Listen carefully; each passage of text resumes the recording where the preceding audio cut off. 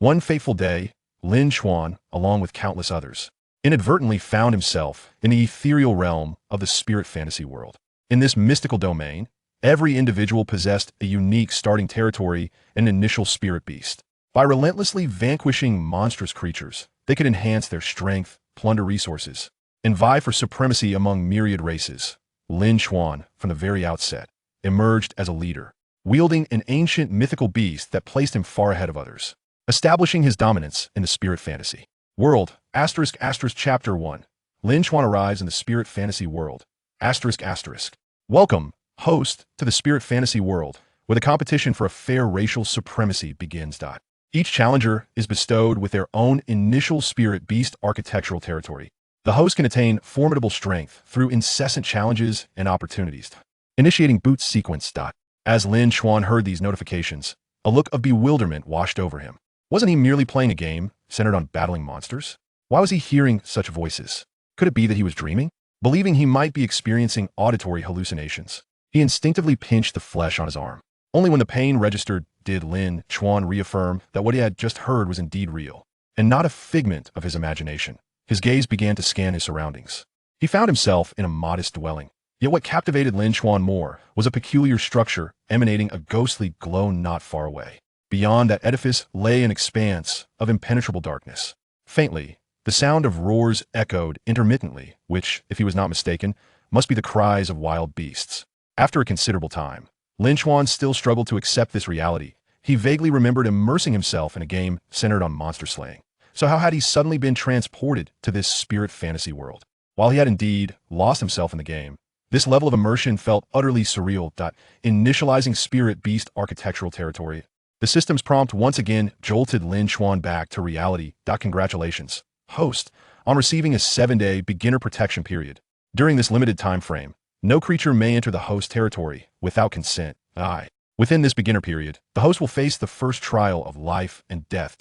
A massive wave of monstrous beasts will soon sweep across the spirit fantasy world.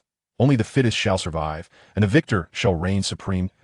A flurry of notifications echoed in Lin Chuan's mind, instantly awakening him to the gravity of the situation. The system afforded him no time to digest this information. At that moment, a ghostly green protective barrier enveloped Lin Chuan. Is this the beginner gift protection shield? It seems somewhat unreliable, he mused, feeling a surge of danger as the relentless roars from outside cast doubt on the shield's ability to withstand such terrifying beasts. If, after 7 days, he found himself incapable of resisting the monstrous onslaught, then what would become of him? Lin Chuan dared not dwell on such thoughts. Time was of the essence. Regardless, now that he had arrived in this world, he resolved to remain composed and contemplate how to augment his strength against those beasts. I wonder what kind of initial spirit beast the system will bestow upon me. At this moment, Lin Chuan clung to the hope that his initial spirit beast would be his lifeline. Soon, his gaze was drawn once more to the peculiar structure glowing faintly before him. He observed that the building was adorned with a multitude of intricate runes, the meaning of which he could not comprehend. At the end of the structure lay a dark portal radiating an eerie light, which Lin Chuan felt resembled a spatial passage, as if it led to an unknown and mysterious realm. Just then, an information template materialized before Lin Chuan's eyes. Spirit beast building. Initial mythical beast nest. Initial level. 1. The host can randomly nurture 1 ancient divine beast daily. Required for upgrading the divine beast, 100 3rd-tier crystal stones and 100 4th-tier exotic crystal stones. Note, high-quality divine beasts will evolve as the initial beast nest level increases. An initial divine beast cub, and 1 each day? That means I could have 7 divine beasts. Lin Chuan's eyes widened in disbelief. He had not anticipated that his initial spirit beast would be an ancient divine beast. Starting off with divine-level prowess meant that he had surpassed countless others from the very starting line. He truly felt fortunate. Would you like to nurture a divine beast cub? Yes. Lin Chuan hurriedly pressed the affirmative button on the screen, fearing that any delay might cause him to miss this opportunity. In this perilous spirit fantasy world, possessing a spirit beast was fundamental for survival, and a formidable spirit beast was a prerequisite for strength. Preparing, Lin Chuan watched intently as the progress bar on the screen reached 100, followed by a chime. That divine beast, nurturing, successful. Development status, juvenile stage power level, 3rd-tier loyalty, 100 potential, 4-clawed divine beast note. The growth stages of spirit beasts include juvenile, young, adult, and ultimate. In the next moment, a divine beast approximately 6 meters long emerged slowly from the depths of the dark portal. Its harmless human-like face was adorned with red, spiny scales, and it boasted yellow dragon horns atop its head. Recalling the ancient divine beast from the Shanhai Jing, Lin Chuan quickly realized that this randomly nurtured creature was indeed the Ji Jiuyin. Oh my, this is extraordinary. Just born, and it already possesses third-tier strength. Imagine how astonishing its power will be in adulthood. From his understanding of ancient divine beasts, their evolution occurred in several stages. Presently, this juvenile divine beast had merely 3 claws. With continued opportunities, reaching the 4th or 5th tier would be entirely feasible, and the resulting divine beast would naturally be even more formidable. Master. Lost in his reverie, Lin Chuan was jolted back to reality by the divine beast's call. His astonishment. This divine beast could speak human language. What a delightful surprise. The divine beast gradually crouched down, resting before Lin Chuan, who cautiously reached out to stroke its head, while the creature savored the affection. Soon, Lin Chuan led his divine beast to the initial beast nest. Before long, a liquid crystal screen reappeared before him. Primary territory. Simple building. Lord's mansion, prominent building. Initial beast nest upgrade requirements. 1,000 units of wood. Is that all? Such a simple requirement? Lin Chuan was left speechless upon seeing this information, not expecting it to be so uncomplicated. Nevertheless, it mattered little. He was pleased that he could upgrade. Confidently, he believed that under his guidance, his mythical level spirit beast would be unstoppable and capable of achieving anything. Lin Chuan lifted his gaze, and from the depths of the dark portal, the sounds of fierce battles echoed intermittently, indicating that it was time to venture forth with his divine beast to level up and slay monsters. I wonder what level those beasts are. As Lin Chuan murmured to himself, they had already entered the heart of the forest. Suddenly, a colossal tree fell before him. The sounds of battle ceased, and the surroundings fell eerily silent. At that moment, Lin Chuan received a system notification. Congratulations, host, on defeating a 3rd-tier monstrous beast. You have obtained 1 3rd-tier beast crystal and gained 20 energy. Before Lin Chuan could fully process this, he felt a warm surge coursing through his body, as if it seamlessly fused with his blood. Could it be that he had just experienced a breakthrough? Chapter 2.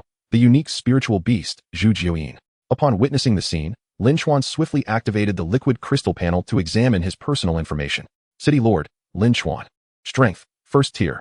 Territory level, initialized territory. Spiritual beast, Dragon Clan spiritual beast, the only mythical beast. Buildings, initialized beast nest city lord mansion. Acquired crystals, 1st tier crystals, 2. 2nd tier crystals, 3. 3rd tier crystals, 1. As Lin Chuan surveyed the information displayed on the panel, a wave of joy washed over him. He had indeed broken through to the 1st tier. Although he remained at the 1st tier, it marked the beginning of his ascent. No longer was he the feeble novice without the strength to lift a chicken. At that moment, beneath the formidable claws of the divine beast lay a colossal, barely breathing demon beast. Lin Chuan was astonished by the prowess of his divine beast, which had managed to capture such a substantial demon beast right from the start. He hurried to the side of the divine beast, meticulously checking for any injuries. After a thorough examination, he was relieved to find only a few scratches. The superficial wounds were not severe. After giving the divine beast an encouraging glance, he approached the demon beast and commenced the process of dismemberment. It is worth noting that every part of the demon beast was a rare treasure for Lin Chuan. He tossed the dismembered meat before the divine beast, intending to reward it handsomely. Thus, they sat by the fire, roasting meat, while simultaneously perusing the information on the panel. Oh my, this spiritual illusion world is exceedingly perilous. My spiritual beast, in search of sustenance, encountered a demon beast of a higher level, resulting in severe injuries. What of its injuries? At least it is still alive, isn't it? My poor creature was directly butchered and turned into barbecue. Does anyone have food for sale? I would rather spend money to buy it than send my demon beast into danger. The crowd engaged in lively discussions, expressing their opinions. Wow, did you see that? A mythical level demon beast has appeared. I wonder who it belongs to. They are incredibly fortunate. Why isn't he the goddess of luck smiled upon me? The one possessing this mythical spiritual beast must be living the dream, free from any concerns about food. Goodness, this seems somewhat unfair. Observing the demands of the crowd, a brilliant idea struck Lin Chuan. Since so many sought food, and he was in possession of ample supplies, along with the formidable assistance of his divine beast, the prospect of hunting demon beasts seemed promising. Moreover, he could enhance his strength in the process. What was there to lose? Consequently, Lin Chuan accessed the trading channel on the panel and noticed that others had already listed the demon beast meat they had captured. However, the quantities were limited, and demand was high, resulting in a swift sellout. Lin Chuan noted that the crystals exchanged varied according to the demon beast S tier. 1 unit of 1st tier demon beast meat can be exchanged for 20 units of wood, along with 1 1st tier crystal. 1 unit of 2nd tier demon beast meat can be exchanged for 40 units of wood, along with 1 2nd tier crystal. After reviewing his inventory, Lin Chuan discovered he had 100 units of first-tier demon beast meat and 50 units of second-tier demon beast meat. If he were to exchange all of it, then once Lin Chuan confirmed the information was accurate, he published the trade details. The moment he did, the entire chat channel erupted. The city lords online stared in disbelief at the information on the screen, astonished by the capabilities of the publisher. Being a novice themselves, they could hardly fathom how someone could sell such an abundance of demon beast meat right from the outset. In other words, most novices, on their first day, would prefer to remain within their territories, wary of being slaughtered, let alone venturing out to hunt demon beasts, a notion too daunting to contemplate. Even those few brave souls daring enough to seek food were often met with misfortune, either perishing or sustaining grave injuries, thus failing to capture any prey. The ability to slay demon beasts was exceedingly rare, and here was a city lord, releasing 150 units of demon beast meat. What an impressive display of strength. Goodness, is Lin Chuan a prodigy? How remarkable. What kind of spiritual beast does he possess? Could it be the unparalleled Dragon Clan's spiritual beast of this realm? This is a classic case of differing fates. Regardless, I must quickly place an order for that demon beast meat. If I delay, I might starve. While they lamented, their hands busied themselves with transactions. The 150 units of demon beast meat quickly sold out, and Lin Chuan beamed at the crystals he had acquired. Counting them, he found himself in possession of 3,200 units of wood and 150 crystals. Although he was still short of the necessary amount for the next upgrade, he understood that elevating the territory was crucial. A higher territory level naturally equated to stronger defenses. This would mitigate the risk of external attacks, and if he were to hunt again today, there would be no doubt about his success. With that thought in mind, Lin Chuan hastily stored these resources in the Lord's domain. With this transaction, Lin Chuan had undoubtedly made a name for himself, prompting countless city lords to seek him out as a friend. After all, fostering relationships was always prudent. However, Lin Chuan had no time for such frivolities. He opened the screen again to review the information about his divine beast. Divine beast. Level classification. 3rd tier, 32100. Potential. 4-clawed divine beast. Loyalty, 100. At that moment, Lin Chuan affectionately stroked the divine beast and said, "Little one, from now on, you shall be called Zhu Jiuyin." "Thank you, master. I finally have a name." The little divine beast exclaimed, bursting with excitement. Wait a moment. Zhu Jiuyin's own energy has only reached 32. This progress seems rather slow.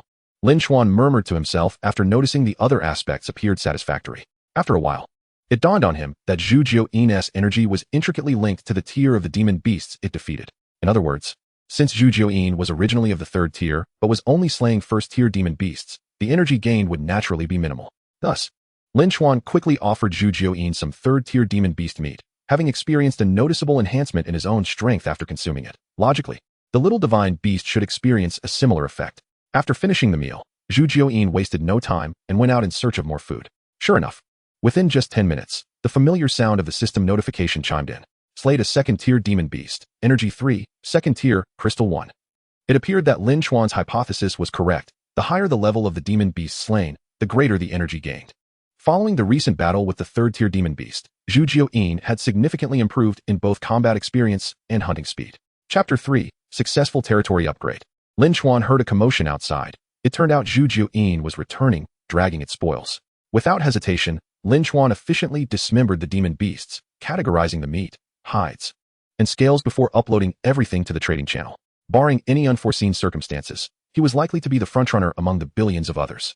1 unit of 1st-tier demon beast meat can be exchanged for 20 units of stone, along with 1 1st-tier crystal. 1 unit of 2nd-tier demon beast meat can be exchanged for 50 units of stone, along with 1 2nd-tier crystal. 1 unit of 3rd-tier demon beast meat can be exchanged for 80 units of stone, along with 1 3rd-tier crystal. Lin Chuan reviewed his inventory.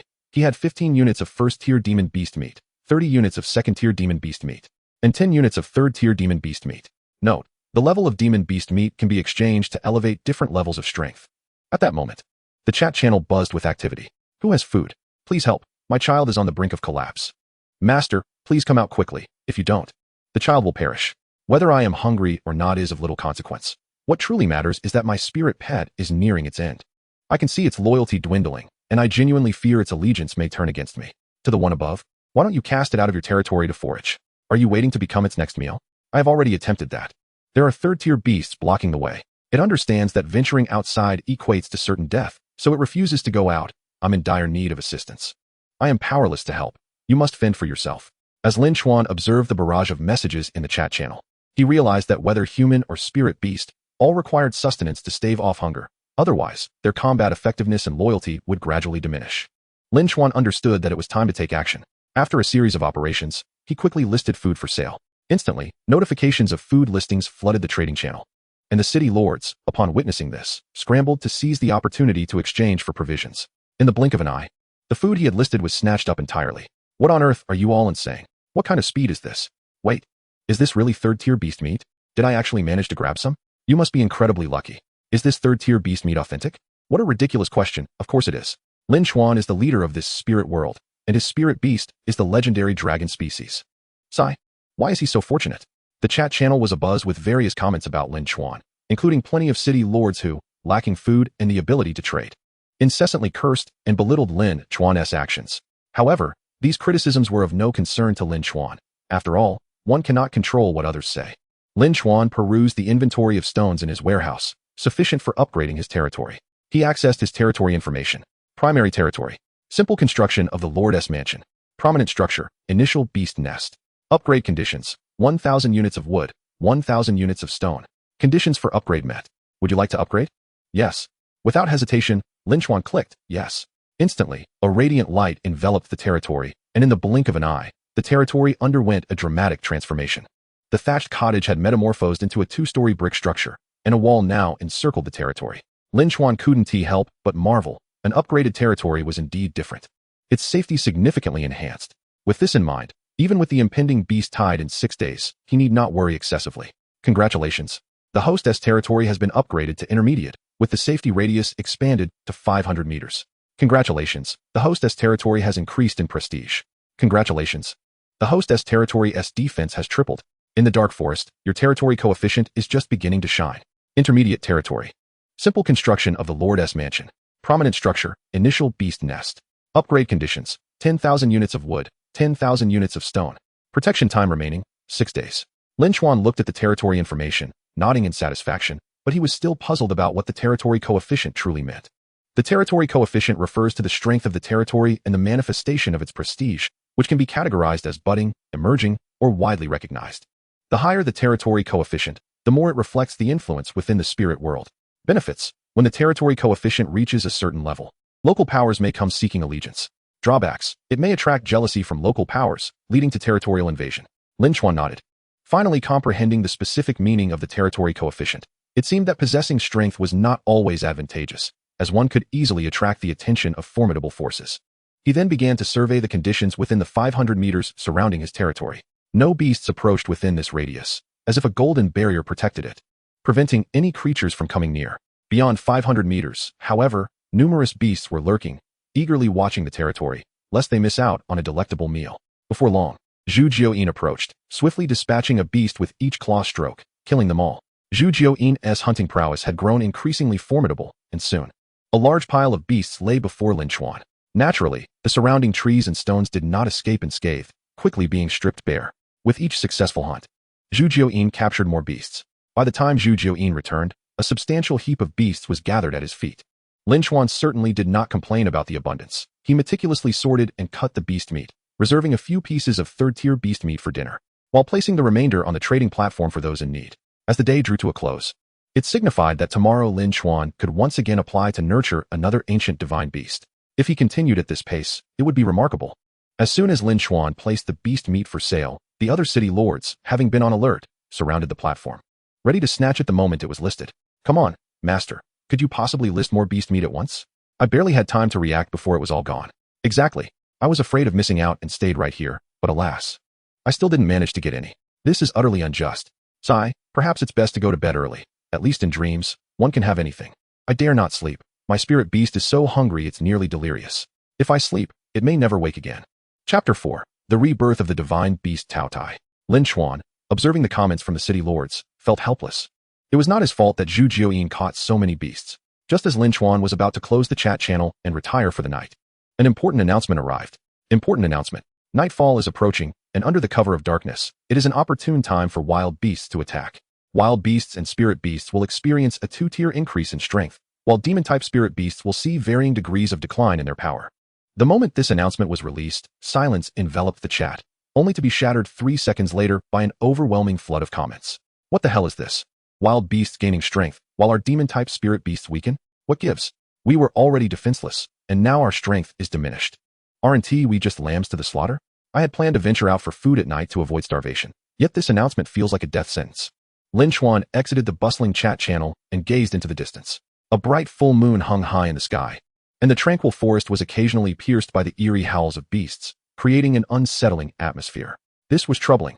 Zhu Jiuyin had not yet returned from foraging, and if he encountered a beast of a higher level due to the announcement, it could spell disaster. Lin Chuan anxiously summoned Zhu Jiuyin. Fortunately, in a short while, Zhu Jiuyin returned, dragging a significant haul of spoils. Well done, Zhu Jiuyin. Let us refrain from hunting tonight and take a well-deserved rest. As you command, Master.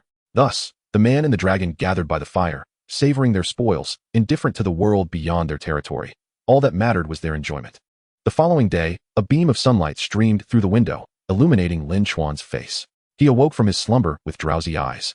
While Zhu Jiuyin had already prepared the flesh of a demonic beast, eagerly awaiting his master's rise. Zhu Jiuyin, you are truly remarkable. After savoring the demonic meat, Lin Chuan successfully nurtured another divine beast cub, now possessing 2 spiritual creatures. This not only guaranteed swifter hunting, but also enhanced his safety. Even if he were to encounter a 4th-tier demonic beast, he would no longer fear. Lin Chuan activated the screen, which displayed the message. Has the host successfully nurtured a divine beast? Yes. Without hesitation, he selected the yes option. In an instant, a youthful roar echoed from the depths of the dark forest, and another uniquely formed divine beast emerged. This creature bore the body of a goat, human-like claws, tiger-like teeth, a large head with a wide mouth, and eyes positioned beneath its armpits. Was this not one of the 4 great demonic beasts from the Shanhai Jing, known as Tao Tai? Haha, these 2 divine beasts are indeed my loyal companions. Little one, from this day forth, you shall be named Tao Tai. The beast licked Lin Chuan's hand in response. Zhu Jiuyin immediately comprehended that it was his master who had granted him life, enabling his own existence to continue. Lin Chuan continued to observe the information on the screen. Divine beast nurturing successful. Development stage, juvenile. Tier classification, 3rd. Loyalty, 100. Potential, 4-clawed divine beast. It seemed that all initial divine beasts possessed equivalent strength. With the addition of this new creature, Lin Chuan's power was poised to ascend to another level.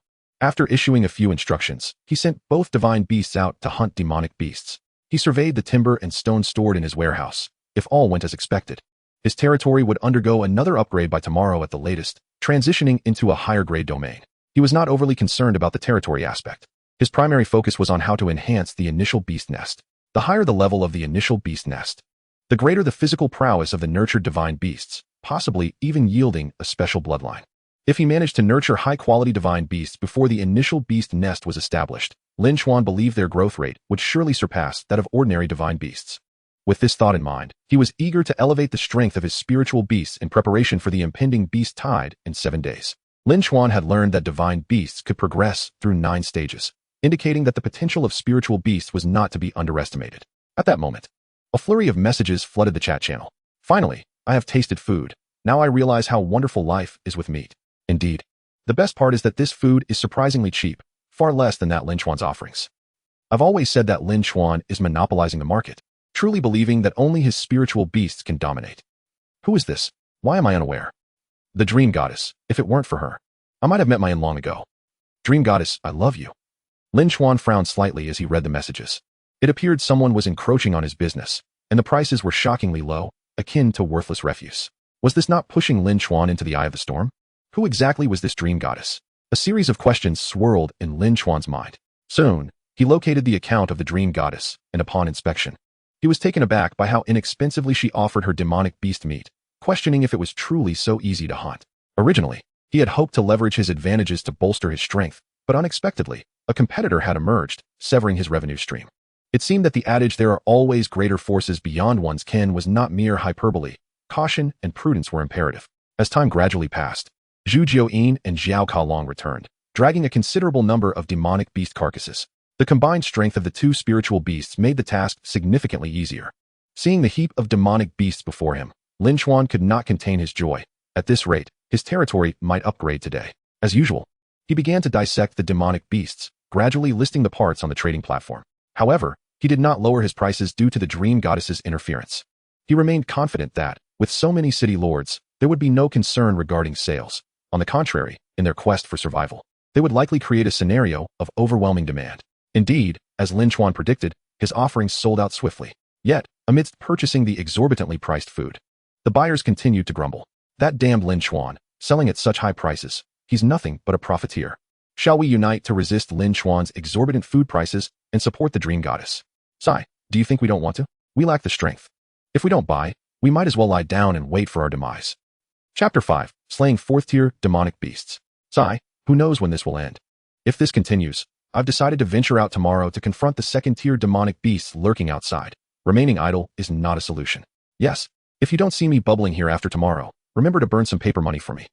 Lin Chuan, expressionless, observed the messages. He could afford to overlook them, for the stone and timber in his warehouse were what truly mattered to him.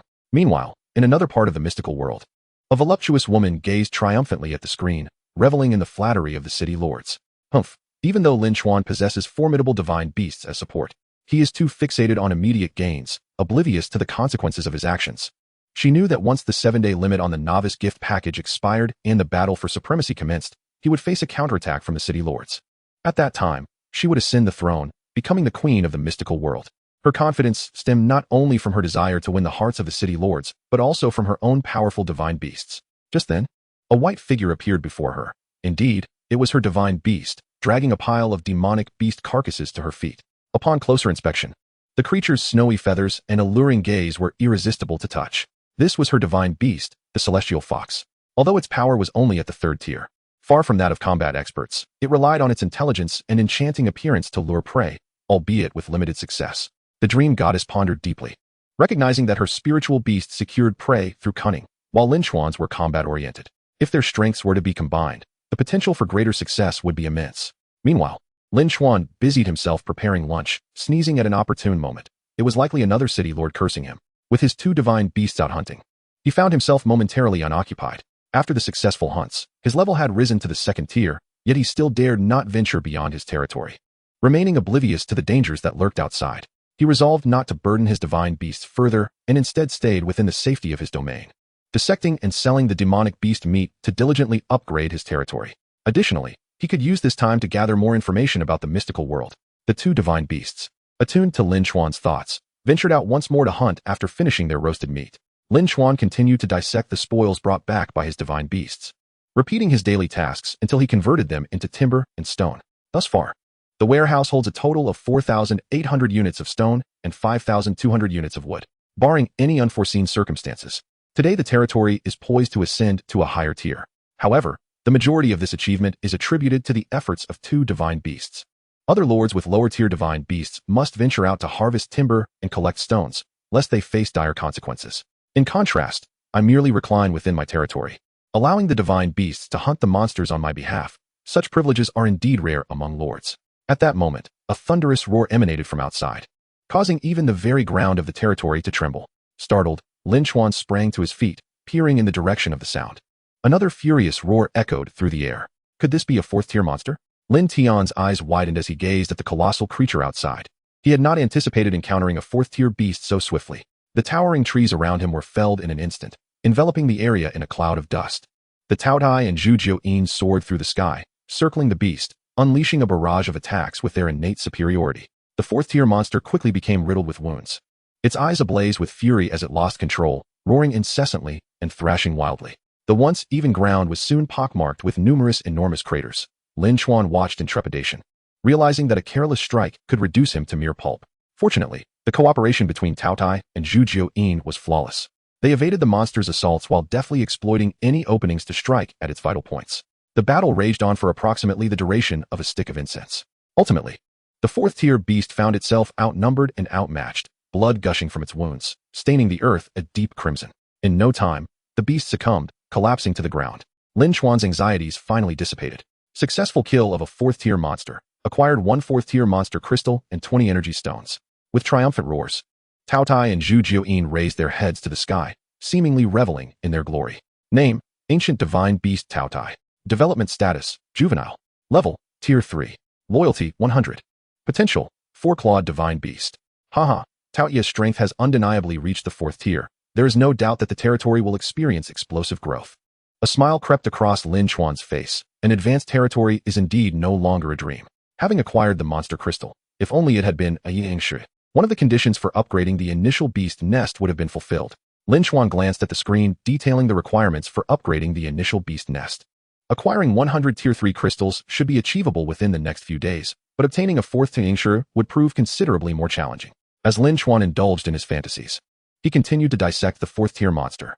Upon completing the dismemberment, he took out a sharp fang and attempted to slice through the monster's hide, but to his surprise, it left no mark, indicating the exceptional quality of the fourth-tier monster's skin. Perhaps it could be fashioned into armor, enhancing his defense when venturing out of the territory in the future. Lin Chuan did not place the fourth-tier monster meat on the trading platform, reserving the majority for his own consumption, while setting aside some for dinner, intending to store the remainder in the warehouse to bolster his strength later. At present, no lord had likely listed fourth-tier monster meat, including the sensational dream goddess. However, after tasting the fourth-tier monster meat and finding it indistinguishable from that of other tiers, Lin Tian promptly listed the remaining meat for sale. Since there was no notable difference, he might as well fetch a good price. 1 unit of fourth-tier monster meat can be exchanged for 800 units of wood or 500 units of stone. Additional exchange, 1 fourth-tier crystal. Remaining quantity, 15 units. Note: excellent taste, enhances physical strength while also boosting one's own capabilities. As soon as Lin Chuan listed the meat, the chat channel erupted in a frenzy. Good heavens! This is fourth-tier monster meat. How strong must Lin Tian be to have hunted it? Oh, if only I possessed even 1/10 of his strength. This fourth-tier monster meat is exorbitantly priced. I simply cannot afford it. Truly a shrewd merchant. Many lords eager to purchase the fourth-tier monster meat found themselves disheartened by the exorbitant prices. Lin Chuan remained unconcerned. Those with the means would undoubtedly go to great lengths to acquire it. Thus is the nature of the world. Victors reign supreme while the vanquished languish. Lin Chuan examined the information in his warehouse. He was certain that today would mark a significant milestone. In this fantastical realm, it seemed improbable that anyone could achieve a level up each day as he had. At the other end of the mystical world, the dream goddess gazed at Lin Chuan's listing of fourth-tier monster meat, momentarily taken aback. She had not anticipated his prowess. She had assumed he would be limited to hunting only third-tier monsters, yet he had exceeded her expectations. It appears that Lin Chuan's ancient divine beasts are indeed formidable. With his assistance, she could very well become the dominant force in her realm. Lin Chuan opened the information regarding his territory. Intermediate territory. Basic structures. Lord's Manor. Notable structures. Intermediate beast nest. Conditions for upgrade. 10,000 units of wood, 10,000 units of stone, and 1 unit of illusion crystal. Current status. Invincible. Materials have met the conditions for upgrade. Would you like to proceed? Yes, no. Eagerly, Lin Chuan clicked yes, and in an instant, a burst of light enveloped him. Before his eyes stood an even more magnificent 3-story Lord's Manor. Lin Chuan was thoroughly pleased with his newly upgraded abode. Congratulations to the host on the successful upgrade of the territory. Influence will expand to a radius of 2,000 meters. Congratulations to the host for making a name for themselves in the mystical world. Friendly reminder: with the elevation of the host's territory and influence, be wary of prying eyes from unknown forces. Indeed, the upgrade was a resounding success. Such days were pure bliss. In the days that followed, Lin Chuan continued to hunt monsters, witnessing his territory and influence rise steadily. On one particular day, the chat channel was rife with anxiety. The new player gift package's duration had expired, and the impending test of life loomed large. What should we do? Today marks the first day of the beast tide, and our energy shield is about to fail. With our current strength, we might be devoured down to our bones. How on earth will we withstand the beast tide? Someone, please help. I just stepped outside. There are over 100 monsters surrounding my territory. I doubt I'll see the sun tomorrow. Could someone kindly help with my corpse retrieval? Lin God, can you hear my call? As time passed, the Lord's hearts were filled with trepidation. What had to be faced could not be avoided. After 7 days of struggle, the inevitable was upon them. Meanwhile, Lin Chuan remained unfazed, for his strength afforded him such confidence. Having nurtured 7 terrifying ancient divine beasts, he harbored no fear of any monsters. During this time, Lin Chuan accepted several friend requests from fellow lords. After all, having more allies is always advantageous. The fortunate lords who became friends with him were overwhelmed with emotion, feeling as though they had grasped a lifeline. Under Lin Chuan's protection, they would not be prematurely extinguished. The 7-day duration of the new player gift package has lapsed. The beast tide is imminent. Please prepare accordingly. If you successfully withstand the beast tide and slay over 100 monsters, you will receive substantial rewards. To ensure a harmonious bond with their beast companions, the host may merge their essence with that of their beast. Rewards will be determined based on the level of the slain monsters. The higher the monster's level, the more bounteous the rewards. Special announcement: as Lin Chuan is the first city lord to achieve consecutive promotions, the system will bestow additional rewards upon the host. Lin Chuan was pleasantly surprised to discover that rewards were involved. He chuckled, pondering the nature of his master. Gradually, the chat channel fell silent, as everyone readied themselves to face the impending beast tide. Lin Chuan swiftly vanquished all the surrounding monsters and, as agreed, convened with the other city lords at a designated location to embark together towards the mysterious space of the black hole. Arriving first at the destination, Lin Chuan awaited the arrival of the remaining city lords, who appeared one after another. "How is everyone?" "All well?" Lin Chuan inquired. "I can't believe how exhilarating it was. I've never experienced such thrill before," came the enthusiastic response. "All right, enough chit-chat. We won't die from idleness. This is merely the beginning. The black hole is the true test of one's mettle." Before long, a black hole of over a meter in diameter loomed before them. The passage, continuously absorbing the surrounding spiritual energy, had expanded to a meter in size, and once sufficient energy was gathered, the passage would fully open. At the entrance of the black hole, city lords who had successfully slain monsters gathered. Lin Chuan sat quietly on a stone chair, gently fanning himself with a feather fan, exuding an ethereal aura. Nearby, several other stone chairs were occupied. At that moment, a man with phoenix-like eyes, clad in a green feathered garment, cast a glance at Lin Chuan's fan, his expression slightly displeased, yet he remained silent, listening to the conversation among the three nearby. Lin Chuan surveyed the area, noting that two city lords had yet to arrive, wondering if something had gone awry. Just then, a city lord with a coat of brown fur spoke up. "Brother Tianbao, you are well acquainted with the serpent lord Qi Lian. Do you know why he is yet to arrive?" Tianbao, the lord of the rat domain, resembling a yellow-furred rat, chirped in response. "Brother Qimei, do not fret. Brother Qi Lian is surely on his way and will arrive shortly." Qimei nodded in understanding and turned to the green-clad man, asking, "Might Lord Huofeng know why the dream goddess has not yet appeared?" The green-clad man, also the lord of the Phoenix domain, suppressed his earlier displeasure and replied. The dream goddess stated that she is in seclusion to break through to the peak of the void stage, hence she will not join us this time. This revelation elicited surprise among the group. Even Lin Chuan, who had been silent, turned to listen, while the wolf-like man on the far right also expressed astonishment. Achieving the peak of the void stage was indeed a significant milestone. Qimei remarked, "The dream goddess is quite enviable. Surely she has encountered some fortuitous opportunity." "That remains uncertain." Huofeng responded, falling silent, a fleeting shadow passing through his eyes. Observing this, Qimei refrained from further inquiries, and the others likewise chose not to press the matter. It was known that Huofeng, leveraging his peak void stage prowess, had persistently pressured and enticed the dream goddess of the flower domain for a marital alliance. But she had consistently declined. Chapter 7. The passage fully opened. Yet the dream goddess, on the verge of breaking through to the peak of the void stage, would soon stand as an equal, which bred resentment within him. Unable to continue the conversation, the group lapsed into silence, time ticking by as the black hole's diameter expanded. After several hours, it had grown to a size comparable to that of the Tiantai mountain passage, poised to open at any moment. At this juncture, Qimei spoke up. "Brother Tianbao, with the serpent lord's continued absence, we shall not wait for him any longer. Each person has their own opportunities. There is no need to linger." Tianbao replied courteously, though he could not suppress his curiosity about Lu's situation. Meanwhile, at the entrance of the black hole, thousands of members of the Mengji had gathered as per their arrangement, ready to surge forward the moment the passage opened. Another 15 minutes passed, and with a resounding roar, the passage was completely unveiled. Upon witnessing the opening, Lin Chuan's forces reacted instantaneously, pouring into the passage like a tide, while the Mengji, a step behind, awaited a signal. At the forefront, Yang Jiaqing exchanged knowing glances with his companions, who spotted Li Chunren carrying a cylindrical metallic device approximately 10 centimeters in diameter, aiming it at the advancing army. With a decisive pull of the trigger, a sound echoing with technological resonance erupted, unleashing a massive blue beam that obliterated thousands of minions in an instant. This artillery, a creation of Wang Jia, was powered by crystal stones, an energy cannon he dubbed the Li Cannon, which embodied the essence of reason. Within its firing range lay the truth. The question remained, would anyone dare to challenge it? "This is exhilarating, far superior to my pitiful arrows," Li Chunren exclaimed excitedly, having transitioned from archery to experiencing the allure of technology. Regrettably, its usage was limited due to high costs. Each shot required 10 high-purity crystal stones, enough to elevate a 7th-tier contender by a small stage. Thus, this was its battlefield debut, aided by the recent invention of spiritual liquid extraction, alleviating some pressure regarding crystal stones. Otherwise, who would dare to expend such resources? Are we still in the game? The destructive beam from the Li Cannon incinerated the initial wave of minions entering the passage, instilling terror in the remaining soldiers, who fled in panic. "Halt! One more step, and you shall perish," the bloodthirsty lord bellowed, but his words fell on deaf ears. In a fit of rage, he unleashed a devastating strike, shattering the bodies of hundreds of minions, prompting them to cease their retreat, faces etched with despair and uncertainty. This display of brutality drew the ire of the other city lords, who glared at him, for his actions had not only affected his own forces, but also those of the god domain. Bloodthirsty met their gazes but remained silent, Though his intimidation tactics were effective, they certainly humiliated the others. Apologies, I shall make amends, but for now, let us address the immediate situation, he stated coolly. Lin Chuan and the others did not linger on the matter, swiftly advancing to the front lines.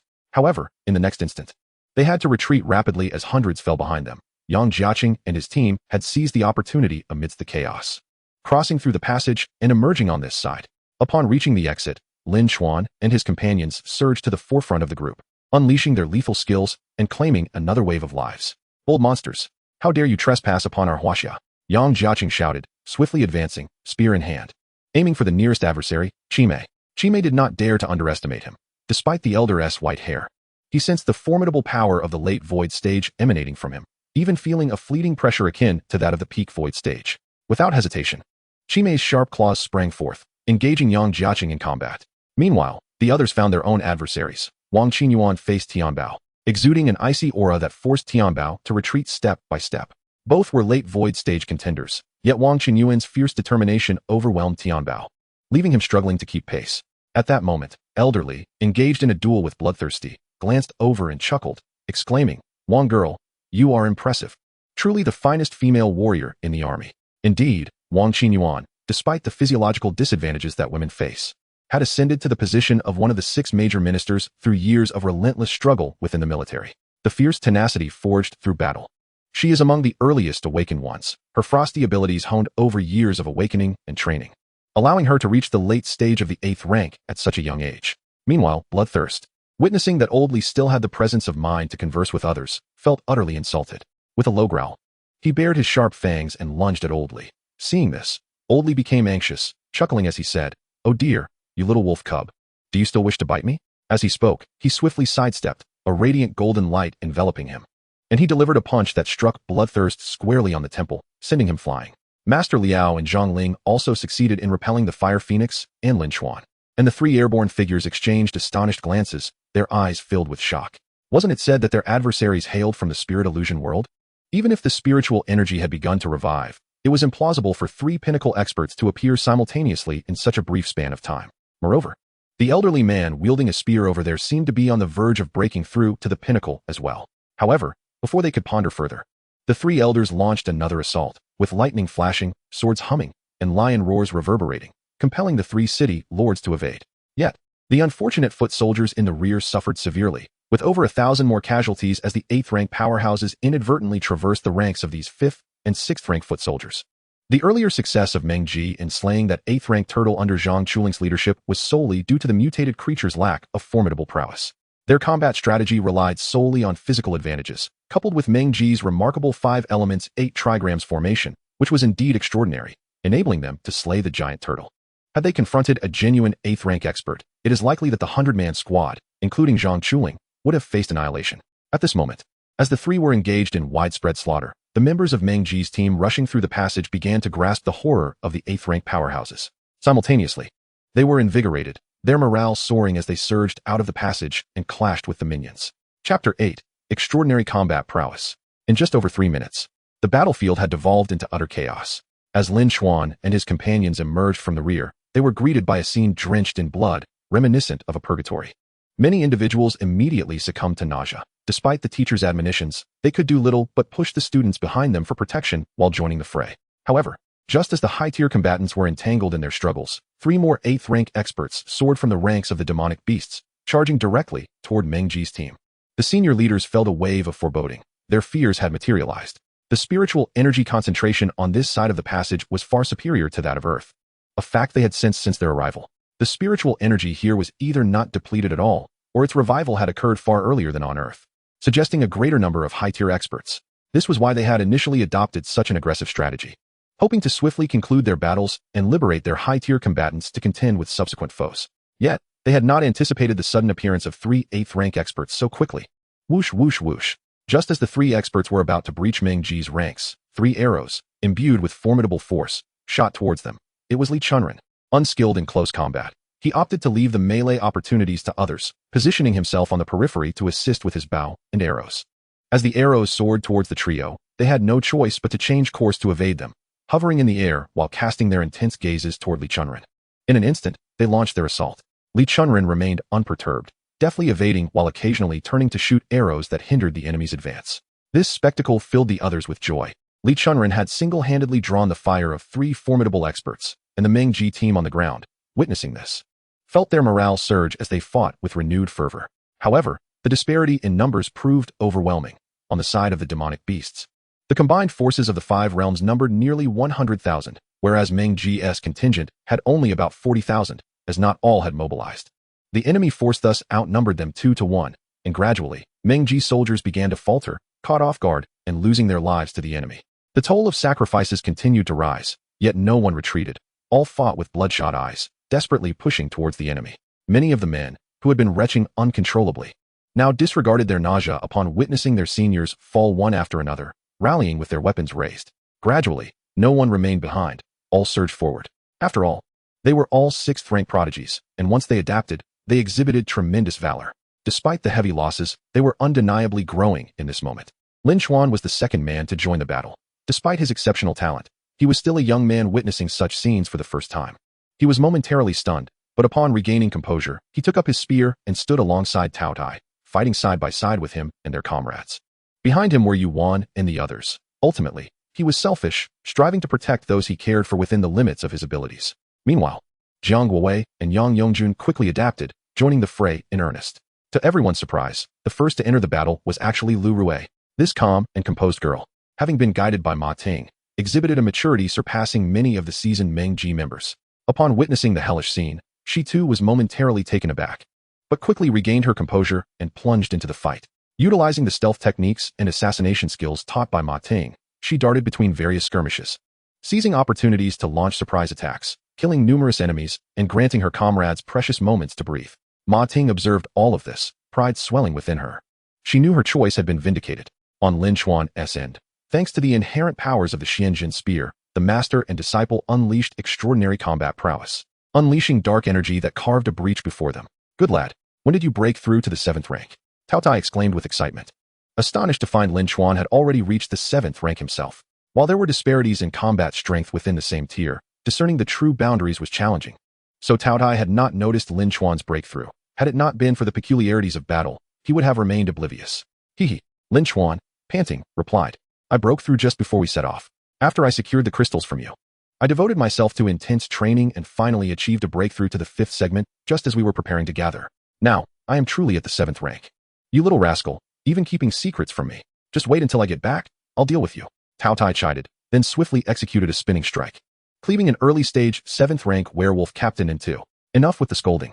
It's all thanks to the 3 crystals you generously provided. Otherwise, I wouldn't have made the breakthrough. Lin Chuan retorted as he deflected a descending blade with his spear, sweeping horizontally to take down 2 enemies. Their lives extinguished in an instant.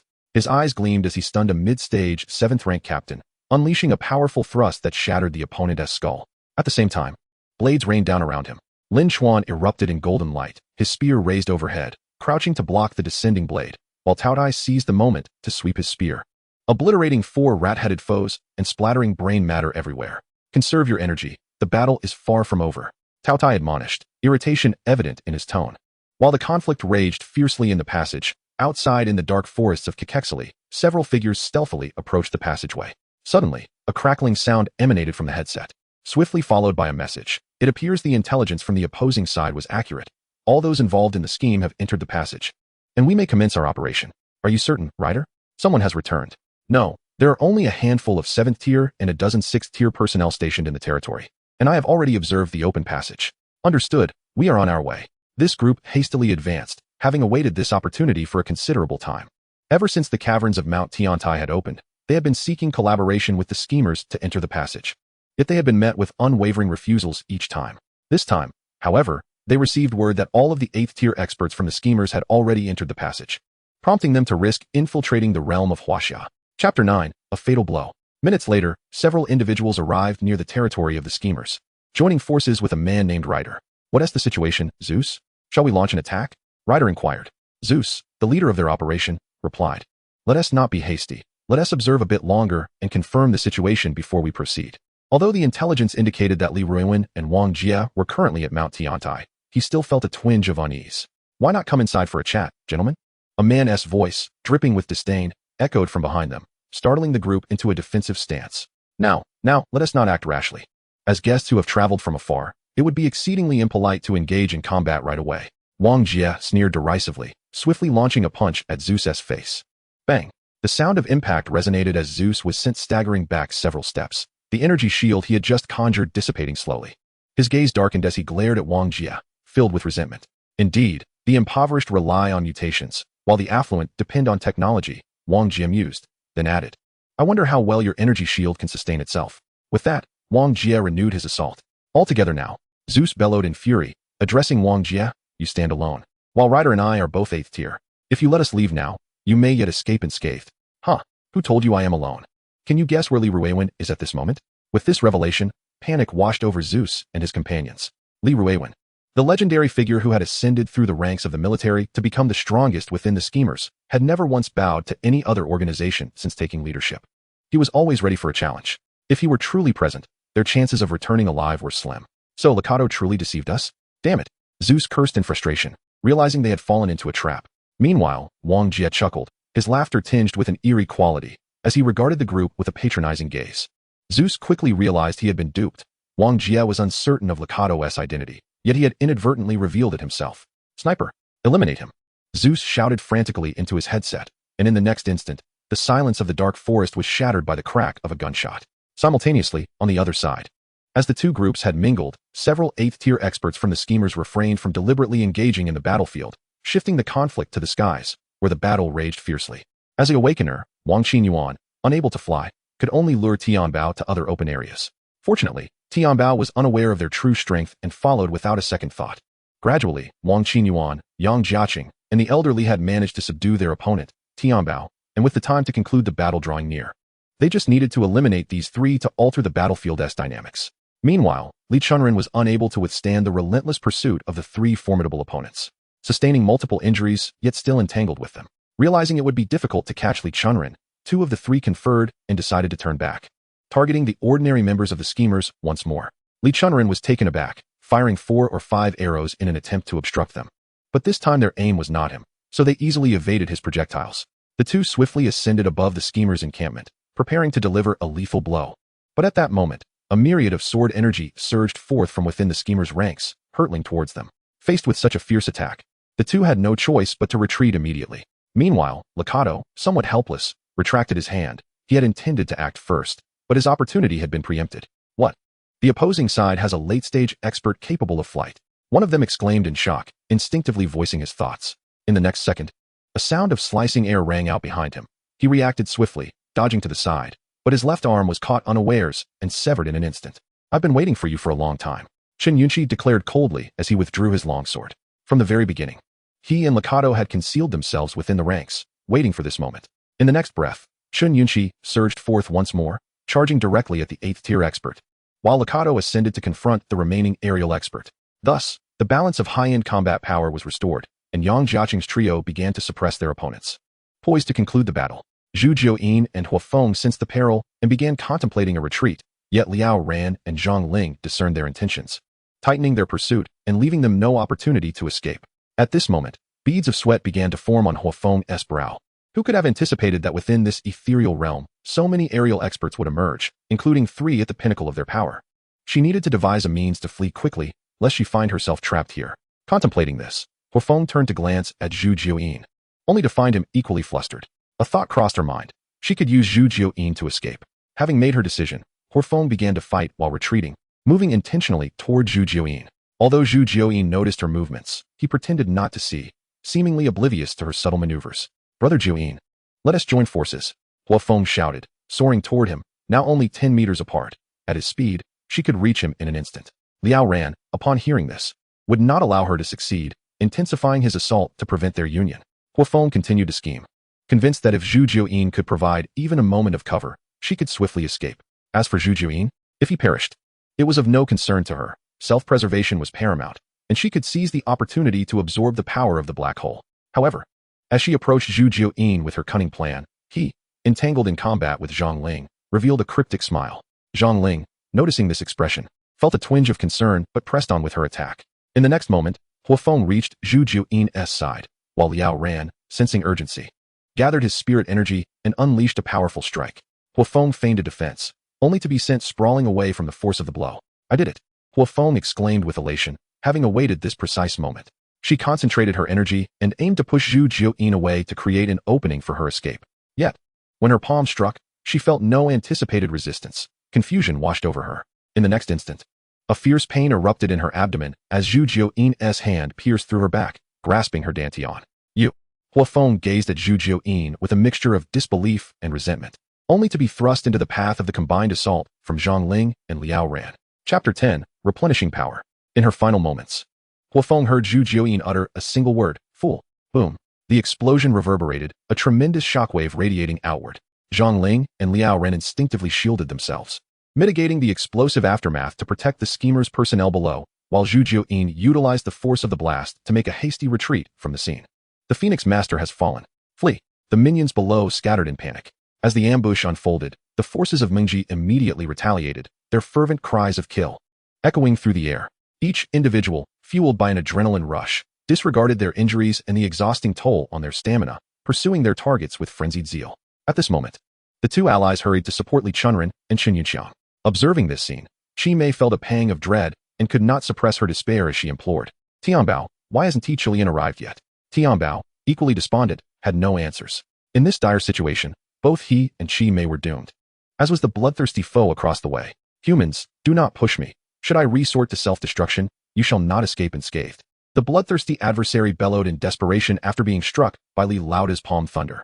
However, before Li Laotu could respond, a glimmer of cold light flashed, and the bloodthirsty creature's life was abruptly extinguished.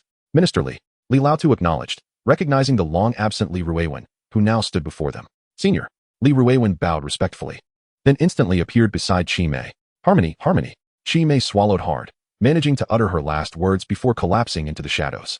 Li Ruiwen, without further ado, took hold of the two corpses and reappeared near Wang Qinyuan, preparing to eliminate Tianbao. Yet, before he could strike, Wang Qinyuan gathered icy energy in her hands and, seizing the moment of Tianbao's distraction, pierced his heart. Withdrawing her palm and shattering the ice, she left no trace of blood, then turned to Li Ruiwen with a triumphant expression, leaving Li Laotu and the two elders who had just arrived, as well as Li and Chun, utterly astonished. I can't help but ask, Liao Ran inquired. Isn't it said this young friend is typically as cold as ice? Why does she display such girlish demeanor? Li Laotu chuckled. The master, being a monk, naturally lacks understanding of a woman's heart. Zhang Ling chimed in. Wang girl's sentiments are evident to anyone in Mengji, except for this clueless Li Ruiwen. Ah, I see, a fortuitous connection indeed. Ba, Li Ruiwen shook his head, choosing not to elaborate further, while Wang Qinyuan shot a fierce glare at the three elder men beside her. Outside the passage, a gunshot shattered the silence of the dark forest. The shot rang out from behind Wang Jie, who remained unscathed, while a man clad in camouflage emerged from behind him. Wang Jie did not turn around, but smiled. Last time, the entire force from the A3 side was annihilated. You still don't know who this is? Allow me to introduce Swan and I, our newly ascended 8th tier expert in Mengji. Zeus felt a wave of despair wash over him. Wang Jie's late-stage 8th tier prowess was formidable enough that even with Ryder's assistance, they might not prevail. Now, with the emergence of Swan and I, who had just dispatched his snipers, he felt utterly powerless. Let us attack together and find a chance to break out.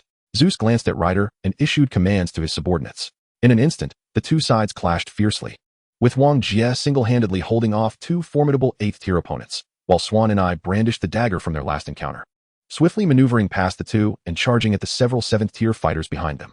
Wang Jie and Swan and I engaged in a fierce battle against the 6 members of the Superhero Society. Wang Jie's true energy surged, his fist striking like steel as he relentlessly assaulted Ryder and Zeus. Zeus, equipped with 2 energy blades that had formed unbeknownst to him, showcased his adept combat skills. But unfortunately, Wang Jie's punches were overwhelmingly powerful, nearly landing blows on him multiple times. Genetic agents? Merely hollow 8th tier power, Wang Jie scoffed, then turned and smashed a rock behind him, revealing it to be Ryder's fist. You have some merit, but alas, merely petrified, your strength is too feeble. Wang Jie jeered. Though he too bore wounds, several cuts marred his body, indicating he was not entirely unscathed, yet his verbal barbs were as fierce as his physical onslaught. On Swan Ni's side, despite being 8th tier, he faced peak 7th tier fighters, and they did not fall easily. Nonetheless, the atmosphere was grim. The young man before them was immensely powerful, and the dagger he wielded was extraordinarily sharp. Although their enhanced bodies boasted formidable defenses, comparable even to some newly ascended 8th tier fighters, against that dagger, they felt as fragile as paper, each strike easily cutting through their defenses. Gradually, they were covered in wounds. At this rate, Even if they did not succumb to their injuries, they would bleed out from the loss of blood. Despair filled their hearts, and someone turned to their leader, Zeus, only to find him embroiled in his own fierce battle, wholly incapable of coming to their aid. In that moment, they even contemplated where they might be laid to rest if their bodies could ever be returned home. The battle raged on, each combatant exerting their utmost to survive, occasionally managing to inflict a wound on Swan and I, which only fueled his murderous intent. Suddenly, he seemed to go berserk, catching one of the fireball projectiles tossed by an opponent, and, with a swift motion, sent his dagger slicing through the opponent's throat before it seamlessly returned to his hand. Witnessing this, the remaining 3 fighters disregarded all caution and unleashed their full arsenal. Corrosive liquids, sharp claws, and specially designed weapons hurtled toward Swan and I. Reacting with swiftness, Swan and I executed a downward slash, cleaving the first weapon that approached him in half, then seized the corpse of the recently slain fire user to shield himself from the incoming liquids. His towering stature provided ample cover. Once the liquids were deflected, Swan and I discarded the corpse and executed a horizontal strike, severing the sharp claws entirely, before spinning around to pierce the chest of the last remaining opponent. Boom! Wang Jie landed another punch, sending Zeus reeling, then performed a spinning uppercut that sent Ryder soaring into the air. Wang Jie followed suit, leaping above Ryder, his right fist brimming with power. Farewell, Wang Jie uttered nonchalantly before delivering a crushing blow. Boom! The golden fist, imbued with unparalleled might, drove Ryder deep into the ground, raising a cloud of dust. Simultaneously, Swan and I dispatched the lizard-man foe, and the remaining gun-wielding combatants, filled with fear, retreated hastily. Unfazed, Swan and I retrieved the Barrett sniper rifle he had been carrying on his back, squatted low to the ground, and squeezed the trigger. Chapter 11. The End of Advancement. The weapon shattered the back of the opponent's skull, the tremendous force obliterating his head, while Swan and I remained steady, the Barrett's immense recoil feeling negligible in his grasp. Stowing the weapon, Swan and I slowly approached Zeus.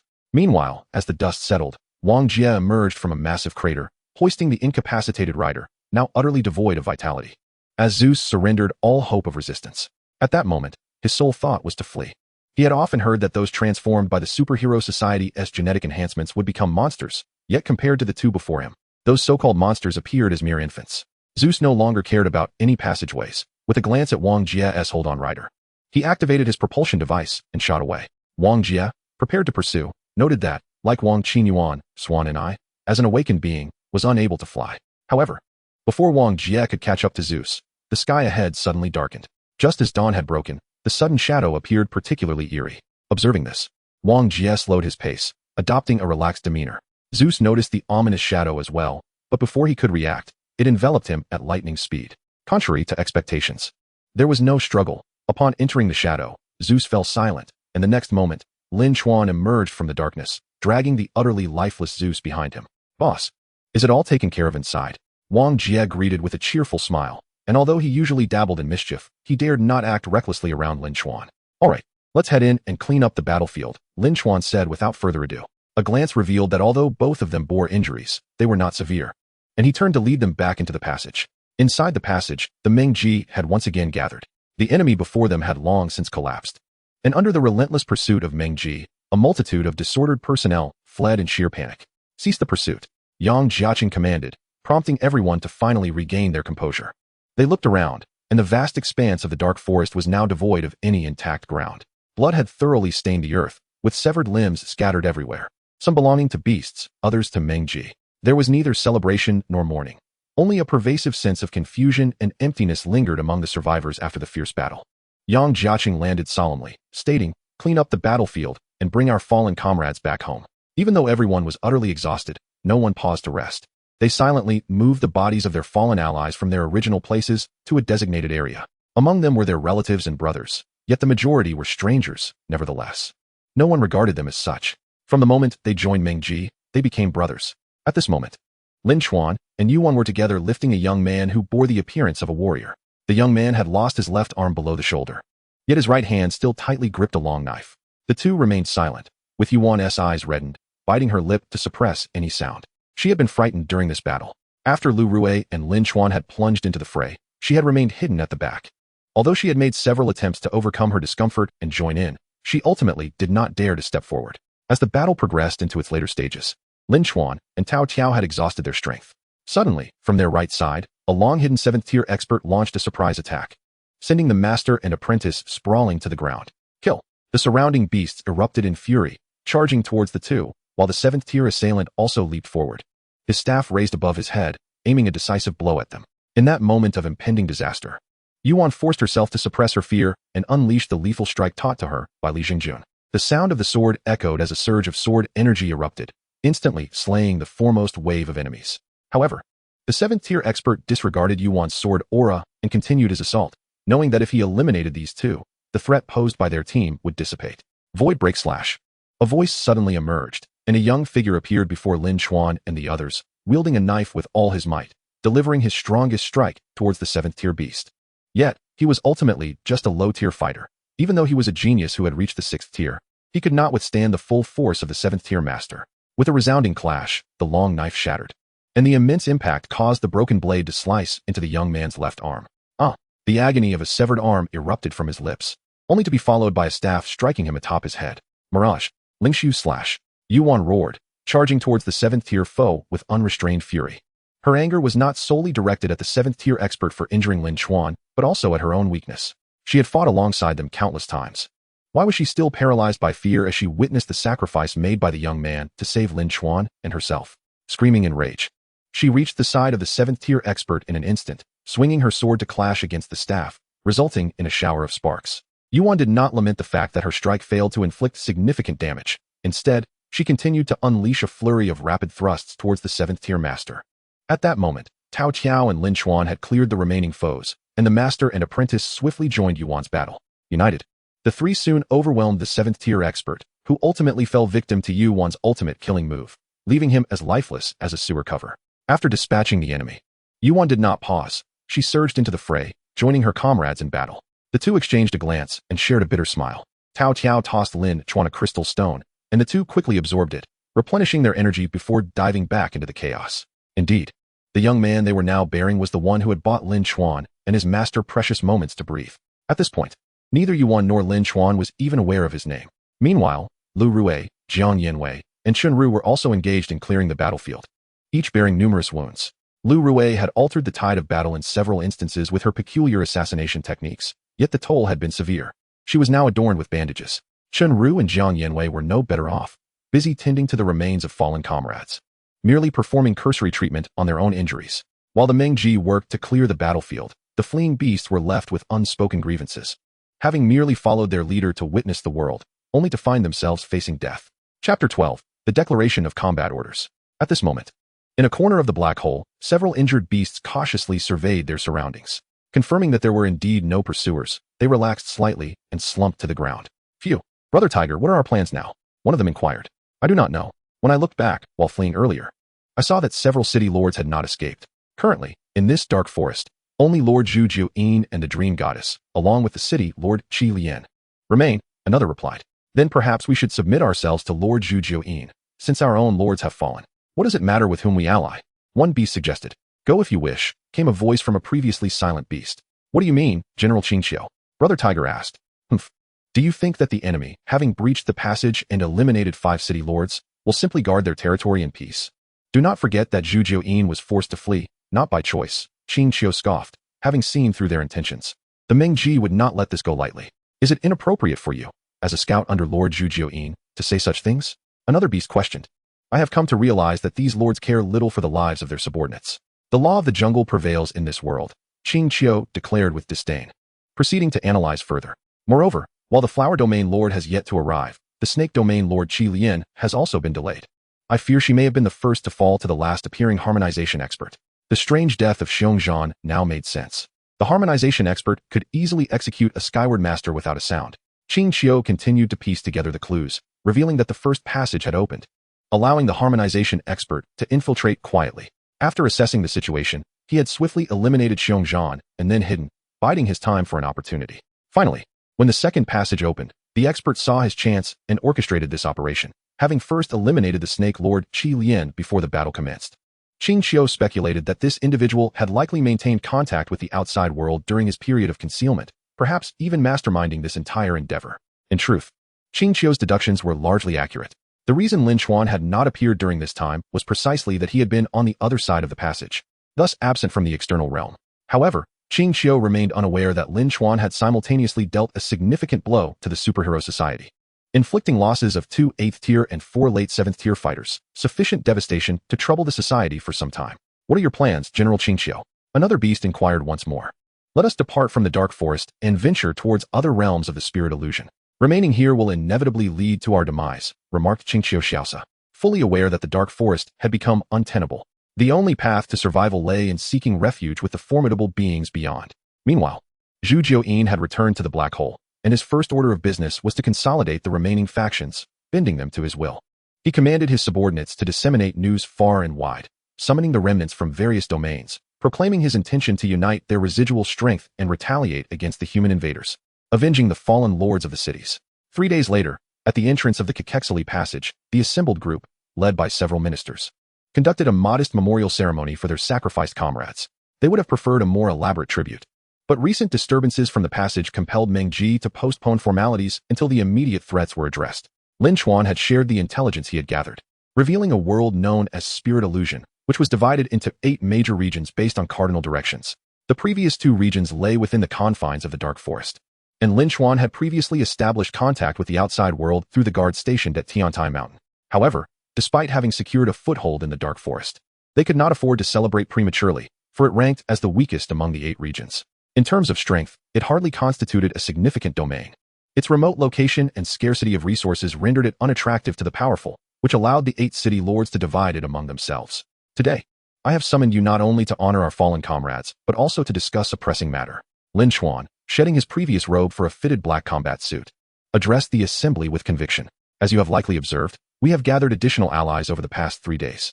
Without further ado, we must seize the moment while our adversaries remain disoriented and launch an assault to claim the Dark Forest. Lin Chuan proclaimed with resolute authority, subsequently issuing combat orders to reconvene in 2 hours to commence the battle. Report, my lord, the remnants from various domains have arrived at the black hole, and the Lady of the Dream Goddess has also brought her forces. Additionally, according to reports from the Serpent Domain, the Serpent Lord, Qi Lian, was slain 3 days ago by a master of the Harmonious Path, resulting in the devastation of the Serpent Domain as well. Zhu Jiuyin, having anticipated Qi Lian's fate, merely instructed, ensure the mountain protection array is thoroughly checked. Not a single flaw must be permitted. Understood. Once the scouts departed, Zhu Jiuyin found himself alone in the grand hall, a faint smile gracing his lips as he slowly made his way toward the back of the hall. Lin Chuan, do you believe that if I had joined the fight sooner, that young man might have survived? Yuan asked softly, curled up on a pile of hay. Lin Chuan remained silent, uncertain of how to respond. As Yuan had noted, had she intervened earlier, perhaps that young man would not have perished. Yet such an action might have led to her own demise. After all, she was only at the peak of the 6th tier, and had it not been for that 7th tier adversary absorbing her strike, she would not have had the opportunity to unleash her frenzied assault. Noticing Lin Chuan's silence, Yuan fell quiet as well, gripping her pant leg tightly and burying her head into it. If you believe it to be your fault, then strive to make amends, Lin Chuan said with a weighty tone. Thud. A sound akin to walnuts cracking echoed overhead, and Lin Chuan yelped in pain, turning around in anger to find Tao Tai had stealthily approached from behind. What are you doing? Lin Chuan demanded angrily. Tao Tai twisted his ear and turned to Yuan, inquiring, are you feeling remorseful? Yuan nodded silently. A 6th tier mutated wolf. Upon receiving the notification, he and his master hastily rushed over, initially believing that with their combined numbers, they could easily handle a single 6th tier mutated beast. Chapter 13, Breaking Through the Defense. A woo. The mutated wild wolf howled, its eyes gleaming with menace as it charged at the small team of 5.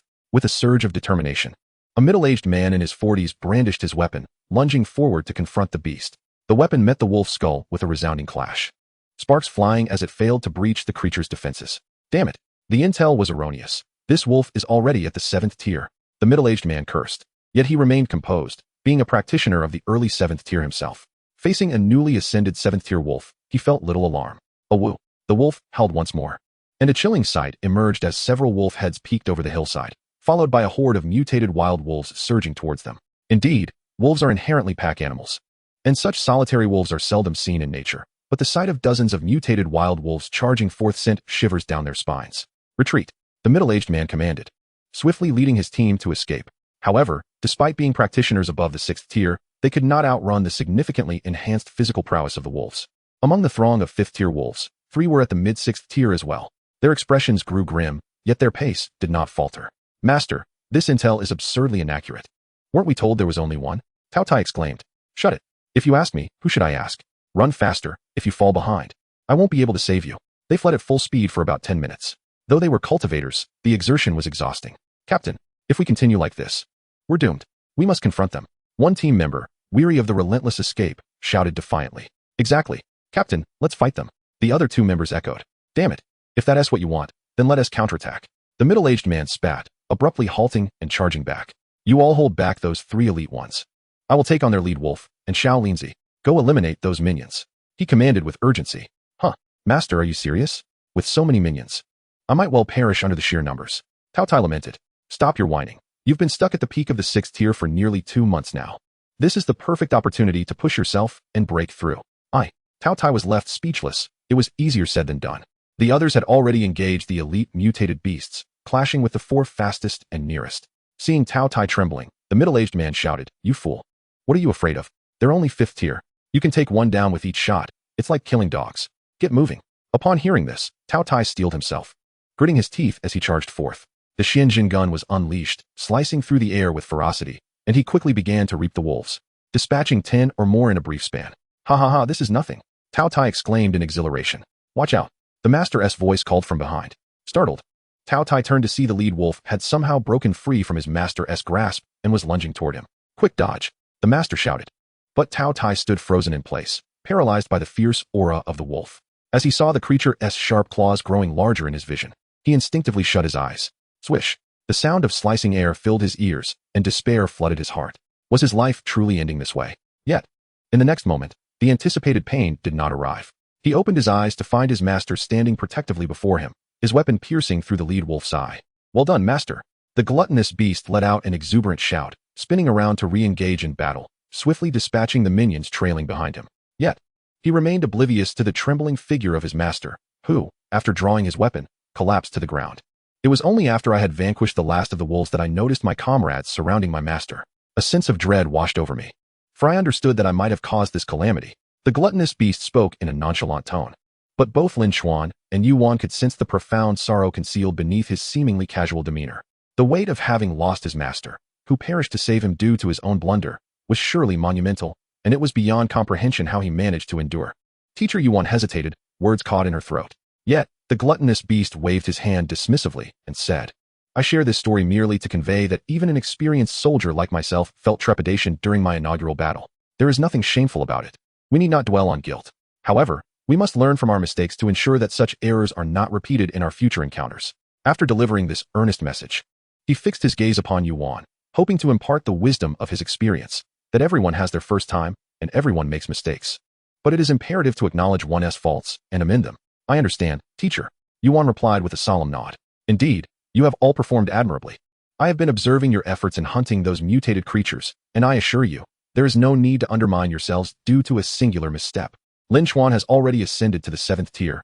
You, too, must strive to keep pace. Yes, I will surely catch up to him. That is splendid to hear. Now, the troops are preparing to depart. Quickly gather your equipment and join me in safeguarding world peace. The gluttonous beast gestured grandly, brimming with indomitable fighting spirit. The two hurried towards their territory to equip themselves and assemble with the others. Hello, master, are you well? Quite well indeed. I am currently engaged in a game of mahjong with old Zhang and the others. What brings you to call, you young rascal? Hee hee. The troops are about to mobilize again, so I thought I'd give you a ring. Very well, do stay safe, Air Tong. If there is nothing else. I shall hang up now. I just won. Listening to the dial tone, the gluttonous beast chuckled as he made his way towards the main forces. Where's Zhu Jiuyin? We have been waiting for half an hour, yet there is still no sign of him. At that moment, the dream goddess, accompanied by her subordinates, was questioning the attendants of the black hole with evident displeasure. My lady, please temper your anger. Lord Zhu Jiuyin has encountered a minor issue with the protective mountain array and is working diligently to rectify it. I humbly ask for your patience for just a little longer. The attendant, with a sycophantic demeanor, sought to placate her, fully aware that this formidable figure was not to be trifled with. Humph, Zhu Jiuyin is utterly worthless, even when faced with a mere foe from the illusory realm. He has been driven back. Several other useless ones have even perished, and now the protective array is failing? The dream goddess scoffed, yet inwardly, she dared not relax her vigilance. She had heard reports of the recent battle. During her ascension, 6 of the other 7 city lords had been annihilated, and it was rumored that the enemy possessed a master of the Tao.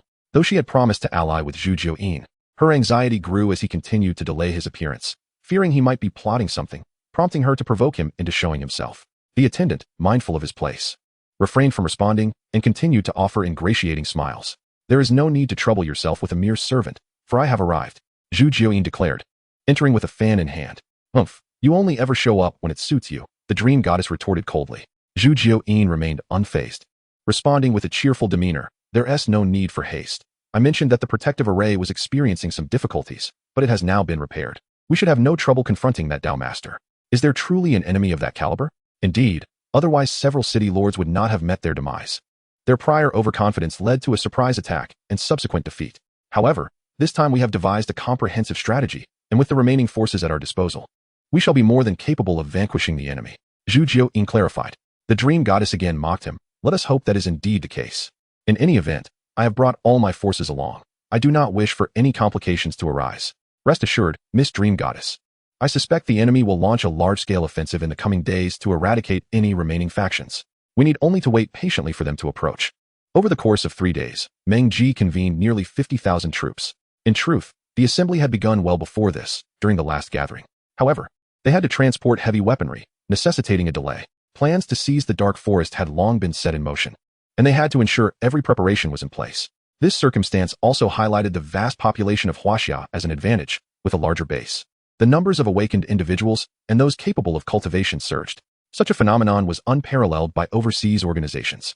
Prior to the awakening of spiritual energy, foreign nations had often criticized Huaxia for its population, claiming that their consumption of meat, eggs, and dairy accelerated the disappearance of the Amazon rainforest, and that their seafood consumption severely harmed marine ecosystems. Absurd statements like these were rampant, and even some prominent figures in Huaxia perpetuated similar rhetoric, conveniently ignoring their own excesses while flaunting them for social media. Naturally, those with any sense disregarded such clowns, and now, Huaxia's population had cemented Meng Ji's status as the world's largest extraordinary organization. This incited envy and jealousy among overseas factions, particularly the American Superhuman Society, which began to launch international condemnations, demanding Meng Ji reduce its numbers, claiming it posed a serious threat to world peace and the safety of ordinary citizens, deeming it inhumane. Undeterred, Lin Chuan continued to incorporate a vast number of extraordinary individuals into Meng Ji. "Discontent? If you are not satisfied, come and fight." With the additional 20,000 troops from before, a total of 70,000 assembled, setting forth from the military. This battle was of paramount importance. Hence, Meng Ji did not recruit new soldiers for the conflict, and those originally enlisted were informed that participation would be based on their own volition. Before departing, Lin Chuan addressed the men from the Wu Dao Society once more. "This is the only opportunity you will have to avoid battle. Such orders will not be issued again in the future. Furthermore, you will be dispersed and integrated into the formal battle ranks, no longer under the supervision of teachers as before. The choice is yours." None of the men withdrew. After enduring the most challenging first battle, what else could deter them? Particularly after witnessing so many seniors and classmates sacrifice themselves, they were filled with a burning resolve. Observing the lack of response, Lin Chuan turned and led the way down the passage, a smile gracing his lips at that fleeting moment. This outcome was precisely what he desired and anticipated.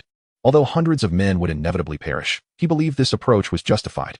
Meng Ji simply could not afford to grant them the luxury of time to grow at a leisurely pace. Contemplating this, a flicker of fatigue crossed his eyes. For formidable opponents lay ahead, and he wondered how much longer he could endure. Report: the human army has crossed the Despair Plains and is advancing towards the Death Canyon. In the Black Hole Council Hall, a scout reported to the Dream Goddess and Zhu Jiuyin. "How far are they from the Death Canyon?" Zhu Jiuyin inquired coolly. 90 miles. "Understood. You may withdraw." After dismissing the scout, Zhu Jiuyin turned to the Dream Goddess, saying, "Miss Hua, I shall take my forces to intercept and deplete their strength. I would appreciate it if you could hold this position for a while. There is no need. I will accompany you. As for this place, leave it to Shinmu." The Dream Goddess replied indifferently. Upon hearing the words of Zhu Jiuyin, he pondered for a moment before responding. "Very well, my esteemed friend Shinmu is also a mid-stage void ascension expert. With the support of the mountain protecting array, we need not fear that Taoist's stealthy assault." Beside him, a middle-aged man with sun-kissed skin and a face marked by the trials of time nodded at Zhu Jiuyin. He was Shinmu, a formidable mid-stage expert of the flower domain. The two subsequently soared from the Grand Hall, whereupon Zhu Jiuyin hovered in the air and called out, "Esteemed friends, those despicable humans are on the brink of reaching the Death Canyon.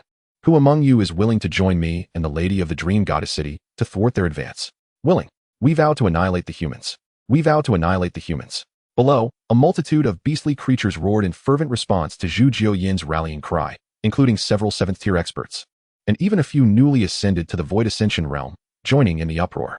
However, these adept beings retained a semblance of rationality, appearing less frenzied than the rabble. The dream goddess could not help but cast a sidelong glance at Zhu Jiuyin, and upon noticing his gaze directed towards her, she softly remarked, "Brother Dao Zhu, your allure in the path of enchantment has indeed reached new heights. Even the void ascension experts are swayed by your charisma. Surely, the path to unity with the Tao is not far off." "Not quite yet, Miss Dream Goddess. You overestimate me," Zhu Jiuyin replied with a faint smile. He then raised his arm and led an imposing force of 50,000 towards the direction of the Death Canyon. The Death Canyon lay to the due east of the black hole, serving as a natural barrier for those entering the black hole from the east. Due to the pervasive miasma within, filled with various toxic gases, even 7th-tier experts entering the area faced considerable peril. However, those of the 8th tier were not as daunted, for they had truly transcended the realm of mere mortals.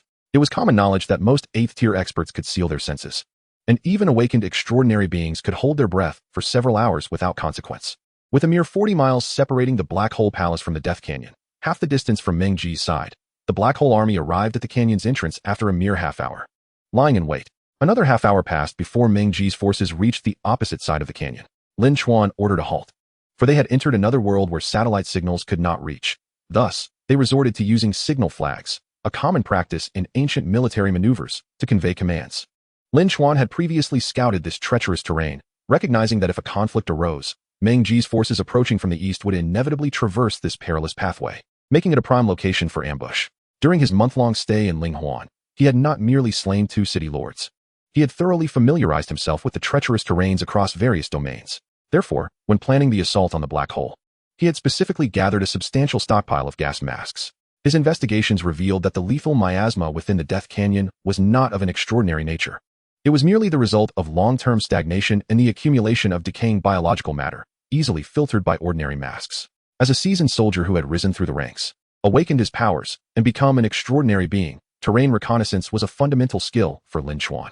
Li Chunren, he summoned, instructing, "Have everyone don their gas masks, and take the assault team to scale the cliffs on either side. Once the main forces engage, you shall provide fire support from above." "Understood," Li Chunren responded, commanding the assault team to equip themselves with specially designed climbing shoes before beginning their ascent up the cliffs. Of course, he himself did not need to climb, for he could fly. How infuriating. The so-called assault team comprised nearly 10,000 meticulously selected members, all of whom had been soldiers before their ascension to extraordinary status. The reason for this was simple. The mission of the assault team was to suppress the enemy with modern weaponry, even if labeled as beasts. Not even the 7th tier could withstand such firepower. After all, times had changed. The army waited at the canyon entrance for 20 minutes, and Lin Chuan calculated that once the assault team had reached the heights of the opposing cliffs, he would issue the command for the main forces to advance. The canyon was narrow, with a passageway of approximately 10 meters allowing for passage. Lin Chuan had already adjusted the formation, with Yang Jiacheng's assistance. He positioned 2,000 soldiers wielding blast shields at the forefront. While these shields held little significance against extraordinary beings, they primarily served to defend against the enemy's arrows and other ranged weaponry. Enhanced, specially designed blast shields were sufficient to withstand arrows loosed by 6th-tier experts, while any 7th-tier archers would be dealt with by Li Chunren. Behind the blast shields stood the sharpshooters, not the ancient adversaries of the opposing side, but Meng Ji's marksmen armed with RPG rocket launchers. This was a direct dimensional strike. Further back was the Death Squad, composed of several hundred 7th-tier warriors. After the initial fire coverage, it would be their time to shine and charge forth. Behind them was a contingent of approximately 20,000 soldiers armed with automatic rifles, consisting of individuals ranging from the 5th to the early 6th tiers. While their individual combat power may not have been formidable, their automatic rifles, though unable to slay 7th-tier foes, could still hold their own against opponents of the same tier below. Finally, at the rear was the bulk of the army, amounting to 30,000 men, nearly half of the total force, predominantly 6th-tier warriors, all operating under Yang Jiacheng's command, employing the most primitive military formations in battle.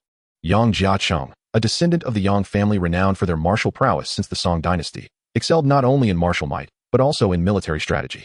Additionally, there were several thousand men newly inducted into Meng Ji, who had yet to participate in military exercises, their tasks mirroring those of the Death Squad, to act freely and engage any targets they encountered.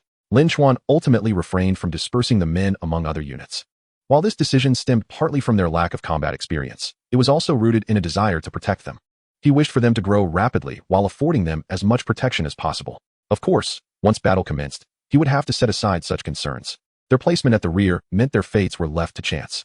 Should they survive, they would grow at an accelerated pace. If they were to perish, it might not be an unwelcome release in the grander scheme of things. The army traversed the canyon, which spanned only about 2 kilometers, capable of being crossed in 10 minutes. As Lin Chuan had anticipated, the enemy had indeed laid an ambush at this location. Whoosh, whoosh, whoosh, bang.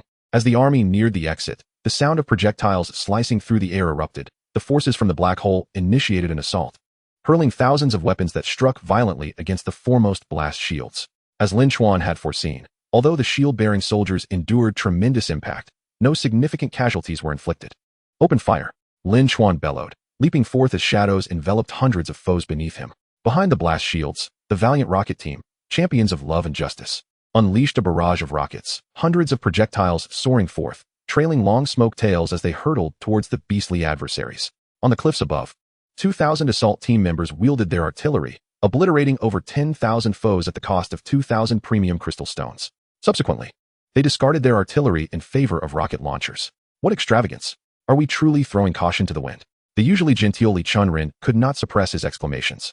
2,000 premium crystal stones. That has depleted the resources of Meng Ji's stockpile. Following suit, Li Chuan brandished his rocket launcher, joining in the relentless bombardment against the enemy. This series of actions left the men at the rear utterly astounded. While they had been shocked by the sheer number of rocket launchers during their march, witnessing such a scene was overwhelmingly impactful. Lin Chuan reflected inwardly.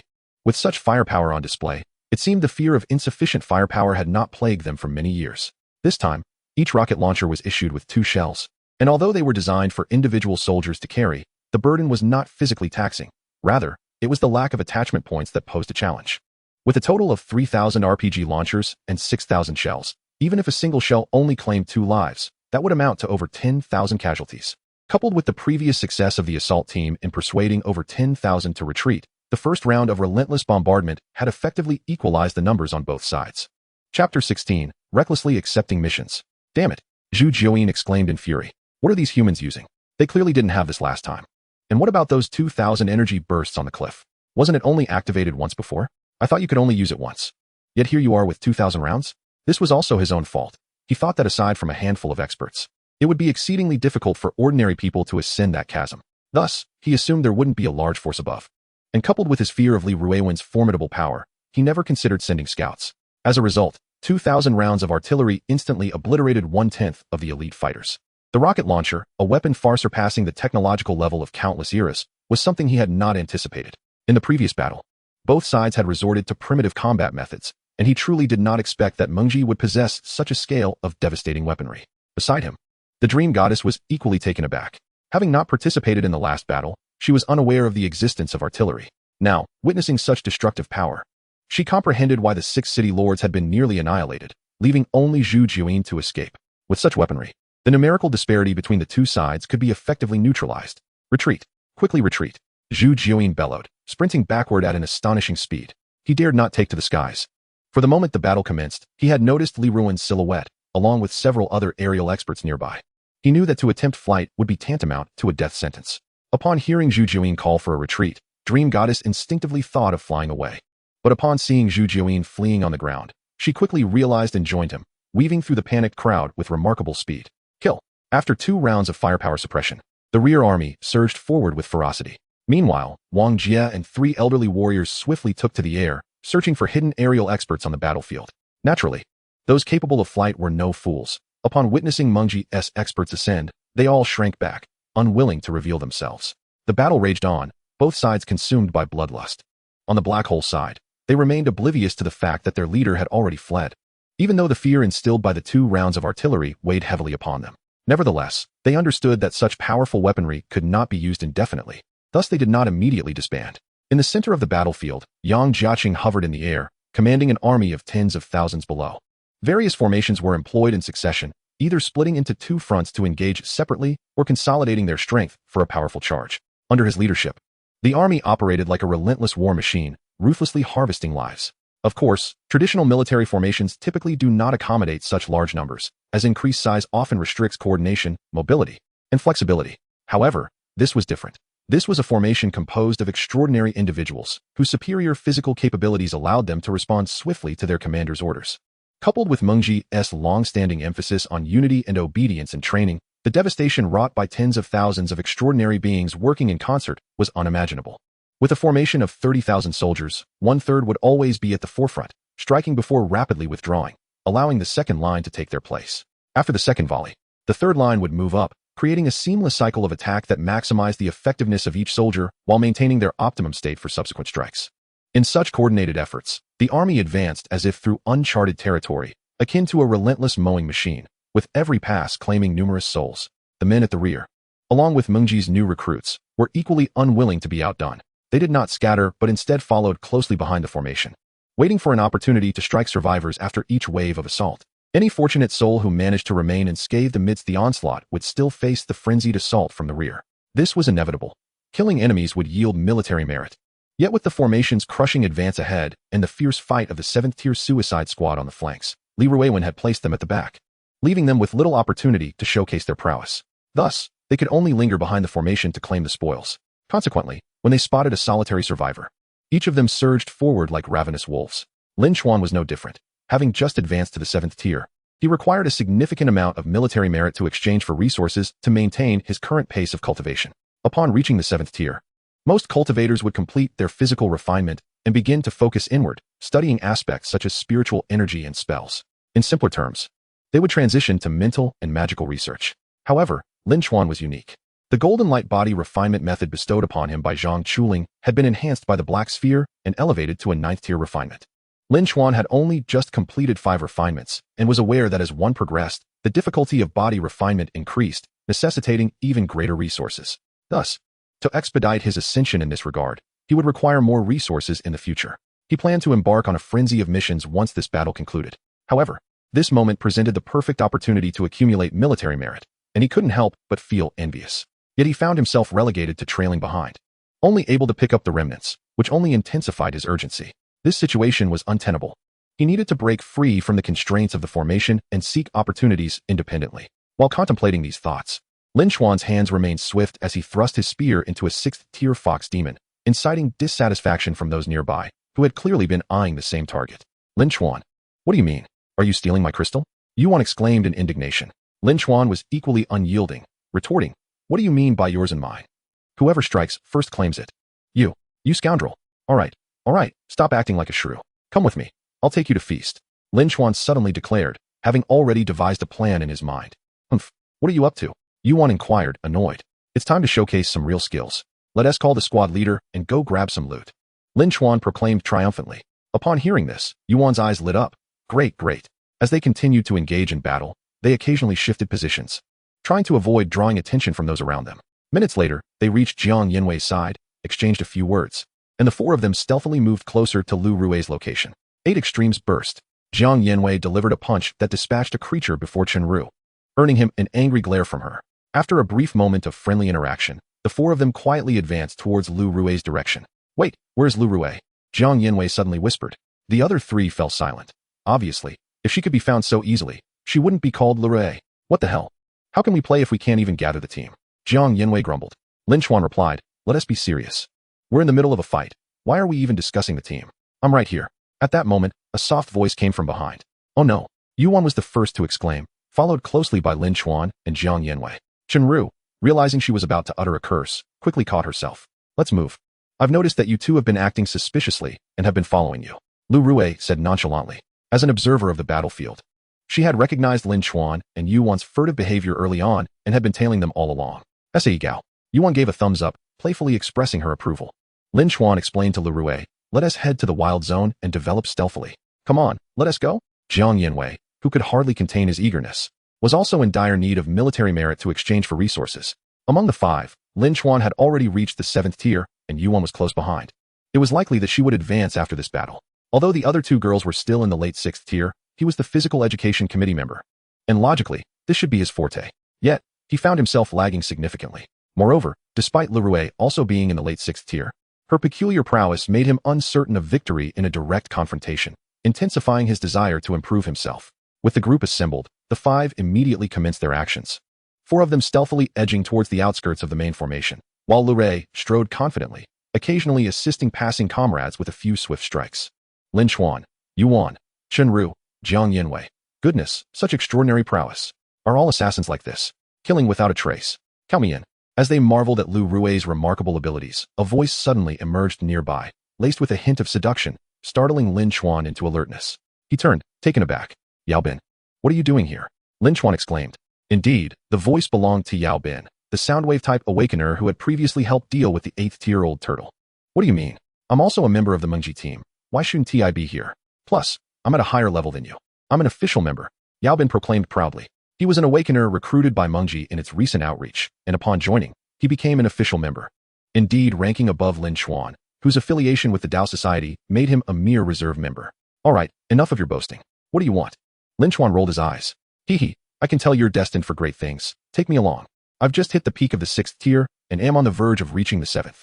Yao Bin chuckled, his tone dripping with persuasion. Use your powers on me again, and I'll have you dealt with. Lin Chuan replied coolly. Yao Bin, impressive. I thought you could only hypnotize. How come you can now seduce others as well? Lin Chuan inquired, eyeing Yao Bin with interest. At this, Yao Bin grew displeased and retorted, it's persuasion, not seduction. Don't make me sound like a seductress. He then added with a grin, I've started cultivating. As my physical condition improves, so too does my awakening ability. Indeed, Mengji had begun allowing awakeners to cultivate. While the superhero society was researching methods to enhance awakening probabilities, Mengji was also busy. However, current findings were not very promising. Although one notable discovery was that cultivators had a higher propensity to awaken than ordinary individuals. Furthermore, if awakeners also engaged in cultivation, their abilities could be strengthened alongside their physical prowess. Given Li Ruiwen's situation, Mengji's higher-ups decided to allow awakeners to cultivate, believing that pursuing both awakening and cultivation paths would yield greater strength than relying solely on extraordinary powers. Fine, let us join forces. Your abilities would make for excellent support. Lin Chuan contemplated and ultimately decided to include him.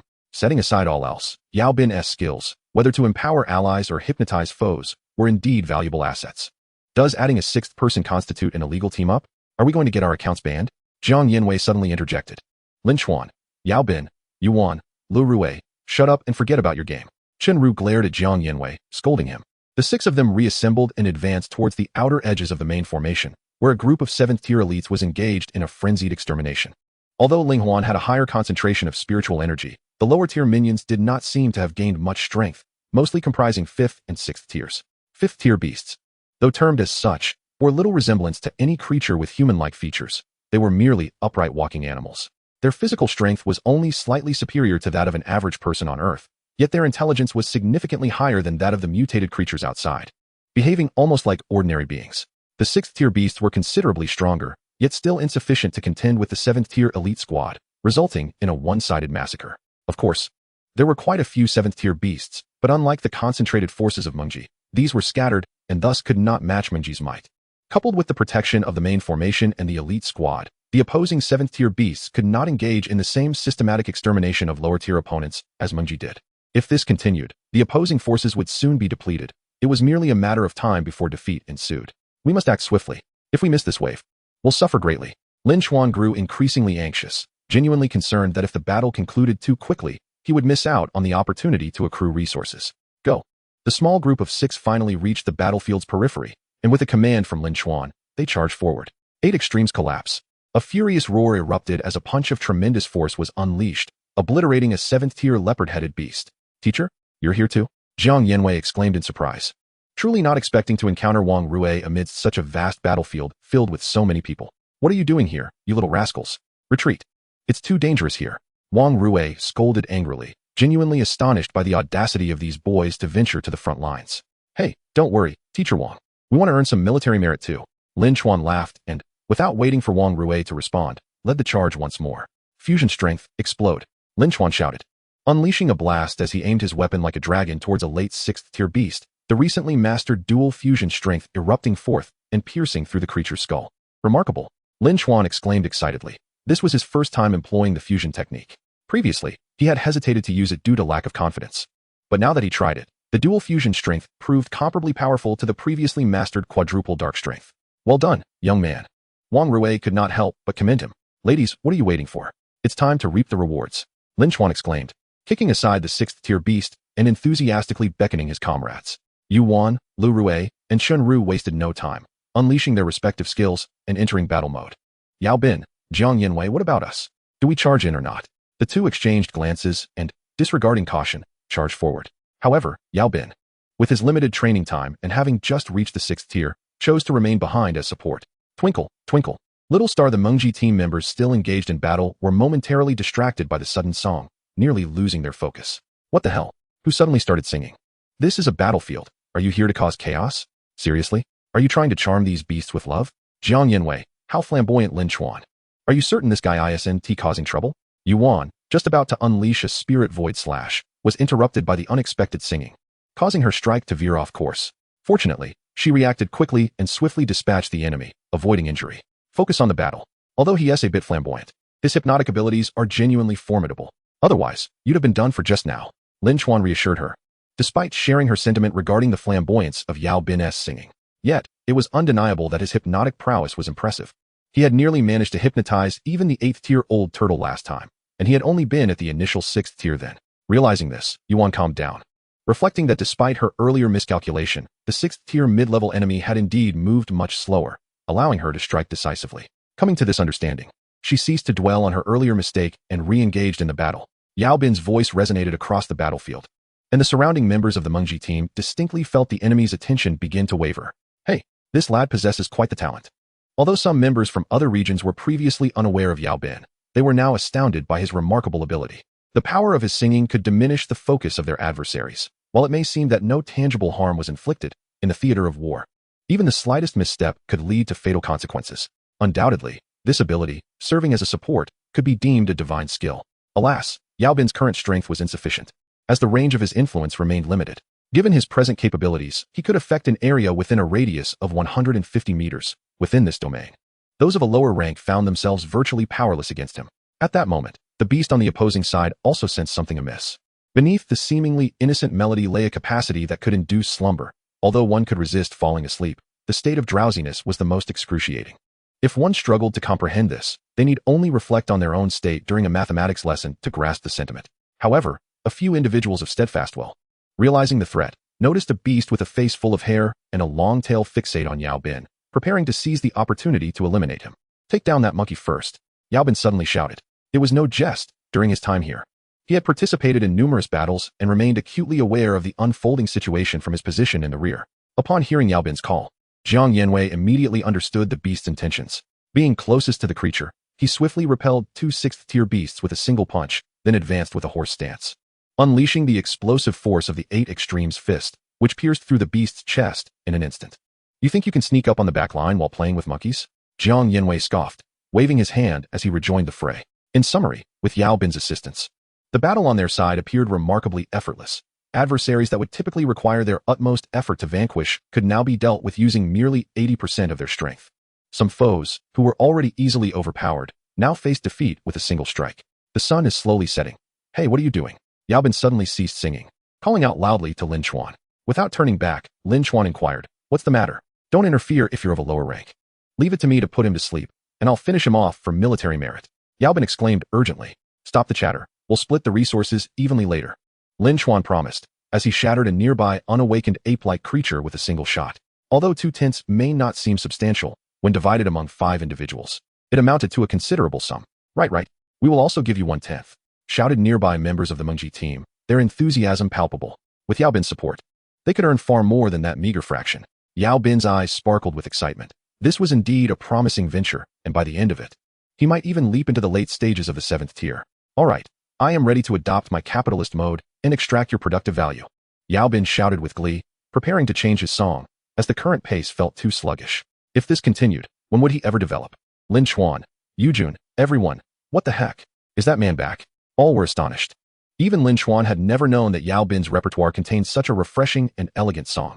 In the next moment, everyone felt their blood ignite, adrenaline surging, instantly filled with fighting spirit. Let us go, workers. Let us strive for the future of the company and our dreams. With Yao Bin's command, all those affected charged forward with unparalleled fervor. Heavens, if a capitalist were to acquire such an ability, the notion of lying flat would become obsolete. The crowd surged forward with wild abandon, their eyes blind to the beasts that had once threatened them, now merely obstacles to their aspirations. 8 Extremes burst, ethereal slash, bind and strangle, fusion strike, triple blow, kill. They cried out, determined to bestow grandiose names upon their moves upon returning home. With boundless enthusiasm, everyone presented their best selves to their most cherished clients. The capitalist Yao Bin watched on with immense satisfaction. Yet amidst the battlefield existed a singularly unique presence, Lu Rui. Observing the throngs of workers, ensnared by the predatory culture, she internally lamented their madness. Chapter 19, A Peerless Genius. In her heart, She harbored an impulse to disregard caution and charge headlong into battle, yet her exceedingly composed nature quelled that urge. For her, an assassin to confront warriors head-on was tantamount to courting death.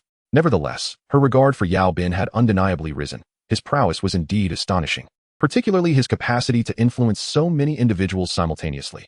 A truly formidable feat ultimately. The credit for this remarkable ability lay in the cultivation of Mengji, which, upon reaching the pinnacle of the 6th tier, not only granted the power of seduction but also enhanced his sonic attack skill with a berserk mode, significantly expanding its range. In essence, from Yao Bin's current state, the conclusion drawn by Mengji's research proved correct. Awakening and cultivation pursued in tandem could indeed complement each other. Lin Chuan was experiencing a similar situation, which accounted for his rapid advancement. Otherwise, with merely the black sphere at his disposal, he could not have ascended to the 7th tier in such a short span of time. Of course, he remained oblivious to this fact. In the heat of battle, every enemy he felled was mentally tallied as military merit. 80, 80, 80. He mentally counted each 6th tier adversary he dispatched.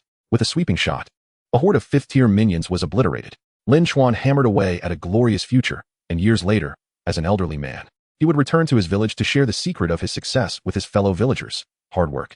Looking at the simple smiles on their faces, he resolved to lead them out of poverty and towards prosperity, determined to wage a precise battle against poverty. Thus, the group fought with fervor for over 20 minutes. At this moment, no amount of adrenaline could mask their fatigue. Stop singing and take a break. I'm spent, Lin Chuan called out. Friends, comrades, compatriots, the company still needs to earn money. How can we so easily give up? Yao Bin passionately delivered a motivational speech, subtly infusing it with his seductive power, seemingly oblivious to the fact that everyone was already panting heavily. Good heavens, even the capitalist would weep at such a display. If you use that seductive ability on us again, I'll rip out your vocal cords. Do you believe me? Lin Chuan gasped, angrily retorting. Hey, don't. Brother Tian. Let's take a break. I'll hypnotize them. You all take this chance to withdraw. Let the other comrades take over. With that, Yao Bin resumed his rendition of Twinkle, Twinkle, Little Star. Taking advantage of this moment, Lin Chuan and the Mengji team members who had been at the forefront retreated. Phew. Everyone exhaled in relief, truly exhausted. Such a vigorous battle was a rarity, even for seasoned members. In truth, this state of frenzy had somewhat overdrawn their physical limits. Yet with a bit more cultivation later, they would swiftly recuperate.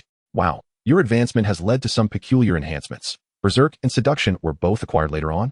Lin Chuan inquired curiously. How could that be? If it were so, I would be a peerless genius. Yao Bin explained, I initially awakened with 2 skills, hypnosis and sonic attack. Upon advancing, the hypnosis branch developed seduction, and the sonic branch produced berserk. That's how it unfolded. I see. That's still quite impressive. Even without a major breakthrough, acquiring 2 specialized skills is indeed commendable. Lin Chuan did not truly consider Yao Bin to be utterly useless. In fact, Yao Bin's evolutionary capabilities were quite peculiar within the entire realm of awakeners. After resting for approximately 10 minutes, the group regained their composure, armed themselves once more, and prepared to re-enter the fray. Come on, let the show begin. Lin Chuan called out to Yao Bin with fervor. Yao Bin, however, looked utterly bewildered, replying, Huh? What show? Less chatter, unleash your frenzy. Lin Chuan urged. Yao Bin protested. Didn't I mention earlier? Frenzy has a cooldown. It can only be used twice a day, with at least a 5-hour interval between uses. Lin Chuan retorted. Why didn't you say so sooner? We barely have enough time, and I've yet to reap the rewards. Upon hearing this, Yao Bin became displeased and countered. I wanted to use it longer, but you insisted on silencing me. Lin Chuan was left speechless. How was I to know you had a cooldown? So what do we do now? Yuan inquired. Lin Chuan, avoiding her gaze, shook his head and said, What can we do? We must fight. If we don't, there's no money, and with our poor home conditions, we cannot afford to farm monsters. Only through battle can we barely sustain our livelihoods. Shut up. Yuan snapped. There's no choice. We must engage in battle, cough cough. Without support, we have to fight head-on. Besides, Yao Bin was an unexpected addition. Lin Chuan declared to Yao Bin, the resources will be divided. You'll receive 1%. He then charged forward with the others, leaving Yao Bin alone amidst the scent of blood and chaos. The winds of this foreign realm are quite tumultuous. At this moment, the battle had been ongoing for nearly an hour, and the airborne search for the enemy leader had yielded no results. Deciding to abandon the search and join the fray, the group was beginning to feel the strain of exhaustion, and continuing in this manner would prove detrimental to their future prospects. Li Ruiwen resolved to cease the search. The priority was to conclude the battle swiftly. Had they known this was merely an ambush, the true arduous struggle lay ahead. Meanwhile, the grounded Wang Qinyuan had already wreaked havoc on the battlefield. As an advanced awakener, she was an almost invincible presence. Surrounding her was a vast expanse adorned with ice sculptures, resembling a whimsical animal-themed ice park. As the airborne ministers joined the fray, the tide of battle shifted dramatically. The already struggling Lin Chuan army was soon driven to the brink of collapse, especially when a master like Li Ruiwen took to the field, shadows spreading beneath him like a chasm from the depths of hell, incessantly consuming life. Where's the Fox Lord? Where's the Dream Goddess? At this point, someone finally noticed the anomaly. The battle had persisted for half an hour, yet the two major lords had yet to appear. After the initial bombardment, they had vanished without a trace. Even the dimmest of minds could surmise that those two scoundrels had likely fled long ago. Quickly, news of the two lords' retreat spread through the ranks, boosting the morale of the Mengji forces, who charged forward with renewed vigor. Conversely, the Lin Chuan side was left in disarray, abandoning their equipment and fleeing in panic. I knew it. I knew Zhu Jiuyin would betray us. Chapter 20. The Attempted Escape. Amidst the chaos, a tiger-like beast cursed angrily, yet despite his words, his feet moved swiftly. As a peak 7th tier adept, he was considerably faster than the average person, shoving aside those around him, inciting a silent rage among his companions. If only I had heeded General Qin Qiu's advice and left this accursed dark forest, grumbled a fellow beast beside him. Indeed, these two were the same individuals who had fled alongside General Qin Qiu in a previous battle. After analyzing the situation, he had made his escape from the dark forest alone. The tiger, hoping to seize an opportunity to inherit the positions of lords from other domains, was dismayed to find Zhu Jiuyin had also fled. As he listened to his companion's complaints, he felt increasingly vexed. Stop whining and run. We must escape the dark forest and never return. Humans are terrifying.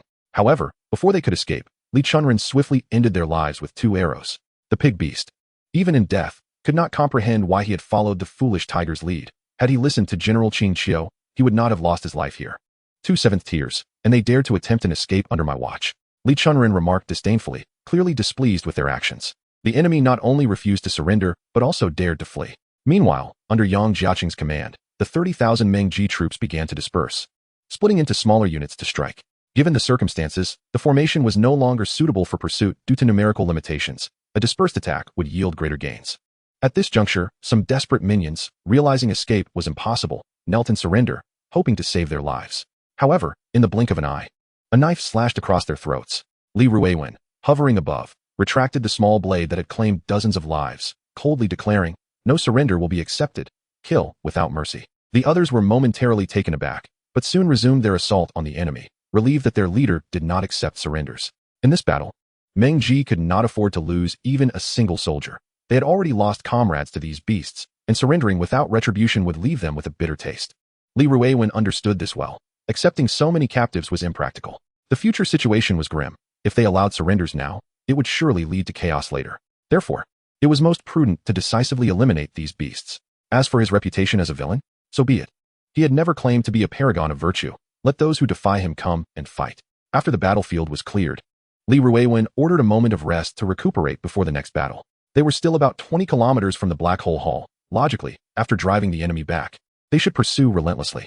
However, Li Ruiwen disagreed. Although this was a formidable army of extraordinary beings, their stamina was not infinite. Furthermore, while the casualty rate was not high, they had still lost 658 men.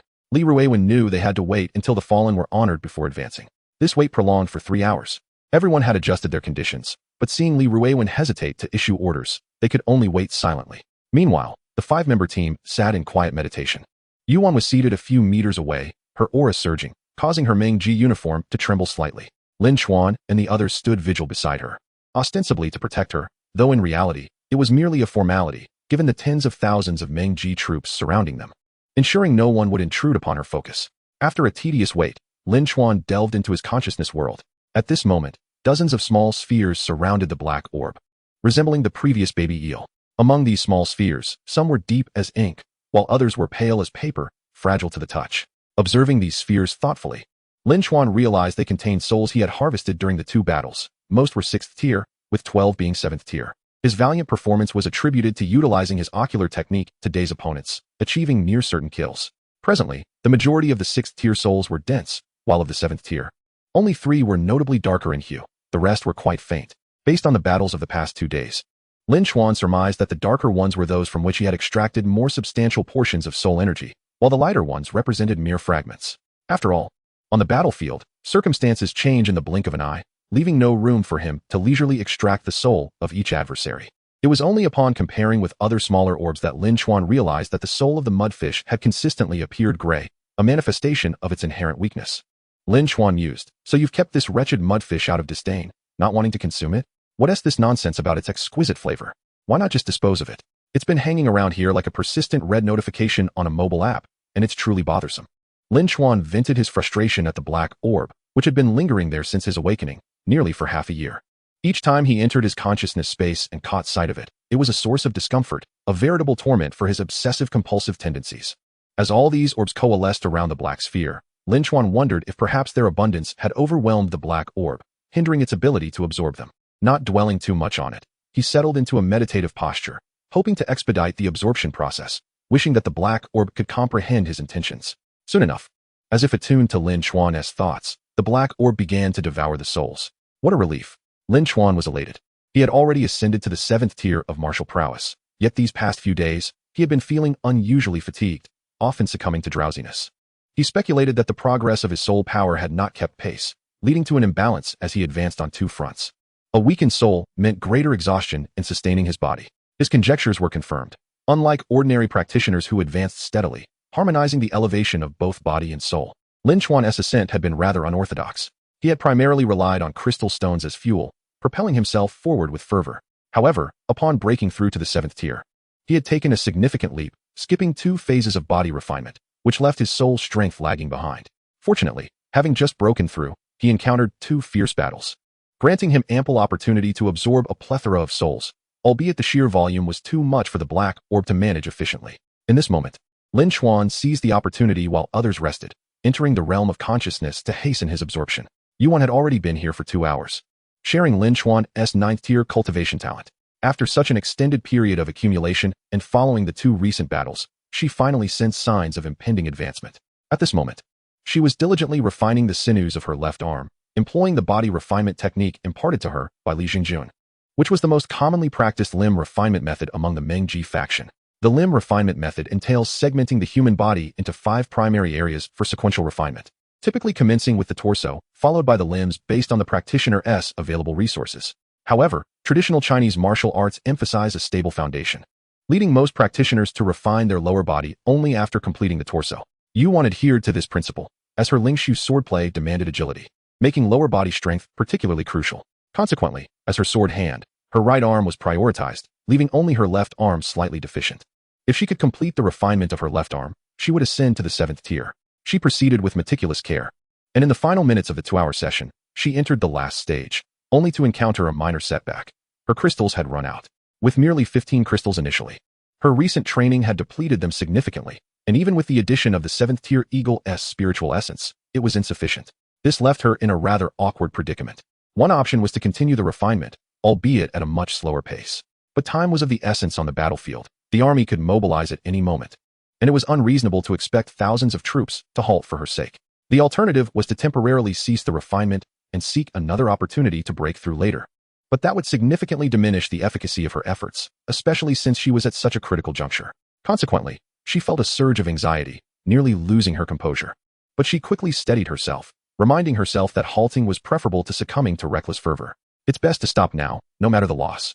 It's better than risking my sanity, Yuan concluded, preparing to withdraw her energy and cease the refinement. At that moment, a hand rested upon her head, startling her. She opened her eyes to find Li Ruowen standing there. Continue refining. Do not dwell on anything else, he instructed softly, his hand remaining on her head.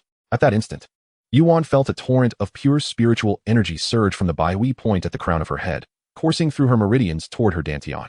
Elated, she closed her eyes, harnessing this potent energy to propel her through the final step. Boss, the old monk from the Ling Kong has arranged for the ammunition to be delivered. The troops are ready to mobilize, Wang Jie announced, soaring toward Li Ruowen with a broad grin. Noticing Li Ruowen's demeanor, he was momentarily taken aback, then glanced at Yuan. To his surprise, she appeared to be an ordinary male disciple of the Enlightenment Society. Her talent was commendable, but he couldn't fathom why Li Ruowen would place such significance on her. Little did he know that what Li Ruowen was doing transcended mere energy infusion. The spiritual energy absorbed by the human body carries its own imprint.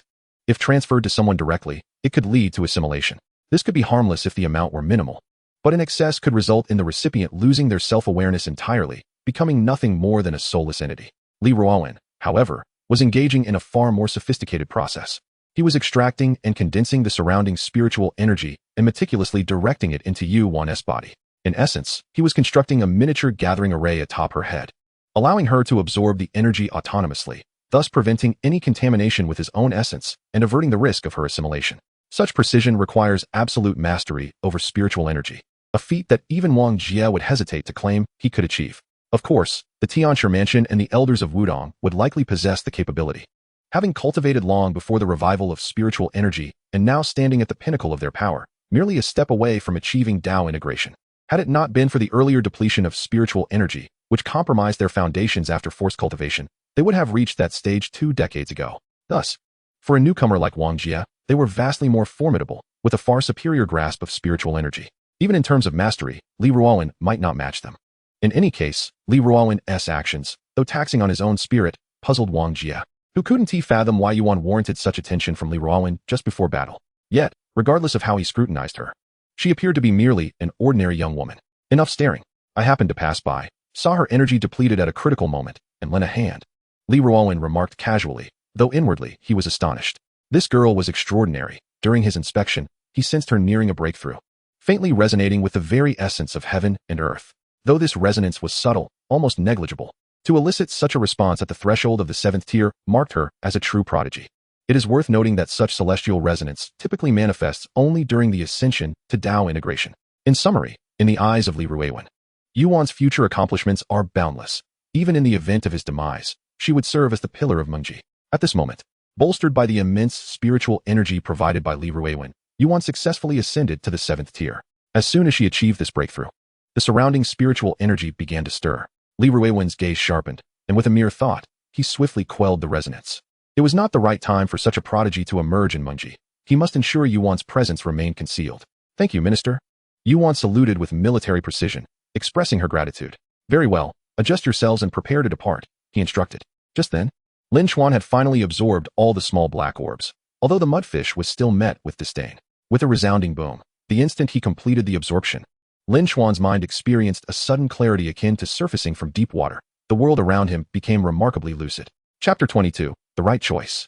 He sensed that with his current soul power, he could render a mid-tier 7th tier contestant unconscious for at least 2 seconds. That span of time was ample for him to accomplish many things. As Lin Chuan's soul power also reached the 7th tier, Li Ruowen outside suddenly turned his gaze towards him. After effortlessly calming the disturbances around them, Li Ruowen regarded him with astonishment. Moments later, a smile broke upon his face. Though it was not particularly handsome, it could not mask the joy swelling within him. In truth, Lin Chuan's breakthrough in soul power had taken nearly 4 hours. But due to the accelerated flow of time within his consciousness space, he had nearly coincided with Yuan's advancement. However, Li Ruowen was unaware of this. He simply recognized that, at that moment, Mengji had given rise to 2 prodigious talents. Furthermore, the fact that this young man had also achieved a breakthrough in soul power filled him with elation. The cultivation of the soul was always rather unique, as the methods had long been lost to time. Consequently, many individuals possessed weak soul power, relying instead on the accumulation of time and the fortification of their physical forms to nourish their souls. Yet, Li Ruowen understood that Lin Chuan's situation was distinct. For a soul nourished by the physical form would not manifest such a resonance upon advancement. Only a cultivated soul could do so. Given the current state of lost cultivation methods, Li Ruowen speculated that Lin Chuan had likely awakened abilities related to the soul, which was more than sufficient. For within Mengji, there existed a true research genius, and Li Ruowen believed he could devise corresponding cultivation techniques based on Lin Chuan's capabilities. At this moment, Lin Chuan remained oblivious to the happenings outside. He was only aware that, following his breakthrough in soul power, he could now perceive his internal state. It was genuine introspection. At this instant, his physical condition lay fully exposed before his eyes. His consciousness returned to his body, and he attempted to circulate his spiritual energy. A pale blue energy emanated from his dantian, traversing through major meridians and flowing into his limbs. Each movement was crystal clear. Had he possessed this ability sooner, he would have undoubtedly surpassed the 7th tier long ago. Of course, this was a paradox. Lin Chuan noted several bone calluses on his right arm's bone, which astonished him. Could they have resulted from injuries sustained during his previous training with the merging force? He attempted to use his spiritual energy to impact those calluses, but discovered that the hardened bone was significantly denser than the surrounding areas. This realization sparked a bold idea within him. Meanwhile, outside, upon seeing Lin Chuan finally awaken, Li Ruowen offered him a friendly smile before joyfully addressing Wang Jie. Prepare to depart. Let us conquer the black hole. With that, he soared away. Lin Chuan, however, was feeling quite vexed. He thought to himself, why is Ministerly making faces at me? Waking up to such a smile has completely dissipated my morning grumpiness. The Death Valley lies along the necessary route between the black hole and the Kekexili Passage, situated 40 kilometers from Kekexili. Due to the pristine state of the Linghuan terrain, the supplies prepared on the other side took a full 3 hours to arrive. At this moment, the Mengji forces had rested for 3 hours and returned to peak condition. After instructing his men to unload the rockets from the trucks, Li Ruwen ordered the bodies of the fallen warriors to be loaded onto the vehicles. They needed to transport the heroes' remains back to their homeland, as it was inappropriate to leave them in the wilderness. Li Ruwen had meticulously planned every detail, leaving Rang Kong to oversee the logistics, ensuring the safe transport of the fallen soldiers' bodies back to their country.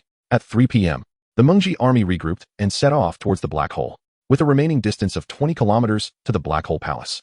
And given the exceptional physical prowess of this group of extraordinary individuals, they could reach their destination within half an hour. However, there was a forest along the way that might present obstacles, potentially prolonging their journey. Throughout their march, the morale of all was high. The 2 recent battles had led them to conclude that the so-called otherworldly beings were hardly formidable, particularly after discovering that weapons like rocket launchers could pose a significant threat to their enemies. They felt an innate superiority over this civilization. It was well known that weapons such as rocket launchers were typically not employed in battles between extraordinary beings, for although powerful, they could be evaded, at least by anticipating the actions preceding their discharge. As for the inability of those below the 7th tier to withstand the threat of firearms, that was only true if the extraordinary beings chose not to evade. As the army advanced, the terrain of the gorge starkly contrasted with the other side. They had now exited the dark forest and arrived at the edge of the jungle. Upon entering the thicket, under Li Ruiwen's guidance, everyone became cautious in such wooded areas. The advantages of rocket launchers would be significantly diminished. Moreover, the dense foliage obscured visibility, making ambushes all the more likely. Having grown through years of combat experience, they were well aware of when to exercise caution. Over 100 team members detached from the main force, stealthily infiltrating the forest. These individuals were akin to assassins like Ma Ting. However, they now assumed the role of scouts. The assassins' formidable ability to conceal their presence gave them a distinct advantage in reconnaissance compared to other contestants.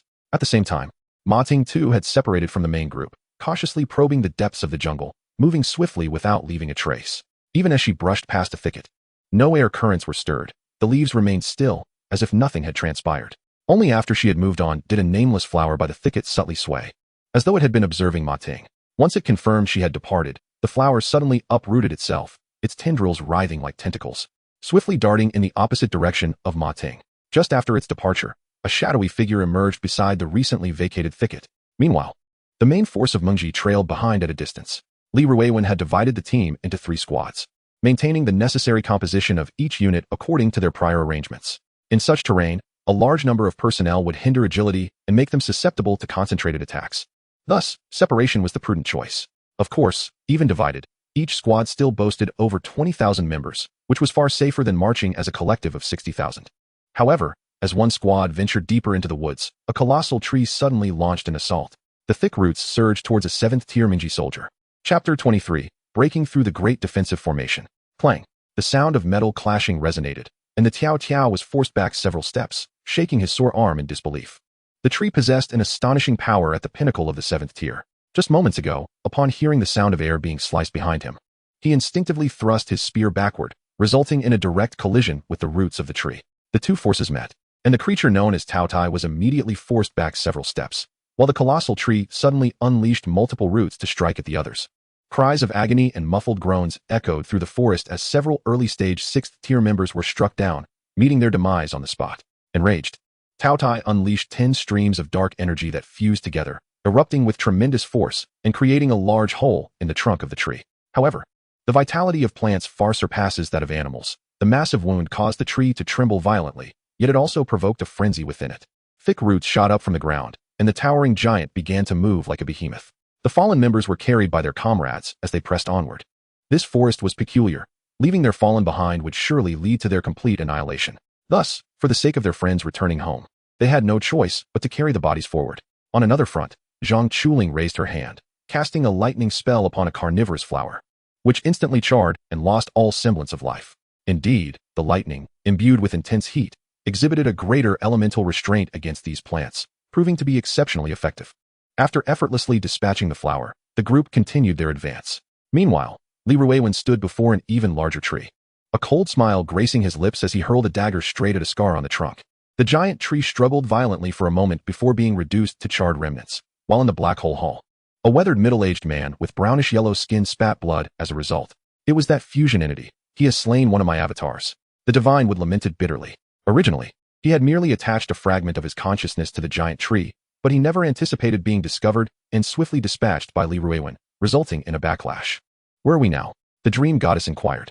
The divine would replied, at the center of the misty forest, we shall soon reach Fox Mountain. There is no need for haste. With the protective array in place, even if he is a fusion entity, he cannot breach Fox Mountain, Zhu Jiuyin replied nonchalantly. Over the years, he had significantly enhanced this protective formation. Not even a fusion entity could dismantle its defenses. Observing Zhu Jiuyin's relaxed demeanor, the dream goddess expressed her displeasure. You summoned me to defeat our adversary and gain access to the passage, yet here we are, merely hiding in this tortoise shell. Is this what you call avenging the others? Zhu Jiuyin chuckled lightly. Patience is key. Our current task is to deplete the enemy's strength. As for that fusion entity, should he dare approach, I shall have my methods to deal with him. Humph, that better be the case, the dream goddess retorted coldly, then pressed Zhu Jiuyin further. The casualties are primarily from the remnants of other domains in my flower domain, yet your black hole has suffered no losses. What do you have to say for that? The protective array requires my black hole's personnel to activate. Thus, naturally, they cannot perish. There is no need for Miss Dream Goddess to worry. Our shared objective is humanity.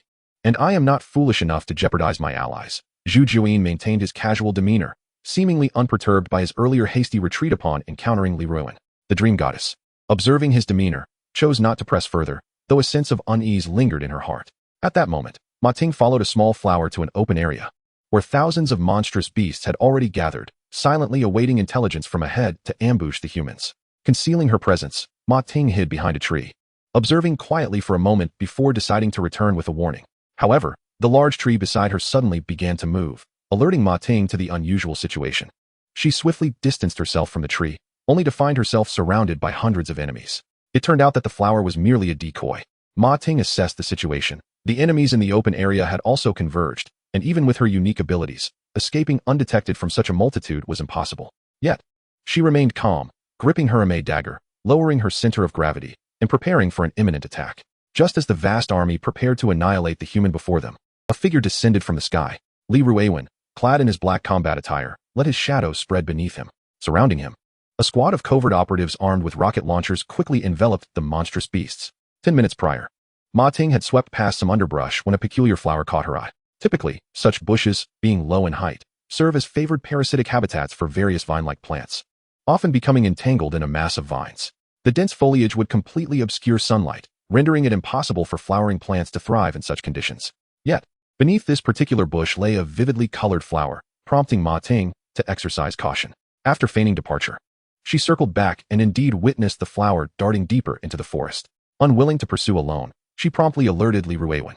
Upon his arrival with his team, he instructed Ma Ting to act as bait, luring the beasts out. During this time, he discovered a remarkable tree and subsequently eliminated the Divine Wood's avatar. Now, over 20,000 covert troops had surrounded more than 10,000 monstrous beasts, with Ma Ting maintaining an aggressive stance. Charge! Li Ruiwen commanded, and the troops surged forward. In an instant, Ma Ting vanished from her location, reappearing atop a cyclopean werewolf, raising her Ame dagger and plunging it into the creature's remaining eye. She then somersaulted down, the sharp dagger piercing through its chest, swiftly slaying the early-stage 7th-tier werewolf. Meanwhile, Li Ruiwen's shadow had expanded over several hundred meters, consuming the lives of thousands of monsters. The beasts attempted to flee, yet at the perimeter, thousands of rockets were aimed at them. In the face of imminent death, who dared to hold back? A throng of creatures charged forth, desperately hoping that the rockets would not find their mark upon them. However, the covert operatives refrained from firing. Those artillery shells were reserved for siege warfare, serving a far more crucial purpose. They merely raised their weapons for show, to instill a sense of intimidation. Upon noticing that their adversaries had not unleashed those strange firearms, the beasts became excited and bolted outward. Yet, the covert operatives were not merely adept at artillery. With a barrage of short-range weaponry unleashed, they swiftly sent the fastest fleeing beasts to their final destination. Chapter 24, The Deceptive Tactics. Half an hour later, the other two teams arrived, only to encounter a ground strewn with the corpses of monstrous beasts. After incinerating the fallen, the covert army regrouped and advanced forward. According to intelligence from other reconnaissance personnel, they would emerge from the forest and reach Fox Mountain in approximately 10 minutes.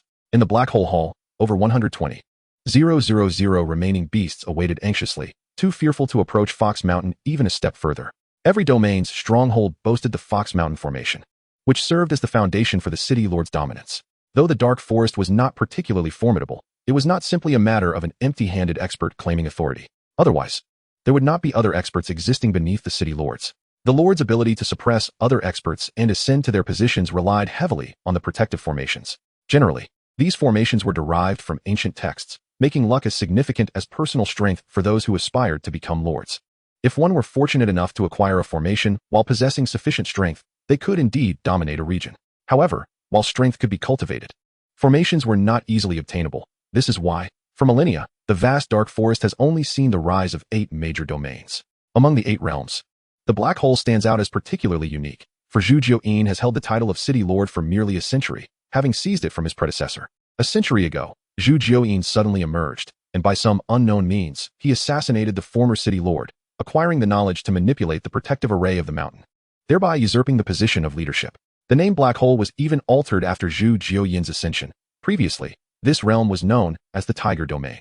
In summary, Zhu Jiuyin rose to prominence, ultimately becoming a sovereign. However, among the 8 city lords, he possesses the least experience, which has led the others to regard him with disdain. Nevertheless, Zhu Jiuyin's undeniable strength compels them to maintain a facade of cordiality. As time passed, Meng Ji finally traversed the forest and arrived at Fox Mountain. Upon witnessing the grandeur of the palace atop the mountain, Meng Ji and his companions were left in awe. Yet, their astonishment was tempered by the realization that the mountain harbored foes, and now that the passage had opened, the 2 worlds were destined for conflict. Thus, vanquishing these demonic beasts was of utmost importance. At that moment, Zhu Jiuyin ascended into the air, greeting them with a disarming smile.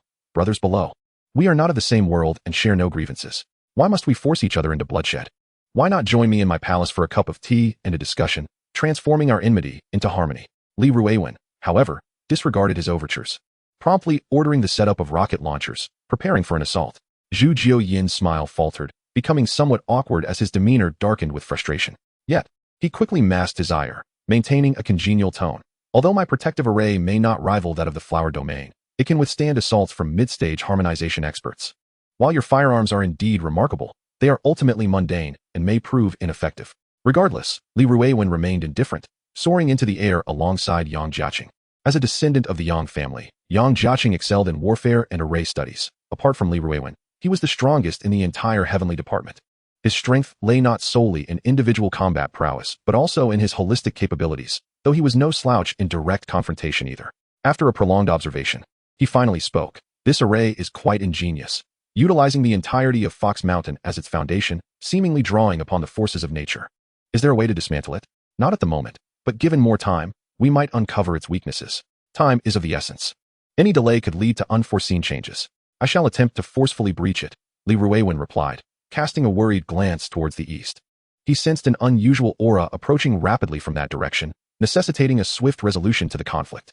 With that, he unleashed shadows from beneath his feet. The inky, eerie tendrils began to creep up the faintly blue dome.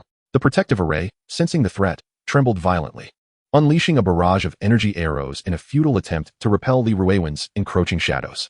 Armed with a dagger, Li Ruiwen deftly deflected the arrows one by one. Soon, the shadows enveloped the entire mountain, casting it into darkness akin to a shroud of storm clouds. What is this? I have never witnessed such an uncanny power, Zhu Jiuyin exclaimed, astounded as the all-encompassing shadow exceeded his comprehension. The dreaming goddess was equally taken aback. Having lived for centuries and traversed the realms beyond the dark forest countless times, she had never encountered such bizarre methods. Beneath that shadow, she perceived a multitude of slender tendrils voraciously consuming the array's covering. Zhu Jiuyin, in a state of panic, realized that as the city lord, he was intrinsically linked to the protective array, and at this moment, he could feel it weakening. Although the decline was gradual, at this rate, it would take at least 2 days for the entire array to be completely devoured. Yet this tactic was enough to instill fear. If they could not find a solution within 2 days, their demise was inevitable. This time, the human experts would not allow him to escape. In his alarm, he clenched his jaw, seemingly making a difficult decision, and then conveyed to the dreaming goddess, if this continues, the array will surely collapse. I must tighten its coverage to enhance its strength. The dreaming goddess's countenance darkened at once, turning to glare at him. By constricting the array, the remnants of their respective realms would have no route of retreat. Zhu Jiuyin, now devoid of any pretense, spoke coldly. You need not regard me with such disdain. Our adversaries are harmonization experts. If we do not act, we shall all perish. Inform your people to retreat to the palace without delay. Furious, the dreaming goddess retorted vehemently. You speak so eloquently. It was you who summoned us all to seek vengeance. Is this your method of retribution? Do not feign altruism. I consulted with you from the very beginning, proposing to expend their lives to wear down the humans, allowing us to reap the benefits. You were in full agreement. Zhu Jiuyin sneered. But have we managed to wear them down? Now, with the human forces at our doorstep, you contemplate betraying them. What will happen after the humans have eliminated them all? The dreaming goddess was on the brink of losing her composure, feeling that Zhu Jiuyin was indeed foolish. Unable to grasp the principle of mutual survival. Chapter 25, A Life Extinguished. In what seemed to be an effort to prevent the dreaming goddess from truly turning against him, Zhu Jiuyin offered a final explanation. The array cannot simultaneously protect so many individuals. However, by reducing its scope, I can empower the disciples of the black hole to reinforce the array. This way, it can exert greater force to eliminate the humans. Indeed, the protective array was not solely a passive defense. With sufficient spiritual energy, it could launch proactive assaults with considerable potency. The dreaming goddess understood this principle. However, aside from the flower and fox domains, there remained 12,000 lives from the remnants of the various realms. Even as a formidable city lord, she could not disregard so many lives. Enough. I have said all that needs to be said. Urgently withdraw your people. Otherwise, do not blame me for my ruthlessness. Zhu Jiuyin urged impatiently, feeling he had exhausted his patience. Furthermore, his plans had yet to unfold. He would not allow the dreaming goddess to impede his agenda. Soon, at the behest of the dreaming goddess, the inhabitants of the flower domain began to stealthily retreat. The various factions, not being fools, quickly deduced that there might be a scheme at play, hastening to follow suit. However, Zhu Jiuyin denied them the opportunity, unleashing a powerful palm strike that sent the last remnants of the two domains reeling. The dreaming goddess reacted instantly, conjuring a massive leaf to intervene, forcefully returning her people to safety. Zhu Jiuyin then swiftly contracted the array, covering only the main hall while leaving the individuals from the various realms outside. Shouting in fury, Zhu Jiuyin, you wretched beast! Scoundrel! You dare betray us! Flee! Zhu Jiuyin's voice rang out sternly. The array scope is too vast to maintain. I am tightening it to shift from defense to offense. Anyone who wishes to survive, join the battle. I shall use the array to assist you. Yet, as the array rapidly diminished, Li Ruiwen's shadow did not retreat. In that instant, the shadow collapsed downward, enveloping all those from the various realms. What is this? Get away! Chaos erupted as everyone scrambled to shake off the tendrils that clung to them. 12,000 lives were no trivial matter, even with Li Ruiwen's harmonization strength. He could not annihilate them all in an instant. He could only retract the shadows, leaving thousands of corpses strewn upon the ground, devoid of breath. My word! Such a slaughtering machine! Lin Chuan exclaimed in shock. The devastation wrought by a harmonization expert was indeed staggering. It was not merely due to the might of harmonization, but rather the peculiarity of Li Ruiwen's abilities, which maximized area of effect skills to their fullest potential. If it were a different realm, with just a mere finger, you could crush 10 foes. To slay so many, one must exert considerable effort, time and again. Demon! Yuan couldn't help but exclaim. In truth, she was not alone. Everyone present, including those from Ling Huan and Meng Ji's factions, shared the same sentiment. This was indeed a demon. Open fire! Before anyone could contemplate further, Li Ruiwen commanded, and thousands of rockets erupted into the sky. After 2 rounds of bombardment, over 60,000 troops surged upon Fox Mountain. The mountainous terrain was no longer conducive to large military formations, so Yang Jiaqing refrained from commanding the grand array. All 7 ministers, save for Ran Kong who remained outside, now hovered in midair, the 3 elders among them doing likewise. With a concerted effort, they unleashed their powers, and amidst a dazzling display of light, countless beings met their demise. Meanwhile, Wang Qinyuan, as always, charged at the forefront of her troops. She could not fly, but her offensive prowess was formidable. Blue glimmers frequently flickered as numerous ice sculptures rose in response. On Ling Huan's side, the remnants of each domain had amassed, with a considerable number of them airborne, even exceeding 15 in total. Yet, most were only in the mid-stages of their ascent, and despite their numbers, they were gradually being pushed back. Perched upon a thick branch of a giant tree at the rear of the battlefield, Swan and I leisurely aimed at the chaos below, leaning against the trunk. Like a game of whack-a-mole, he selected one 7th-tier combatant after another, pulling the trigger. Those 7th-tier warriors were largely immune to gunfire. They were not invulnerable. Their eyes remained the most vulnerable point. No matter how powerful, they could not conceal this weakness. Thus, a bizarre scene unfolded on the battlefield. Any 7th-tier fighter attempting to unleash their fury would suddenly find one of their eyes exploding, followed by their untimely demise. Panic ensued among Ling Huan's ranks. Escape was impossible, and fighting back could result in sudden death. Was this a curse? Had someone invoked a curse that condemned those who sought to slay their adversaries to perish instead? Meanwhile, as the opposing artillery rained down, Zhu Jiuyin had gathered his forces. Under his command, about 20,000 troops infused their spiritual energy into the ground's array patterns. At that moment, they functioned much like the conduits of energy that Li Ruiwen had once instilled in Yuan, mere vessels absorbing energy to channel into the grand array.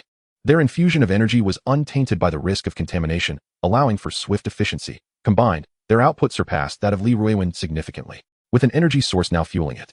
The Grand Array began to unleash its power, sending forth countless energy arrows that decimated many of Meng Ji's soldiers. Fortunately, the ministers reacted swiftly, intercepting most of the arrows. Yet Meng Ji still suffered the loss of hundreds in an instant. Damn it! I will slay this horde of monsters. Wang Jie roared, channeling all his spiritual energy into a single, forceful punch against the Grand Array. The supporting beasts of the array instantly vomited blood, yet swiftly returned to their positions, continuing to channel energy. Beside Lin Chuan, a young man from Second High was suddenly struck by an energy arrow, sent flying several meters before losing all vitality. Lin Chuan's eyes widened in rage. He could have blocked that arrow had it not been for the two beasts that had ensnared him, leading to the young man's demise. Lin Chuan recognized him. He was a quiet boy. Lin Chuan unleashed his fury upon the two seventh-tier beasts, casting a gaze technique that instantly incapacitated one of them. A pig-headed creature. In his wrath, Lin Chuan unleashed a sevenfold dark force, pulverizing the creature's head into a mess. However, the other seventh-tier beast, adorned with horns, seized the opportunity to deliver a crushing blow to Lin Chuan's ribs. Cough! Lin Chuan spat blood, turning to unleash another gaze technique aimed at its eyes. This time, he opted not to absorb its soul, but to attack its spirit directly. The horned beast wailed in agony, pounding its head with its forelegs, while Lin Chuan leapt up, merging 3 layers of dark force to pierce through its skull. Chapter 26 exuded an overwhelming sense of oppression. Lin Chuan felt the unmistakable protrusions beneath his armpit. His ribs were broken. Yet, the surrounding beasts, seeing his injury, surged forward to deliver the finishing blow. Crash! Annihilation! Crescent stab! Jiang Yanwei, Chen Ru, and Lu Rui executed their most powerful move, repelling half of the enemies surrounding Lin Chuan, particularly Lu Rui, who swiftly carved an arc beside him. Yu Wan, too, infused all her spiritual energy into her sword, unleashing over 20 sword chi. Having reached the 7th tier, she was now a master in the detached phase. The last time she employed this technique, she suffered substantial backlash, given the forceful nature of her long-range attack. However, this time would be different. She was indeed a true master now, and the accumulated sword chi had increased significantly, doubling in number. 20 sword chi traversed the battlefield, instantly severing the bodies of several foes, creating a void around Lin Chuan. The group swiftly regrouped, while Yao Bin sang, temporarily hypnotizing the surrounding enemies for a few seconds. With so many adversaries, including 7th-tier foes, he could not directly incapacitate them all, but even a moment's distraction would suffice. Seizing this opportunity, they launched another fierce offensive, harvesting another wave of enemies. Yet, the intense combat attracted the attention of some hidden 7th-tier masters on the battlefield. Initially, they intended to flee as the Grand Array shrank. But the unfolding situation left them no choice. To retreat was tantamount to death, and they might as well fight for a chance at victory. Soon, 10 7th-tier masters converged around them, including one at the pinnacle of the 7th tier. However, the elite from Ling Huan were closing in, and Meng Ji's side was not without its wits. Tai Yi and Zhang Chuling were the first to arrive at the battlefield. Upon seeing Lin Chuan injured, Tai Yi was immediately enraged, charging at the pinnacle 7th-tier warrior with his weapon drawn. Zhang Chuling assessed Lin Chuan's injury, forcefully realigning his dislocated rib with a push of his right hand, then tossed him a crystal stone. Lin Chuan howled in pain, gasping for air. Damn it, Zhang Chuling. You're too ruthless. Cursing under his breath, he quickly popped the crystal into his mouth, starting to absorb its energy to recover. Meanwhile, Zhang Chuling had already engaged, holding off 2 foes with his long sword, occasionally unleashing a palm thunder strike. Yuan found herself facing a mid-tier 7th-tier opponent. Yet her recent breakthrough left her strength lacking. She could only barely defend herself. Nevertheless, 6 7th-tier warriors remained on the field. Among them, Yao Bin was ill-suited for close combat, leaving the other 4 to fend off 2 foes each, creating a tense standoff.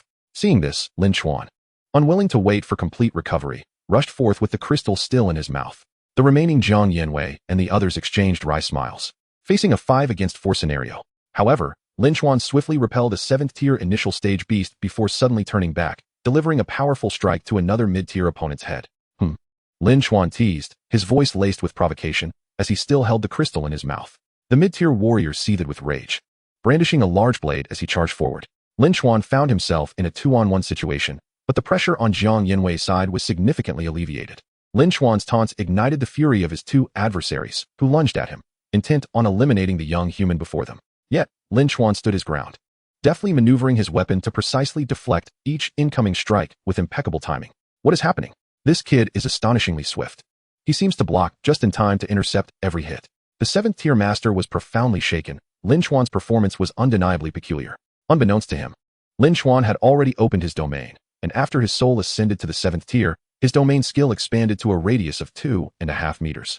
Every movement of his adversaries vividly materialized in his mind, rendering their stealthy assaults nearly ineffective. Coupled with a significant enhancement in his mental acuity, his reaction speed had markedly increased, which allowed him to respond promptly each time, providing him the confidence to face 2 opponents simultaneously. His current objective was merely to buy time, as he anticipated that other 7th tier beings would soon take notice of the situation and come to his aid.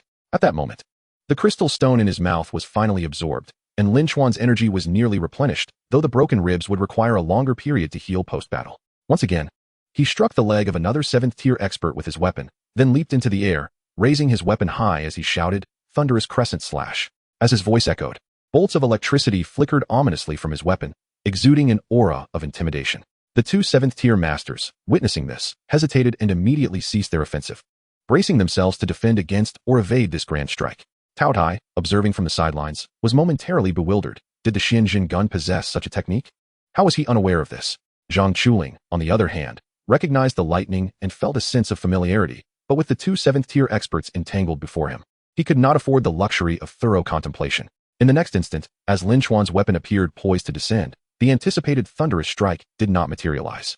Instead, Lin Chuan directed his weapon towards the distance, causing the lightning to surge towards Yuan. The 7th tier master engaged in combat with Yuan was taken aback, quickly retreating. However, Yuan was relentless, delivering a swift strike that left a deep gash across his chest. The injury visibly slowed him, and at that moment, the lightning struck him as well. Ah, how peculiar. It's merely a tingling sensation, hardly any damage at all. What seemed to unfold over an extended period was, in fact, a mere instant, and the 3 of them quickly realized they had been deceived. The lightning posed no real threat. It was merely a ruse. Indeed, the 5 thunder talismans were effective against certain malevolent spirits or purely spiritual entities, but against living beings, even those of the 7th tier, they were utterly ineffectual. Lin Chuan had retained this talisman from a previous mission involving Zhou Qingjia. Zhang Chuling finally understood, of course, that lightning was far too familiar. It was the 5 thunder talisman I had drawn myself. Lin Chuan landed with a chuckle, mercilessly mocking his 2 opponents. Enraged by the humiliation, the 2 7th tier masters decided to unleash their most formidable assaults upon him. Chapter 27, A Tremendous Force. Lin Chuan found himself struggling to withstand the onslaught. After all, he faced 2 7th tier masters, one of whom was in the mid-tier. As they frantically attacked, he could no longer hold his ground. A massive blade swung down towards him. He hurriedly sidestepped, but was still grazed on the arm. At that moment, the sharp claws of the other adversary lunged towards his eyes. Lin Chuan bent backward just in time to avoid the strike, then rolled and leaped, his body twisting in an unusual manner while narrowly evading another sweeping attack from the massive blade. Yet the assault was far from over. Both 7th tier masters pressed their advantage, unleashing a wave of blade energy and claw strikes, long-range attacks only 7th tier experts could wield. Just as Lin Chuan touched the ground, his weapon still planted, he could only sweep it across to disperse the blade energy. However, the claw strike landed brutally on his chest. Thud! Lin Chuan coughed up blood, propelled backward by the overwhelming force. Lin Chuan, Tao Tai roared, forcing back his own opponent with a gunshot before racing to Lin Chuan's side. Stay back.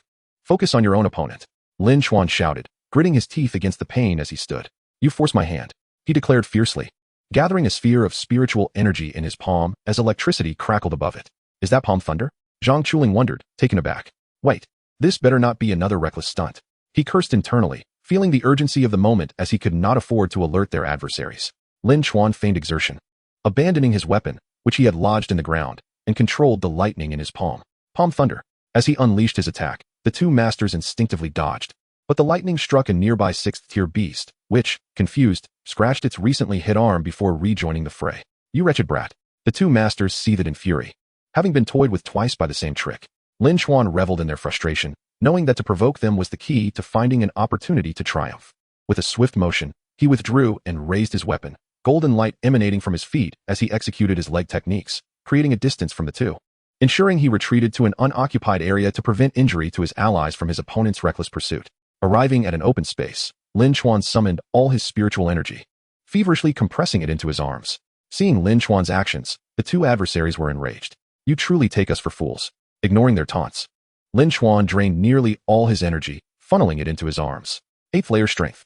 He roared, yet did not release the full force of his might, instead allowing a gray light to burst forth from his eyes. Before the 7th tier master could react, the beam struck his eyes, detonating in his mind like an explosive device. He clutched his head in agony and collapsed to the ground. Meanwhile, the other blade-wielding master, disregarding everything else, swung his massive sword toward Lin Chuan. Lin Chuan, undeterred, countered with his weapon, resembling a dragon emerging from the sea, the tip of his spear colliding with the blade in an instant. With a resounding crack, the spearhead shattered, and the great sword broke apart. Yet both weapons continued to advance toward their respective targets under their master's residual control. The principle of an inch longer. An inch stronger held true. The shaft of the spear, now devoid of its tip, struck the opponent's chest first, delivering a powerful force that surged forward. The seventh-tier master felt an overwhelming pressure upon his chest. Subsequently, 5 additional forces struck in rapid succession, causing him to cough up blood as he desperately slashed at Lin Chuan with his smaller blade. Thud! The massive blade struck Lin Chuan's arm, slicing through flesh to reach the bone, ultimately leaving a gash lodged within. Ha! Without a spearhead, you cannot breach my defenses. The master jeered triumphantly. Yet Lin Chuan maintained a smile upon his lips. He suddenly sensed something was amiss and glanced down, discovering that the spear had indeed come to rest against his chest without penetrating, which momentarily relieved him. However, the following moment, a titanic force surged forth once more. Lin Chuan chuckled, 4th layer fusion strength. This is my first attempt, and I'm still getting the hang of it. Please forgive me. The spearhead, which had merely rested on the surface of his chest, suddenly surged forth, penetrating the 7th-tier master's chest, who could only fall back in utter defeat. Who said you cannot pierce without a spearhead? Before Lin Chuan could finish, he fell into a violent coughing fit, spilling more blood. He took a deep breath to suppress the urge to cough further, then forcefully pried the massive blade from his arm and strode towards the Tao Dai. His ocular technique now has the power to stun mid-tier 7th-level experts for approximately 2 seconds. However, if he were to forego the stunning aspect and focus solely on attacking, the intense pain that reverberates from the depths of their souls could render them incapacitated in battle. There is no time limitation on this. Those with formidable willpower might recover instantly, perhaps even remaining on their feet from the outset. Conversely, those with weaker resolve could find themselves rendered as mere vegetables. Clearly, this fellow's willpower is not particularly strong, yet it is not entirely feeble either. At this moment, he is still rolling on the ground, clutching his head. Lin Chuan had just exerted himself in a fierce battle, and about 10 seconds had elapsed since then, yet this individual remained unable to escape the torment.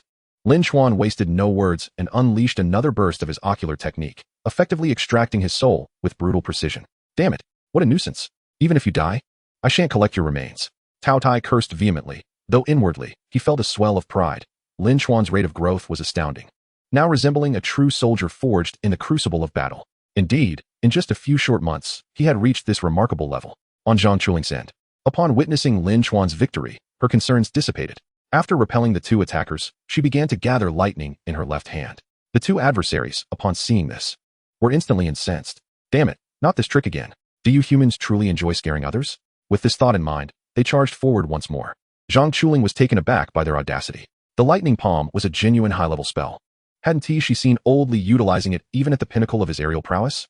If that were the case, she would bestow upon them a lifetime of complementary electric therapy. In an instant, she unleashed a robust bolt of lightning aimed directly at the 2. They were startled. This was different from the previous encounter, and instinctively raised their blades to block. However, metal conducts electricity. The next moment, they collapsed to the ground, their bodies quivering, charred black as coal by the lightning. Zhang Chuling drew her long sword and gently glided it across their necks. A lifetime of complimentary service? Dying now would indeed make it just that. Without even glancing at the 2, she dashed to Yuan's side, swiftly dispatching her already battered opponent, and then rushed to Tao Ye's location. Once Tao Tai was liberated, Jiang Yanwei's group would undoubtedly receive substantial support. At this juncture, Lin Chuan was essentially devoid of combat capability. And while Yuan had sustained some injuries, they were not severe. The addition of 3 7th-level fighters was sufficient to alter the dynamics of Jiang Yanwei's situation. Meanwhile, Jiang Yanwei's team, consisting of Yao Bin, Lu Rui, Chen Ru, and himself, had formed a temporary combat unit. Yao Bin was tasked with providing support to weaken their opponents, while Lu Rui circled them, awaiting the opportune moment to strike. Jiang Yanwei and Chen Ru served as the vanguard, continuously facing the onslaught of 4 opposing 7th-level fighters. At this point, Jiang Yanwei's group was already battered and bruised, particularly the 2 primary attackers, who were covered in blood. Yet, they could not afford to relax. A moment's lapse could spell disaster for all 4. Thus, they stubbornly endured, fighting with all their might. Yao Bin sang incessantly, his voice hoarse, yet he dared not cease. Had it not been for his persistent distraction of their foes, they would have been overwhelmed long ago. Fortunately, Lin Chuan had managed to divert one opponent, otherwise, they would not have lasted this long. Just then, Lu Rui found an opportunity and stealthily advanced, delivering a powerful thrust to one 7th-level fighter's right eye. However, she too was struck by the other 3, sent flying backward, and coughed up a mouthful of blood. Lu Rui, Shinru cried out in alarm. Yet she could only fret helplessly, unable to breach the encirclement to rescue her. The 7th level fighter who had been injured was now filled with rage, determined to eliminate Lu Rui despite the pain he endured. Bang! The sound of a gunshot echoed, as Swanli finally discerned the dire situation, taking down the one-eyed 7th level fighter with a single shot. Shinru and the others breathed a sigh of relief, yet faced with the remaining 3 7th level fighters. They too were nearing their limits. Swish! A sharp blade grazed Shinru's face. Despite her desperate attempts to evade, she could not entirely escape. Receiving a gash that ran from above her eyebrow to her chin, Jiang Yinwei's fury ignited, but against the 2 7th level fighters assailing him, he was powerless to act. In a moment of distraction, a heavy hammer struck his chest, sending him flying. Meanwhile, Yuan and her companion struggled to subdue the peak 7th level expert and, realizing the urgency of the situation, she had no choice but to abandon her opponent and rush to assist. Zhang Chuling had not anticipated this turn of events. She had thought that liberating Tao Dai would hasten their victory, yet she did not expect this peak 7th level fighter to be so formidable. Even 3 against 1 was proving insufficient. Old Zhang, you two should lend your support, Tao Dai shouted. Although he could not match this foe, he could still hold his ground, albeit barely. Initially, he had not given much thought to their support, but upon witnessing the situation unfold, he realized that all 3 of the remaining fighters were men. Though Yao Bin was not a traditional fighter, he was a new addition to the group, and, in close combat, he was even less capable than the others. Jiang Yanwei crashed to the ground heavily, and Shunru was likewise sent sprawling, exchanging glances filled with bitter resignation.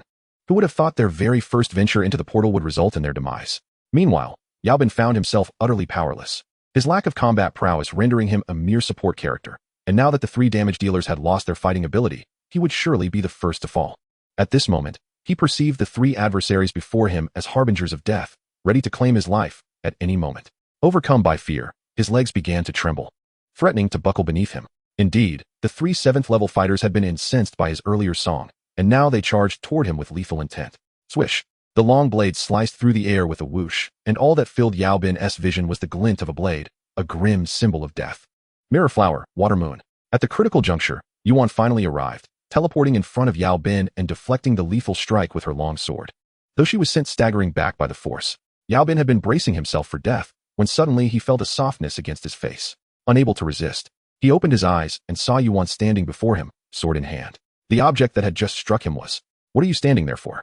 Save them," Yuan chided, prompting Yao Bin to snap back to reality. He hurriedly rushed toward Jiang Yanwei and Shinru, aiding them to their feet. Meanwhile, Yuan was already embroiled in a fierce struggle against the 3 7th level fighters. However, as one who had just crossed into the 7th level, she was indeed outmatched. And even in a one-on-one scenario, her odds were slim, let alone facing 3 at once. Soon, she bore several new wounds. At last, reinforcements from other 7th level fighters began to arrive. Li Jingjun was the first to enter, wielding the same sword technique, but with far greater potency. He struck one 7th level fighter in the arm, twisting his wrist to create a gaping hole in the adversary's flesh. Iron Mountain, Wang Rui arrived late. Yet his methods were no less formidable. He closed the distance and sent the 7th level fighter who had previously injured Jiang Yanwei flying. As he rose, he spat out a mouthful of blood. "You dare harm my apprentice? You're as good as dead," Wang Rui cursed, unleashing a flurry of punches imbued with spiritual energy upon his foe. With 2 opponents now absent from Yuan's side, the pressure on her diminished significantly, empowering her resolve. However, before she could launch her own offensive, the last remaining 7th level fighter collapsed to the ground. Yuan looked up to see Ma Ting had stealthily maneuvered behind the enemy, cleaning her piercing dagger on the corpse after extracting it from the back of the opponent's skull, and then she vanished once more. When she reappeared, she was beside the peak 7th level beast, which was locked in combat with Tao Dai. Suddenly sensing an invisible aura of death emanating from her, the beast retreated, leaving a gaping hole in its hand. At this moment, Zhang Chuling felt quite constrained. He had yet to make his mark and felt like a headless fly darting chaotically across the battlefield, ultimately finding himself in a position where he reaped no benefits from either side. With a heavy sigh, he rejoined the fray, facing another 3-to-1 scenario. This time, he and Tao Tai were responsible for the frontal assault, while Ma Ting maneuvered from the flanks, occasionally creating openings in the enemy's defenses. At this juncture, Yuan approached Lin Chuan, assisting him to his feet and carrying him toward Jiang Yanwei. This small segment of the battlefield had become the stronghold of the Ling County Mengqi Division, granting a brief respite to several men. Inside the Black Hole Great Hall, as the Ling Huan army faced relentless retreat, the Dream Goddess was filled with trepidation. Chapter 29, The Devouring Fate. If this group were to perish, no matter how formidable the mountain protecting array, it could not withstand the onslaught of tens of thousands. At that moment, she deeply regretted heeding Zhu Jiuyin's instigation to involve herself in this battle.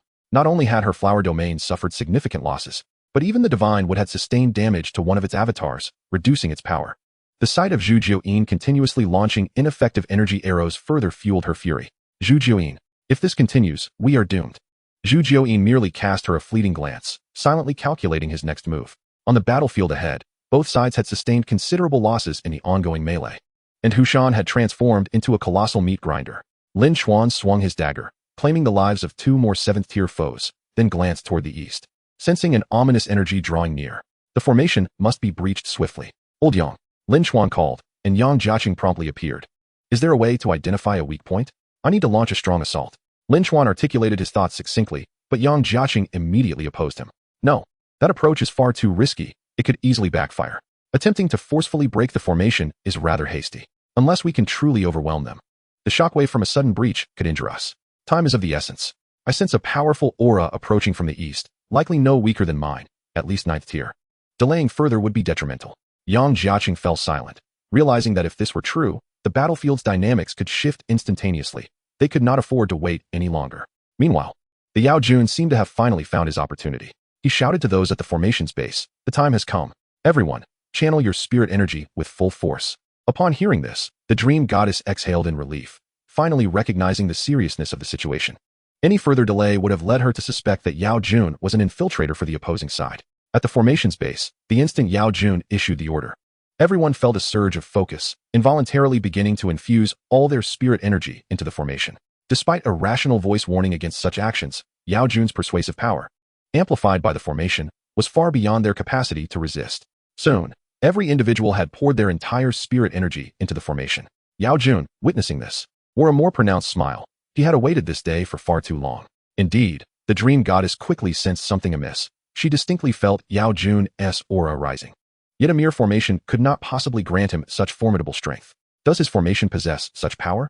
The dream goddess pondered, unable to suppress her astonishment. This level of enhancement rivals even my flower domain's formation, approaching the realm of unity, and it continues to rise. Before long, Yao Jun's power surpassed the threshold, officially advancing toward unity, and at that moment, Lin Chuan outside also detected this energy, his heart racing. This is bad. He is on the verge of a breakthrough. Lin Chuan felt a sense of urgency. If Yao Jun succeeded, they would be faced with the pressure of two unified entities. And even he could not guarantee he would withstand it. Moreover, even if he could, the aftermath of their battle would undoubtedly endanger the ordinary team members below. At this moment, Yang Jiaqing finally noticed something unusual. He shouted, "Cease hostilities." He is using the blood sacrifice of these corpses to break through. The moment these words left his mouth, both sides halted their assaults, and the Ling Huan faction erupted in outrage, realizing Yao Jun had been manipulating them all along. No wonder he had tightened the formation. No wonder he had organized a counterattack despite knowing the opposing force was strong. Only to be the first to flee, this was all part of his scheme. The dream goddess was equally stunned, her expression one of disbelief. Have you realized? Too late, Yao Jun sneered, turning his gaze toward the dream goddess, coldly declaring, "Miss Dream Goddess, you are my most crucial sacrificial material." Ever since the demise of Xiongzhan, he had known that the humans on the other side were no pushovers. Conveniently, his long-planned sacrifices were now ready, with the humans' emergence providing the perfect enhancement, saving him the trouble of eliminating them one by one. Yao Jun cackled maniacally, his eyes filled with madness. The previously suave and affable demeanor of Yao Jun now vanished. Initially, he had intended to eliminate all 8 city lords to achieve his goal, but the opening of the passage had disrupted everything, resulting in the deaths of 6 city lords. Fortunately, fate had not utterly forsaken him. The remnants of each domain's forces were sufficient to replace them. With the addition of the dream goddess, he was entirely confident in achieving unity. At that moment, the individuals within the black hole formation began to panic. They sought to extricate themselves from the formation's base, but found themselves utterly immobilized. Yao Jun sneered, "Do not harbor delusions. Do you think I taught you the techniques for no reason? Among the 8 domains, only my black hole possesses the highest foundational combat strength. Did you truly believe I was a fool? Unfortunately, Qingqiu has fled. Moreover, this formation has long been transformed into a sacrificial array." Upon hearing this, despair washed over everyone within the black hole. It became clear that Yao Jun had harbored such intentions all along. Outside, Lin Chuan, guided by Yang Jiaqing, located a weak point, precisely situated above the dream goddess. If this point could be breached, Yao Jun's formation would collapse, thwarting his breakthrough. Armed with his dagger, Lin Chuan siphoned all surrounding spirit energy, condensing it into his hand. However, Yao Jun remained unfazed. This formation is not so easily shattered. It is a grand array mobilizing the forces of heaven and earth. Even if you achieve unity, you will find it impossible. Meanwhile, the Lin Chuan army had already scattered like birds and beasts, fleeing the battlefield in terror. They could no longer remain. In just one day's time, they had lost half their forces, leaving fewer than 60,000 remaining. Initially believing that the unified expert posed a significant threat, no one could have anticipated that everything was being orchestrated by Yao Jun. He was indeed the most cold-blooded of them all. Yao Jun regarded Lin Chuan, who was gathering power outside, with disdain. What does unity matter? Am I not still able to toy with you at will? Sensing his current state, he was merely a step away from unity. He abruptly turned to face the dream goddess. The dream goddess retreated step by step. Yao Jun had gone mad, and she was no longer his match. Contemplating her impending fate as nourishment for his ascension, she steeled her resolve. Planning to self-destruct? Then I suggest you do so quickly. Upon detonation, everything about you will be absorbed by the formation, saving me the trouble of prolonging my time. Yao Jun taunted. Upon hearing this, despair engulfed the dream goddess. Was there truly no escape from the fate of being devoured? Meanwhile, behind her, the divine would appeared contemplative. Chapter 30. The True Unity. Outside, Lin Chuan finally completed the build-up for his most potent strike, the dagger in his hand shooting forth in an instant, accurately targeting the recently discovered weak point. However, as Yao Jun had anticipated, the dagger struck the formation, merely stirring ripples of spirit energy, yielding no tangible effect. Yao Jun's arrogance surged, laughing heartily, his eyes gleaming with uncontainable excitement. At this moment, the crowd was utterly dumbfounded. Who could have anticipated that this battle would culminate in such a manner? The dream goddess was now in a state of profound frustration, unable to escape, yet too terrified to perish, forced to watch as the monstrous Yao Tian hurtled towards her. In the next instant, Shimu materialized before her, his hands intertwined as he unleashed his magical prowess, halting Yao Tian's advance. Hurry! Shimu spat blood, turning his back to the dream goddess, his hands beginning to shatter. The proximity of Yao Tian, who was merely a step away from transcending, posed an insurmountable threat to him, especially after having been previously obliterated by Lin Chuan, leaving him with lingering injuries. The dream goddess stole a glance at Shenmu before soaring away. Although she could not escape the confines of the Grand Formation, there was still ample space within it. Her sole hope was that the humans outside would swiftly breach the array, granting her a chance at survival. Shenmu, huh? Merely a decayed piece of wood. After a millennium, you have yet to attain transcendence. You are nothing remarkable. Yao Tian derided. He then inquired, how many clones do you possess? Once I ascend, I shall venture to the flower domain and eliminate your true self. Shenmu's gaze sharpened, astonishment etched upon his face. What? Do you believe you have concealed yourself well? At the end of the day, you are still a tree. How well can you hide? If worst comes to worst, I will transform your flower domain into a desolate wasteland. I refuse to believe you can evade me. Yao Tian snarled, his face a mask of ferocity. Lin Chuan observed the recently struck target, deep in thought. Moments later, he summoned the three elders to his side and respectfully stated, esteemed seniors, shortly, we shall strike together. Relentlessly assaulting the earlier point, I will seek an opportunity to infiltrate. Will this be effective? Elderly hesitated. Indeed, I have just assessed it. This grand formation is not indomitable. Its restoration capabilities are merely rapid, giving the illusion of invulnerability. I will initiate the assault, creating an opening. Seniors, please assist in preventing its immediate closure. If I can gain even a second, I will have a chance. But in doing so, my young friend, you will surely be caught in the crossfire of our attacks. Master Xuanjin also expressed concern. No matter, we have reached a point of no return, Lin Chuan replied calmly. Indeed, they had no retreat. The ominous presence from the east drew ever closer, blocking their path home. Should Yao Tian break through, the ensuing assault would undoubtedly leave the crowd in ruins. Even if Lin Chuan possessed the strength to contend against two foes, the adversaries were not fools. They would simply avoid engagement, leaving him to hunt fish in low-tier waters. The three elders nodded in agreement, now acutely aware of the formidable aura approaching from the east. At present, their only recourse was to prevent Yao Tian's ascension. For as long as that remained possible, there was still hope. Lin Chuan once more gathered his spiritual energy, unleashing a barrage that caused the grand formation to tremble violently, and the three elders soon discerned a small opening had indeed appeared. Lin Chuan continued his relentless assault. With Yao Tian entangled by Shenmu, the restoration of the grand formation was slightly hindered, yet still insufficient for Lin Chuan to enter. Thus, he endeavored to widen the opening. With this, once the three elders struck, he would be able to slip through at the swiftest pace. Soon, Lin Chuan signaled to the elders. The moment to act was at hand.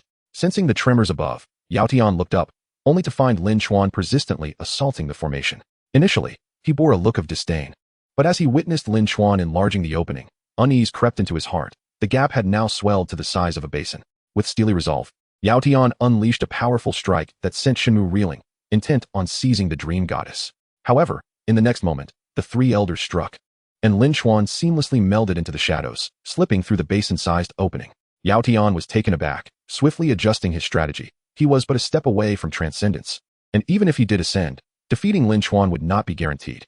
Weighing the pros and cons, Yao Tian abandoned his pursuit of the dream goddess, turning back to deliver a devastating blow that obliterated Shenmue. With no chance of capturing the dream goddess in the immediate future, Shenmue's clone, possessing the cultivation of the late stage of the void, would suffice for the time being.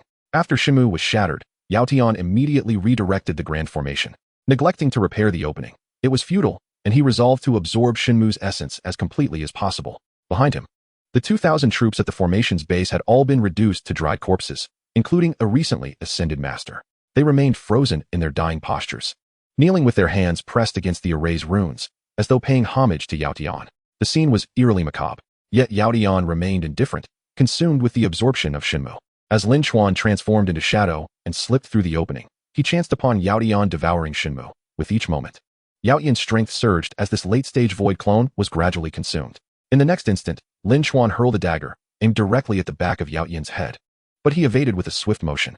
The dagger circled back, relentlessly pursuing Yao Tian, while Lin Chuan had long vanished from his previous position. When he reappeared, Lin Chuan delivered a powerful strike that sent Yao Tian crashing into the grand formation. Meanwhile, the energy left behind by Shenmue's clone was entirely absorbed by Yao Tian. Ha ha. Ha ha ha. Yao Tian laughed triumphantly, for he had emerged victorious. Sensing the burgeoning power within him and the subtle connection to the heavens and earth, he realized he had succeeded. Lin Chuan, however, scoffed, merely a pseudo-transcendence. Indeed, Lin Chuan discerned that although Yao Tian's aura now mirrored that of a true transcendent, his foundation was unstable and his energy fluctuated, indicating that his forced ascension had left significant issues. Were it not for your interference, compelling me to forsake the dream goddess and absorb Shenmue's clone instead, I would not be in this incomplete state. Yao Tian glared venomously at Lin Chuan. It was solely due to this human's presence that he was forced to exist in this imperfect form, yet he bore no real concerns. With further cultivation, he would surely attain true transcendence. Chapter 31. Victory within grasp. Yet the most pressing matter at hand was escape. He could not contend with Lin Chuan, and outside, there were several peak-stage void humans. The dream goddess might even ally with the humans, combined with the formidable human forces. Even if he were a genuine transcendent, he could not withstand so many foes, and presently, he was but a pseudo-transcendent. Suddenly, a flicker of intrigue crossed his eyes as he gazed into the distance, his lips curling into a victorious smile. So, you too have sensed it. No wonder you were so eager to rush in. Yao Tian sneered. Lin Chuan, however, remained composed. Regarding him coolly, I will eliminate you before he arrives. Yao Tian's expression hardened, and he abruptly darted to the left. In the next moment, the spot he had just vacated erupted in a violent explosion, a dagger having materialized there. He had sensed Lin Chuan's lethal intent, prompting his hasty retreat. Yet he had not anticipated the imminent danger of this strike. Before he could breathe a sigh of relief, Lin Chuan was already upon him. In almost an instant, Yao Tian's motion to evade and his subsequent impact against the ground transpired seamlessly. It appeared that Lin Chuan had no difficulty in dispatching him. Lying on the ground, Yao Tian coughed a few times, his expression freezing as he slammed his hands against the earth, executing a spin to land several meters away. The spot he had occupied was now a gaping crater. We are both transcendent. Why must you be so harried by these mere mortals? Yao Tian bellowed angrily. In his eyes, the concept of unity with the Tao is simply that, unity with the Tao. Those beneath him are no more than mere ants. Thus, the notion that this human, who has attained such unity, would endeavor to protect the lives of these insignificant creatures is utterly incomprehensible to him. Humph! Lin Chuan let out a cold snort, and the shadows beneath his feet began to spread once more. The beast, Jiao Sun, could only flee again, but Lin Chuan made no attempt to pursue. Instead, he continued to expand the shadows, akin to how he had previously enveloped the grand formation outside. This time, he intended to fill the formation from within. Consequently, beneath the entirety of the grand formation lay his domain, rendering Jiao Sun's escape futile. Do not press me further. Why not collaborate instead? Together, we could venture into the outer realms and establish a domain rich in resources, allowing our cultivation to advance even further, Jiao Sun implored, his voice laced with temptation, even stirring the interest of the distant dream goddess, who contemplated embarking on a grand endeavor alongside him. Temptation? Mere trivialities, Lin Chuan bellowed, as an invisible killing intent coalesced around him, instantly causing Jiao Sun to cough up blood. The path of slaughter? Jiao Sun was taken aback. Lin Chuan's murderous intent was so formidable that it effortlessly shattered his allure. To truly unite with the Tao is to profoundly comprehend a singular path. Upon reaching this level, one can freely manipulate the forces of heaven and earth, or the power of the great Tao, to engage in battle. In that moment, Lin Chuan's embodiment of the Tao was infused with killing intent, and Jiao Sun immediately recognized that Lin Chuan had aligned himself with the path of slaughter. The palpable aura of death emanating from Lin Chuan evoked a sense of dread, even in someone as cold-blooded as Jiao Sun, who had just slaughtered tens of thousands. As the shadows gradually spread throughout the Grand Formation, Jiao Sun could only continue his flight, all the while seemingly aimlessly heading towards the Black Hole Hall. Meanwhile, deprived of Jiao Sun's control, the protective mountain formation began to weaken, soon falling to the onslaught of Li Lao and his companions. 3 elders at the peak of the Ascendant Realm, along with Yang Jiaqing, also at that pinnacle, and 4 additional ministers at the late Ascendant stage, totaling 8 formidable experts, surged into the hall. The beast, Swan and I, remained perched atop a tree, wielding his weapon and relentlessly reaping the lives of the still remaining 7th-tier experts on the battlefield. Although it was impossible to slay every foe, each additional death among the 7th tier would enhance their safety in the aftermath. The instant the Grand Formation faltered, the Dream Goddess started southward, toward the direction of the Flower Domain. Wang Jie, Qin Yunxiang, and Li Chunren immediately pursued her. As a pinnacle ascendant, should she escape, the aftermath could yield unforeseen complications. Li Chunren drew an arrow, releasing 3 projectiles that swiftly flew towards her. The Dream Goddess, in her rapid escape, attempted to evade, yet was struck in the right arm. Nevertheless, she dared not pause, even though her pursuers were merely 3 at the late Ascendant stage and incapable of killing her. Should she become entangled, the others would soon catch up, and her fate would be sealed. At that moment, the 20,000 troops from the Flower Domain were also scattering in panic. With their leader gone, remaining would only invite disaster. Even if the humans did not actively pursue them, the residual energies from the clash between 2 united Taoists were enough to remind them that the beauty of the Flower Domain was steeped in blood. How could it not be? The shadows ultimately enveloped the entirety of the Grand Formation, and Jiao Sun had fled into the hall. Bolstered by the shadows, Lin Chuan appeared at his side in an instant. Yet Jiao Sun now exhibited an unsettling calmness, devoid of his previous panic. Lin Chuan offered no opportunity for dialogue. Brandishing a small blade, as an overwhelming wave of killing intent surged toward Jiao Sun. With a push of his hands, Jiao Sun summoned his allure once more. Although it was swiftly shattered, he managed to leap into the chamber behind the hall. Lin Chuan followed suit, with Li Lao and the others hastily trailing behind, all rushing into the chamber. Upon entering, they discovered it was indeed a secret room. Though termed a secret, it was not significantly smaller than the grand hall outside. The entire chamber was adorned with crystal stones, with even the walls constructed of these precious materials. Everyone was taken aback. The richness of these crystals was staggering, and their quantity was sufficient for at least 2 rounds of cannon fire. In other words, this single chamber contained resources equivalent to the entirety of Meng Ji's repository of top-tier crystals. At this moment, Jiao Sun stood at the center of the chamber, gazing at the gathered individuals with a beaming smile. "Ladies and gentlemen, these crystals shall be your reward for assisting my ascension," he proclaimed, waving his right hand, causing intricate formations to illuminate the floor. "What is this?" Yang Jiaqing pondered briefly before exclaiming in astonishment. "This is a teleportation array. This world possesses the legacy of teleportation arrays." As Lin Chuan activated the teleportation array, he lunged forward. The instant the formations appeared, he sensed the fluctuations in space and deduced that Jiao Sun intended to flee. Alas, he was ultimately a moment too late, for Jiao Sun vanished within the chamber. Meanwhile, the Dream Goddess, beset by the encirclement of 3 pinnacle ascendants, now bore numerous wounds. In contrast to her exquisite visage and graceful figure, she exuded a pitiable aura. Gazing back at her 3 formidable pursuers, she steeled her resolve and severed her own legs. Without the support of her limbs, her slender, pale legs tumbled to the ground, while her upper body swiftly accelerated away from the trio. This audacious maneuver left the 3 astounded. "What in the world? Are you a gecko, shedding limbs to escape?" Realizing they could not catch her, Li Chunren drew another arrow and aimed for the half-figure fleeing before them. Subsequently, the 3 turned to depart, unaware that Jiao Sun had already escaped, as they contemplated returning to lend assistance. Despite her lack of legs, the Dream Goddess moved with remarkable speed. Yet she could not evade that arrow. The projectile embedded itself in her chest. However, she made no effort to dodge, allowing it to pierce her body. With a thud, the Dream Goddess collapsed to the ground, yet remained unresponsive. On the other side, as the 3 moved further away, the severed legs on the ground began sprouting tendrils. In no time, these roots burrowed into the earth, hastening their journey back to her upper body.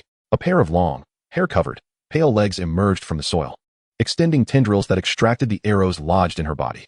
Soon after, those legs fell back to the ground, aligning the wound with her upper body, and within moments, the injury healed, allowing the Dream Goddess to rise once more. Having originally been cultivated from a flower, her vitality was sustained by her roots. Thus, theoretically, as long as the roots remained intact, she could resurrect indefinitely. However, the process of revival came at a cost. If her upper body were to be completely destroyed, She would lose a significant portion of her cultivation and would need to expend great resources to reconstitute herself. This was why she did not flee outright, but instead risked returning to reclaim her upper body. Fortunately, her adversaries were oblivious to her vulnerabilities and departed. Or else her recent ascent to the pinnacle of the ascendant realm might have plummeted back to the mid or even early stages. After surveying her surroundings and confirming that no one was present, the dream goddess ascended once more, soaring toward the flower domain. In the grand hall, Wang Jie and the others had arrived, and upon witnessing the trove of exquisite crystals, Wang Jie went into a frenzy, pulling out a sack to begin collecting them. Lin Chuan proceeded directly toward the hall's exit, beckoning Yang Jiaqing to accompany him, while the others, except for the preoccupied Wang Jie, followed suit. What do you think about establishing this place as a base for Meng Ji and Ling Huan? Lin Chuan suggested. The others' eyes brightened at this notion. It was indeed an excellent idea. The black hole served as the first stop from Kekexili to this area. If they could establish a base here, future incursions into the dark forest would be considerably more manageable. Furthermore, their logistical support would be far more assured. Seeing that no one had any objections, Lin Chuan nodded and declared, "Then it is settled. However, there are more pressing matters at hand. Elder Yang, please investigate whether this protective mountain formation can be utilized for our purposes." Absolutely. Yang Jiaqing exclaimed with enthusiasm. His interest in the grand formation peaked. He had been closely observing it, but refrained from interrupting Lin Chuan as he pondered future plans. After instructing Yang Jiaqing, Lin Chuan turned to the troops below and commanded, "Everyone, immediately retreat to the main hall. Do not attend to the remains of the fallen for now. Report to the main hall at once." Yes. The over 50,000 soldiers promptly complied, swiftly organizing themselves into formation and advancing in an orderly manner toward the main hall.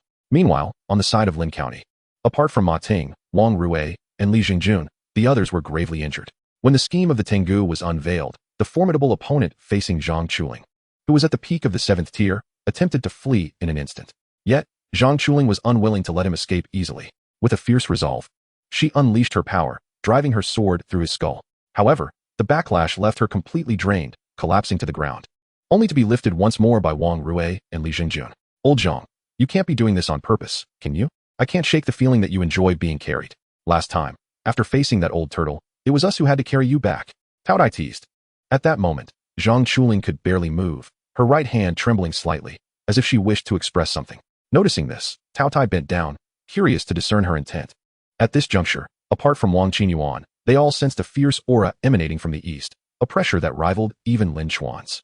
They finally understood why Lin Chuan was so eager to dismantle the formation. If they delayed any longer, they might face a dual assault from two 9th-tier adversaries. Although the difference between the 8th and 9th tiers was merely one grade, the disparity was fundamentally significant. A chasm lay between them, one that was insurmountable. Even if Lin Chuan could subdue one opponent, it did not guarantee their ability to contend with the other. Thus, it was imperative to resolve the troubles posed by the Tengu before their arrival. The troops of the Mengji army gradually entered the formation's domain, and Yang Jiaqing finally discovered the method to activate it. This formation was foundational, and the key to controlling it lay within the main hall. Yang Jiaqing proclaimed with excitement that as long as they could erase the marks left by the Tengu and inject new ones, they could command the formation at will. Lin Chuan swiftly ascended above the formation, observing for a moment before hurling a small knife toward the dragon pearl nestled between two dragons on the ceiling. Clang! The knife ricocheted back, and Lin Chuan easily caught it, realizing that the dragon pearl was indeed the focal point. He unleashed shadows, and countless tendrils sprouted forth, eagerly consuming the essence. Soon, the dragon pearl emitted a faint white glow and trembled slightly. In an unknown forest, Tengu furrowed his brow, somewhat astonished. So quickly they found the formation's eye? He mused, though he intended to leave the dark forest anyway, so he paid it little mind and continued traversing the dense woods. Lin Chuan turned to Yang Jiaqing and said, "Elder Yang, please infuse your spiritual energy. This formation will be under your control." Yang Jiaqing, well versed in such matters, readily accepted, replying, "Understood."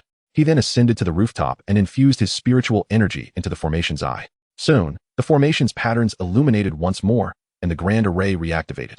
However, Yang Jiaqing quickly discerned something amiss. The formation had been altered by the Tengu, and its offensive capabilities were limited to merely air arrows. No wonder he had previously deemed the formation ineffectual. It had long ceased to be what it once was. Yet, with the eye of the formation in hand, the entire array fell under Yang Jiaqing's command, and he saw through the modifications with clarity. He swiftly repaired the formation, only to find that its offensive means still consisted solely of air arrows, albeit significantly more potent. It seemed that the Tengu had opted to diminish its offensive power in exchange for the sacrifices of the Mengji. Yang Jiaqing attempted to launch an air arrow. Boom! A massive boulder below was utterly obliterated, and Yang Jiaqing's eyes gleamed with excitement. Chapter 33, Proclaiming Sovereignty. This power rivaled that of an early-stage 8th-tier attack. Previously, the air arrows could only slay mid-tier 7th-tier extraordinary beings. This restoration had amplified its potency several-fold. Moreover, the defensive capabilities had also been bolstered. Now, if Lin Chuan were to attempt entering the formation using his previous methods, it would take at least 3 times longer. Yang Jiaqing was thoroughly satisfied with this grand formation. The Mengji's defense would be considerably strengthened, and he planned to devote time to studying it, intending to create a similar one at the Tiantai mountain base. As Yang Jiaqing pondered these matters with great delight, it was undeniable that due to the unbroken lineage of Lin Chuan, many aspects surpassed those of the outside world. At the very least, the external realm lacked formations that utilized objects as focal points. The military formations he was familiar with were all based on human foundations. In reality, military formations were more akin to battle formations, fundamentally different from this protective mountain formation. The Mengji army finally fully entered the confines of the main hall, while Lin Chuan hovered above, with several others quickly following suit. Wang Lanqing and Yang Jiaqing remained within the formation. As the group soared out, Yang Jiaqing instantaneously activated the formation, conjuring a massive protective barrier that enveloped the black hole hall once more. At that moment, the pressure they had sensed finally arrived. "You are human?" Lin Chuan inquired, somewhat taken aback. The newcomer was a middle-aged man, clad in a long robe, with a robust physique and a demeanor that emanated a fierce aura reminiscent of an ancient general. To Lin Chuan's astonishment, he discovered that the man possessed a presence akin to that of a human. "Are you from the ancestral lands, the human race?" The man gazed at Lin Chuan, equally surprised. Earlier on his journey, he had sensed the presence of a harmonious aura in this vicinity, initially assuming it was a minor lord who had broken through, only to discover it was the human race's harmony. And who was that presence of pseudo-harmony that appeared earlier? The middle-aged man inquired. "Shouldn't you introduce yourself first?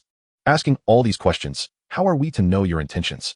Wang Jie interjected, clearly agitated by the man's condescending demeanor. "Besides, we are not from Earth. If it comes to that, we might as well fight. Why waste time with trivial inquiries?" The middle-aged man appeared somewhat taken aback. How dared a mere transcendent speak to him in such a manner? However, recalling the elder's instructions from his clan, he proceeded with an introduction. "My name is Jean, a scout of the Linghuan human race. I heard that the passage between our worlds has opened, and I specifically came to aid the human race." "The human race? Are you implying that there are humans in Linghuan as well?" Lin Chuan exclaimed in astonishment. Previously, Zhang Ling had informed him that Linghuan was populated solely by alien beasts, and that the opening of the passage would inevitably lead to an invasion, resulting in widespread devastation. Yet, the man before him claimed that humans existed in Linghuan, leaving him utterly bewildered. "Indeed, my people are currently under the leadership of Elder Changqing. Upon learning that a branch of our kin has entered Linghuan, they dispatched me to provide support," Zhang replied with courtesy. It had long been rumored that the ancestral lands had depleted their spiritual energy and that martial arts had declined, existing in an age of Linghuan. Yet, to his astonishment, so many transcendent beings had emerged, with several elders even at the peak of the transcendent realm. What truly astounded him was the presence of a harmony expert, which challenged his previous understanding. Lin Chuan remained silent for a long while. Although the man claiming to be Jean was indeed human, there was an unsettling feeling that lingered.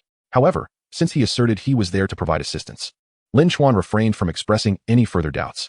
Instead, he kindly stated, "The enemies have already been dealt with, so I must apologize for inconveniencing you, Brother Jean. Please return now." "Wait, don't leave," Jean exclaimed with exuberance, prompting Lin Chuan to observe him with a peculiar gaze. It was only then that Jean realized his demeanor and reverted to his previous serious self. "What might I call this esteemed friend?"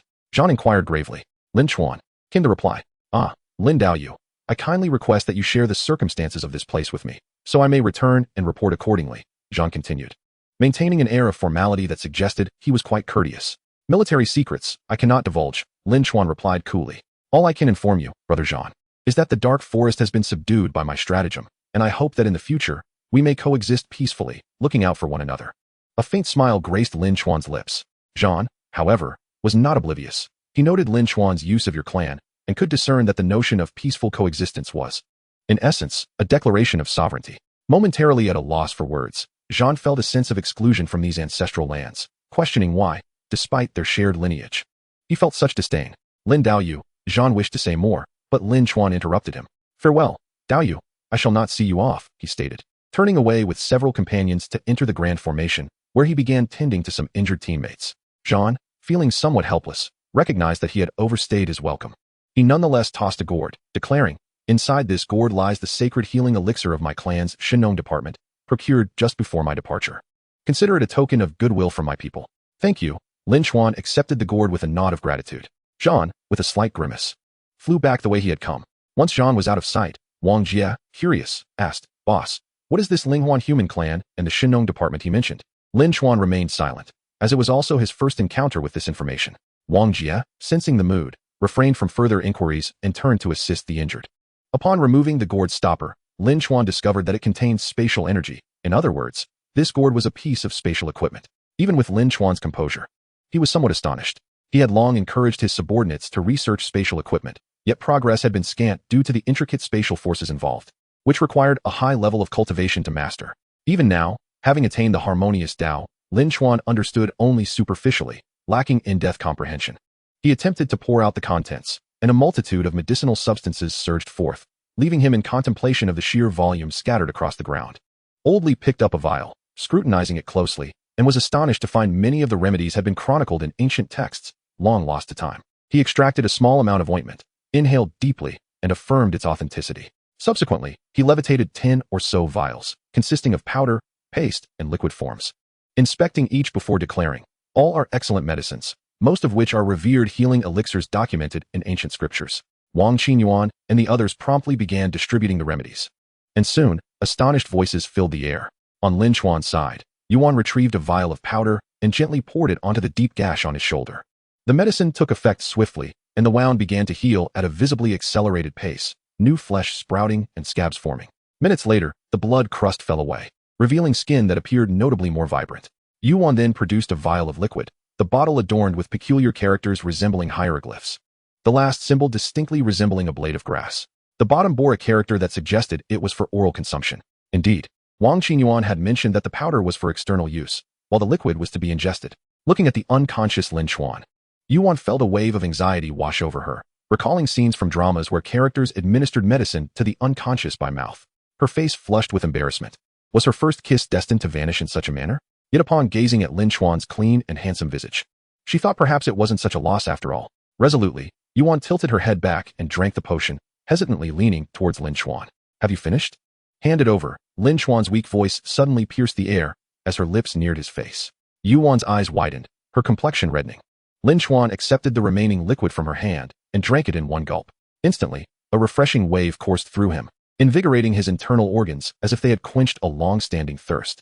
The internal injuries he sustained and the exhaustion from overexertion began to mend. Before long, Lin Chuan was able to rise, yet upon feeling the broken rib, he simmered with irritation. Previously, Zhang Chuling had merely pushed it back into place, but now, proper realignment was necessary for recovery.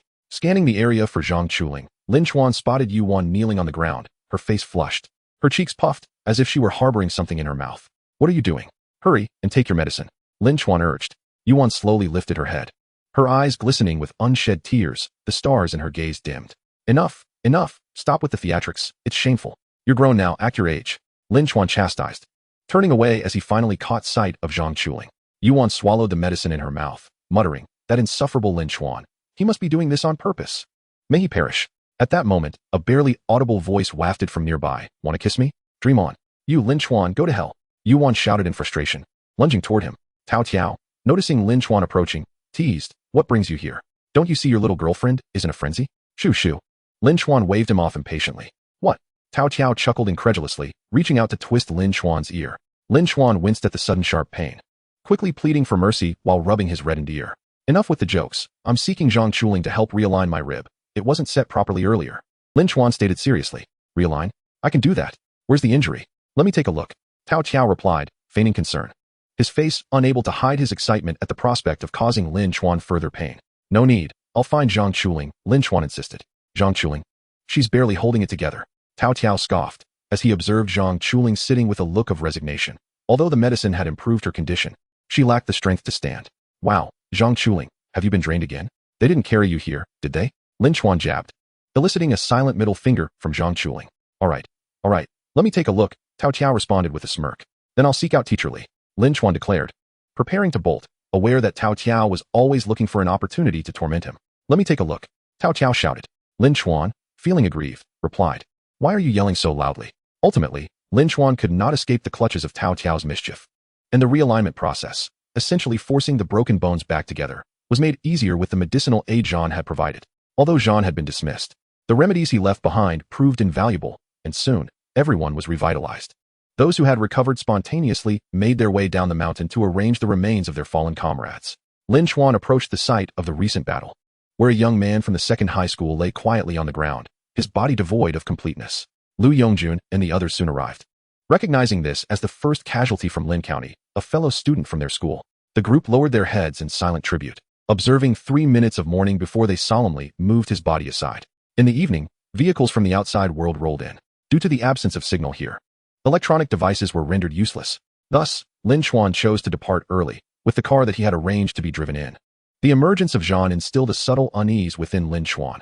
Matters appeared to be far more intricate than he had initially presumed. There were humans in Linghuan, but what connection did they share with the people of Earth? He also noted a particular term, ancestral land. What did it signify? Ancestral land? The land of one's forebears?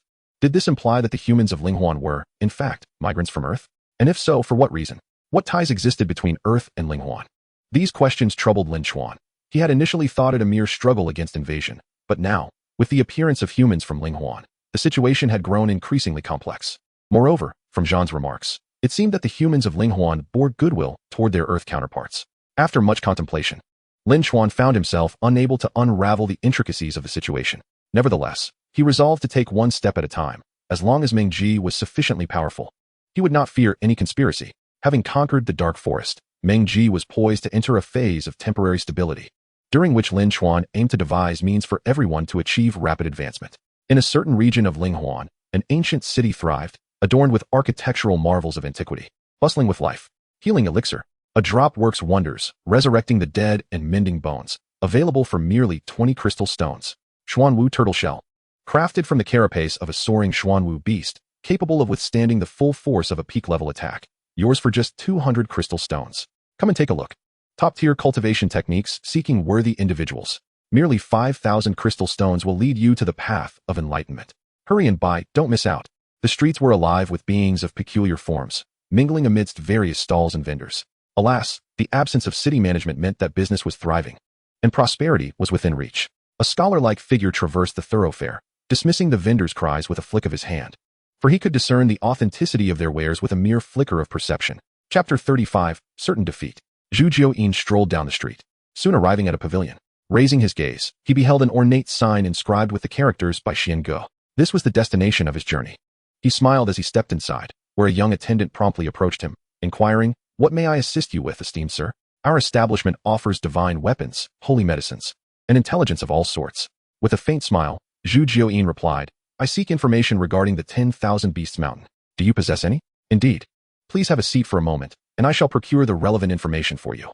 The young attendant respectfully responded before retreating to the back room. Shortly, he emerged bearing a scroll made of beast hide.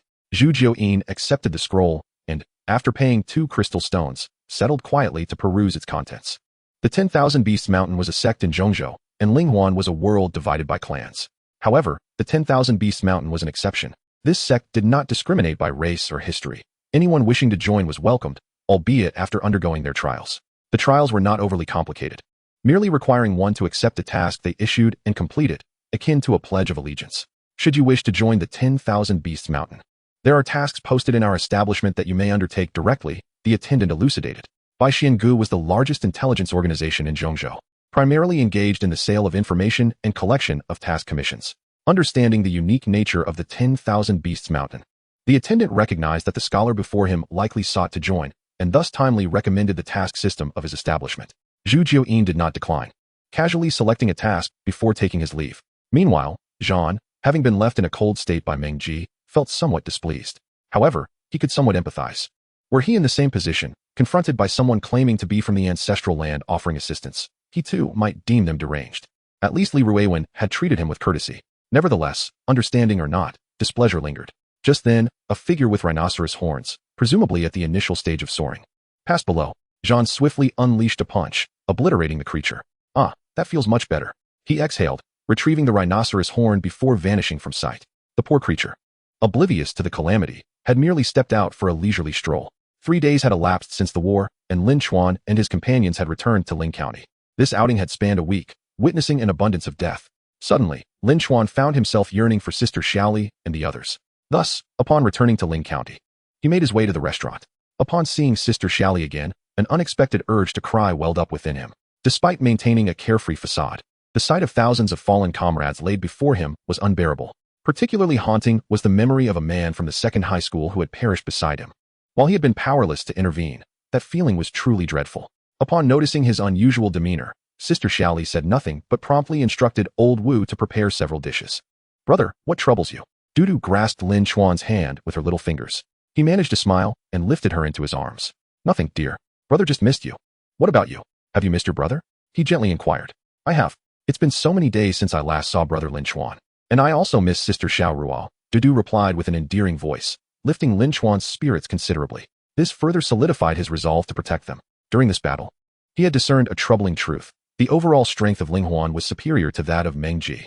It was merely the technological advantage that had allowed Meng Ji to maintain the upper hand. Yet, the moment the protective mountain formation was activated, Lin Chuan realized that, at least for the time being, conventional human weaponry was largely ineffective. This was merely the dark forest.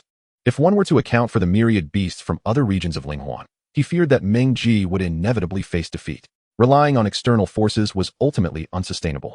True strength must be derived from within to safeguard everyone. Currently, only 2 interdimensional passages had opened, yet Meng Ji had already sacrificed over 10,000 comrades. In the future, as more passages emerged, even if Meng Ji's numbers increased, they would be unable to withstand the onslaught of countless beasts. Twice, victory had been achieved by exploiting the enemy's lack of preparedness, but what would happen next?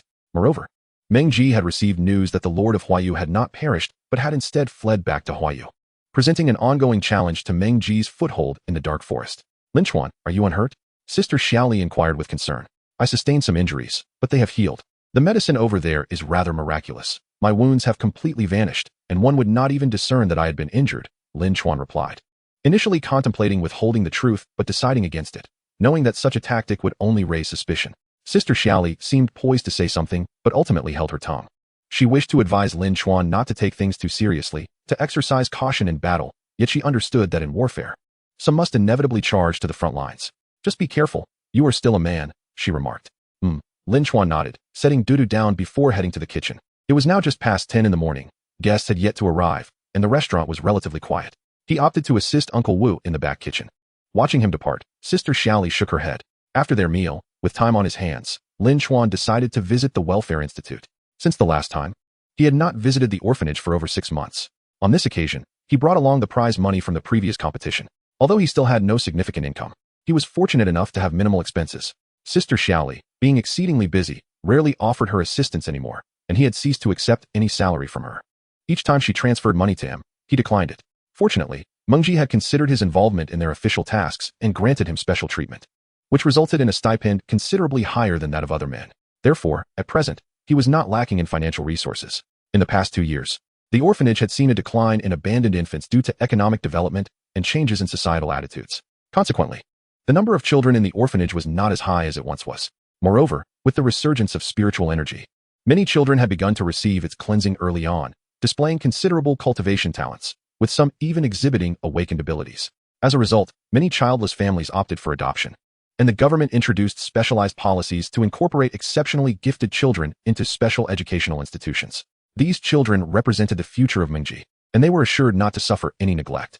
The conditions at the orphanage had improved significantly, allowing the director to finally experience some relief. However, the director could not let go of Xiao Wei, the beloved older brother of the children, who remained missing. Over the past 6 months, Lin Chuan had been inquiring about him, and had even scoured the internet for information regarding lost relatives, but to no avail. Since leaving the orphanage, Xiao Wei had seemingly vanished without a trace.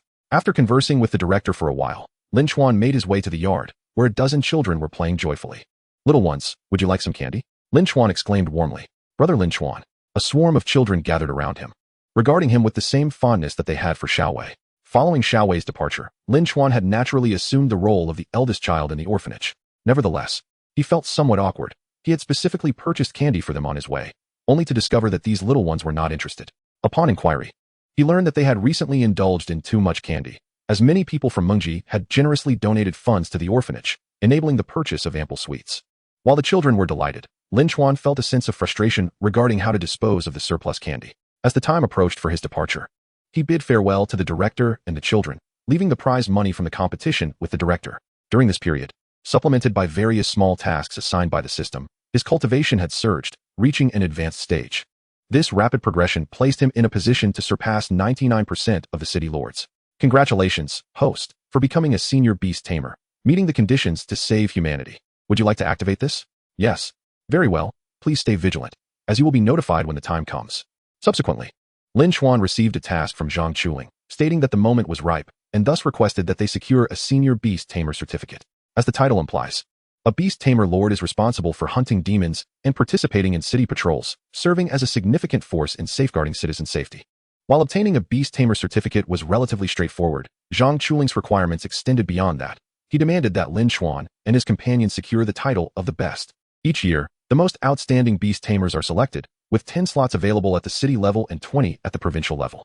Zhang Chuling's demands did not concern the national level. He only requested the provincial one.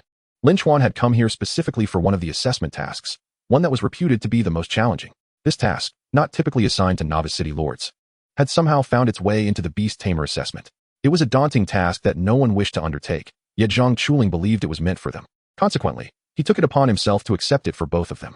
At that moment, Lin Chuan felt a surge of anxiety akin to 100,000 ducks fluttering in his chest.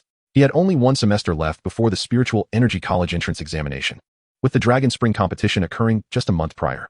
At this juncture, Lin Chuan, empowered by the system, had already mastered the ability to switch between the real world and the spirit realm at will. Furthermore, he could engage in dialogue with the system autonomously. Upon learning of the situation, Zhang Chuling waved his hand dismissively. No problem, you are both expelled. He promptly processed their leave of absence, under the noble pretext of upholding justice. Additionally, due to Wang Jie's immense trust in Zhang Chuling, he approved it without hesitation. The two were forcibly removed from the Sea of Knowledge and paired up to head to the incident site in Yaotsong. Brother Chuan, I long to return to the days of homework, Li Ruiwen lamented. Ruiwen, I too wish to return to the classroom where we were constantly pitted against superior students. Brother Chuan, I heard that our language teacher has been replaced by a university intern who happens to be the president of the dance club. Ruiwen, I also heard that a petite and charming female transfer student has joined our class, soft-spoken and delicate, and she sits right next to me. The two exchanged glances, nearly overturning the table in their frustration, wishing they could transform into senior city lords and give Zhang Chuling a good thrashing. Sigh, enough of that. Let us think of a solution. We must meet the victims tomorrow, Lin Chuan said as he set down his teacup. This was an exceedingly perplexing case. A woman had reported her child missing, and despite her exhaustive search, she had found no trace of him. The police had scoured surveillance footage but uncovered nothing. The matter seemed to fade into obscurity, yet soon after, numerous other women reported their children missing. This development alarmed the Beast Tamer Association, as it pertained to the safety of young children, compelling them to mandate the participation of reputable city lord teams in the investigation. However, results remained elusive. To this day, the case has been relegated to various levels of task lists, with the hope that, one day, a skilled individual may emerge to rescue those children who have yet to be harmed. What madness has overtaken the minister to assign us to investigate this enigmatic task, which even many formidable city lord teams cannot unravel? What can we possibly achieve? There's nothing we can do. Who knows what has gotten into him? Since we are here, we might as well take a look. System, please provide some assistance. What kind of help do you seek? In this situation, what can I do? I can only help you discover a few details. The system replied helplessly. Is there any chance you could offer me a reward akin to channeling Conan? Without it, how can I possibly find a clue in this unresolved mystery? Let me check. Currently, there are no such rewards available, but I believe I can offer you some assistance. What kind of help? Lin Chuan asked with hopeful anticipation. The system possessed a function known as extreme analysis, which enabled it to detect even the faintest trace of a demon's scent or secretion, allowing for tracking. Brother Chuan, do you have any leads? Li Ruiwen, who was not well versed in this field, was engrossed in a game. How shall I put it? The information at our disposal is quite limited. For now, we can only rule out non-human perpetrators. I checked the Beast Tamer official website. It states that a certain team utilized high-tech demon tracking devices at the crime scene, and subsequently found traces of demons at several other locations. But beyond that, there is nothing. This is quite troublesome. Do you think I can defeat the demons? Li Ruiwen sighed. We should be capable. The information indicates that the team inferred the demons were likely of the servant level, compared to others. We are truly at a disadvantage, Li Ruiwen said with a smile. Indeed, they possess various high-tech tools, while we only have our wits. It's quite challenging. Lin Chuan remarked outwardly, yet internally, he was quite pleased, as he possessed extraordinary abilities that surpassed the ordinary. Early the next morning, they arrived at the home of one of the victims. A middle-aged woman in her mid-30s answered the door, looking at them with confusion. Hello, ma'am. We are the Beast Tamer Lords. Lin Chuan introduced himself, presenting his certificate. Chapter 37, The Painful Truth. Beast Tamer Lords? Please, come in, she said calmly. Brother Chuan, why do I feel like she is utterly unconcerned? Li Ruiwen commented. It is quite normal. The events have transpired for half a year now. During this time, the doorway has likely been trampled countless times, and she has probably grown numb to it, merely proceeding one step at a time. The mood of the two individuals consequently darkened. Suddenly, an overwhelming pressure enveloped them. So many have failed. What use is there for her? Look at how her mother has become desensitized. Hope seems bleak. What kind of city lord are you? The woman inquired, pouring tea for both of them. I am merely a novice city lord, Lin replied, a hint of insecurity in his voice. Just a novice? The woman appeared visibly disheartened, clearly invested in this matter. Hence, her disappointment in a novice city lord was something Lin Chuan had anticipated. Although we are novice city lords, we are not the primary investigators. We merely assist in gathering information. My relative is a member of the renowned demon hunting group, the Fiery Wings. They wish to take on this case. Fiery Wings. The woman expressed her surprise, indicating unfamiliarity with the group. Indeed, you may not understand as you are not a beast tamer. This is a team composed of 5 major city lords, boasting a 70% success rate in both hunts and investigations, so you can rest assured. Lin Chuan relayed this information to Zhang Chuling, hoping to inquire if he had any connections within the demon hunting group to bolster his facade. Thus, the Fiery Wings became his cover. Very well, what do you wish to ask? I would like to know where your child went prior to their disappearance. Were there any unusual occurrences? Where did the disappearance take place? Was there any peculiar behavior before they went missing? The woman reflected, sinking into a sorrowful reverie. I remember that day. I took my son to the shopping center in the city. I intended to buy him a few pieces of clothing. And there was a dessert shop on the 3rd floor hosting a festive event, so I took him there to eat. Lin Chuan noted several key phrases in his notebook. And then, that day at 3 in the afternoon, we left the shopping center. It was summer, extremely hot, and we passed by a children's water park. He adored the slides and wanted to swim, so I let him go. Swimming. There shouldn't have been anything amiss there, right? No, after that. We returned home at 5 o'clock. I went out to buy groceries, and he went to play with his classmates. So he went missing in the evening? Yes. He did not return for quite some time. I initially thought he was just having fun, but by 8 o'clock, I sensed something was wrong. I asked his classmates, and they said he had gone home by 6 o'clock, yet he still hadn't returned by 8. As she spoke, her complexion darkened, grappling with the unbearable reality of her child's disappearance. From 6 to 8 o'clock, it should still have been light outside, right? Lin Chuan inquired.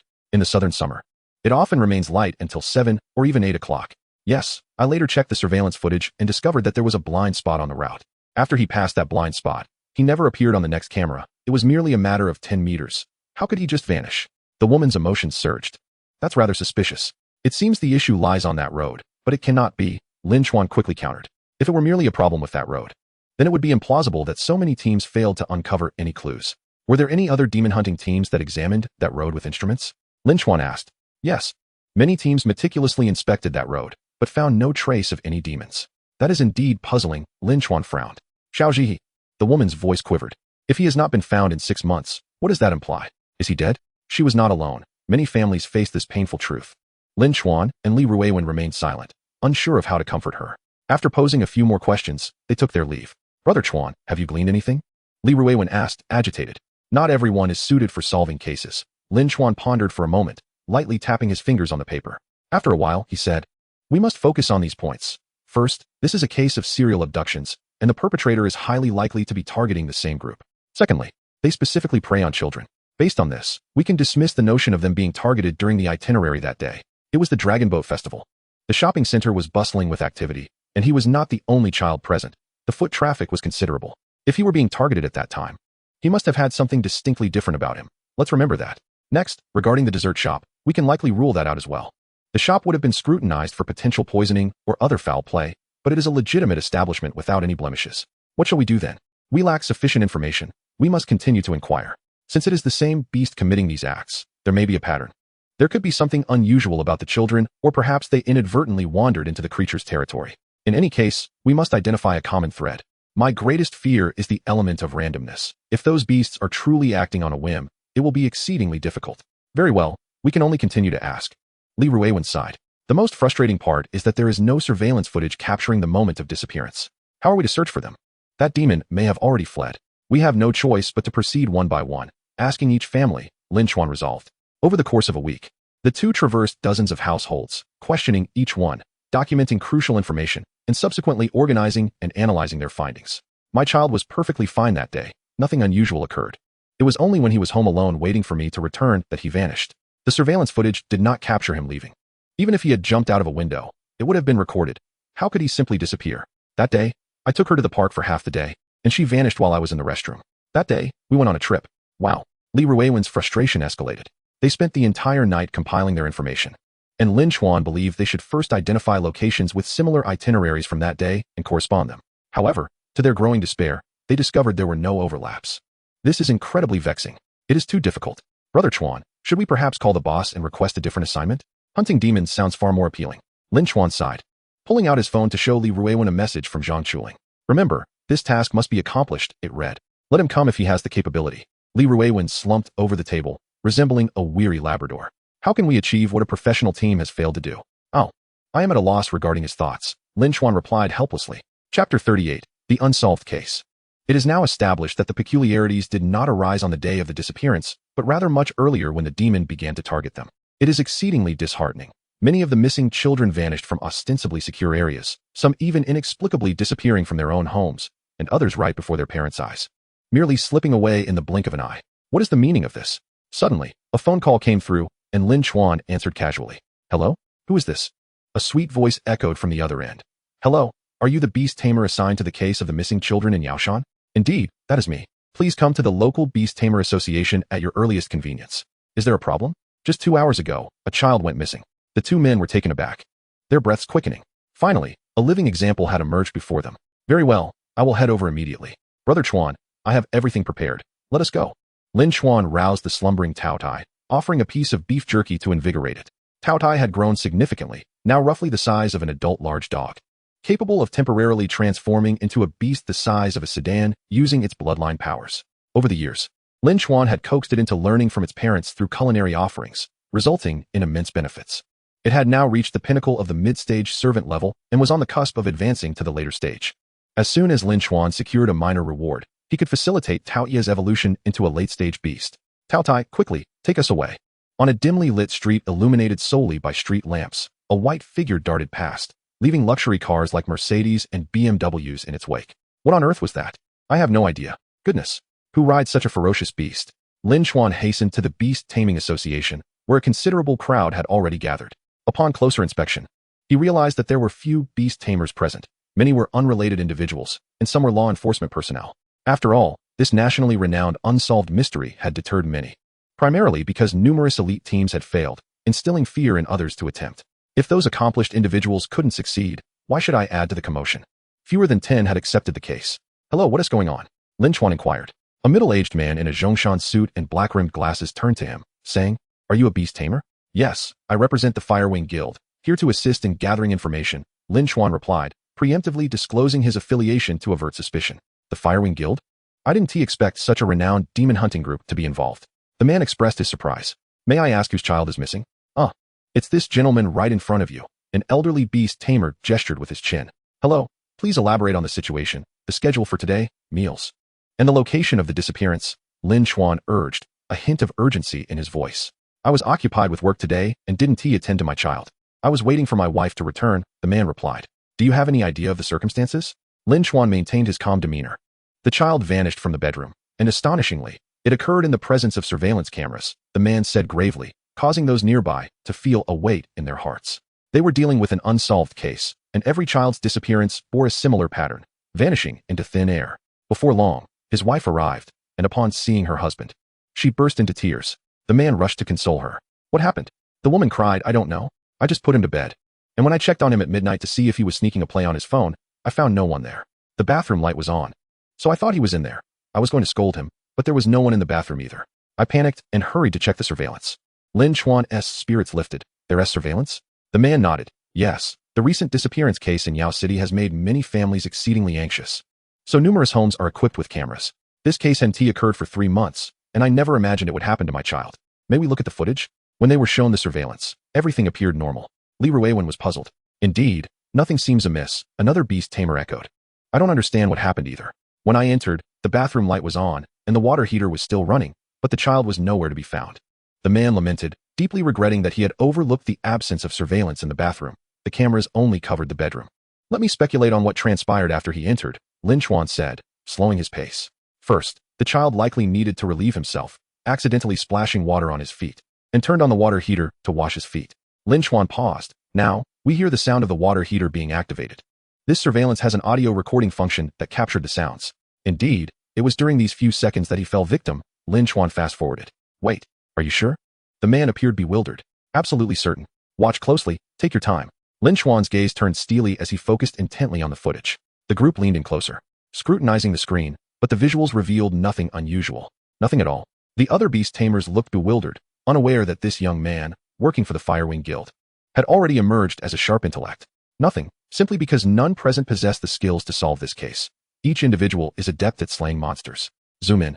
Maximize the image. Yes, right here by the curtains. Lin Chuan pointed towards the window. Approximately 7 or 8 meters away from the boy's bed, there is a large window. The curtains cover about 80% of the window, leaving a small portion exposed. Notably, the window is only opened about 20%, and the breeze is very faint. Look. Pay attention, yes. At that moment, the bottom of the curtain suddenly moved. The group hurriedly glanced, and their pupils dilated, for indeed, the very bottom of the curtain exhibited a minuscule movement, as though it had been pressed down by some unseen force, expelling the air within. This disturbance was slight, yet utterly uncharacteristic. After viewing the footage, the group felt a chill run down their spines, drenched in cold sweat. What on earth was that? The man's lips trembled slightly. Something had silently entered his home and abducted his child. After watching the surveillance, he felt a shiver, as if a pair of eyes were watching him from behind. Consider this carefully. The curtains were consistently in a calm state, and there seemed to be no wind from outside. Even if there were, it wouldn't only affect the bottom part. The disturbance is exceedingly strange, suggesting only one possibility. Something inadvertently brushed against the curtains. Lin Chuan spoke slowly, feeling a sense of relief as he finally uncovered a clue. Chapter 39. A sudden realization. This was largely thanks to the advanced technology from another realm. The surveillance system was developed using light-based spiritual energy. The middle-aged man, being quite affluent, had installed the best equipment available on the market, which effectively recorded the scene in remarkable detail, enabling him to notice this crucial detail. Young lad, you are quite astute. One of the beast tamers praised. They were also indebted to Lin Chuan's keen observational skills. Otherwise, deciphering this case would have been near impossible. My friend, please. You must help me retrieve my child, and I will reward you handsomely. The man deeply bowed to Lin Chuan. No need for that. It is the duty of a beast tamer. I will certainly help you find your child. Lin Chuan assisted him back to his feet and shared his thoughts. I have a rather bold hypothesis. Please listen. Speak. I suspect that the disturbance of the curtain was caused by the boy himself. The crowd gasped, and the mother was so frightened she fell to the ground, prompting her husband to quickly help her up. He turned gravely to Lin Chuan. What do you mean by that? I had this suspicion initially, and now after viewing the footage, I am 100% certain. Lin Chuan produced his notes. From the surveillance, aside from this possibility, another could be that something invisible entered and took the boy away. However, my hypothesis is that the boy himself vanished. Vanished himself? Everyone's hair stood on end, as though they had grasped something profound. Yes, this week I investigated most of the families with missing children, and some children vanished right under their parents' noses. Among them, some parents are even city lords. There was even a case involving a high-ranking city lord where children were abducted. Unless this demon was exceptional, it could not evade the perception of a high-ranking city lord. Therefore, I suspect he disappeared from people's sight on his own. It's quite possible that some malevolent entity secretly parasitized him, lying in wait until one day when it suddenly activated, controlling the boy's mind and using unknown means to make him and his clothing invisible, compelling him to disappear voluntarily. Now it makes sense. Several beast tamers suddenly understood. After his explanation, they seemed to connect the dots, if this were indeed the case. It could also explain the previous missing person cases. But how did he disappear? The door wasn't opened. The woman questioned. Quite simply, through the window. If he turned invisible and escaped through the window, it wouldn't have been detected. Your window is quite large, and the gap left was just enough for him to leave. Lin Chuan pointed at the window. The window? But my house is 3 stories tall. He was on the 2nd floor. How could he jump down? It's solid concrete below. The woman exclaimed in terror. Surely my son wouldn't jump off the building. Indeed, a child leaping from the 2nd floor would undoubtedly sustain injuries, perhaps even fractures, rendering them incapable of rising from the ground. Furthermore, the 2nd floor of this villa stands nearly 10 meters high, a fact that left a beast tamer perplexed. Your home must be quite affluent if the 2nd floor is 10 meters high, he remarked. Let us consider an alternative perspective. What do you believe facilitated his disappearance? Or how might one achieve invisibility? Lin Chuan retorted. Conveniently, I have a hypothesis. It is certain that some malevolent entity is at play here. Though it is also possible that it is a creature cultivated by human hands, Lin Chuan elaborated. However, we must examine the scene firsthand to ascertain the truth. Very well. This way, please. The man gestured, leading the group swiftly to their villa district. Lin Chuan, unable to restrain his eagerness, entered the young boy's room, his keen gaze surveying the surroundings. Please, do not move. Allow me to investigate, Lin Chuan instructed. The others complied without objection, as the wisdom he displayed was sufficient to earn their trust. He He removed his shoes and cautiously approached the disturbed curtains. System, where are your functions? Come forth, so I might play the role of the illustrious Detective Conan. Lin Chuan called out to the system. Here I am. A surge of consciousness flooded Lin Chuan's mind. When he reopened his eyes, he found himself in an alternate realm, although his perspective remained the same. Countless details had been magnified, and his perception had been enhanced exponentially. Remarkable, was all he could utter, as if he possessed eyes of high-tech titanium alloy that allowed him to detect even the slightest movement. Lowering his gaze, he discovered a clue. In his heightened vision, a series of footprints had been marked by the system on the floor, likely created by the secretion that enveloped the boy's feet. The marks were sparse, indicating they were on the verge of vanishing. This secretion dissipates rapidly. It will likely vanish entirely within a few hours. No wonder so many returned empty-handed. Even while those elite teams detected it with their instruments in new cases, yet to little avail, Lin Chuan surmised. Feasting upon the essence, Lin Chuan summoned his fierce beast. Next, we must perform. I possess the system to discern these vital clues, and I require their trust to facilitate the next steps. Thus, we must act, presenting a plausible explanation for them. He called upon the beast to assist in this charade. What is this? The others inquired, confused. My contract beast can detect the scent of the malevolent entity. Let it ascertain what activities the boy might have been involved in. At a crucial moment, the beast showcased its acting prowess, discarding its previous foolish demeanor for a fierce countenance, and began to sniff the ground as per Lin Chuan's guidance, then raised its paw, indicating there was something of significance here. Lin Chuan mimicked the act, marking the trail of footprints with a pen, leading up to the window, where he also noted 2 handprints and signs of disturbance. This revelation left the beast tamers in awe. Impressive, Brother Chuan. Li Ruiwen expressed his admiration. So that is how the case unfolds. The beast tamers murmured in unison. No wonder he hails from the wing of the blazing fire. They indeed recruit the elite. The bathroom bears no footprints, suggesting that this secretion dissipates rapidly when in contact with water, Lin Chuan noted. Let us follow the trail outside and see where he might have climbed. Upon reaching the window, Lin Chuan discerned handprints and footprints on the wall, all leading in a particular direction. Can your contract beast detect the scent? The man inquired, excitement palpable in his voice. This means there is hope for my child. We simply need to follow the footprints to find him. Perhaps, but the scent is faint. We can only follow it with great difficulty, Lin Chuan responded, cautious not to overstate their chances. He feigned allowing the beast to lead the way. In Lin Chuan's eyes, the footprints appeared exaggerated, indicating the child manipulated by the malevolent entity moved with a certain stiffness and lack of coordination, suggesting that true mental control was beyond their reach. The entity's power seemed limited, perhaps only capable of influencing children. Yet, Lin Chuan's expression shifted abruptly as the footprints suddenly ceased. What is happening? Why have they vanished? Lin Chuan pondered, bewildered. Vanished? The man was equally startled. What do we do now? My dear, the woman interjected, her complexion pale. The community waters the grounds at night to combat wind and sand. She recalled Lin Chuan's warning about the rapid dissipation of the secretion upon contact with water. How unfortunate that this coincided. Lin Chuan silently cursed.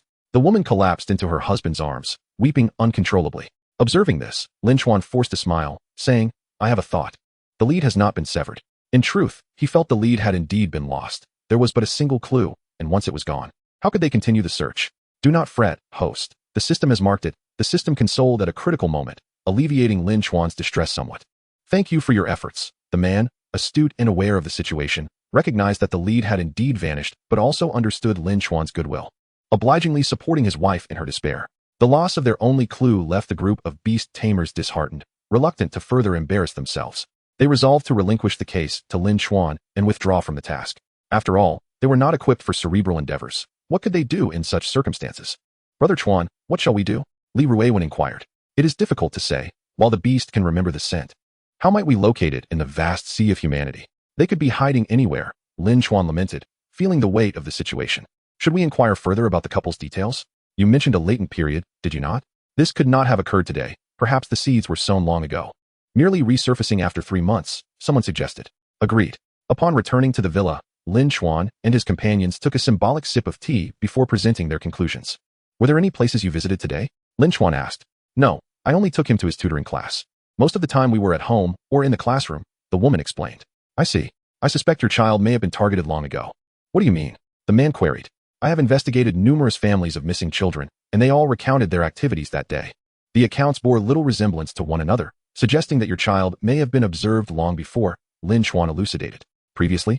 My dear, did the child have any other issues before? The man inquired, his brow furrowed. I have been preoccupied with work. My wife manages the household. None, not even illness. The woman replied. This is precisely the troubling aspect. Many parents have vivid memories of the day of the incident. leading them to inadvertently overlook the mundane days that preceded it. By the way, do you post on social media? Lin Chuan asked. Yes, I post daily. May I see your social media? There could be details you overlooked. Certainly. Grateful for any assistance, the woman handed her phone to Lin Chuan, and the two young men began to take notes. Her social media was replete with subtle displays of pride, showcasing her bags, jewelry, and child. She seemed to place great importance on education and adored her son, frequently posting a picture of him each day. Moreover, her posts were quite prolific. A breakfast post, a lunch post, a new outfit post. Her social media was indeed extensive. Lin Chuan perused each post patiently, leaving no photo unexamined. Today the child attended a math tutoring class. Today I took him out. Today we bought new clothes. Finally, after sifting through the posts, Lin Chuan stumbled upon a significant clue from approximately 2 months ago. One day, the child mentioned an itch on his back. When I looked, I was startled to see many red spots. He claimed he had been rolling around on the soccer field and likely got bitten by insects. In truth, these years with Zhang Chuling had not merely honed his physical prowess, but had also broadened his horizons. As a soldier, he needed to understand how to navigate different environments in combat, with rugged terrains being the most common battlegrounds. Thus, he was aware of the reactions and symptoms that ensue after one has been bitten by mosquitoes. Ruiwen, take a look at this photograph. Have we encountered this ailment before? Lin Chuan reaffirmed. No, Li Ruiwen echoed, expressing a similar lack of recollection. Without hesitation, Lin Chuan dialed Zhang Chuling for guidance. Zhang Chuling remarked that this was not a disease caused by mosquitoes, but rather a likely allergic reaction. Although Zhang Chuling's half-hearted expertise was not entirely trustworthy, they had no choice but to momentarily dismiss it. Could you send me this photograph? Certainly. Is there a problem? The woman suddenly recalled that her child had indeed suffered from a peculiar transient illness, albeit she had not paid it much mind. We shall know if there is an issue by tomorrow. I will take the photograph and inquire among the other parents whose children have gone missing. If I can find a correlation, this might very well be the cause. Yet, she lamented, I do not even remember when it occurred, nor where we went at that time. Lin Chuan, feeling helpless, attempted to console her. The most pressing concern remained how to trace the source of the affliction. Otherwise, more children would vanish, as they had already fallen prey to parasitism. However, he was uncertain how to communicate this predicament to the local association. Without evidence, it was merely conjecture, and voicing it would surely invite derision. After bidding farewell to the family, the two did not return home. The occurrence had extinguished any desire for rest. Brother Chuan, where do you think they could be hiding? Li Ruiwen inquired. I believe they may be lurking in those dark, elusive corners. Where do you suppose demons most favor? Underground? That is quite probable. The most effective way to evade detection is to retreat into the sewers, Lin Chuan posited. Yet, they may not necessarily be in the sewers themselves. Others might be aware of this as well. Even if the sewers were turned inside out, they would still remain undiscovered. What I mean is, they could have slipped away through the sewers to some hidden location. Troublesome, Li Ruiwen groaned. Indeed, it was quite vexing. In any case, let us scour the vicinity first. This will likely consume several hours, and we shall have no sleep tonight. With no further words to exchange, they immersed themselves in work. Utilizing the system's advanced analytical capabilities, Lin Chuan focused intently on uncovering details in the area, such as footprints in the mud. However, after an extensive search, they found no suspicious signs. The two were left with no choice but to take a brief respite at a bustling food stall. Brother Chuan, have you seen Mushuelin? Li Ruiwen grabbed a bottle of beer, mingling with Zhang Chuling, as they had developed a penchant for drinking. It was surprising that a soldier could drink so much. Lin Chuan, however, was different. He had no interest in beer and directly requested a bottle of strong liquor from the owner. He held no fascination for low-alcohol beverages. The two began to banter. Chapter 41, An Impulsive Decision. Sigh, I haven't seen Mu Qingshan since that incident. That old fellow is deliberately avoiding me. Even the Lincoln limousine has been outfitted with tinted windows. How ridiculous. Is he truly so afraid that his daughter might be taken? Who knows what he is thinking? Perhaps it is my overwhelming charm that makes him uneasy, Lin Chuan jested. By the way, how is the girl from the east you met last time? Oh, she was quite amiable and flirtatious. Yet alas, the distance is insurmountable. Too far to bridge, Lin Chuan replied, a hint of regret in his tone. Why do all the girls gravitate towards you? Li Ruiwen teased. Because I am the protagonist. In every narrative, the main character who struggles at the beginning invariably attracts various admirers. Brother Chuan, which university do you think we will attend? Li Ruiwen asked. I have no idea. Aren't you hoping to go to the capital to find Mushuelin? Lin Chuan's expression turned slightly bitter. Over the past few years, as he shadowed Zhang Chuling, he had gained much insight, becoming somewhat acquainted with the dynamics of the capital. One word could encapsulate it: hidden dragons and crouching tigers. This phrase referred not to individuals, but to the formidable families therein. Some families, like the Mu clan, had branches sprawling across various cities. Just Mu Qingshan in Ming City was wealthy enough to rival the city itself. How formidable, then, must the Mu family in the capital be? Moreover, the Mu family was merely among the elite of the affluent. Besides wealth, there was also the aspect of power. As the saying goes, ironclad officials and flowing wealth. Lin Chuan had no desire to step into the capital's circle so soon. He preferred to wait until he had taken flight. Why not attend the school of your parents? The issue is, I do not even know which school they are at, he replied. Enough of that. Let us focus on our work. Obtaining the most prestigious beast taming certificate is what truly matters. After having a late-night snack, they managed to muster some motivation and set out once more. This time, Lin Chuan adopted a different approach, first identifying a general target, namely, the approximate range of activities of the missing boy. This task required a significant number of personnel, as well as an extraordinary aptitude for calculation. He was uncertain how long the invisibility would last, or if that demon beast was akin to the Sea King, possessing an inexhaustible source of water. Next came the need to assess the condition of the sewers. It was unlikely that the ordinary sewers would suffice, unless there were accomplices or the creatures disregarded the boy's safety, forcing their way down to inhale noxious methane and ammonia. Lin Chuan aimed to investigate the possibly abandoned or unfinished sewers, assuming that they were hiding underground. Additionally, he needed to remain vigilant regarding the city itself, for the disappearances had recurred 3 months later, suggesting that there could not be just a single target. Many more children must have already been marked. Thus, similar scenarios were likely to unfold again. System, you indicated that you have marked the scent, correct? Lin Chuan inquired. Indeed, as long as that scent is nearby, the system can detect it. What about those that are lurking? Can they be detected? Lurking demons also undergo maturation when they are near the time to strike. Their scent cannot be concealed. Understood. Lin Chuan had formulated a plan. Although they lacked manpower, the boy's father appeared to be quite wealthy, and thus he required his assistance. Upon hearing the plan, the man was unfazed and immediately spent an undisclosed sum to summon dozens of individuals to monitor the surveillance footage throughout the day. Currently, Yao City was virtually devoid of blind spots, and Lin Chuan had already scoured the areas that did have blind spots, finding no openings for the creatures to exploit. Centering on this villa district, he expanded outward, hypothesizing that if the boy's invisibility was time-sensitive, he would eventually manifest somewhere. He set a time frame, estimating 2 hours, and based on the footfalls within the rooms, calculated an approximate range. He continued to spread outwards until reaching a certain distance. If the surveillance had not detected any human presence within that range, it was possible that he was still maintaining his invisibility. Another possibility was that he had already vanished into an unknown location within that radius. This was the most rudimentary and somewhat impractical method, but given the lack of direction, they had no choice but to act. With a semblance of a plan, they would see it through to the end. Lin Chuan and Li Ruiwen proceeded to areas densely populated with children, engaging in close interactions. They allowed the system to assess if there were any issues. The initial disappearance case and the second were merely days apart, while 3 months seemed to represent a cycle of harvest. Thus, the overarching pattern would not deviate significantly. Therefore, he aimed to identify those children who had been targeted amidst the vast crowd. He initially had no means to achieve this, but the boy's father had considerable influence, directly arranging for a children's event at a theme park owned by his company, with extensive publicity throughout the city. This resolved one of their challenges. The news spread rapidly. Being the holiday season, coupled with the company dramatically lowering ticket prices to the point of incurring losses, it attracted a multitude of visitors. Coincidentally, the amusement park had just been completed, and many approached with eager anticipation. By the third day, the entrance of the amusement park was already teeming with crowds. While Lin Chuan stood by the gate, scrutinizing each person, the children were irresistibly drawn to the magnificent white tiger, each one approaching in hopes of capturing a photograph. A call came in from Li Ruiwen. Chuan Gu, we've located the information. The missing children indeed suffered from a peculiar illness for a period, and they bear an uncanny resemblance to the children in the photographs. They appeared and vanished within a mere day. Lin Chuan replied, excellent. Please inquire further to see if we can confirm this from multiple sources. Then, reach out to the Beast Training Association and present our findings, asking if anyone is knowledgeable about this strange ailment. Understood. Lin Chuan let out a sigh of relief. At last, a clue had emerged. Though the case was somewhat bizarre, it provided a thread to follow. Warning, the system has detected demonic energy. Lin Chuan's heart raced as he quickly turned his gaze towards the target indicated by the system. There stood a little girl, her twin ponytails bobbing as she gazed at the beast. It was her. Tao Dai, go over to that little girl and nuzzle her. Her family remained at the entrance, and once they completed their ticket check, Tao Tai sauntered over with an air of majesty, gently nudging the girl with its head. Mommy, the fierce beast is coming. The little girl exclaimed with delight, wrapping her arms around Tao Tai, eager for a photo together. Lin Chuan approached, assuming the role of Tao Ye's owner, offering to help them capture a family portrait. They were naturally thrilled.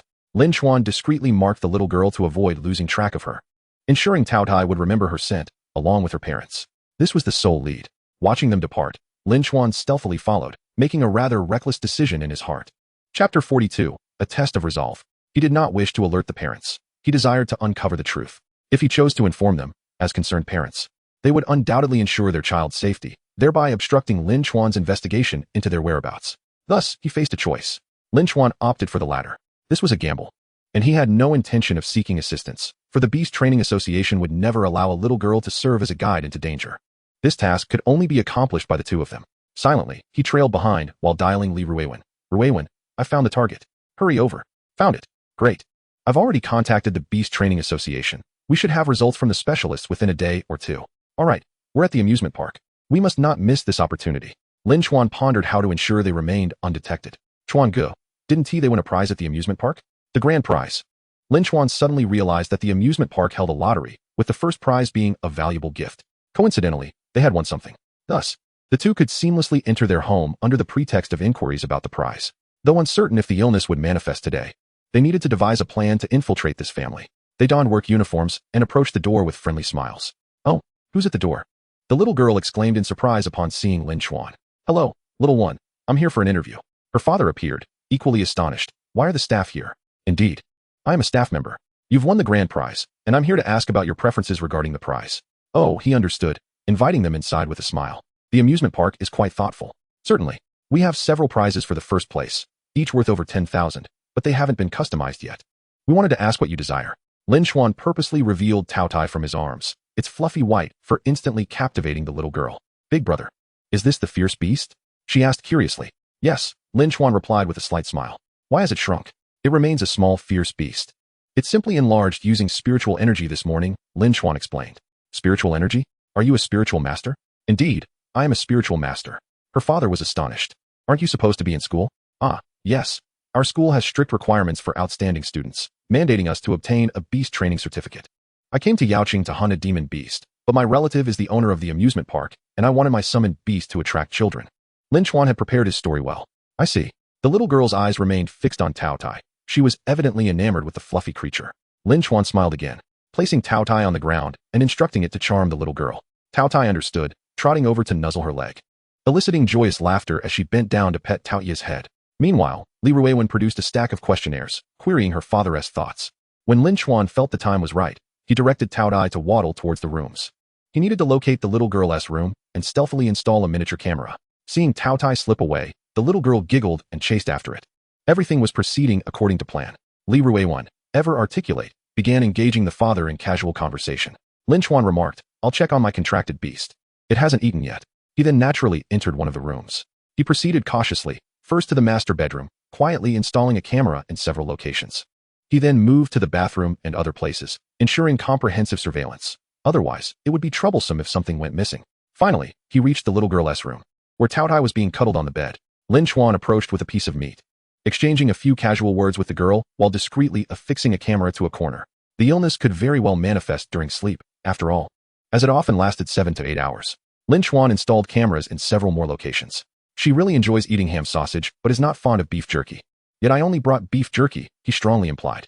Their kitchen contained a ham sausage. That would be the last place to install a camera. My mom bought a lot of ham sausages yesterday. I'll go get one. The little girl immediately thought of her snack. I'll go with you. After nearly an hour of diligent work, everything was finally set, and now they just had to wait for the demon to manifest. Oh, what a lovely little girl.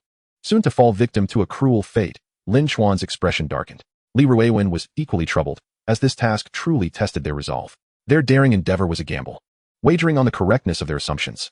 The cost of failure could very well endanger the little girl's life. Setting aside whether their series of conjectures over the past few days were accurate, if the illness were to manifest and claim the girl's life, what then? This left both men feeling uneasy, uncertain of their success. Chuan Gu, have we been too reckless? Li Ruiwen sighed. Perhaps, we shouldn't have taken on this task. It's quite vexing, Lin Chuan admitted, feeling resigned. Since they had come this far, what else could they do? They must press on. A case must be resolved. No matter what, they remained fixated on their laptop, fully aware that the apartment was under their surveillance. All was in place, awaiting the final piece. Once I uncover the truth, I will ensure it experiences true cruelty. Let us test everything. Essential oils, chili oil, the works. However, the little girl showed no signs of distress as they waited under the building. They took their positions beneath the balcony, relieved to be on the second floor, which was not too high, and thankfully, there were no security bars on the balcony. Thus, escape would necessitate climbing over the balcony. The little fierce beast had already stealthily entered their home, waiting for the impending transformation. However, after nearly several hours of waiting, nothing transpired, and both Lin Chuan and Li Ruiwen could not help but succumb to drowsiness. Would Brother Chuan only spring into action the following day? In that case, we would need to track him relentlessly tomorrow, which would be exhausting. Li Ruiwen yawned, inadvertently infecting Lin Chuan beside him. Who knows? It's quite vexing. I truly wish to uncover the true nature of this malevolent entity, especially since it can be so repugnant. Oh, I just managed to extract some information while boasting to his father. Chapter 43, The Escape of the Parasite. This little girl must have suffered from that illness as well, and she recovered within a day. It seems likely that I am correct. Wait, there is movement. To their horror, a worm began to slowly emerge from the girl's mouth. How terrifying. The two of them cursed vehemently. Capturing this moment on camera would likely terrify many. What on earth is this creature? The worm's segmented legs cautiously extended, swaying near her lips before becoming lodged against them, its head peeking out. Brother Chuan, can we kill it now? I wish we could, but for the greater good. We must spare this creature for the time being. The parasite gradually revealed its head, then began to expel a multitude of viscous liquids. Although the secretion was minimal, it was sufficient to form a thin film that enveloped the entire person. Excellent. It indeed relies on its secretions to absorb light, just as I suspected. What should we do now? Should we follow it discreetly? Yes, we'll follow it stealthily until we reach its lair. Ruiwen, have you prepared the necessary items for survival? I have, and there is absolutely no issue. Let us go. This monster can only be seen by Tao Dai once it turns invisible. Lin Chuan feigned nonchalance, not revealing to Li Ruiwen the complexities of the system. Nonetheless, it was true. Tao Dai could indeed sense those odors. In a corner, Tao Dai was baring its teeth at the little girl, emitting low growls. As anticipated, the girl followed the route Lin Chuan had surmised, rigidly crawling down from her bed and into the living room, where her presence was no longer visible on the surveillance cameras. Only Lin Chuan could see Tao Dai closely trailing behind her, providing information to its master. She was about to climb onto the balcony. Ruiwen, prepare to follow, okay? Lin Chuan observed from outside, and within the system's view, a green humanoid figure was marked. She first poked her head out, then awkwardly adhered to the wall. Slowly descending from the balcony, Lin Chuan felt a surge of excitement. At last, he had managed to catch this creature. It possesses invisibility and can manipulate its host's escape while the scent dissipates easily. No wonder it had evaded detection amidst numerous teams. Lin Chuan maintained his composure, trailing Li Ruiwen as they followed the little girl. Though Li Ruiwen saw nothing amiss, Tao Dai's vigilance and Lin Chuan's seriousness heightened his anxiety. Over the years, under Zhang Chuling's leadership, they had vanquished numerous demons. However, that had always been with the support of powerful allies, providing a sense of security. Now, the moment of revelation rested solely on their shoulders. Without a safety net, it was inevitable to feel tense. Lin Chuan proceeded cautiously, keeping pace with her as they navigated various intersections and corners, maintaining a distance that was neither too far nor too close. Ruiwen, how far is this place from the villa district? Not too far, roughly 2 kilometers. Are there any suitable structures or areas nearby? Yes, there is an abandoned construction site. The developer had previously collateralized shoddy properties to embezzle funds from the bank and is now a fugitive. This site has been left in ruins. The abandoned construction site could very well be the location. Let us go check it out. It might indeed be there. The two pursued closely, arriving at the construction site. Can this cursed place truly conceal someone? I have no idea. The little girl wandered aimlessly. Her bare feet were pierced by the sharp stones and nails on the ground, blood seeping through the viscous liquid, leaving a trail behind. They followed her to a basement. What kind of place is this? Judging by the surrounding villa district, this is likely a basement of one of the villas. The unscrupulous developer rushed to finish the project for profit, branding it as villas while delivering subpar 2-story European-style houses that were quite small, lacking even a garage, and created a small-scale basement instead. It's likely that the combined garages of all the villas could barely fit 3 basements. This basement, too, was unfinished and in a state of disrepair. The little girl continued her descent. Prepare the items. We shall commence our operation, Lin Chuan instructed. Li Ruiwen produced night vision goggles crafted from dark energy and held his weapon firmly, remaining vigilant against potential dangers below. The basement was cramped and foul-smelling. The little girl turned to a recessed area containing a hole in the ground. What on earth is this? It appears to be a drainage tunnel in the basement, hastily excavated before completion. Damn, could something terrifying emerge from this hole?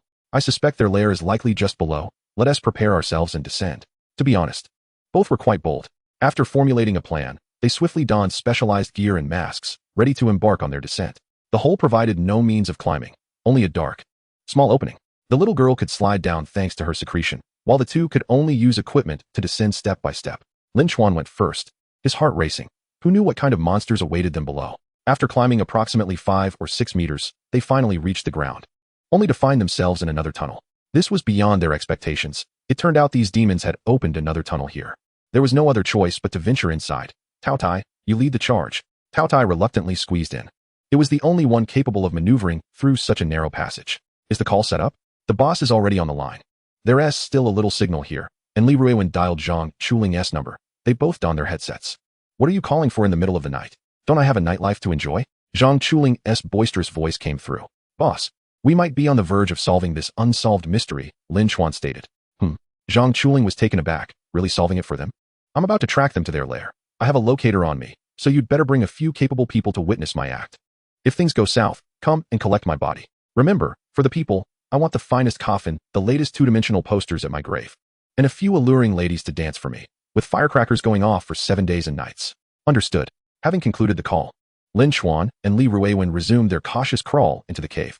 Cao Dai had already ventured ahead, closely following the little girl without losing her or raising an alarm. I'm quite curious to see where you can possibly hide, Lin Chuan sneered. However, the journey proved to be longer than they had imagined. After nearly an hour of crawling, they still had not reached the end. Damn, if it weren't for the cushioning in this outfit, my bones would have been ground to dust. Chapter 44, The Marvelous System. Li Ruiwen cursed. The journey was indeed quite lengthy. I wonder if that little girl can endure it. Ultimately, the path reached its conclusion, and Lin Chuan received a message from Cao Dai through their summoning contract. Ruiwen, we have reached the end. Really? Fantastic. I'm going to blow up their lair. Cao Dai cautiously surveyed the entrance, ensuring no danger lurked before it slowly proceeded. Soon, the two arrived at the end of their arduous crawl. Where are we? Li Ruiwen glanced around. It resembled a dimly lit cave. Who knows? It's no wonder no one can find anything in such a place, Lin Chuan sighed. Let us go and ascertain the situation. The two immediately followed the Cao Dai. However, halfway through, the Cao Dai hesitated and stopped in a certain spot, letting out a few low growls as Lin Chuan approached. What is it? The Cao Dai replied. There are demons inside, many demons. Its expression darkened. It seems we have truly encroached upon another's territory. Ruiwen, are you well prepared with the explosives? Ready, he affirmed. That is good. If we can see the leader inside, it would be best to eliminate it directly. Generally speaking, these parasitic demons possess a maternal figure, which serves as their brain. The two stealthily approached, noticing a faint glow within. When they finally discerned the scene, a chill ran down their spines. What on earth? Before them lay a creature, its size comparable to a gigantic worm transformed from the Cao Dai. It possessed 6 legs like a spider, along with wings and antennae reminiscent of cockroaches and crickets, appearing exceedingly grotesque and terrifying. The very thought that such a creature had crawled from the mouth of a little girl made them feel nauseated. Had they known this grim truth beforehand, they would likely have been haunted by psychological trauma. Shoo, quiet. It hasn't he noticed us yet. Brother Chuan, what should we do? Let us first ascertain the general layout of this place and the approximate number of demons before devising a plan. All right. What is that largest maternal figure up to? Lin Chuan observed that the largest demon had a swollen abdomen, a clear indication of reproduction, likely filled with eggs. It moved its massive body slowly and laboriously, being pushed along by nearly a dozen smaller worms, each about 32 inches long. The maternal figure approached a certain area, adopting a bizarre posture that positioned its abdomen downward. Before long, they heard a series of plopping sounds. Good heavens, it's laying eggs. Lin Chuan immediately surmised her intention, his expression shifting. Laying eggs? Indeed. That location is likely a water source. These eggs are being expelled to parasitize human bodies through the water. Many must have drunk from it. Ruiwen speculated, after all, that little girl must have consumed it numerous times. It's quite possible that the probability of survival within a human body is exceedingly low, but the target demographic is vast. Generally, adults are not susceptible to parasitism, while young children are. Let us circumvent this area. Lin Chuan intended to investigate the children, and the system indicated that the little girl was nearby. Oh, the two cautiously moved along the wall. Along the way, they heard numerous insect-like chirps, neither too few nor too many, as they crawled along the walls like a swarm of bees. Eventually, they arrived at the place where the children were confined, and through their abilities, they finally discerned the nature of the cage. What in the world? They both exclaimed, their hearts racing with dread. Before them hung a series of children suspended from the cave's ceiling, clustered together like a bunch of grapes. My goodness, this is utterly horrifying. Brother Chuan, are they all dead? Ruiwen's voice trembled slightly. System, can you ascertain if they are deceased? Lin Chuan inquired of the enigmatic system. Not yet, but soon. Look, that demon is now tearing open a cocoon, likely intending to consume them. Young man, it's time to act. How about planting a C4 on the maternal figure's head? Lin Chuan swallowed hard and said, they don't seem to be dead. They appear to have been stored as food. However, it seems one unfortunate soul is about to be eaten. What? Not dead? Ruiwen's expression lit up with excitement. That means we might save many. Yes, but another dilemma arises. Should we rescue that unfortunate soul? Lin Chuan pondered. Ruiwen paused, unsure how to respond. If a more ruthless individual were in their place, they would certainly refrain from saving anyone, as they had already found the children and could become the greatest benefactor once help arrived. Why risk saving a single person? However, The two youthful idealists could not bear to let justice be extinguished before their eyes. Brother Chuan, I will follow your lead. Very well. I'll have the Taodai drop the explosives onto the maternal figure. Even if it doesn't perish, it will sustain serious injuries. Then we can hold our ground somewhere. Though I'm uncertain how long we can last. Our magical artifacts seem quite formidable. Do you see that pillar? It's quite tall, providing us with a geographical advantage. With the power of Thunderstrike, eliminating a swarm should pose no challenge, Lin Chuan declared. All right, let us proceed. Taodai, carry the explosives. The two alongside the Taodai cautiously approached, but fate intervened as they inadvertently stepped on a demon, squashing a large worm with a resounding pop. Damn it, Taodai, transform. They quickly mounted the white tiger and prepared their spells, while the Taodai leapt onto the stone pillar. Thunderstrike. Over the years, Lin Chuan had treated Thunderstrike as his own child, feeding it the souls of various Thunder-type demons, making it a powerful surprise weapon. The elemental spirit wielding elemental attack surpassed even that of a city lord, as it was born for such purpose. Lightning erupted, obliterating the swarm of insects below into charred remnants. Yet, many undeterred creatures continued their ascent. Damn, how can there be so many? Where do they come from? Lin Chuan's expression grew grave. The good news, however, was that the maternal figure could not flee, moving at a snail's pace. This sluggish pace was a mere gift to the Taodai, which, despite being pursued by a horde of demons, easily outpaced them. Before long, the Taodai ascended above the maternal figure and dropped the explosives. Ruiwen, detonate now. Seeing the Taodai successfully retreat, Lin Chuan felt a surge of joy. The fuse ignited, and the fire-based explosive detonated via remote control. This bomb's power was slightly greater than that of a grenade, delivering a substantial impact. In close proximity, few lowly demons could withstand the shockwave and explosive searing. In an explosion of light, the entire cave trembled, and nearby demons were reduced to scattered fragments. This horde of low-level insects was not particularly powerful, belonging to the servant category. A piercing scream erupted, startling Lin Chuan. Not dead. A terrifying thought echoed in his mind. Could this creature possibly be a demon general? Good heavens, a demon general. Ruiwen, we must tread carefully. Lin Chuan felt uncertain. Surely, even a demon general could not emerge unscathed from such an explosion? A demon general? Surely not. Those are only manageable by mid-tier city lords. We, as mere novice city lords, would be walking to our doom. What are you thinking? They are merely responsible for laying eggs. While we must remain vigilant against those subservient-level insects in Lin Chuan's demeanor. Yet, in the next moment, a wave of confusion washed over them. A tremor resonated from the walls, causing stones to cascade down as a horde of grotesque demons emerged. Good heavens, they are all at the late subservient level. Lin Chuan's composure faltered. Incredible. They were all concealed within the walls. There must be dozens of them. How could such a vast swarm go unnoticed? Li Ruiwen was equally dumbfounded. The mother creature, dragging the remnant of its body, bellowed at the battling demons that broke through the walls, commanding them to shred the two intruders. Ruiwen, let us use the magical artifact first. We need to conserve some mana for our escape. Lin Chuan inhaled deeply. Brother Chuan, are you frightened? A slight sense of panic, but it's manageable. Lin Chuan forced himself to remain calm. Don't cling to me so tightly.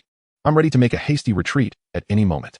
The late subservient level swarm screeched in unison, sending a cacophony that pierced the eardrums of the two. They charged forward recklessly, accompanied by their shrill cries. Initially, Lin Chuan intended to unleash a thunderstorm upon them, but their speed was astounding, akin to a swift arrow. Ruiwen, deploy the shield. A flash of icy blue light enveloped them as a pale blue barrier formed. This was a life-saving magical artifact bestowed by Zhang Chuling, capable of withstanding subservient-level attacks for a considerable duration. It could likely hold for about 20 minutes, if help didn't arrive by then. Lin Chuan and his companions might have to exhaust their remaining resources and use every last trump card to hold out for a few more minutes. The demons crashed against the shield, their bodies freezing upon impact, crumpling to the ground in an instant. After nearly 20 successive collisions, the creatures learned their lesson, circling around them with predatory intent, completely covering the pillar, resembling a wall infested with cockroaches. Brother Chuan, how do we escape from here? I still have a trick up my sleeve, a guaranteed card. I can take you into a different dimensional space. This was a task Lin Chuan had completed a year prior, merging with the system under Zhang Chuling's training, granting him a chance for survival. By the way, Ruiwen, does your phone have service? Yes, I have a signal. Good. We need to escalate this situation. Can you call the police? It's embarrassing, but I just happened to run out of credit. Brother Chuan, they might not believe us if we report it. Explaining would be quite a hassle, Li Ruiwen remarked. Do you have Wang Jie's number or something? If we can make a commotion, it's better, right?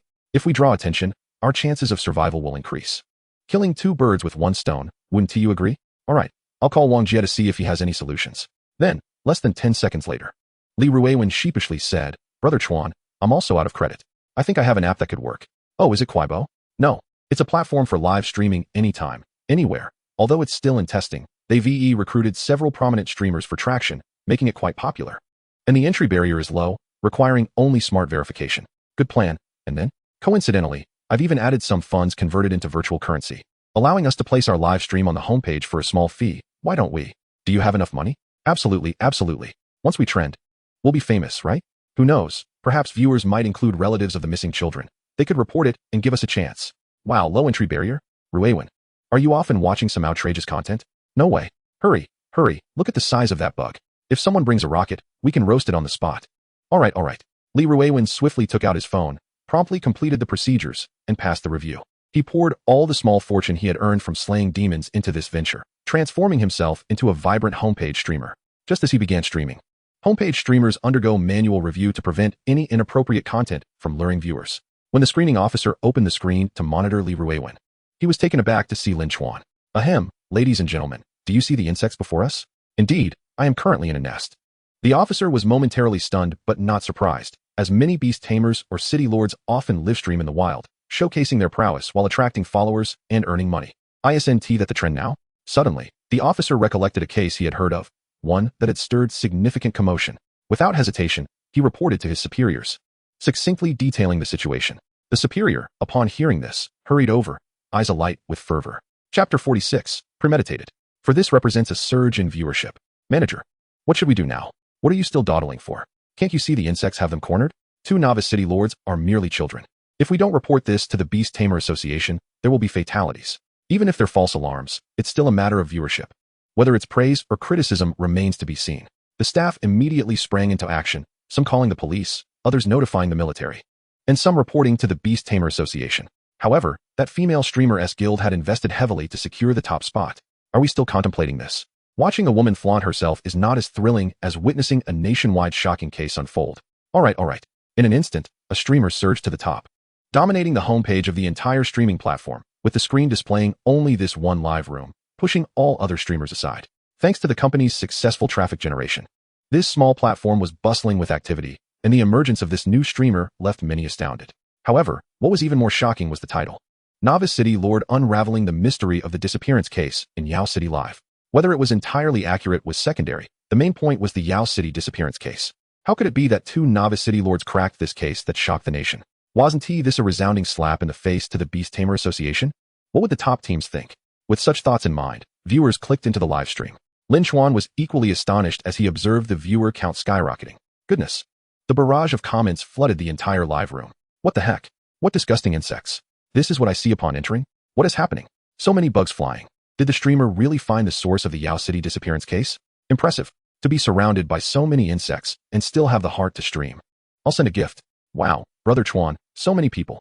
Li Ruewen was in awe. This viewership was already comparable to that of a top-tier streamer, and it was still on the rise. At this moment, the advantages of having thick skin became apparent as Lin Chuan displayed remarkable control over the situation. Ahem. Greetings to all viewers. I am one of the novice city lords, in pursuit of the top 10 spots for emerging beast tamers. I took on the disappearance case and uncovered its source. Lin Chuan began to introduce himself, then let out a smug laugh, saying, "Let me first share my circumstances. All the missing children are still alive, though their plight is quite dire." Lin Chuan slowly turned the camera towards the storage room, where all the children were bound and suspended against the walls, resembling a cluster of grapes. They were encased in transparent cocoons filled with an unknown liquid, which had kept them from perishing. Thunderstorm. Let us illuminate the scene with a thunderstorm. The demonic insects blotted out the sky. Without hesitation, Lin Chuan unleashed a thunderstorm through the barrier, clearing all obstacles in view, illuminating the grim fate of the children. Li Ruewen's mobile phone boasts an exceptional camera, capable of capturing the children's faces with remarkable clarity from a considerable distance.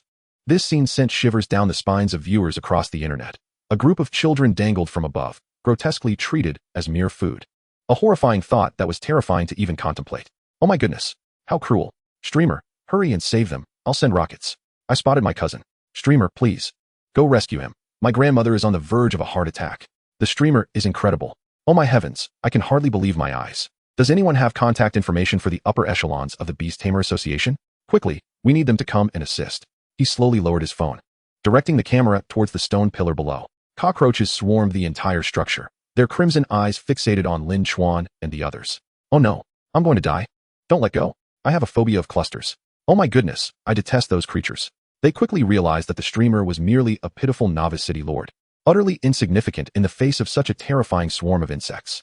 Ahem, since we approach quietly, our reinforcements have yet to arrive, but we can hardly wait any longer. We can only hold our ground for now. Viewers, please help me. Lin Chuan called for assistance. Streamer, you're truly reckless. Two novice city lords daring to intrude into a nest of insects. None of the people I know are in Yao City. I can't help. What to do? What to do? Does anyone have any ideas? As Lin Chuan spoke, not only did he find himself in dire straits, but the viewers were also engulfed in anxiety. Don't panic. Everyone, the reason I'm live streaming is to seek help. You all need to flood the Beast Tamer Association, the police, and the military with calls. They must be made aware of the situation here. Lin Chuan had anticipated this. I know the hotline for the Beast Tamer Association. I'll post it. And you all call quickly. If the streamer can survive, I'll send 10 small rockets. If you don't know the number, just call 110. Lin Chuan glanced at the barrage of comments, feeling quite satisfied. In this late hour, neither the Beast Tamer Association nor the military would get any sleep. They would surely see this live stream and dispatch experts for rescue. Where's the streamer? I'm in Yao City. I'll come to save you. My uncle is in Yao City, a high-level city lord. You must let him assist you. Impressive. My father is an officer in the military. Don't worry. I've already informed him. Lin Chuan instructed. Remember, I'm near the abandoned construction site within 2 kilometers of the XX Villa area. It's an unfinished villa district. Find the underground garage and illuminate the area with lights. I've marked it with a fluorescent pen. Follow the markings to find me. Brother Chuan, so many gifts. We're going to profit from this. Ding. Mission accomplished. Learn from Wang Jianlin. Reward. Top-tier servant-level tiger soul. Key to the white tiger route. Lin Chuan was taken aback. He had indeed earned several thousand over the years by hunting demons alongside Zhang Chuling, but he was far from reaching the 100,000 mark. Yet this small gift had unexpectedly completed his task. Host, you should use it immediately, as I sense you are nearing your limits. What? I can still hold on for over 10 minutes. Lin Chuan was bewildered. He then heard the mother body emit a horrifying, piercing scream, and he felt as if his eardrums might burst. Oh no, my headphone shattered. What is this thing? My ears are going to fail. This was more terrifying than electric shocks. Streamer, are you alright? Lin Chuan took a deep breath. Thankfully, hundreds of thousands were watching this horror film with him. Brother Chuan. What is happening? Li Ruiwen was equally perplexed. That abomination must be planning something. Chapter 47, Effortlessly. Lin Chuan aimed the camera at the mother body sprawled on the ground. The flames continued to illuminate its ghastly form. How disgusting. Is that a spider or a crab? It looks like a cockroach. My heart races. No, wait. That's a demon general level insect. Streamer, you're in grave danger. Someone recognized the insect's characteristics and gasped in disbelief. What? A demon general? Streamer. It's over for you. Exploding. A demon general could easily dispatch 2 novice city lords. Why panic? Can't you see it's injured? Is this live stream filled with interstellar players? Suddenly, a demon insect violently slammed against the protective shield, akin to a massive truck crashing into impenetrable glass, producing a resounding crash. More insects, undeterred by death, began to charge towards Lin Chuan. Oh no, Ruiwen, get ready to flee, Lin Chuan exclaimed. Feeling uncertain of the force's magnitude but sensing they couldn't hold out much longer. It's over, streamer, can you survive? Oh my goodness, this is terrifying. They're charging recklessly. Can your magical device withstand it? Streamer, run. If you survive, I'll send you gifts. Lin Chuan took a deep breath. Sensing the gravity of the situation, he was now surrounded, and if he couldn't escape, he would likely be devoured in mere seconds. The Taodai was still only in the late stages, and couldn't immediately evolve into a demon general. Even with the top-tier, servant-level tiger soul, it would only enhance his strength slightly. Ignoring the barrage of comments, he focused sharply, needing to devise an escape route. Brother Chuan. The magical device still has 50% energy remaining. Li Ruiwen's face paled. The insect's assaults had drained a substantial amount of magical energy from the protective shield. Ruiwen. Hold the phone, I'll feed the Taodai. Lin Chuan said, handing the phone to Li Ruiwen. The system directly infused its essence into the Taodai. A flash of white light erupted as its fur began to grow rapidly. The sudden surge of energy caused it to roar uncontrollably. How can there be a fierce beast? That light over there is so bright. Streamer, quickly turn the camera. That's clearly a tiger's roar. Why is it amidst a swarm of insects? Li Ruiwen didn't forget to explain. Let me clarify. That was my buddy speaking. He is about to feed his summoned beast. Indeed, he is a summoner. What? A summoner? Did I attend 9 years of compulsory education on Mars? Are you kidding? How could a novice awaken a summoner ability? There is an exception. This year, someone awakened a spatial type ability as a novice. What is strange about a summoner? The camera shifted, revealing the white tiger emanating blinding light, its size fluctuating dramatically. Once the white light faded, a distinctly different white tiger remained. Ding. White tiger bloodline successfully activated, currently at 20% activation. Ruiwen, create an opening. Trust in my Taotai. See how eager it is with its new skin. Brother can make it dance like a monkey. Lin Chuan exuded inexplicable confidence. Isn't that too risky? It's so dangerous outside. It's absolutely necessary. Otherwise, this shield won't last much longer. If we don't hold out until help arrives, no amount of donations will be worth it. It's better to have a stack of paper money. Though Li Ruiwen felt uneasy, he still opened a gap. Leixing, you must protect Ruiwen. Taotai, let us make our escape. Oh right. Lin Chuan mounted the tiger's back, suddenly stopping to say, let us catch some shrimp. This fierce beast was astonishingly powerful, and he too wanted to ride it. Huh, why is the protective shield opening? Oh no, he is charging out. Incredible. He really burst out. Seizing the brief moment when the gap opened, Lin Chuan dashed out like a streak of white light. This action stunned many viewers. Is he insane? A city lord charging into a swarm of demon insects? This is like a sheep entering a tiger's den, a direct assault. This maneuver left many viewers in a state of shock, and Li Ruiwen couldn't help but break a sweat. The demon insects, upon seeing the streak of white light, abandoned Leixing and Li Ruiwen, pursuing the white light instead.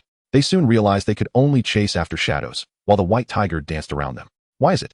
A mere cat, more agile in this smooth cavern than I am? Taotai, circle this way. Lin Chuan commanded. This swarm of insects seems to be under some form of command.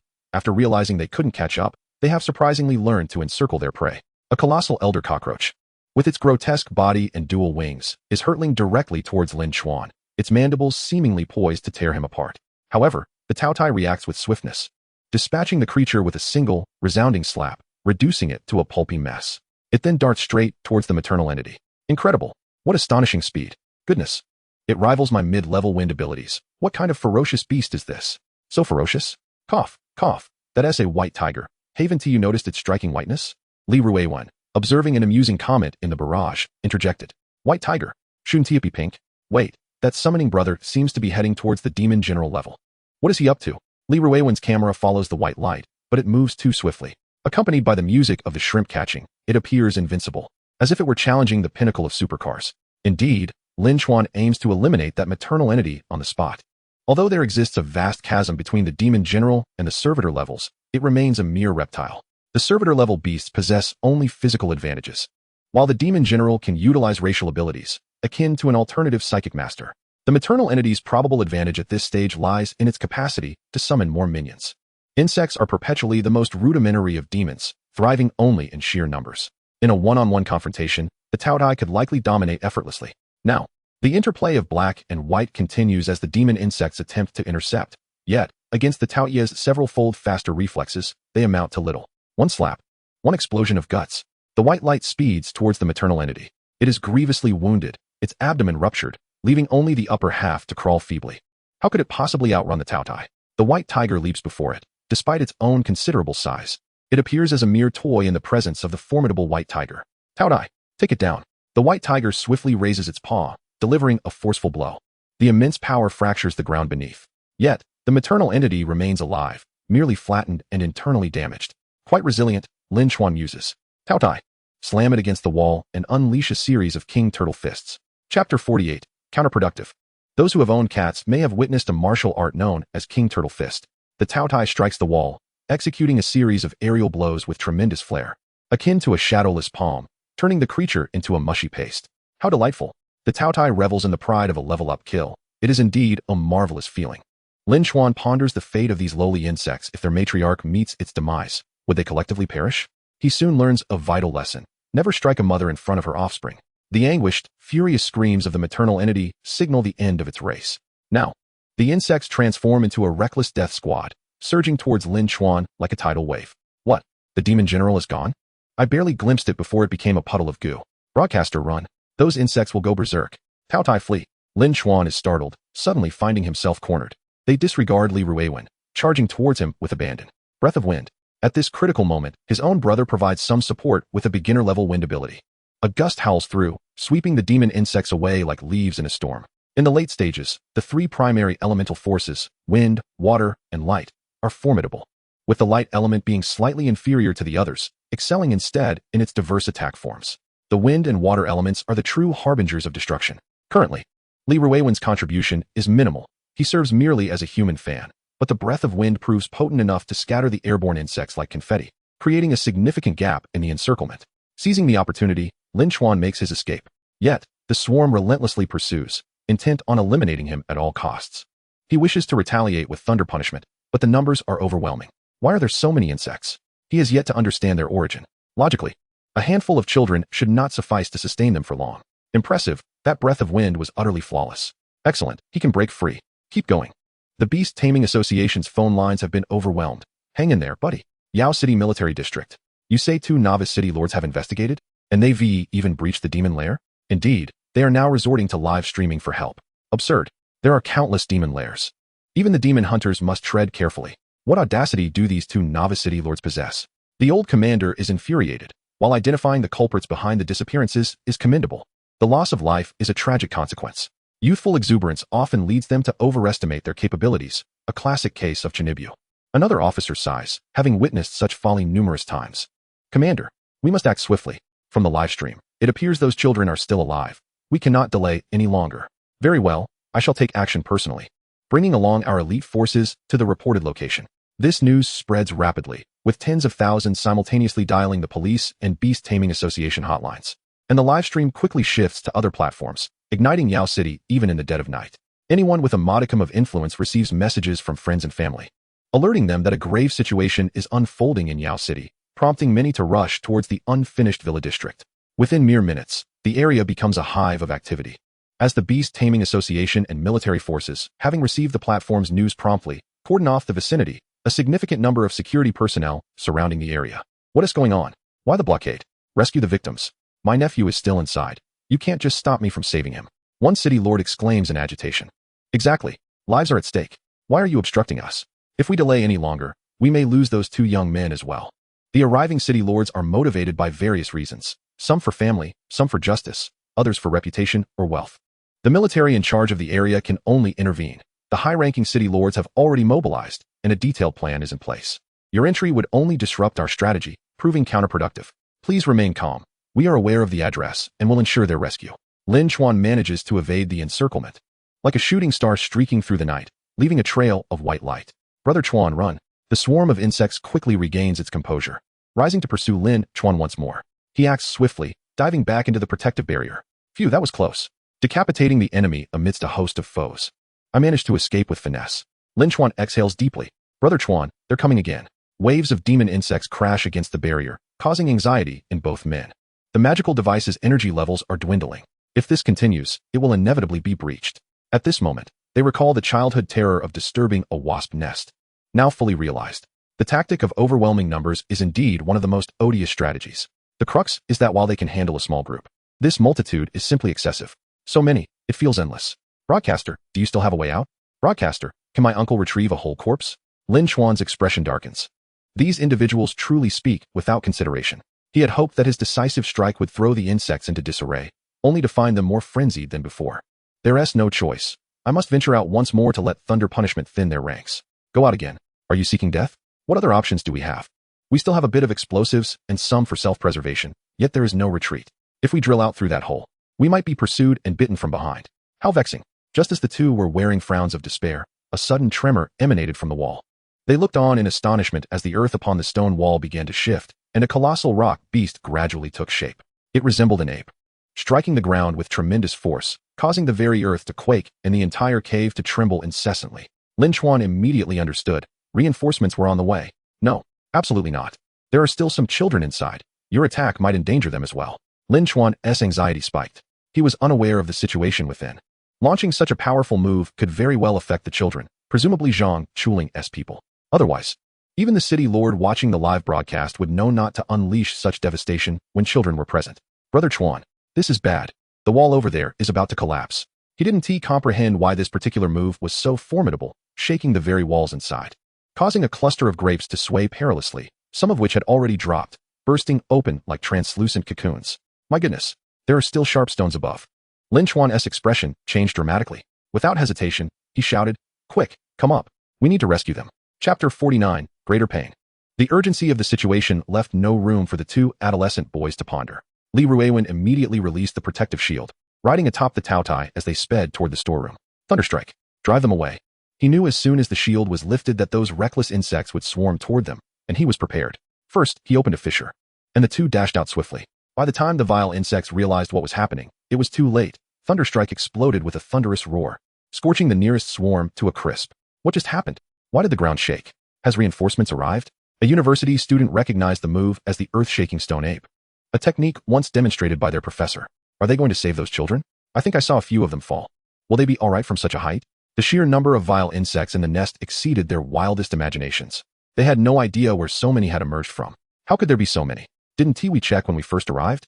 The system prompted. Take a look at that wall. Lin Chuan turned back, using the residual lightning to assess the condition of the opposite stone wall.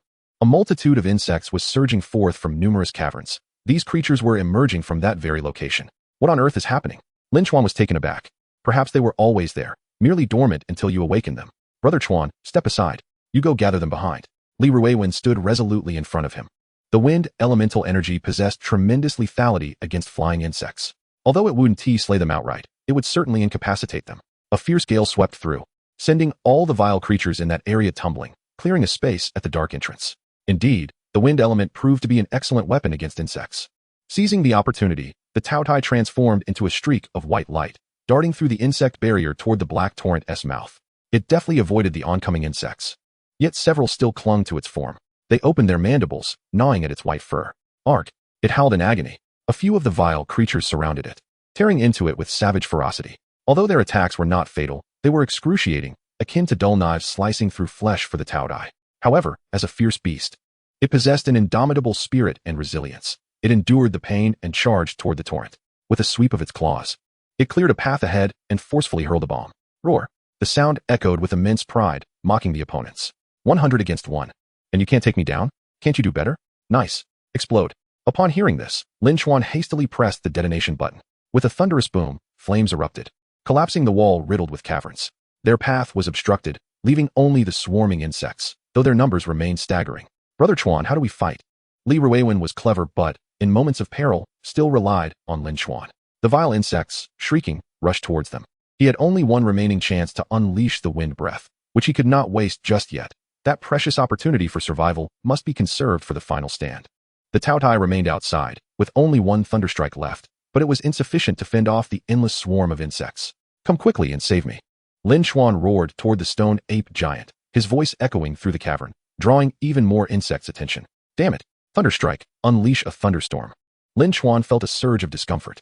Yet, Thunderstrike merely raised its head in arrogance. Huh, why aren't you moving? Li Ruiwen, growing anxious, noticed it had yet to act. They're about to charge you, and you're still proud? It was dire. It could only unleash another attack. I'm going. They're coming in. I must unleash it. Reluctantly, Thunderstrike released its thunderstorm, obliterating the incoming vile insects into charred remains once more. This time, the thunderstorm's power was evidently diminished, yet a few insects still managed to breach their defenses. One attempted to lunge at Lin Chuan, but he effortlessly punched it away. Brother Chuan, protect me. Li Ruiwen, lacking the reflexes to react swiftly, found a vile insect clinging to his chest, terror written all over his face. The grotesque mandibles loomed before him, but Lin Chuan intervened just in time, landing an uppercut that sent it flying. That was close. Li Ruiwen exhaled in relief, narrowly escaping disfigurement. However, a few drops of blood splattered onto his face, and he looked up in confusion, his pupils constricting. Unbeknownst to him, Lin Chuan had already been beset by two vile insects, one clinging to his back and the other to his arm. Both opened their mouths, sinking their sharp mandibles into his flesh. Blood sprayed forth as Lin Chuan expressionlessly hurled the one on his arm to the ground, crushing it beneath his foot. With a tearing sound, his back's clothing was shredded, the mandibles snagged on his bones. Lin Chuan's gaze flickered. The insect's mandibles bore a structure akin to barbs. The searing pain of being torn apart could shatter an ordinary person in an instant. Yet, he managed to endure. Die. Li Ruiwen quickly regained his composure, kicking the creature away, revealing a blood-soaked back. Brother Chuan, are you all right? He asked anxiously. I'm fine. Quickly raise the shield. Every moment counts, he urged. There are too many of them. I'll do my best with Thunderstrike to buy you some time. At that moment, the Taotai returned, covered in vile insects, resembling a grotesque parasite. Its fur was partially torn, blood streaming from its wounds, desperately trying to shake them off, but to no avail. Lin Chuan's heart ached. He rushed forward, forcefully prying several off, yet the barbed structure only inflicted greater pain. Its suffering was akin to being subjected to 1,000 cuts, constantly enduring the torment of being gnawed upon. Thunderstrike blocked the entrance. Lin Chuan stomped down hard, crushing one vile insect. Now, he had no choice but to rely on Thunderstrike to hold the front line. Its energy was nearly depleted, and it could only unleash the most basic lightning to intercept the insects. Soon, it too was festooned with these creatures, yet it remained unfazed, being an elemental entity. The bites bore no significance to it. With substance but devoid of sensation, the assault rendered it numb. The ultimate meat shield. With that, the protective barrier finally rose. Though only a fraction of its magical energy remained, uncertain how long it would last. Just before it fully formed, 5 or 6 more insects flew in. Lin Chuan punched one after another, but the onslaught was overwhelming. Brother Chuan, did you secretly train in the King of Fighters? Now is not the time for jokes. Another bite found its way to his arm, the pain causing Lin Chuan's face to twitch, and another on his thigh. Thankfully, the insects didn't seem fond of ham. Otherwise, Li Ruiwen delivered a swift kick, temporarily alleviating their dire predicament. Ouch! The Taodai writhed in pain, and the two immediately rushed over to offer assistance. Chapter 50, The Potent Flame. After several arduous minutes, they finally eradicated the demonic insects clinging to it. Goodness gracious! The pain is unbearable. Li Ruiwen felt a sharp sting on his arm, tears streaming down his face. When are you coming? Lin Chuan bellowed once more. I'm coming. A coarse roar responded him. Then, a torrent of flames surged into the cave, engulfing the area outside their food storage entirely. The demonic insects didn't even have time to scream before transforming into mere heaps of charred remains. Impressive, the two shouted in unison. They felt the need to cheer loudly. Are there more demons? As a man, can you unleash another blast? I can. Immediately, another blast of flames surged forth, forcefully flooding the cave. The rock walls turned a fiery red, and the damp cave was instantaneously desiccated. The once dim space was now brilliantly illuminated, and his shield was nearly incinerated. The calamity of insects vanished without a trace, leaving not even a hint of burnt odor. Brother Chuan, his flames are extraordinarily advanced. Lin Chuan also noticed, as the hues of the fire exuded an air of nobility and splendor, clearly surpassing those of the students back at school by several magnitudes. Could that monkey also be his? The dual city lords of fire and earth, perhaps? Not only were they astonished, but even the live stream began to erupt with excitement. Goodness, the two streamers are formidable. What am I witnessing? That young man is throwing punches and kicks without a hint of fear. Are you the legendary city lord with maxed out combat prowess? My grandfather crafts magical artifacts. Should the streamer desire a custom hammer? What a ridiculous notion. Moments later, the viewers were taken aback by the display of an unknown powerhouse. What was that just now? Such powerful flames. Could it be that reinforcements have arrived? It seems the streamer is going to survive. Those who mentioned gifting, hurry up and send gifts. Let us shower the streamer with 100 little rockets. Finally, salvation had come. The two nearly collapsed onto the ground. Brother Chuan, your injuries are quite severe. Li Ruiwen spoke weakly, both leaning against each other for support. I'm all right. This minor pain is bearable, Lin Chuan replied, his vision darkening. I've heard that excessive blood loss can cause dizziness. Wasn't he that girl in our class, just saying her period came? Oh no. Brother Chuan, you need to stop the bleeding. Li Ruiwen finally realized, glancing at Lin Chuan, whose body was drenched in blood, feeling a chill run down his spine. The crucial point was that he had no means to stop the bleeding. We're doomed. Don't panic. Quickly summon that person inside. I can still hold on. It's not an arterial wound, just a minor issue. Lin Chuan took a deep breath inwardly. Hey, you out there, hurry and come in to help. My brother is bleeding profusely. Oh no, he is losing too much blood and is on the verge of fainting. Lin Chuan's vision darkened, nearly succumbing to frustration. The streamer is covered in blood. Hurry and stop the bleeding. Otherwise, he'll be a goner. They don't have any means to stop the bleeding. Quickly call for emergency services. Can 120 even get in here? By the time you finish that sentence, he might be gone. If you know what's good for you, quickly order some supplies online. Make sure to request some band-aids. Yes. Online delivery. Not only the beast taming hotline, but even the delivery service was about to be inundated with bizarre orders. Li Ruiwen felt an overwhelming anxiety, silently pleading for the esteemed individual to hurry. I'm here. A tall and robust figure blocked the entrance, gazing at Lin Chuan with a casual demeanor. Are you the friend of the department head? Lin Chuan weakly inquired. Yes, I am his friend, the vice captain of the Flame Wings. He chuckled. Could you help me, please? Wait, why are you taking off your pants? Lin Chuan asked weakly, his expression stiffening. He simply removed his trousers and retrieved bandages from somewhere. Lin Chuan's mind was overwhelmed. Oh, my spatial ring is full. It's just right that I couldn't fit anything else. So I had to put it in my pocket. I wore a tank top and didn't have time to change, so I had to improvise. Don't worry. It's packaged and clean. He didn't seem to mind at all. Then, without hesitation, he discarded his underwear. The two exchanged mortified glances, reluctant to divulge certain shocking truths. The man crouched down, lifting Lin Chuan effortlessly, resembling a polar bear in stature. Young man, would you like to join our Flame Wings? I see you possess a sharp intellect. He chuckled. Lin Chuan didn't wish to engage with him. Join our Flame Wings. We have everything you could desire. Wealth. Beauty. You won't have to worry about anything. Let me tell you, our Flame Wings only recruits female healers next time. Not only must they possess strength, but beauty as well. Are they guaranteed to be available? Li Ruiwen felt a twinge of intrigue. Well, with an elder like me playing matchmaker, it's certainly feasible. However, Whether you can win her heart depends on you. Of course, even if you can't, it's no issue. Our Flame Wings has exclusive access to the finest nightclubs. Every member is entitled to monthly perks, you know. The man grinned mischievously. Free? That must be a given for those who wish to indulge without cost. Don't today's youth prefer to exploit such opportunities? That one tea do, with my combat prowess, once or twice wouldn't tea suffice. Oh, how much do you desire? Go ask Zhang Chuling, inquire about my reputation. What the heck?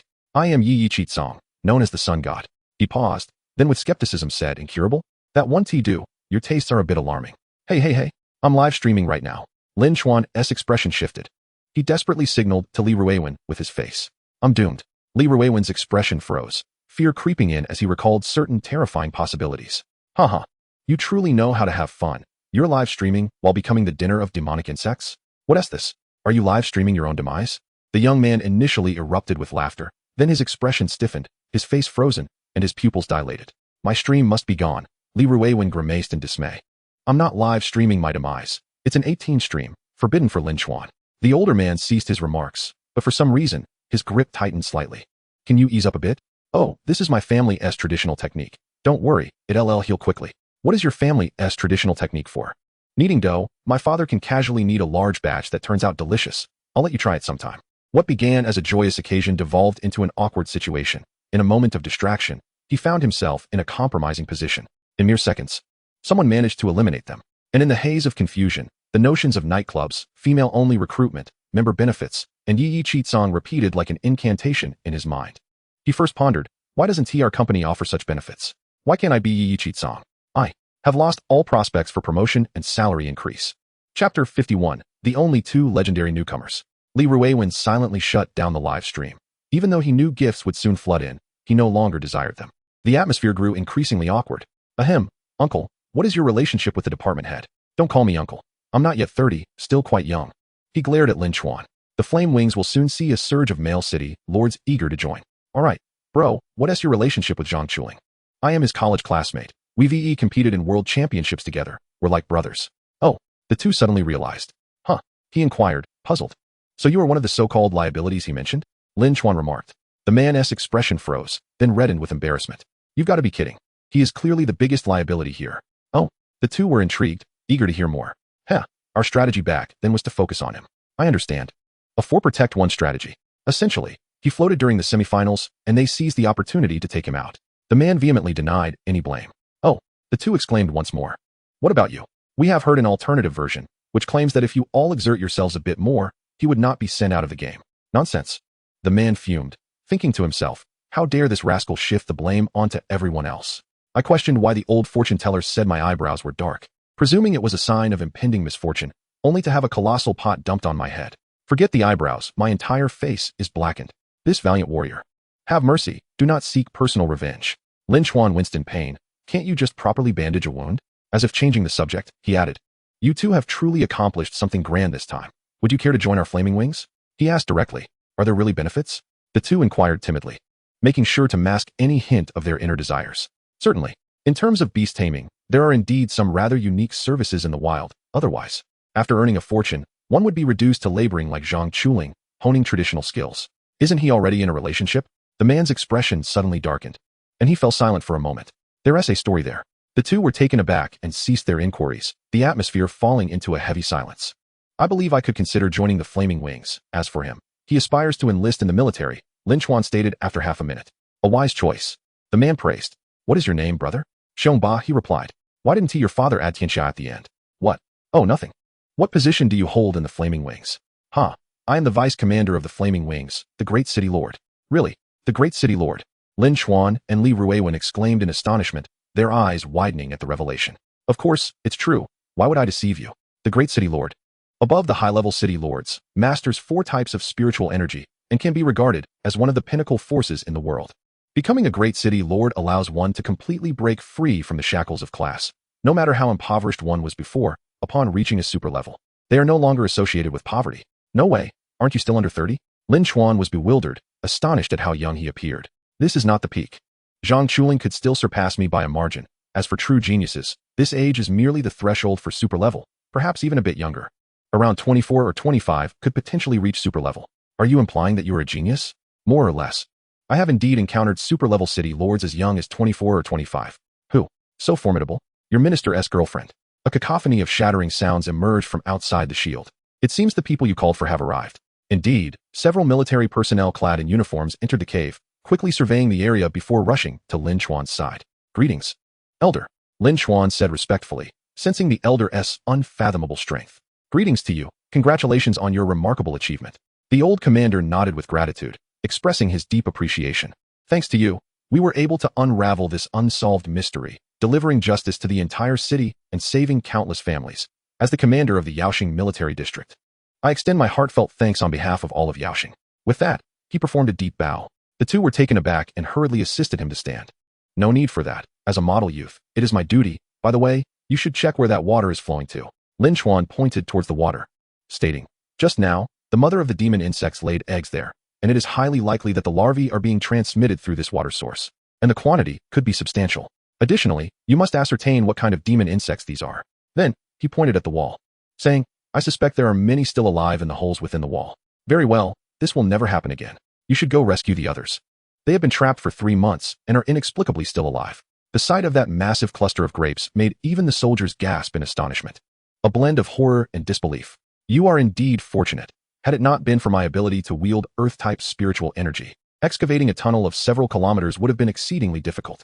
Xiongba said boisterously. As they were escorted outside, they discovered not only were they surrounded by the police, but many gazed upon them with admiration, like heroes. There were police, beast tamers, civilians, and a multitude of delivery personnel. Subsequently, the two fell into a deep slumber. When they awoke again, it was due to Xiongba shaking them vigorously. Lin Chuan groggily opened his eyes to see a group of parents standing outside, gazing at him with gratitude. Well, had you mentioned they were asleep, I wouldn't have come, a middle-aged man beside Xiongba said helplessly. No worries. Young men are strong and robust, especially since he is a knightly champion. What is the fuss? Xiongba dismissed it nonchalantly. What is going on? He struggled to prop his eyelids open. Since you are awake, let us proceed with the matters at hand. A man with graying hair chuckled, as several young ladies in kipeos brought forward 2 items. What? We are immensely grateful to the 2 youths for rescuing the missing boys. Now, on behalf of the Yaoxing Beast Taming Association, I bestow upon you the best newcomer beast tamer medal. You are the only 2 legendary newcomers in the province in 50 years. Lin Chuan immediately collapsed back to sleep, grumbling. Is this trivial matter worth waking me? Ahem. It appears you 2 are indeed quite exhausted. The president said, a hint of awkwardness in his tone as he cleared his throat. All right, you may all return now. Xiongba turned to dismiss the parents. Wait. Lin Chuan weakly protested. Chapter 52, absolutely will not leak. Tomorrow.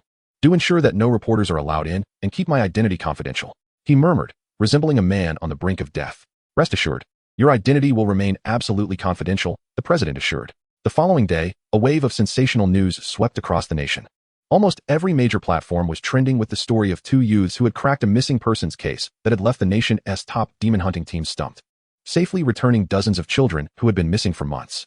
This news indeed caused a nationwide uproar, and the live-streamed video circulated widely across the internet, only to be swiftly shut down. The president of the Yaoxing Beast Taming Association publicly declared that the parties involved wished to keep the information private. Thus, the nation would certainly honor his wishes and suppress any related live-stream footage. However, many still managed to catch glimpses. The news arrived too abruptly. In previous years, there had been significant cases, but when a particular team took them on, updates were generally shared online.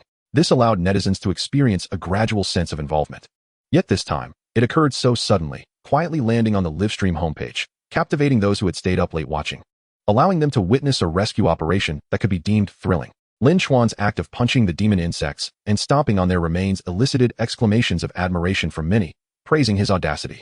Initially, it was indeed a commendable event, but the welfare system of the Flaming Wings added a hint of color to the entire livestream. Xiongba, yours.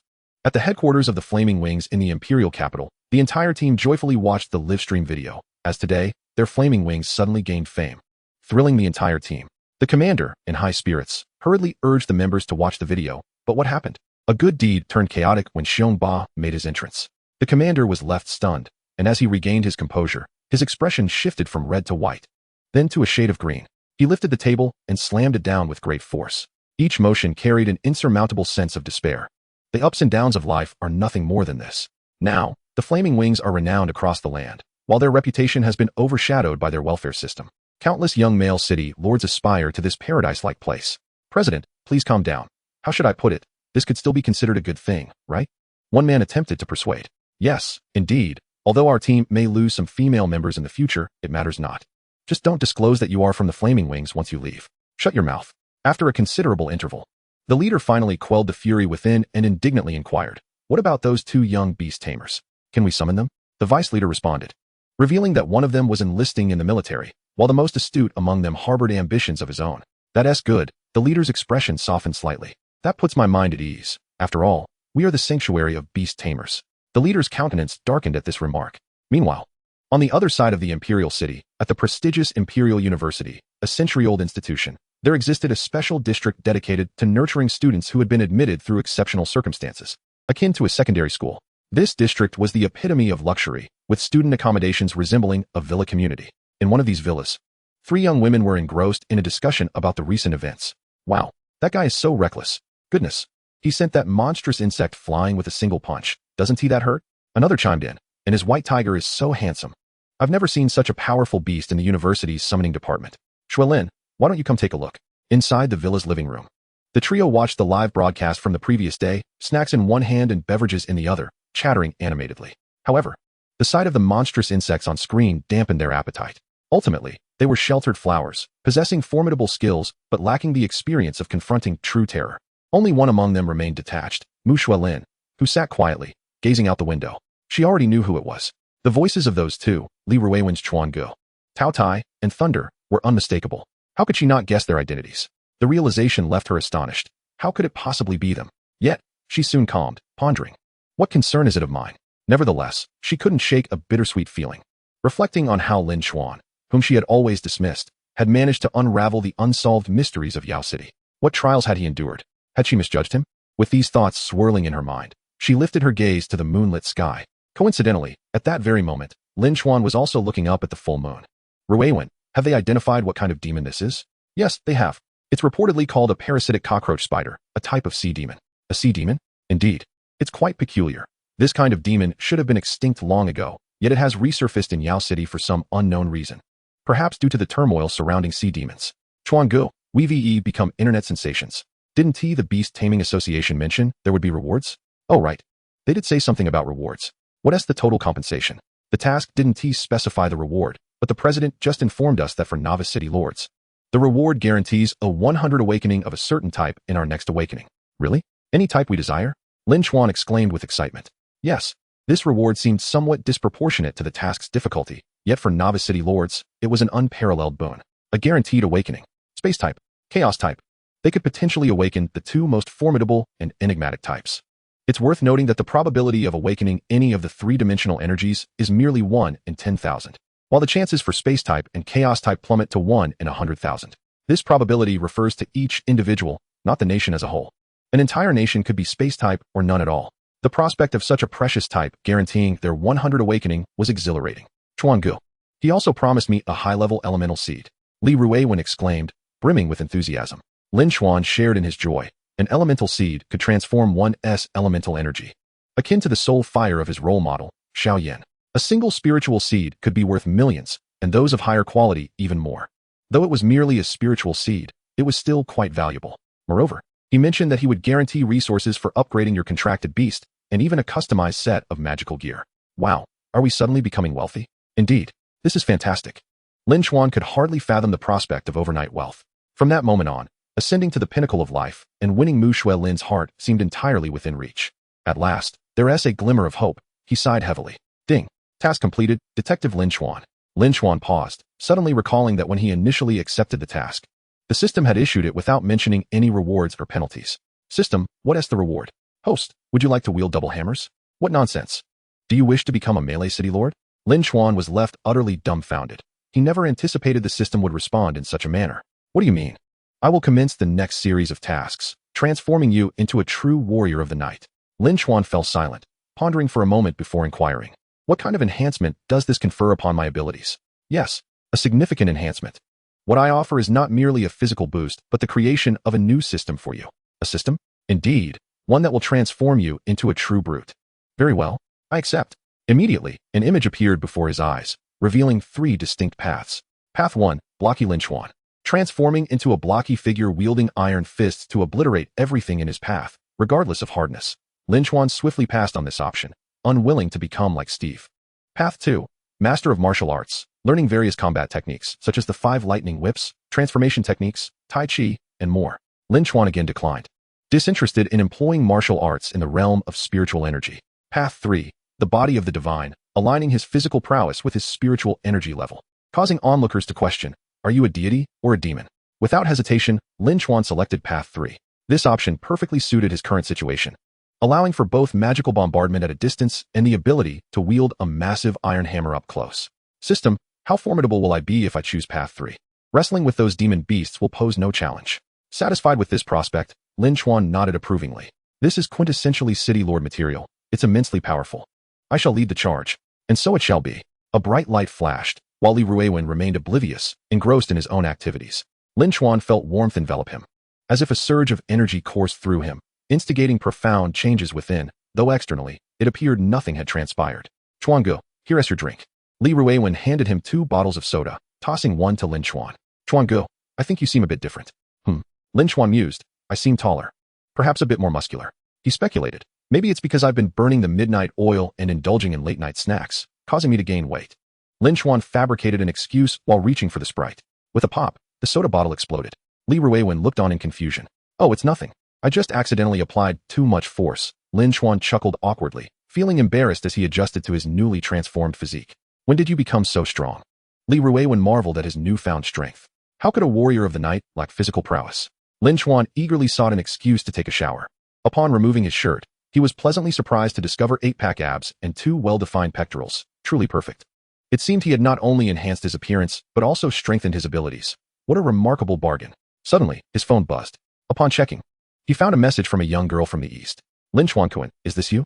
Qing Yu Yuko sent a screenshot of the live broadcast, featuring a rough outline of the monster. It seemed Li Ruiwen had been calling him Chuan Go, but this girl recognized him. Indeed, that is me. Please don't speak carelessly. I prefer to keep a low profile, Lin Chuan acknowledged. I didn't expect Lin Chuan would undergo such a significant transformation, she marveled. The two had not seen each other for 2 years, only maintaining some communication online. The young girl seemed to have friends in China and had set up a WeChat account, which Lin Chuan boldly requested. Since they had grown so familiar, she insisted that he should no longer call her Lin Chuan, but rather Kato Kenichi from now on. The naive girl, not fully grasping the implications of this name, felt a twinge of unease but still acquiesced. Then, Kato-kun, I will be going to the summer country in a month. Would you like to come and pick me up?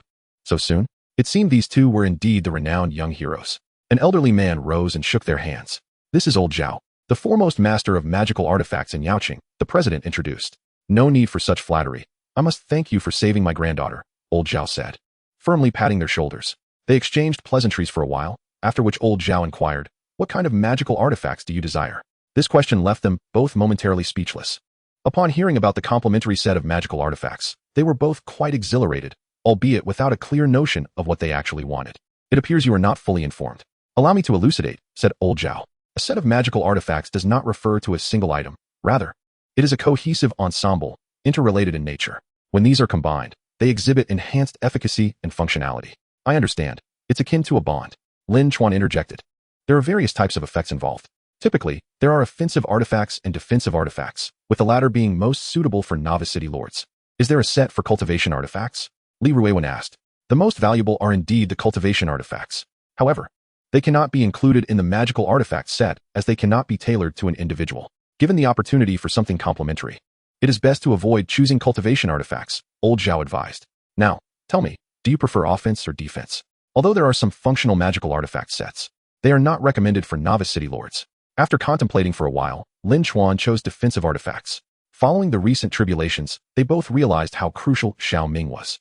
After some consideration, Li Ruiwen also opted for defensive artifacts. Indeed, for a novice city lord, the cost-effectiveness of offensive artifact sets is not particularly high. Defensive artifacts prove to be far more practical. You wield wind magic. Thus, I shall design a set of artifacts that resonate with that element. As for you, being a summoner, defense will be paramount. Safeguarding oneself is the greatest asset. I will focus on maximizing defensive capabilities. Old Zhao crafted a plan that satisfied both of them. Lin Chuan indeed required a set of defensive artifacts. Although his physical prowess had strengthened, he could not withstand the onslaught of spiritual energy. At least until his spiritual level advanced significantly, would he be able to astonish others. Are you performing divine magic? The meeting concluded on a very pleasant note. The task itself did not yield monetary rewards, for magical artifacts and elemental seeds were exceedingly valuable. Besides gifts, they also received a sum of money. The man from the villa district had given them 500,000 as compensation. We've hit the jackpot, Brother Chuan. This trip has been a windfall. Oh, do not rejoice too soon. According to the law of conservation of luck, luck merely transfers from one event to another. Just look at you. Didn't you just slip and fall flat on your face? Chapter 54, Grueling Training. Lin Chuan exhaled a sigh of relief on the airplane. He and Li Ruiwen divided the 500,000, which would improve their home environment, allowing them to rent a more decent place and provide a more comfortable setting for himself and his grandfather. Grandfather, I'm back.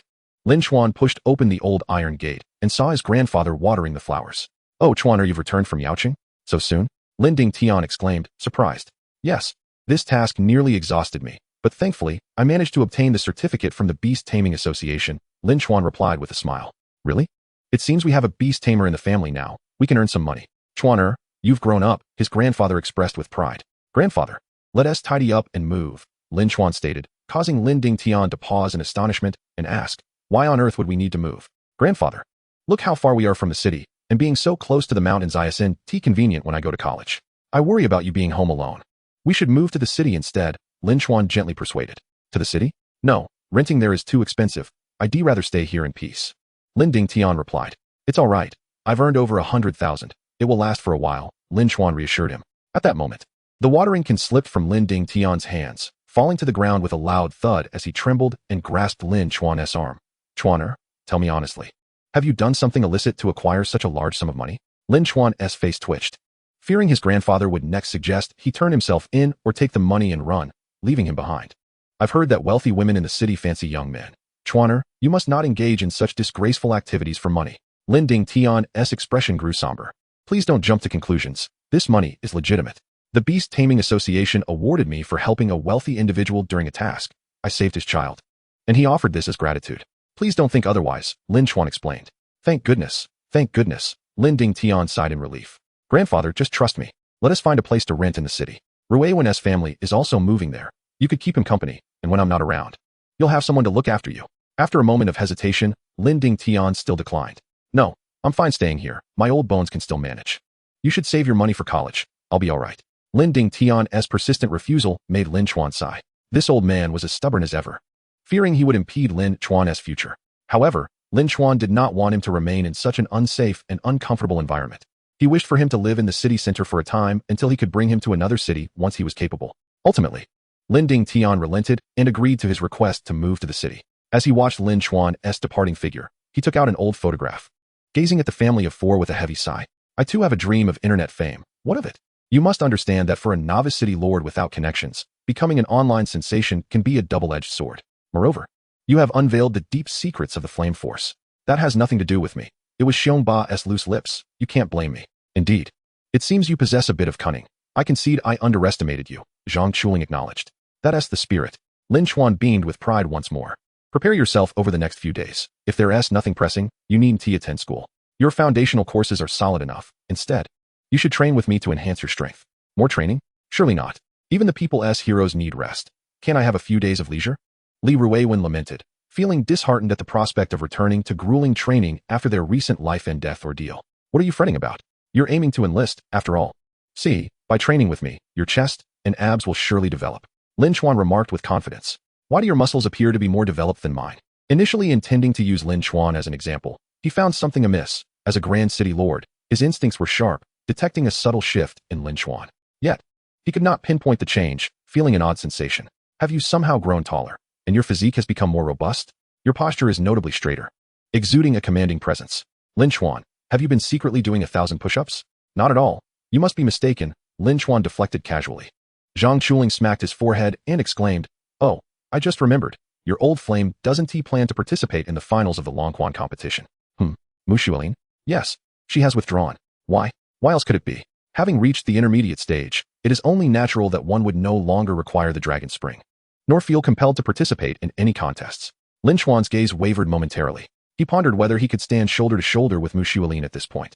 After all, she had awakened a year earlier and was undoubtedly a prodigy. Yet, he too had not wasted the past 2 years, with the constant guidance of his system father. He believed he could narrow the gap. In reality, while the distance had indeed lessened, he still lagged behind her in speed. Typically, A talented individual would reach the intermediate stage before the commencement of university, a remarkable feat indeed, but Mu Xuelin surpassed this, achieving it well before her college entrance examination, outpacing others by a full 6 months. Her innate talent was evidently formidable. However, he quickly regained his composure and sighed in resignation. To him, the fact that Mu Xuelin was 6 months ahead held little significance. As a chosen one, bolstered by his system father's unwavering support, he harbored no fear of anyone. After all, if his system father could summon 4 divine beasts as his contracted companions, why should he fear any prodigy? The summoning system would remain potent in the later stages, especially since he had set his sights on the exceedingly rare awakening of the spatial system. With the enhancement of both the spatial system and his divine body, he felt a sense of confidence bubbling within him. She is indeed quite powerful. I suspect there is something else at play here, Zhang Chuling remarked. Something else? What do you mean? Both of them perked up, eager to hear more. Your speeds have reached impressive heights, surpassing my own prowess from years past, yet you still fall short of Mu Xuelin. I suspect her guardian possesses unique attributes. Or perhaps her early awakening is not merely a product of talent, but rather aided by external influences. A guardian? Li Ruiwen, though having heard of it from Zhang Chuling, still struggled to grasp the concept. Is it some kind of weapon? It must be something obscure. After all, the Mu family, being a century-old lineage, has deep roots. Lin Chuan fell silent for a moment, attempting to set aside his thoughts. Over the past 2 years, their relationship had grown rather distant. Chapter 55, stunned into silence. 2 years ago, they had fought side by side, but since then, all contact had ceased. Each recollection elicited a sense of her lofty stature, akin to a celestial star, making it challenging for him merely to gaze upon her. Lin Chuan found himself perplexed by the complexities of the imperial capital, always tinged with a hint of reverence. Enough. Enough, Zhang Chuling interjected, noticing Lin Chuan's troubled expression. He comforted him. What is there to fear? My girlfriend was once like her. In the end, I managed to win her over. When your cultivation improves, you will naturally encounter the myriad wonders of the imperial capital. Oh, boss. Brother Xiongba clearly mentioned that you were the one who shouldered the blame in the world competition, Li Ruiwen recalled, referring to Xiongba's words, which he had returned to Zhang Chuling without alteration. Huh. The circumstances back then were exceedingly complicated. It's not something we could clarify with a few casual remarks. Zhang Chuling dismissed casually. Do tell. I'm eager to hear the gossip, Lin Chuan said, intrigued, with Li Ruiwen also keen to listen. Since you're so eager, I shall regale you with the tale, he said, pulling up a chair as he reminisced. During the world competition, I was grouped with 3 others, while the remaining 6 ostracized us. Why? Lin Chuan inquired, astonished. Was there really such animosity during the world competition? Because the 3 of us hailed from humble beginnings. One was Xiongba, and the other was my girlfriend, the most beautiful one whom I managed to win over. They were simply envious. Even now, they still harbor class prejudice? Lin Chuan remarked incredulously. And you were the strongest among them? Haha, indeed. I was the captain, and generally, any reasonable person wouldn't provoke me at such a time. But their intelligence was questionable. Zhang Chuling laughed heartily. This kind of ignorance is truly rare, yet I encountered it. Every time I reflect upon it, I can't help but marvel at the odds. How could I have ended up with 6 teammates of such low intellect? In a nation of billions, encountering individuals with such lack of sense seems statistically improbable. Zhang Chuling cursed passionately, as if ready to overturn the table in frustration. I understand, Lin Chuan said slowly. Lost in thought. In that match, we opted not to engage in the first team skirmish, yet that mid laner, with a face full of question marks and exclamation points, ventured into the brush. Captured by the opposing team, I frantically signaled for him to flash away, but he did not. Not only did he fail to flash, but when the enemy sought first blood, he used a death flash instead. Lin Chuan's expression grew animated. I was utterly bewildered, bombarding him with questions. Why didn't you flash earlier? Why did you give a death flash? Why? Despite my urging to play it safe under the tower. Were you still killed repeatedly? Why did you always get singled out before team fights? I couldn't fathom how someone like him could exist in my division. Exactly. Zhang Chuling wholeheartedly agreed. When I laid out the strategy and said to go east, what did they do? They went west. I warned them that heading west would lead to disaster, but they didn't believe me, and indeed, they met with total annihilation. Then they had the audacity to blame me. They claimed that if I had followed them, they wouldn't have been eliminated. I was left utterly perplexed. Why would such individuals be matched with me? In the end, I ended up in a fierce argument with them. The irony was that not only did we argue, but I also physically subdued them in a brawl. Sigh. In the end, the mentors had no choice but to acknowledge that the other 6 were fools, crafting a strategy centered around me. They grew a bit wiser, refraining from speaking out of turn, and thus we advanced to the semifinals. Yet, after winning the quarterfinals, they claimed the victory was solely theirs, as if I had nothing to do with it. Another argument ensued, and this incident made headlines. A scandal of discord in the national team was a significant issue, but fortunately, at that time, online discourse was more civilized, and people knew who the true leader of the team was. The 6 of them were thoroughly humiliated. having to dodge rotten eggs and tomatoes when they went out. Yet, they remained obstinate, convinced that the victory was theirs, with no credit to me. Ultimately, I was so enraged that during the semifinals, I led my girlfriend and 2 friends straight into the enemy's ranks, taking out their 4 strongest players. When it came to a fair duel with the remaining opponents, just as I had anticipated, they were soundly defeated, broadcast live across the internet, no less. This became quite the uproar.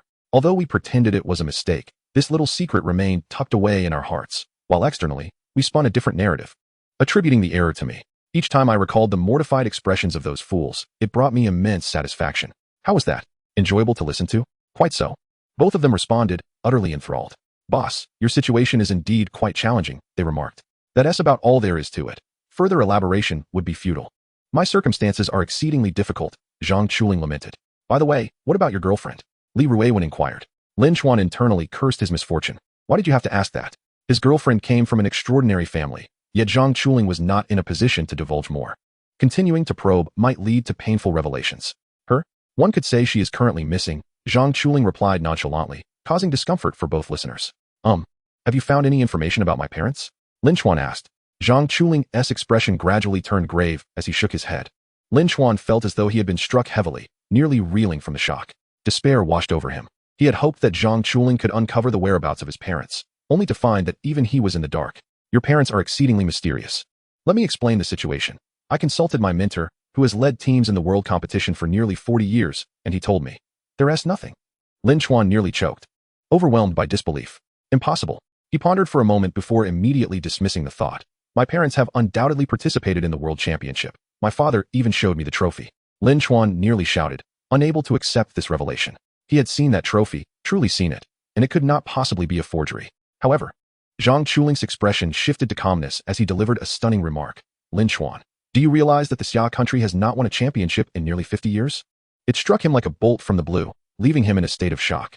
No, there must be some mistake. I even have a photograph. Lin Chuan's eyes sparkled once more, for indeed he possessed a photograph.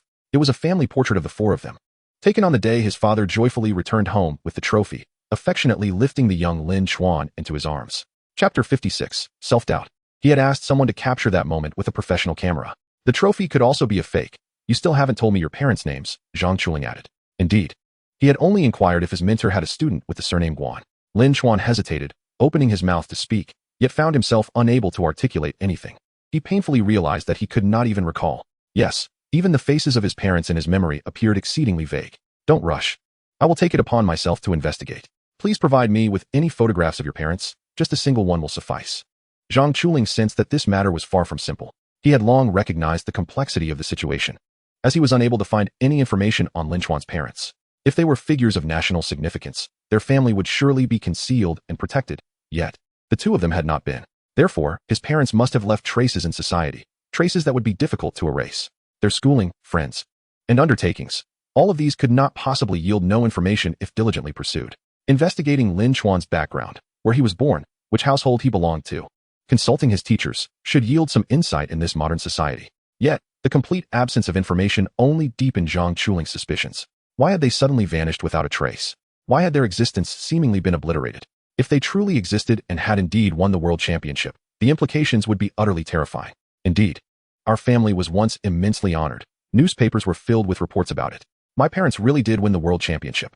Zhang Chuling was momentarily taken aback. When did your parents have you? When they were 18, Lin Chuan replied after some thought. What on earth? Zhang Chuling exclaimed. Really? It seems to be 18. My parents mentioned that my father was in high school in Mingxiang while my mother was a transfer student from another area. And they were desk partners. What a joke. Even so, there would be no need to marry and have children at 18, would there? One typically participates in the world championship in their 4th year of university, at the age of 22. I find this absurd. Zhang Chuling felt an overwhelming headache from the complexity of it all, as if entangled in a web of confusion. But it is indeed true, Li Ruiwen chimed in, scratching his head. Wait, how old is your grandfather? Zhang Chuling keenly picked up on this detail. Almost 95, Lin Chuan replied, instantly alarmed. Yes, that is indeed strange. If your parents had you at 18, how old was your grandfather when he had them? And what about your grandmother? I don't know. I've heard she passed away during childbirth a long time ago. Your grandfather must have been in his 60s when he had your father. That age certainly allows for fatherhood. Lin Chuan was equally perplexed, filled with question marks. This was a topic he had never thought to inquire about with his grandfather. And it seemed necessary to seek answers now. And what kind of person is your mother? Her family allowed her to marry and have children at 18? For heaven's sake. Your father isn't a child or a rural person. He actually dared to marry. After my parents earned their doctorates, they went missing. Wait, let me gather my thoughts. Have you ever met your maternal grandparents or any relatives from your mother's side? Zhang Chuling realized the situation was exceedingly intricate and dared not make further assumptions. I think I might have met them, Lin Chuan replied hesitantly, as his memories were too vague, casting doubt on whether he had indeed experienced those moments. He could not even recall what his maternal family looked like, only that he had seen them before. I can attest to the truth of his words. My parents can too, as can other relatives, Li Ruiwen said earnestly. When his parents returned after winning the world championship, everyone was elated, proclaiming that the Guan family had produced talents. The city even distributed money, and old Mu was very pleased at that time. He had an excellent relationship with the Mu family. Otherwise, how could he have gotten close enough to abduct Mu Shuling? The city distributed money? Finally a lead. Moreover, they hosted many guests for a banquet. Indeed, banners were hung across the streets. But that doesn't make sense. With your parents so accomplished, why would your family face targeting from the Mu family? Even if your parents disappeared, your grandfather shouldn't have fallen into destitution without extending a helping hand. Zhang Chuling pointed out a flaw. I am just as baffled, Lin Chuan confessed, his mind swirling with confusion. He was the most bewildered of all. Realizing the multitude of inconsistencies in his lineage, his parents' backgrounds, and his grandfather's history, he began to doubt himself. It seems my mother's family was rather affluent, Li Ruiwen confirmed. In what way were they wealthy? At that time, our house was old and dilapidated, and we were in debt. When they got married, my mother's family provided a substantial dowry. My father even contributed a lot to help improve the living conditions of our neighbors. Thus, many people still show respect to your grandfather, even though they know his family is at odds with the Mu family. Otherwise, it would have been quite challenging for you to survive until now. It was because of their assistance. Li Ruiwen's words only deepened Zhang Chuling's confusion, making him feel that his mental faculties were insufficient. Could I borrow a few billion from the heavens to sort this all out? Your mother's family is quite wealthy? Yes. My mother is also an only child, Lin Chuan affirmed. An only child? Married and having children at 18? Zhang Chuling's face was a canvas of questions, slowly articulating a single word. Huh? It truly is the case. At that time, the Mu family treated my mother with great respect. Indeed, I have met your mother. She resembles a refined female university student from the last century, knowledgeable and gentle, exhibiting high cultivation, a clear sign of an elite. Having won a world championship. Coming from an affluent family, both parents being highly educated, marrying and having children at 18, and still being refined and cultured? I feel as though we are not living in the same realm. Did you come from another world? Zhang Chuling's head spun, overwhelmed by the sheer volume of information. What kind of family are you from? Moreover, after your parents vanished, it seems as though they completely disappeared. The Mu family's attitude towards you shifted dramatically after they abducted Mu Qingshan's little princess? Did they not consider your mother's family at all? Did your maternal grandparents simply watch you fall into despair? Could they really be at ease with their grandson's fate? I am utterly bewildered. Only now do I realize how extraordinary my past was. What on earth happened? Lin Chuan's mind was on the brink of explosion. Yes, I cannot recall my parents' names either. I can't think of them, Li Ruiwen admitted, equally frustrated. Sigh. Zhang Chuling sighed. All right, we can conclude one thing. Your parents have been erased. Chapter 57, Hellish Training. What does that mean? The two asked, puzzled. It means that just because the people on your street are mad doesn't imply the entire world has gone mad, understand? Zhang Chuling explained. They felt as though struck by lightning. Now, I need to ascertain how many people are truly mad. Are you too insane? Or is it the world that has lost its senses? Zhang Chuling raised his voice. Tomorrow, you will visit the Mu family estate and inquire with Mu Qingshan. Meanwhile, I shall go to the administrative building, seek out the old mayor, and consult the military veterans to see if they know anything about this matter. I want to uncover who possesses such immense power. Have you ever doubted your grandmother? No, I replied. When I asked, Grandpa only said that my grandmother had a hard life and poor health, passing away during childbirth when my father was born, although my father survived. How strange. Zhang Chuling mumbled. All right, you two get ready. And remember, prepare for training the day after tomorrow. We must strive to secure Longquan, understood? Yes. The training Zhang Chuling referred to was the grueling kind, aimed at unlocking one's latent potential through rigorous practice, thereby enhancing the speed of magical cultivation. Essentially, it was about the development of potential. This rigorous training had indeed taken a toll on the two of them over the past 2 years. Upon returning home, he eagerly sought out his grandfather, Lin Dingtian. Grandpa, have you packed everything? Yes, I've gathered all that we need. Lin Dingtian nodded, his stooped figure momentarily straightening. Good. I'll call a moving company tomorrow. I want to ask you something. Lin Chuan, with a slight twist of his lips, inquired, Grandpa? What can you tell me about my grandmother? Lin Dingtian paused for a moment. Haven't I told you? Your grandmother was frail and had a difficult childbirth. I want to know how you met her, Lin Chuan said, taking a seat and pouring a cup of tea for his grandfather. Lin Dingtian chuckled. What has prompted this sudden interest in your grandfather's stories? Nothing in particular, I just wish to know. Now that I have some wealth, perhaps I will visit our hometown one day. Very well, I shall recount it. Lin Chuan settled down as well. I ventured out into the world long ago, during a time when the country had yet to be established. Life was indeed arduous. I aspired to earn great wealth, but the nation was in chaos. And no matter the endeavor, it seemed one would incur losses. Thus, I toiled until the nation was founded. At that time, I was just in my early 20s, and my family urged me to marry and have children, but I refused. How could I marry without having earned enough? Regrettably, I was not the lord of the city, who was quite favored back then. After wandering through various cities in the north for 2 decades, I finally arrived in Ming City. A friend recommended this place to me. I thought it was somewhat close to my hometown and decided to visit. After arriving in Ming City, I did not remain idle. The Mu family had entered the scene. The patriarch of the Mu family from the imperial capital had fought in victorious battles and was now affluent, establishing branches across the nation. Ming City was in the midst of development, requiring manpower, and thus, the entire city was bustling. Another 20 years passed, and due to inconvenient transportation, I hadn't returned to my hometown until I was 60, at which point I contemplated marriage and children.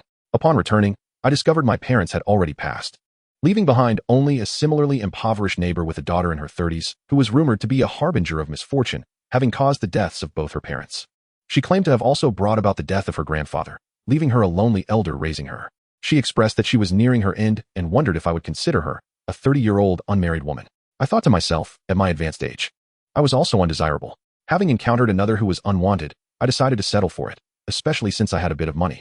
After marrying her, the elder passed away, and following the funeral, due to local customs, I remained in my hometown for another 3 years until your father was born. Your grandmother also passed away shortly after, and I returned to Ming City. Lin Chuan sensed that Lin Chuan was concealing certain matters from him. Yet, he felt it inappropriate to confront, fearing the pain it might cause. This narrative seemed devoid of any discrepancies. It merely depicted the struggles of ordinary folk during tumultuous times leading to the establishment of a nation. Transportation was arduous, life was tough, and mere survival was a challenge. It was entirely normal for one to wander from place to place. Nothing appeared amiss, nor could he discern anything unusual. However, the circumstances surrounding his grandmother remained perplexing. A harbinger of misfortune? Lin Chuan asked uncertainly. Indeed, Lin Chuan confirmed. It is said that dark omens surrounded her at birth, and shortly thereafter, her mother passed. Not long after, her father was devoured by a beast while visiting relatives. That evening, after leaving, their house mysteriously caught fire, resulting in the death of the entire family except for her. Subsequently, several relatives met untimely ends, and no one dared approach their household thereafter. Do you have any photographs? Lin Chuan inquired. Yes, at that time, I learned about cameras and took her to have a photo taken. Lin Chuan rose to retrieve the photograph. When he returned, Lin Chuan was momentarily taken aback. Goodness, my grandmother was so beautiful. The color photograph depicted a remarkably enchanting woman standing beside Lin Chuan, delicate and gentle. Much like his mother, akin to a blooming lotus. Grandpa, you truly are remarkable. What am I to do? My father's wife is a beauty of unparalleled charm, and my grandfather's wife is equally stunning. If I do not measure up, will I be shamed? No, seeking beauty is a long-standing tradition in the Guan family. I cannot allow it to falter in my generation. It is our duty to restore the glory of the Guan lineage. He set a modest goal. I shall become the Tide Sea Spirit, Yuanhua. A commendable aspiration. The system chimed. Lin Chuan was surprised, having unexpectedly triggered a system achievement buff. What rewards? The system grants the host a wave of romantic encounters. Get lost. Those encounters are mine by right. Lin Chuan then requested a photograph of his parents and the championship picture. Gazing at the images of his parents, he felt an inexplicable pang of sorrow. Father, mother, I do not expect to become a wealthy heir. I only hope to see you once more. Where have you truly gone? Must I participate in Where Did Daddy Go? Setting down the photographs, a once clear memory suddenly became obscured. The past 2 years had indeed been perilous. Akin to walking on the edge of a blade, facing beasts as dangerous as swords, brutal, bloody, and mindlessly violent. They posed a greater threat and savagery than the beasts of his previous life. Had it not been for humanity's ability to harness spiritual energy, it is likely they would have long been extinguished from this continent. Chapter 58, Unique Insights. He stood tall, chest out, and walked with a steady gait, revealing none of his former youthful naivety. Wait, what brings you here? A security guard queried. The guards at the Mu Castle were seasoned professionals, possessing high standards. Unlike the elderly guards at the usual campuses, anyone entering or exiting had to be verified and permitted. Lin Chuan leisurely presented his beast-taming certificate for the guard to inspect. I'm here to see Mu Qingshan, Lin Chuan stated calmly. The 2 middle-aged guards exchanged skeptical glances as they took the golden certificate. It boldly proclaimed Legendary Beast Tamer. A legendary beast tamer could refer to a novice, a veteran, or an honorary tamer. Nevertheless, such individuals remained exceedingly rare. In other words, saving 1 or 2 people was insignificant. one had to perform feats akin to Lin Chuan, who had saved a whole brood of children. It is crucial to note the distinction between children and adults. His actions warranted the legendary beast tamer certificate. The guard, perhaps recognizing its significance or finding the small booklet exceptional, made a call to verify and subsequently allowed Lin Chuan entry. The castle was larger than he had ever imagined. Children wandering the streets would gaze enviously through the cracks of the doors at the sights within. Lavish yet elegant, it featured top-tier craftsmen and gardeners meticulously tending to its beauty. One could say this was the most exquisite place in the realm. As he walked down the Grand Avenue, he reminisced about the time he had confidently taken Mu Xuelin from the Villa District for a carefree outing. Now he had returned. Yet he wondered where Mu Xuelin might be. This is not a company, but merely Mu Qingshan's residence. To visit someone here, one simply needs to knock on the door. There is no necessity for prior telephone notifications. No one is aware of the changes that the young man has undergone over the past 2 years, nor of his sudden return to this estate. The door stood ajar, perhaps indicating that someone had just entered. Lin Chuan did not ring the bell, but boldly pushed the door open and stepped inside. Truly affluent, Lin Chuan mused. In his childhood, he had found this sprawling mansion quite disdainful, questioning the practicality of such vastness. Yet now, in hindsight, he recognized that the allure lay precisely in its grandeur. He retained a vague recollection of this villa, navigating its corridors at a leisurely pace, when he was suddenly enveloped by an overwhelming aura of capital. Amidst it, he caught a whiff of something uniquely enticing. System, do you possess any distinctive insights regarding my awakening of spiritual powers at the intermediate level? He inquired. Choose as you wish. Select what you find appealing, impressive, or irresistible. This system is omnipotent. Oh, and by the way, your romantic encounters have arrived. The system replied with evident pride. Lin Chuan was momentarily taken aback. Romantic encounters? As he ascended a small staircase leading to his study, he noted the mansion's sheer size. The winding staircase revealed several additional smaller flights. Goodness, with such a design, one could easily tumble down if they slipped. What romantic encounters could possibly arise amidst these stairs? He pondered. As he approached a 90-degree turn, his senses tingled. He caught sight of a shimmering silver hue, accompanied by an enticing fragrance that wafted towards him, reminiscent of a delightful surprise hidden among vibrant blooms. That glimmer of silver. Both parties were momentarily stunned. No, Lin Chuan had come to his senses. During his years of training, Zhang Chuling had assigned them their first task, to independently slay 2 ferocious crimson-eyed giant rats. The system had also assigned him the task, rewarding him with tripled reaction speed. He was indeed aware. However, as a gentleman, how could he yield at such a moment? A soft body collided with him, and Mu Xuelin, oblivious to the obstruction, stumbled backward. Quick as a flash, Lin Chuan caught her around the waist with one arm, while supporting her back with the other, pulling her close. What a splendid figure. Lin Chuan instinctively drew her into his embrace, leaving her momentarily dazed. As she fell against his chest and instinctively looked up, she found herself staring into the face of the young man, who was equally bewildered. System. I shall dub you the strongest. Be discreet, be discreet. Mu Xuelin regained her composure, gasping for breath before forcefully pushing Lin Chuan away, her expression a mixture of astonishment and suspicion. What a coincidence, Lin Chuan remarked with a smile. Mu Xuelin's gaze steadied, and she straightened herself, resuming her poised demeanor, regarding him with an unruffled calmness. Lin Chuan? Indeed, it is I, Lin Chuan replied, raising an eyebrow as his gaze inadvertently swept over her figure. As a human measuring device, one ought to adhere to the following principles. 1. Treat mosaics as non-existent. As the Buddha said, if one's heart is free of mosaics, so too shall be the world. 2. Regardless of how tightly a target is dressed, one must discern the authenticity of their physique, whether it is genuine or altered by some physical means. 3. When observing others, one must remain inconspicuous, ensuring that no one realizes one is a lecher, nor should they detect the lingering gaze of desire. Lin Chuan reflected. The little princess had matured. No longer the petite figure he once knew, but had transformed into a striking woman. With her tall and perfectly proportioned physique, a delicate waist accentuating her shapely form, a long neck, exquisite features, and skin that glowed with an ethereal brilliance, her flowing silver hair was nothing short of dreamlike. Moreover, she had mastered the art of adornment, donning a stunning Gothic princess dress that accentuated her beauty exquisitely.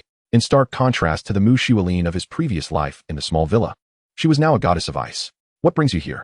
I miss you, Lin Chuan confessed. I heard you've reached the intermediate level? Yes, Mu Xuelin responded calmly. Oh, I am not far behind. I shall reach the intermediate level soon myself, likely even faster than you, he chuckled. Mu Xuelin's eyes widened slightly in surprise. Lin Chuan's talent could rival hers. She had awakened first, a year ahead of others, yet he was catching up to her pace. And what of it? Mu Xuelin retorted. Dear lady, do not underestimate others. Have you been in the capital for too long, causing you to become somewhat arrogant? Lin Chuan remarked, enjoying the playful banter. Mu Xuelin, caught off guard by his retort, found herself momentarily speechless. Her expression turned cold as she contemplated leaving. I do not wish to associate with someone so narrow-minded. She thought angrily. The rewards I offer are never as simple as they appear. The system interjected suddenly.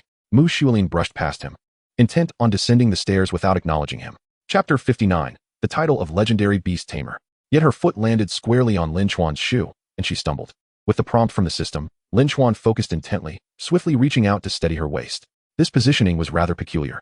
Truly, it was a fortuitous encounter, akin to a whimsical adventure in a magical realm, just beneath the radiant aura of the young woman. Lin Chuan mused, Archimedes would be envious. I am holding two worlds with but one hand. Mu Xiaolin, flustered from the second incident, felt a mix of embarrassment and irritation, swiftly shaking off Lin Chuan's grip. Hey, I am a guest here. Should you not be escorting me to find your father? Go by yourself.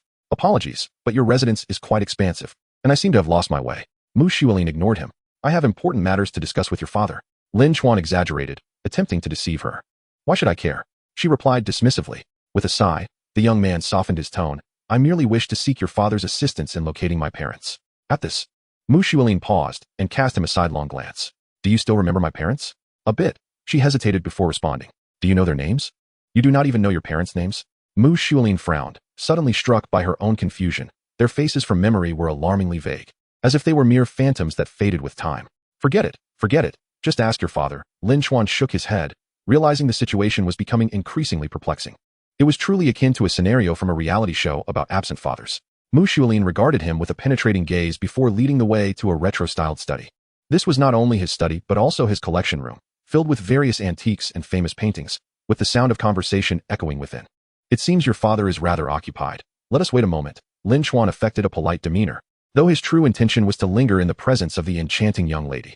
Very well, she replied, stopping in place, her back turned to him. Lin Chuan sought to find a point of entry from her perspective. One must find a reason to engage in idle chatter. Otherwise, how could they nurture their relationship? What university do you intend to attend? Still aiming for the capital? Yes, our family is based in the capital. The Mu family was renowned worldwide, a prestigious lineage of which Lin Chuan was aware. Despite Mu Qingshan's considerable wealth and status, he was merely a branch of the family. Even a small branch could dominate the entire Ming city, highlighting the substantial strength of the main Mu family. I wonder if the capital still has room for a handsome devil, the kind that makes all men feel ashamed, such as myself, Lin Chuan mused, gazing into a bronze mirror.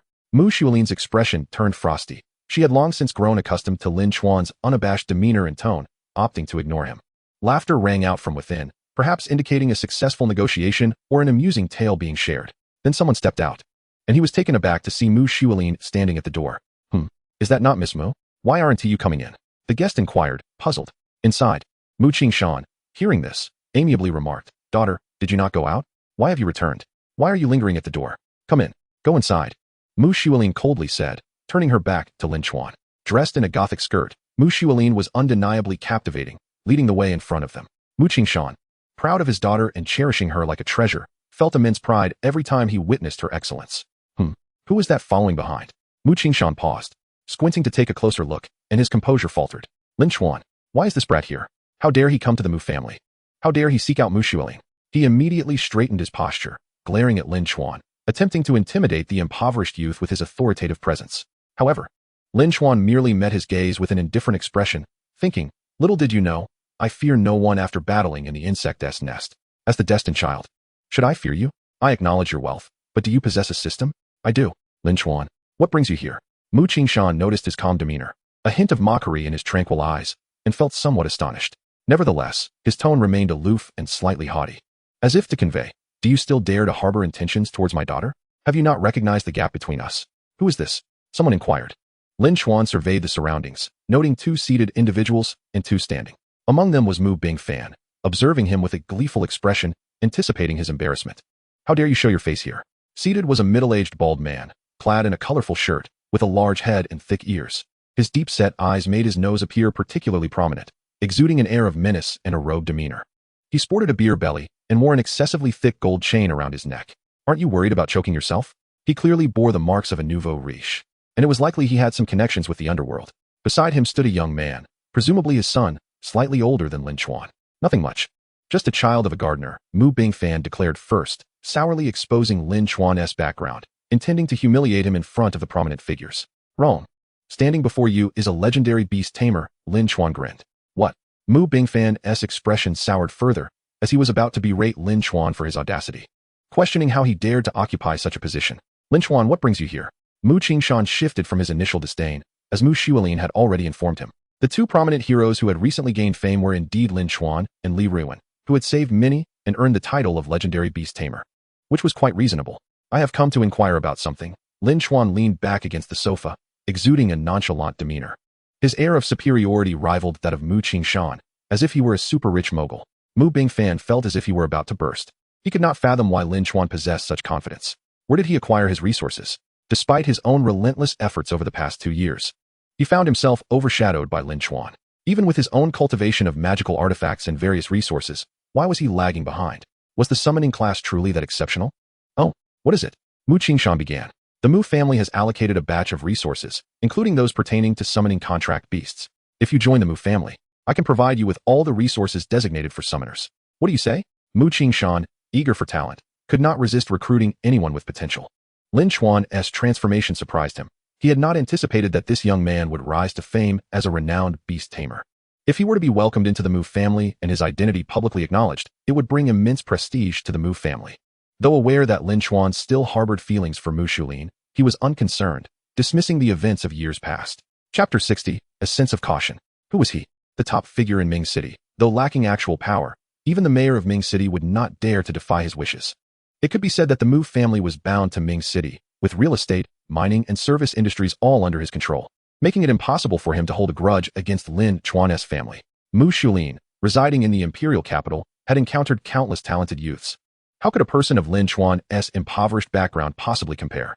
To entertain thoughts of pursuing his daughter? He ought to assess his own capabilities, otherwise the repercussions would be merciless.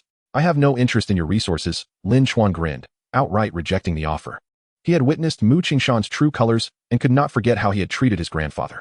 Yet, in his current good spirits, he managed to conceal his feelings, not wishing to expose the contemptuous divide between their social classes. To him, Lin Chuan's family could be considered insignificant. And now, he thought to recruit him into the Mu family? Was he to be treated as a mere lapdog? Mu Qingshan's expression darkened slightly, taken aback by Lin Chuan's blatant disregard. It seems you have changed significantly over the years, yet your ignorant and reckless nature remains unchanged, he said with disappointment, shaking his head.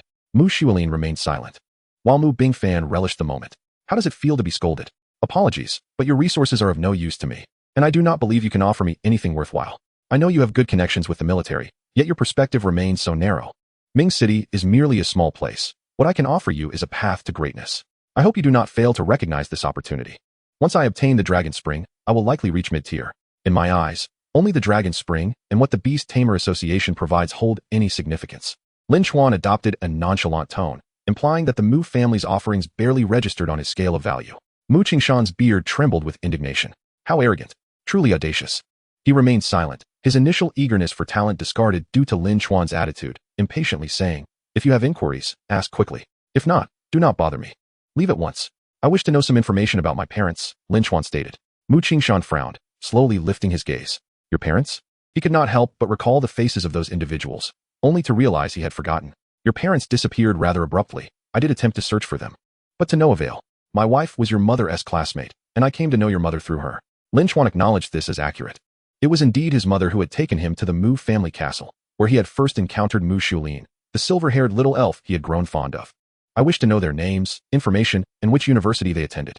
Lin Chuan pressed. Mu Qingshan hesitated, a fleeting look of bewilderment crossing his face. I forget their names. After a long pause, he finally replied, shutting his eyes as he reminisced about the beautiful couple. How strange. How could I have forgotten? Was it that so many events had transpired over the years that he had lost track of such trivial matters? Lin Chuan lowered his head slightly, his fists clenching, the joints cracking audibly. He exhaled deeply, raising his head, his eyes ablaze with an intense rage that left Mu Xuelin momentarily stunned. Do you know which university they attended? Your wife was your mother's classmate. You ought to know this, right? Mu Qingshan raised an eyebrow, pondering for a moment. I know this. It was Magic Capital University. Magic Capital? Lin Chuan responded. Your father seems to have done something significant. I believe I still have some recollection. He produced another photograph, asking, is this you?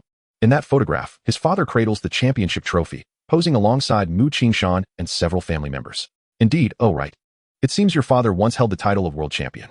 Upon seeing the image, Mu Qingshan experienced a sudden epiphany, only to be thwarted by an overwhelming wave of confusion that left him in a state of deep frustration. The Xia nation has not claimed a world championship in half a century, Lin Chuan scoffed. He finally comprehended the situation. He had always presumed that his parents had either gone into hiding or met with an unfortunate accident. But that was not the case. They had been erased from existence. After pondering for a moment, Mu Qingshan found himself at a loss, beset by an insurmountable sense of vexation akin to being outsmarted in a chess match. It was thoroughly disheartening. Well, never mind, Xuelin, doesn't your mother keep a diary? Just let him take a look. Mu Qingshan waved Lin Chuan away, wishing to enjoy some solitude over a cup of tea. Lin Chuan had more questions to ask, particularly regarding his maternal lineage, but after confirming the unsettling truths, he lost the desire to inquire further and accompanied Mu Xuelin instead. The grand villa was indeed different. Navigating through its many corridors to reach a room was a convoluted endeavor. As Lin Chuan walked, he realized that at least his parents were not so easily found. It took someone of immense power to wield magic that could affect all of humanity, and he would be foolish to dwell solely on the past. Instead, he chose to focus on the present, specifically, the captivating figure before him. What a splendid waist. What exquisite legs. As Mu Xuelin walked ahead, she felt as though she were under constant surveillance. Yet inexplicably, each time she glanced back at Lin Chuan, he feigned interest in the villa's decor. Lin Chuan chuckled. Every mid-laner must maintain a sense of vigilance, keeping a watchful eye on the opponent while also being attuned to the reactions of others, ensuring that Mu Xuelin did not catch him off guard. At last, they arrived at Mu Xuelin's room, a spacious sanctuary adorned predominantly in shades of purple and pink. It was just as he remembered, with little change. Even the plush toys were in nearly the same positions. Lin Chuan. Mu Xuelin suddenly halted. Lin Chuan noted her intent to speak and took a seat on her bed without hesitation. Mu Xuelin stared at him, her expression unreadable. If you have something to ask, do so quickly. I know you have many questions, Lin Chuan urged. What happened to your parents? Mu Xuelin inquired. This girl was remarkably perceptive. She retained vivid memories of his parents, recalling the arduous effort they made to lift the trophy for a photograph together. It was true. They had once been world champions. She remembered the jubilant scene on that street, the mayor's reception, and the city's announcement. Yet Lin Chuan sighed, gazing out the window, where he could see the remnants of his former home, now reduced to rubble. Erased, he stated. Mu Xuelin's eyes widened in shock. Killed. Xuelin, have you not paid attention in literature class? Lin Chuan smirked. Chapter 61, A Terrifying Truth. Erased. Wiped from this world, leaving few who can remember them. Even the traces of their existence have been meticulously scrubbed away, leaving only fragments to be gradually forgotten over time. Mu Xuelin struggled to comprehend this. Have you not noticed that no one knows of my parents anymore? Not even their names can be recalled. Not even their own son can remember them. Lin Chuan's voice grew strained with indignation, an unbearable humiliation for him. I asked someone to investigate the world championship teams. An esteemed mentor from the capital mentioned that the Xia nation has not secured a championship title in 50 years. What then of my father? What of my mother? His emotions flared, his demeanor no longer calm. Mu Xuelin fell silent, understanding the connection between the decline of the Guan family and the disappearance of his parents. If they had still been alive, the events that had enraged both families would never have transpired. Lin Chuan would not have to endure this humiliation, suppressing his pride for years. Do you know that teacher in the capital? Lin Chuan asked. I do. Could you do me a favor and inquire about the World Championship roster from around a decade ago? There are certain matters I wish to clarify.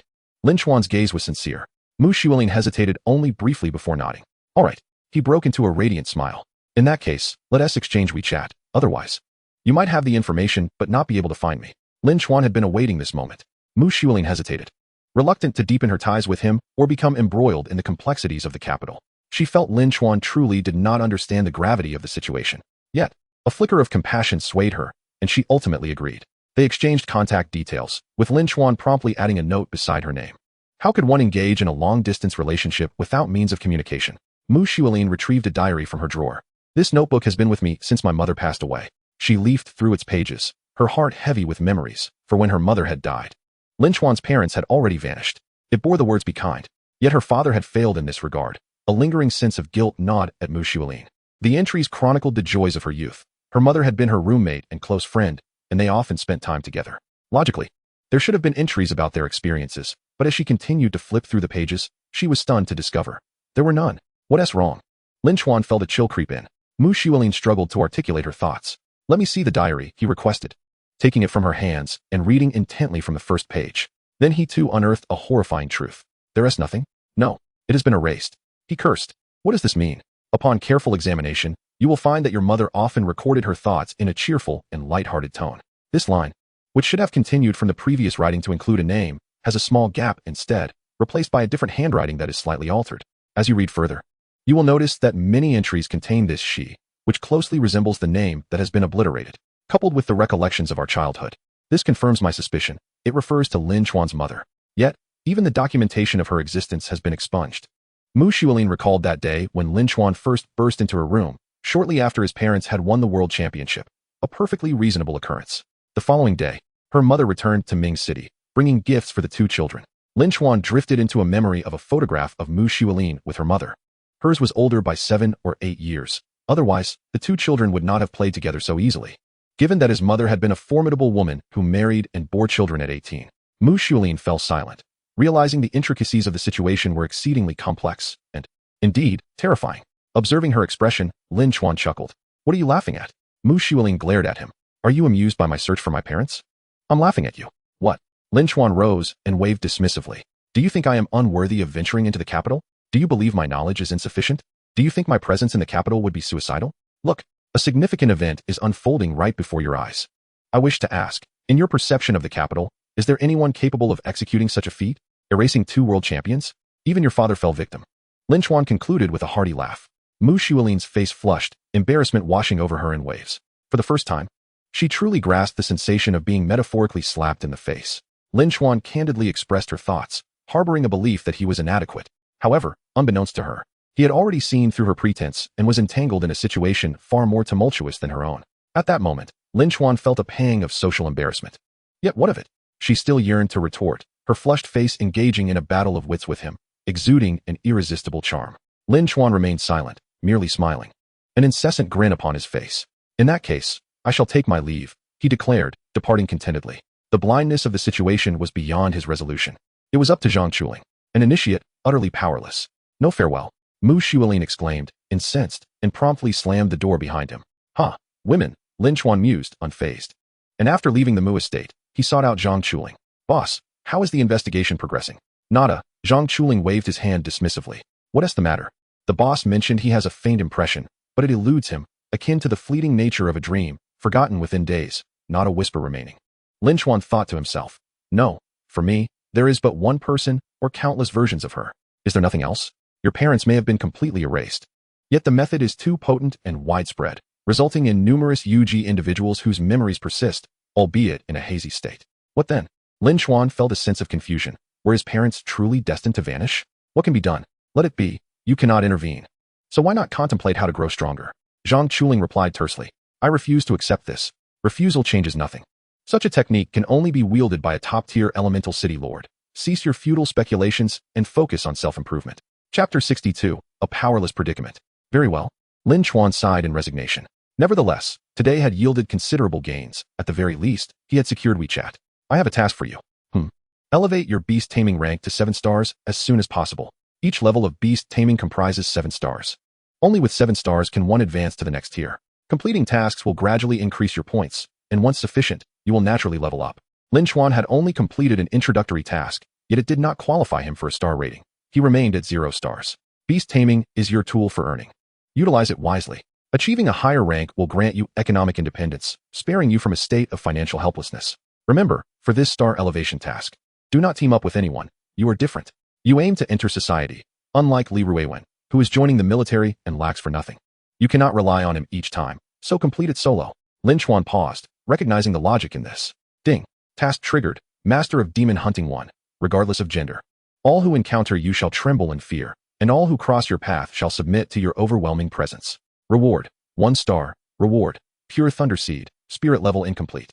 Failure penalty. Kneeling daily henceforth. Lin Chuan was taken aback. The system assigned tasks so whimsically, and before he could formulate a plan, it had designated him as a master of demon hunting. Yet, fortuitously, this would allow him to tackle dual objectives simultaneously. To whom should the pure thunder seed be given? Certainly to his most capable assistant, Lei Yan. He toils alongside Lin Chuan, often disturbed from deep slumber, unable to vent his frustrations. His temper undoubtedly flared. Lin Chuan was no IEEE mogul. He would certainly assist in helping Lei Yan reach the final stage, which he was merely a step away from achieving. This little push would come from Lin Chuan.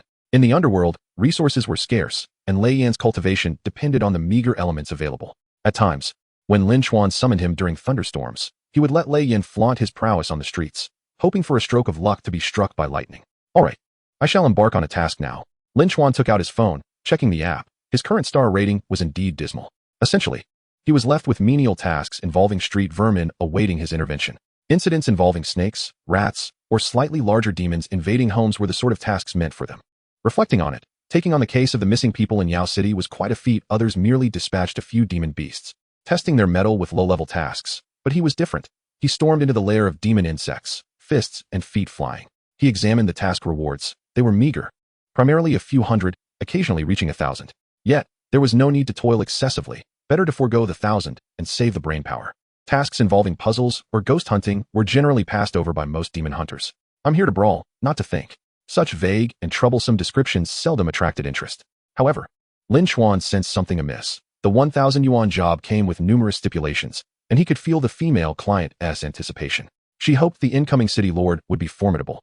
Yet her budget was inadequate. Was there truly a ghost? Or was she simply frightened? Lin Chuan chose to accept the task, following the address on his phone. He hailed a taxi. Completing a task alone was inevitably tedious and monotonous. It was said that the Fierce Fire Wing had formidable beast tamers with female secretaries assigned. What could that secretary do? This was a rather dilapidated building. He inquired with an elderly gentleman downstairs. It was a rental property. A haunted rental? Surely not. Lin Chuan ascended to the 5th floor, the residence of the client. Suddenly, he became alert, for he heard the sounds of banging. Someone was pounding on an iron door. The noise was thunderous, echoing through the corridor. Peeking out, he saw several individuals cursing, wielding iron rods, and striking the door, which had already developed significant dents but remained intact. Brother Fu, this door is quite sturdy. We can't break through, one of them said. In that fleeting moment as he turned, Lin Chuan caught sight of him. Not young, perhaps in his 30s, appearing to be a seasoned thug. The leader, a burly man in his 40s, impatiently commanded, Xiao Huang, go get the key from the landlord. Hurry up and finish this, and remember to threaten the landlord, lest we attract unwanted trouble. Lin Chuan's expression hardened. He had overheard the term finish. To finish was no simple beating. All right, Xiao Huang brandished a spring knife. A fierce look in his eyes. Lin Chuan prepared to act. Aside from one with a stick, the others were armed with knives, most likely intent on murder. As Xiao Huang approached the stairwell, Lin Chuan swiftly delivered a punch to his abdomen. Xiao Huang clutched his stomach, staggering back, his eyes bulging, retching uncontrollably. The force of that punch was terrifying. He would have a hard time recovering today. Who? The middle-aged man, known as Brother Fu, was startled and turned around. Who dares to strike us? The thug wielding the stick cursed as he advanced, but Lin Chuan reacted with remarkable speed, seizing his wrist and twisting it. Before the thug could scream, Lin Chuan struck down on his wrist with another blow. Ah! A chilling scream erupted. Who are you? Brother Fu glared at Lin Chuan, observing his fallen companions wailing on the ground. I am your father, Lin Chuan retorted coldly, regardless of whether they were debt collectors or otherwise. Their attempt to vandalize someone's door justified Lin Chuan's full-force action, especially as they brandished weapons. This constituted a home invasion. Brother Fu's expression darkened. Let me make this clear. We are under the command of Boss Deng, a notorious figure in these parts. If you dare to disrupt my affairs, tread carefully when you walk at night. Lin Chuan could not be bothered to listen. He delivered a slap that left Brother Fu dazed, then followed up with a punch to his face, lazily uttering, if you wish to avoid hardship, do share your circumstances with me. Lin Chuan found immense satisfaction in his role as a city lord, not only able to wield flamboyant energies, but also to relish the primal thrill of physical confrontation. Oh, this power, especially when directed at those who revel in violence, was particularly exhilarating. In his youth, there were always thugs lurking near the school. On one occasion, Lin Chuan witnessed a classmate being robbed and, without hesitation, wielded a broom to take on 5 assailants. The sensation of retaliating with force was truly gratifying, especially against those ruffians. Fu Ge felt his head spinning, nearly having his teeth shattered by a single punch. Yet, he retained a semblance of composure, still threatening, you're finished. Do you believe I won't call for a van full of people? Just you wait. Chapter 63, A Sense of Security. I, Brother Deng, am among the wealthiest in Ming City, regardless of who you are. You're doomed. Now get lost, or I'll pursue this further. If you still wish to act as a guardian for that young girl, believe me, you'll both meet your end. Fu Ge's incoherent threats allowed Lin Chuan to catch a few keywords. Firstly, young girl, possibly referring to a frail and helpless child, and secondly, Brother Deng. Who was this Brother Deng? Regardless of his identity, Lin Chuan could not stand idly by while a group bullied a young girl. Oppressing the weak was utterly contemptible. Noticing Lin Chuan's expression growing colder, Fu Ge felt a twinge of fear. Was he truly unafraid of death or merely ignorant? Another punch landed on Fu Ge's face, sending several of his teeth flying. The agony of losing teeth is known to those who have experienced it, especially when inflicted by another. Little girl, it's safe outside now. Lin Chuan knocked on the door. When he received no response, he continued, I am the beast tamer you hired. Rest assured, I am here. And all will be well. A faint sound emanated from within, and gradually, the door opened a crack, revealing the head of a girl, likely around 15 or 16 years of age. Upon seeing the three men writhing in pain on the ground, her mouth fell agape, and she timidly gazed at Lin Chuan. This scene brought a smile to his face. It's all right now, I'll teach them a lesson. At that moment, the significance of his handsome visage became apparent, as Lin Chuan's radiant smile melted away the girl's wariness, prompting her to open the door fully. Indeed, in this era, physical appearance held great sway. Fortunately, I am quite handsome, Lin Chuan thought, though a pang of sorrow pierced his heart as he noticed the girl emerging with a fruit knife tightly clutched in her hand. Likely instigated by the commotion outside, this small fruit knife perhaps provided her with a modicum of security. He further contemplated how, had he arrived later, she might have been trembling within, clutching the knife in a state of helpless terror. Surveying the surroundings, Lin Chuan noted the house was quite modest, consisting of only 2 rooms, one of which was exceedingly small, indicating the family's poverty. Is that person your father? Lin Chuan inquired. How do you know? Hiyuchi asked. Curiosity piqued. Lin Chuan nonchalantly replied that it was merely a guess, which only fueled Hiyuchi's admiration for him. With a bit of reasoning, he deduced that the small room could not be a bedroom, yet it contained a mattress laid on the floor. If it were her mother, there would be no need for such arrangements. Her bed was not particularly small, and they could easily share it. Thus, it was likely her father who was relegated to the storage room. A father, aware of his daughter's maturation, might feel uncomfortable sharing a room, hence clearing out the storage space. Hiyuchi was exceptionally polite, pouring tea and water for Lin Chuan as soon as she entered. Why are you home alone? Lin Chuan probed cautiously. Hiyuchi's expression wavered, her gaze constantly flickering toward him, eager to learn more about him. There are no ghosts in this house, right? Is the task you posted at the Beast Tamer Association a deception? Lin Chuan's gentle smile had already made him appear to her as a kind-hearted older brother. I didn't reveal the truth, Hiyuchi murmured, her eyes full of concern, fearing Lin Chuan might not agree. It's fine. I'm not lacking in funds. Speak boldly. My teacher is a soldier, the battalion commander of the Ming City Military District, and I can seek his assistance if needed. By revealing Zhang Chuling's identity, Lin Chuan reassured Hiyuchi. My father is in trouble, Lin Chuan sighed, noting the girl was clearly frightened. What happened to your father? He asked. He went to the mine 2 days ago, and after he sent me a message, I have not heard from him since, Hiyuchi replied. Her tone laced with deep anxiety and her eyes filled with boundless hope. Lin Chuan observed this, and he began to piece together the situation. Is it the mine in the Eastern District? Lin Chuan queried. Yes, she confirmed. As he connected the dots and incorporated a few assumptions, he quickly arrived at a rough conclusion. Your father is a miner, correct? Yes. When did they arrive, today? Lin Chuan pointed towards the thugs outside. No. They came the day after my father's incident. I've been too afraid to go out. I've been hiding at home. Hiyuchi indicated towards the bread on the table. Lin Chuan's expression darkened once more, as he could imagine the helplessness and terror she must be feeling. The Eastern District had only recently been developed, primarily due to the discovery of a mineral known as congealed firestone, a substance far more efficient than coal, serving as an exceptional fuel and energy source. Likewise, the recent surge in congealed firestone mining had led to skyrocketing prices. After news spread about the discovery of congealed firestone in that mining area, several private mining companies had quickly seized the opportunity within a month.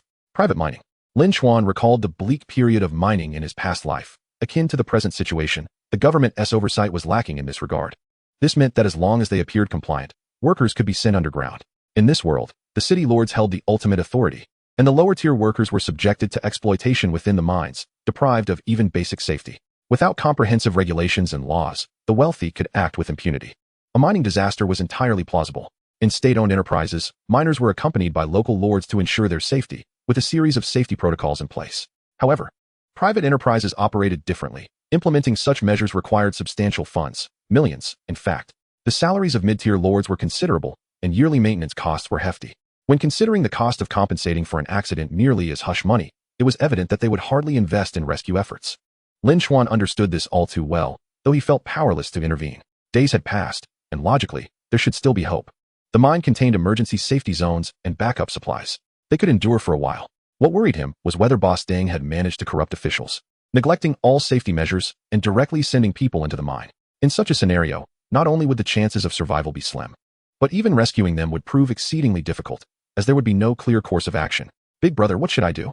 Hiyuchi's voice trembled, tugging at Lin Chuan's heartstrings. He felt a wave of compassion. He was at a loss for how to explain. Should he reveal the grim reality to her? Suddenly, a thought struck him. What were those men here for? Lin Chuan's heart raced as he turned to the girl and said, wait here for a moment. No matter what happens, do not come out or look. Chapter 64. Concealing the truth of the mining disaster. Hiyuchi nodded, trusting Lin Chuan implicitly. Lin Chuan gently patted her head, then turned with a fierce expression. He closed the door behind him and faced the 3 thugs, paralyzed with fear. You're finished. You've crossed Brother Deng. He will ensure you meet a terrible fate. Xiao Huang cursed. Lin Chuan swiftly slapped him, then drew their spring-loaded knife. What do you intend to do? The middle-aged man, known as Brother Fu, felt an unsettling anxiety as he faced the young man before him, whose demeanor radiated an intimidating aura. Now, I ask, and you answer, he stated firmly. What if I refuse? What can you do to me? He retorted defiantly. Lin Chuan raised his hand, and under the terrified gaze of Brother Fu, he positioned a spring knife across his knuckles. What do you think? Why you? Brother Fu stammered. There's no need to look at me like that. There are no cameras here. If you can act with impunity, so can I. I shall repeat myself. I ask, you answer. Understand? All right. Just stay calm, Brother Fu responded, his composure beginning to falter in the presence of this ruthless individual. What brings you here? We're here to collect a debt. Lin Chuan replied with a subtle smile, appearing to them as a demon. I believe in fair distribution. This time, let us take you down. This round will be a direct psychological torment. Since you've witnessed the fate of the last person, do you still have the fortitude to withstand this? I'll tell you, Wang Yongkai eventually capitulated. Break a finger, and he won't dare to endure it. Lin Chuan raised an eyebrow, pressing the sharp blade against his chin, grinning as he said, if I find you lying, I might just sever 5 fingers at once. 10 fingers are connected to the heart. I doubt you'd dare. He continued slowly, I intend to chop them off one by one. Rest assured, you won't die? I have plenty of medicine, though it may be a waste on you. He then lightly tapped the blade against Fu's face. Isn't that right? The 3 men swallowed in unison, casting wary glances at Lin Chuan. We here to deliver a warning. Brother Fu's forehead glistened with sweat. Oh. Lin Chuan revealed a playful smile. Is it truly just a warning? The spring knife began to graze Fu's skin, creating a painful friction. The agony jolted him into clarity, and he felt cold sweat drench his back, knowing that if he did not speak the truth soon, he might genuinely lose 5 fingers. I'll tell you. We're here to silence her. Wang Yongkai ultimately succumbed. Hiyuchi leaned against the wall, despite Lin Chuan's request for her not to listen. Her curiosity got the better of her. Her face once again manifested a look of terror. The notion of silencing someone is profoundly intimidating for a young girl. Oh, why not say so earlier? Why endure all this suffering? Lin Chuan had anticipated this and proceeded to inquire, why? A mining accident occurred in the East District. Her father was buried, and the matter has yet to be exposed. Wang Yongkai trembled as he spoke, fearful that Lin Chuan would unleash his wrath. Upon hearing this, Hiyuchi seemed to lose her senses, collapsing to the ground with a thud, her gaze vacant. Lin Chuan squinted. The information had not yet leaked? This indicated an intention to cover up the truth about the mining disaster. Why? Why silence and seal off information? Lin Chuan pressed further. In a few days, new regulations will be enforced. Any private enterprise owner responsible for an accident due to negligence will face imprisonment. Boss Deng wants to buy some time. He cannot afford for the news to leak prematurely. Oh, how do you plan to conceal the body and deceive others if you kill her? Boss Deng has his people in the station. As long as we get inside, there's a way to get out. Once the deed is done, everyone receives $1 million. Xiao Huang interjected. Fool. Lin Chuan scolded bluntly. If I were Boss Deng, would I care about your life after you've gone in? $1 million? Dream on. Even if you reveal the mastermind behind this, with his connections, would it matter? Lin Chuan understood. Deng feared Hiyuchi could escalate the situation and disrupt his plans, leading him to concoct this scheme to hide the truth through murder for a few days. Eventually, when the deceased's identity is pursued, it would inevitably lead back to her father, who died in the mining accident, a fact that could not be concealed. He intended to use this time to manage the mine and connections, transforming the substandard elements into compliant ones. In this manner, her father would be deemed a victim of a normal unforeseen incident, rather than a casualty resulting from negligence. Though the process was not as straightforward as it appeared, they had already devised a plan for covering up the incident. At least, on the surface, it would seem like a typical emergency. Some individuals would be silenced, or made incapable of ever speaking again. How many is this now? Lin Chuan inquired again. What do you mean? How many people have you killed? Xiao Huang and Wang Yongkai exchanged nervous glances, slowly responding. This is the 4th. The first 3 were also related to this mining disaster? Not exactly. They had already been paid to keep quiet. The 3 prior were from previous accidents where they refused to stay silent. Lin Chuan took a deep breath. He now understood. Such mining disasters due to inadequate safety measures had occurred more than once, multiple times, and when the state revisits these past transgressions, Boss Deng would likely face severe consequences. The 3 thugs before him were merely expendable pawns. Once they were incarcerated, they could be eliminated within the prison, ensuring that the mining disaster would remain undisclosed. Those who had received payments would find it impossible to provide evidence, no matter their intent. It seems your Boss Deng has quite the appetite for bloodshed, Lin Chuan sighed, turning his gaze towards the iron door. Where would she go from here? Who could protect her? What could the 3 men possibly do? Send them to prison? Impossible. Before the task was completed, Boss Deng could easily disregard them or replace them with other pawns to continue his operations. In these few days, their greatest fear was that Hiyuchi, anxious about her father's fate, might leak information online to dismantle the so-called Boss Deng. Disseminating information online would require hiring a legion of internet trolls. Otherwise, it would be impossible to generate public outcry and draw the state's attention to the matter. Lin Chuan was uncertain of the extent of Boss Deng's influence. He would never allow himself to languish in prison, and thus would seek every means to eliminate Hiyuchi. After all, a single misstep could cost him everything. His entire family would suffer, and most of his assets would be seized as illegal property, leading to his own demise. Yuchi, call the police. Lin Chuan stepped into the room, prepared to take the next action. However, he found a middle school girl sitting on the floor, weeping uncontrollably, trembling all over. Yuchi, Lin Chuan crouched down to comfort her. It's all right, I'm here. No one can harm you. Big brother, is my dad beyond saving? Don't panic, there might still be hope. Really? Stay calm. Throughout this process, he first utilized disinfectant to cleanse the scent of blood, ensuring that their arrival wouldn't raise any suspicions. After all, he was merely acting in defense of righteousness. Of course, in the process, some of the liquid splattered onto their wounds, eliciting cries akin to that of slaughtered pigs. All right, you can wait for help now. I understand you might have matters to attend to or might not. Lin Chuan observed them with a playful expression. Of course, if you're not afraid of death, feel free to accuse me. It's all the same to me. Let us see how much you matter to Boss Deng and whether he is willing to offend me for your sake. Lin Chuan grinned, applying a little psychological pressure to make them hesitant to speak. His words imparted a sense of potential backing, instilling doubt about Boss Deng's commitment to uphold his promises, even after having provided them with substantial upfront payments. What if they ended up in prison and he no longer cared about them? Thus, they were genuinely reluctant to provoke Lin Chuan, swallowing their grievances instead. When the officer arrived, he found the three bound together, appearing rather disheveled, and wore a puzzled expression. Officer Li, it's me, Wang Yongkai exclaimed, his eyes lighting up as if he had found a savior. Officer Li remained silent, his expression grim, aware that these miscreants had landed themselves in trouble once more. As thugs for Boss Deng, they had committed numerous offenses, including violent evictions and dealing with difficult homeowners. Injuring someone left them powerless. Even their superior, having accepted a bribe, insisted on their release. That minor law enforcement officer was equally helpless. Regardless of his intentions, he had no choice but to comply. Unexpectedly, they appeared here. Oh, you're here? Lin Chuan observed the unfolding drama from the sidelines. What is going on? A group of curious officers inquired. They broke in with knives, intending to rob and potentially murder. However, I acted heroically and saved this young girl, Lin Chuan interjected. Indeed, echoed Hiyuchi timidly from behind him. Captain Li furrowed his brow, sensing the gravity of the situation. They had received a report from the girl, and upon hearing the details, they realized the seriousness of the matter, gathering a large contingent of city officials who then encountered Wang Yongkai's men. What should we do? Should we arrest them or not? Arresting them seemed futile, yet releasing them would invite ridicule. Armed robbery and attempted murder without consequence?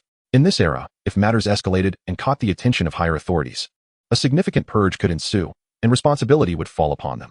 Let us take them back for now, Captain Li commanded, gesturing for a group to restrain them with magic-suppressing ropes. Captain Li, this is all a misunderstanding. What are you all doing? Lin Chuan interjected. We merely came to collect a debt, Wang Yongkai replied sheepishly. Nonsense. My family owes you no money. Hiyuchi mustered her courage to protest. Wang Yongkai sneered. How would you know about the debt your father owes me? Yes, I'm just here to collect. I never intended to kill anyone, Xiao Huang quickly clarified. They have no evidence, Wang Yongkai insisted, and Lin Chuan acknowledged the lack of evidence. Lin Chuan chuckled, disregarding them and stepping closer to Captain Li. Who are you? Me? I'm a beast tamer. Upon receiving the young girl's request, I happened to stumble into this predicament. He leaned closer to Captain Li, speaking softly. If I hadn't taken on this task, that young girl might have faced dire consequences. And what about you? Would you also release them? What if they had malicious intentions during the silencing process? He scoffed. You ought to uphold the integrity of your uniform. Captain Li's expression darkened, and even the officers behind him turned pale. He was indeed correct. I understand now. The officers were instructed to return to the station for further questioning. Hiyuchi consistently maintained that they had come to kill her. She claimed her father had encountered a mining accident, and that the businessman Deng was determined to suppress the news. She pleaded with the female officer to assist her in making this known to the public. Although the young female officer felt sympathy and concern, she expressed her helplessness. Spreading the information online could lead to the girl being apprehended for spreading rumors. The opposing party wielded too much power. A mere civilian stood little chance against them. Once the statements were taken, Lin Chuan stepped outside to call Zhang Chuling and explain the situation. How should I address you? You always seem to find yourself in such difficult situations, Zhang Chuling lamented. That is why I came to you. I'm not quite sure who this Deng is, but I promise to help rescue her father, Lin Chuan replied, equally exasperated. Deng Senheo was one of the top 5 figures in Ming City, a thug who gained wealth through unscrupulous means. It was not surprising that he could commit such heinous acts. Do you have any plans? Lin Chuan, You must understand, military and civilian matters are separate. The military has no jurisdiction in the city, particularly in times of peace. Don't let my rank as a battalion commander fool you. I can't intervene. After a moment of contemplation, Lin Chuan continued, can you find a way to protect Hiyuchi? I need to investigate the mining situation in the Eastern District. That is quite difficult. Why? The military can't send experts. The movements of every soldier are strictly controlled. I can't just send someone to protect her. My troops cannot roam freely. Is there a way to escalate this matter? Perhaps you could speak with your superiors to see if it can gain wider attention, ideally making it public. That is certainly feasible. This is a major investment. In the next 10 or even 20 years, condensed firestones will have a tremendous market. The Mu family stands to profit immensely from this investment. A top-tier city lord truly requires such profits. Wouldn't you agree? Indeed, Lin Chuan sighed. Feeling the weight of the situation, even Zhang Chuling seemed unable to provide a solution. In truth, you only need to ensure the safety of the girl. As for her father, whether he lives or dies is uncertain. You just need to escalate the situation to ensure Deng's demise, Zhang Chuling suggested.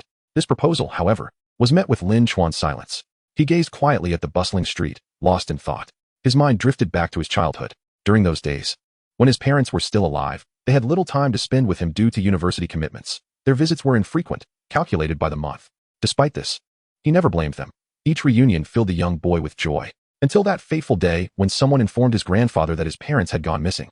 Lin Chuan refused to believe it, but as time passed, disbelief turned into acceptance.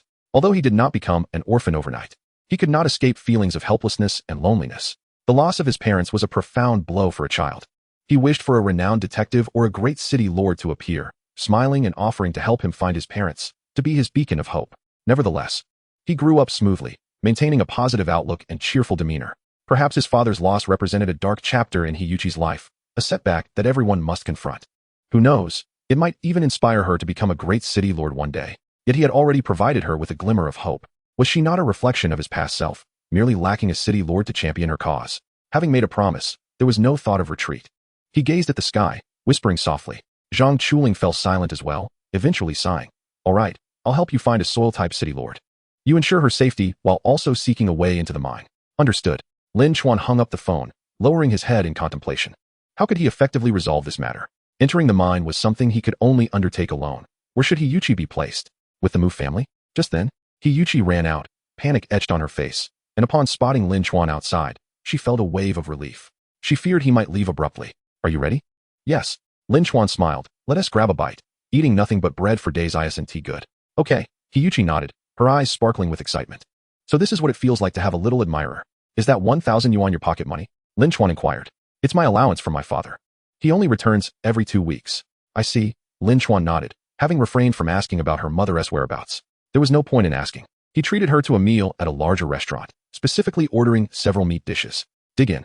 Big brother, what kind of city lord are you? Hiyuchi asked, genuinely curious about his status. I'm a summoning-type city lord, late-stage beginner. Perhaps by the time you take your midterm exams, I'll have reached mid-stage. Lin Chuan replied with a gentle smile. Summoning type? Hiyuchi exclaimed in surprise. But I learned that beginner city lords can't awaken summoning types. I'm a special case. My awakening caused quite a stir at school, he explained. So you must be very powerful? Hiyuchi's eyes narrowed into crescent shapes, clearly viewing him as an older brother. Of course. I'm the top student in the whole school, possibly even the entire city. Really? I heard the top student in the city is Mu Xuelin, the daughter of Ming City's wealthiest man. She awakened a year earlier than I did. The last time I saw her, she had already reached the intermediate stage. Perhaps in the future, I might surpass her. I also aspire to become the city lord, Hiyuchi expressed with a hint of envy. Lin Chuan's eyes sparkled with affirmation. For every child from an ordinary family, becoming the city lord is the ultimate aspiration. As the saying goes, 10 years of hard study is merely waiting for the awakening. That day, she would astonish everyone. All right, I'll wait for you. When the time comes, I will guide you in your cultivation, Lin Chuan said, gently ruffling her hair. Hiyuchi responded with a cheerful acknowledgement and eagerly dug into her meal. Lin Chuan took out his phone and messaged Mu Xuelin.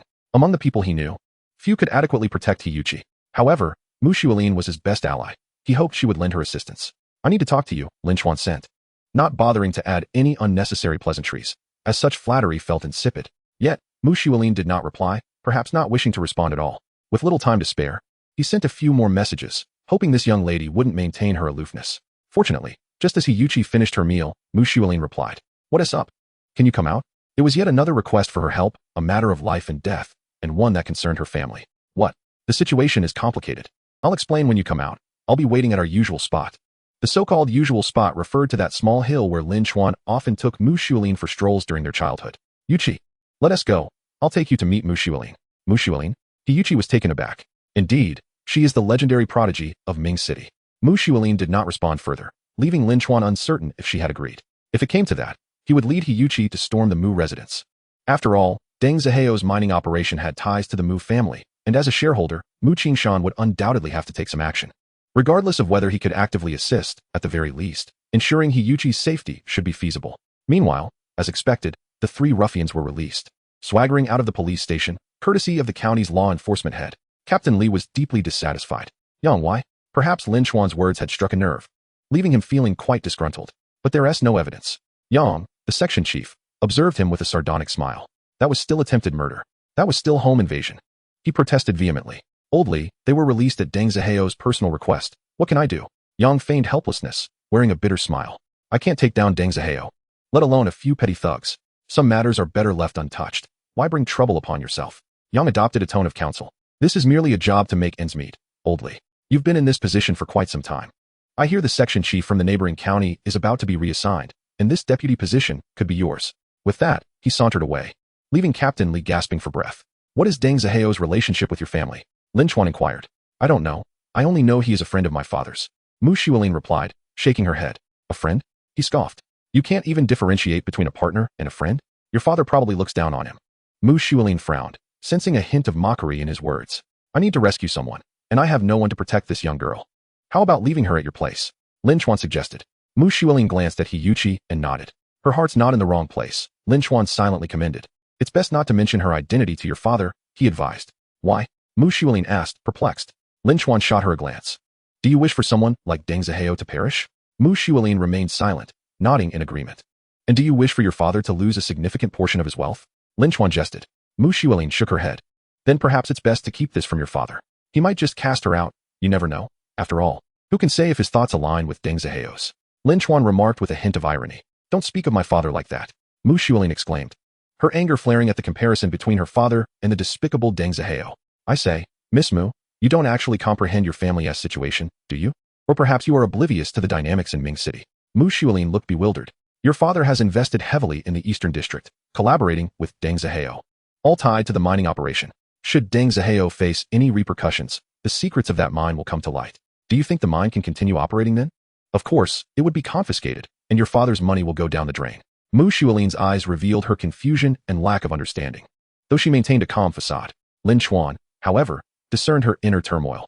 Your father, in striving to secure a prosperous future for you, has his sights set on the Ninghua stone mine, a seemingly lucrative venture that he is keen to develop. Just imagine how much money is at stake. And if Deng Zihao encounters trouble, your father's financial reserves could diminish significantly. Do you think your father would allow her to live and jeopardize his interests? While he may not act directly, he could certainly leave it to Deng Zihao to handle. Yuchi gasped, quickly hiding behind Lin Chuan, eyeing Mu Xuelin warily. It took Mu Xuelin a moment to process Lin Chuan's words, her mouth slightly agape. Huh. Lin Chuan chuckled again. What are you laughing at? She retorted. You don't even grasp your family's predicament, yet you dare to discuss the capital with me? Do you intend to make me die of laughter? Lin Chuan guffawed, each laugh striking her heart like a dagger. She felt embarrassment wash over her in waves. Her face flushed crimson, a mix of shame and anger in her eyes. The discomfort of being exposed in front of others was palpable, especially with another person present, even if they didn't fully comprehend the situation.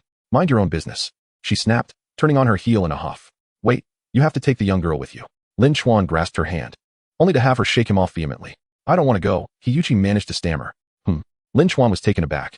But upon noticing the flicker of insecurity in her eyes, he understood. Gently, he stroked her head, offering reassurance. What is there to fear? Once you become the city lord, you might even have more wealth than they do. His words of comfort instantly eased her worries, and with a sweet affirmation, she followed Mu Xuelin. Hey, get to work. Lin Chuan sighed, pondering a way to infiltrate the mine, seeking an opportunity for rescue. Shortly after he set off, he received a phone call. Whose unfamiliar number could it be?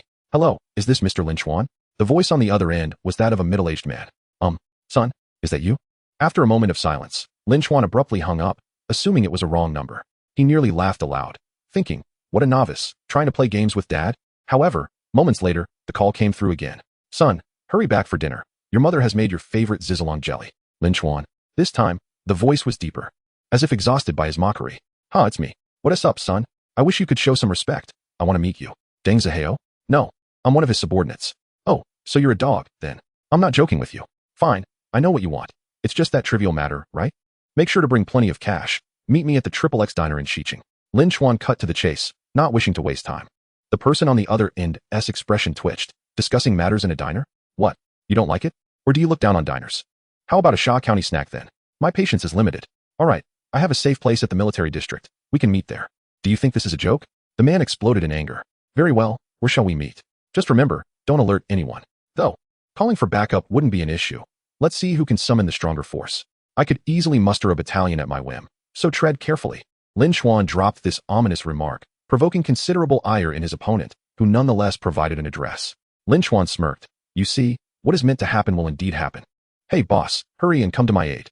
The given address led to a grand hotel, its extravagant exterior reflecting an air of high status, perfectly suited for negotiations among gang leaders. He adjusted his attire and strode in with confidence. The hotel had been cleared out, leaving it desolate yet fraught with tension. Did they truly believe they could outnumber me? Lin Chuan scoffed. With the powerful city lord behind me, I have nothing to fear. He suddenly felt a sense of bravado, akin to a fox cloaked in the lion's might. Taking the elevator to the top floor suite, he found someone awaiting him.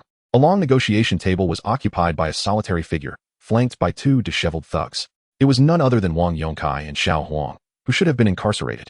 You? Lin Chuan questioned. We're here for a consultation, Wang Yongkai replied. Shall I fetch someone for you? That is not your concern, Lin Chuan retorted. I assure you, they won't cause trouble again. After our little chat, they'll return home obediently. Oh, Lin Chuan raised an eyebrow, a knowing smile gracing his lips. You swear? I swear. Or else my entire family will perish. The suited man froze, realizing he had fallen into a trap. Hey, let us not be overly dramatic, he forced a smile. All right then, let us dispense with the pleasantries and get down to business. It's merely about people, Lin Chuan stated bluntly. Refreshing. It is indeed a pleasure to converse with an astute individual, he praised, clapping his hands. I am Sun Dafa, an advisor to Boss Deng. Advisor? Trying to appear more sophisticated? Lin Chuan mused inwardly, suppressing a smirk. Pleasure to meet you, he replied courteously. Not at all, Lin Chuan. You are clearly a remarkable and intelligent young man. Too kind, Sun Dafa. You are the epitome of grace and intellect.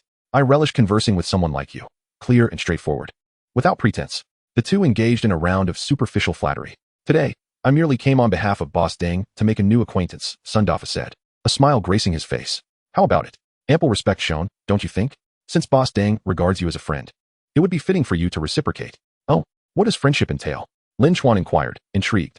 Boss Deng has long heard of the prodigy from Mingqing High School and wishes to make your acquaintance.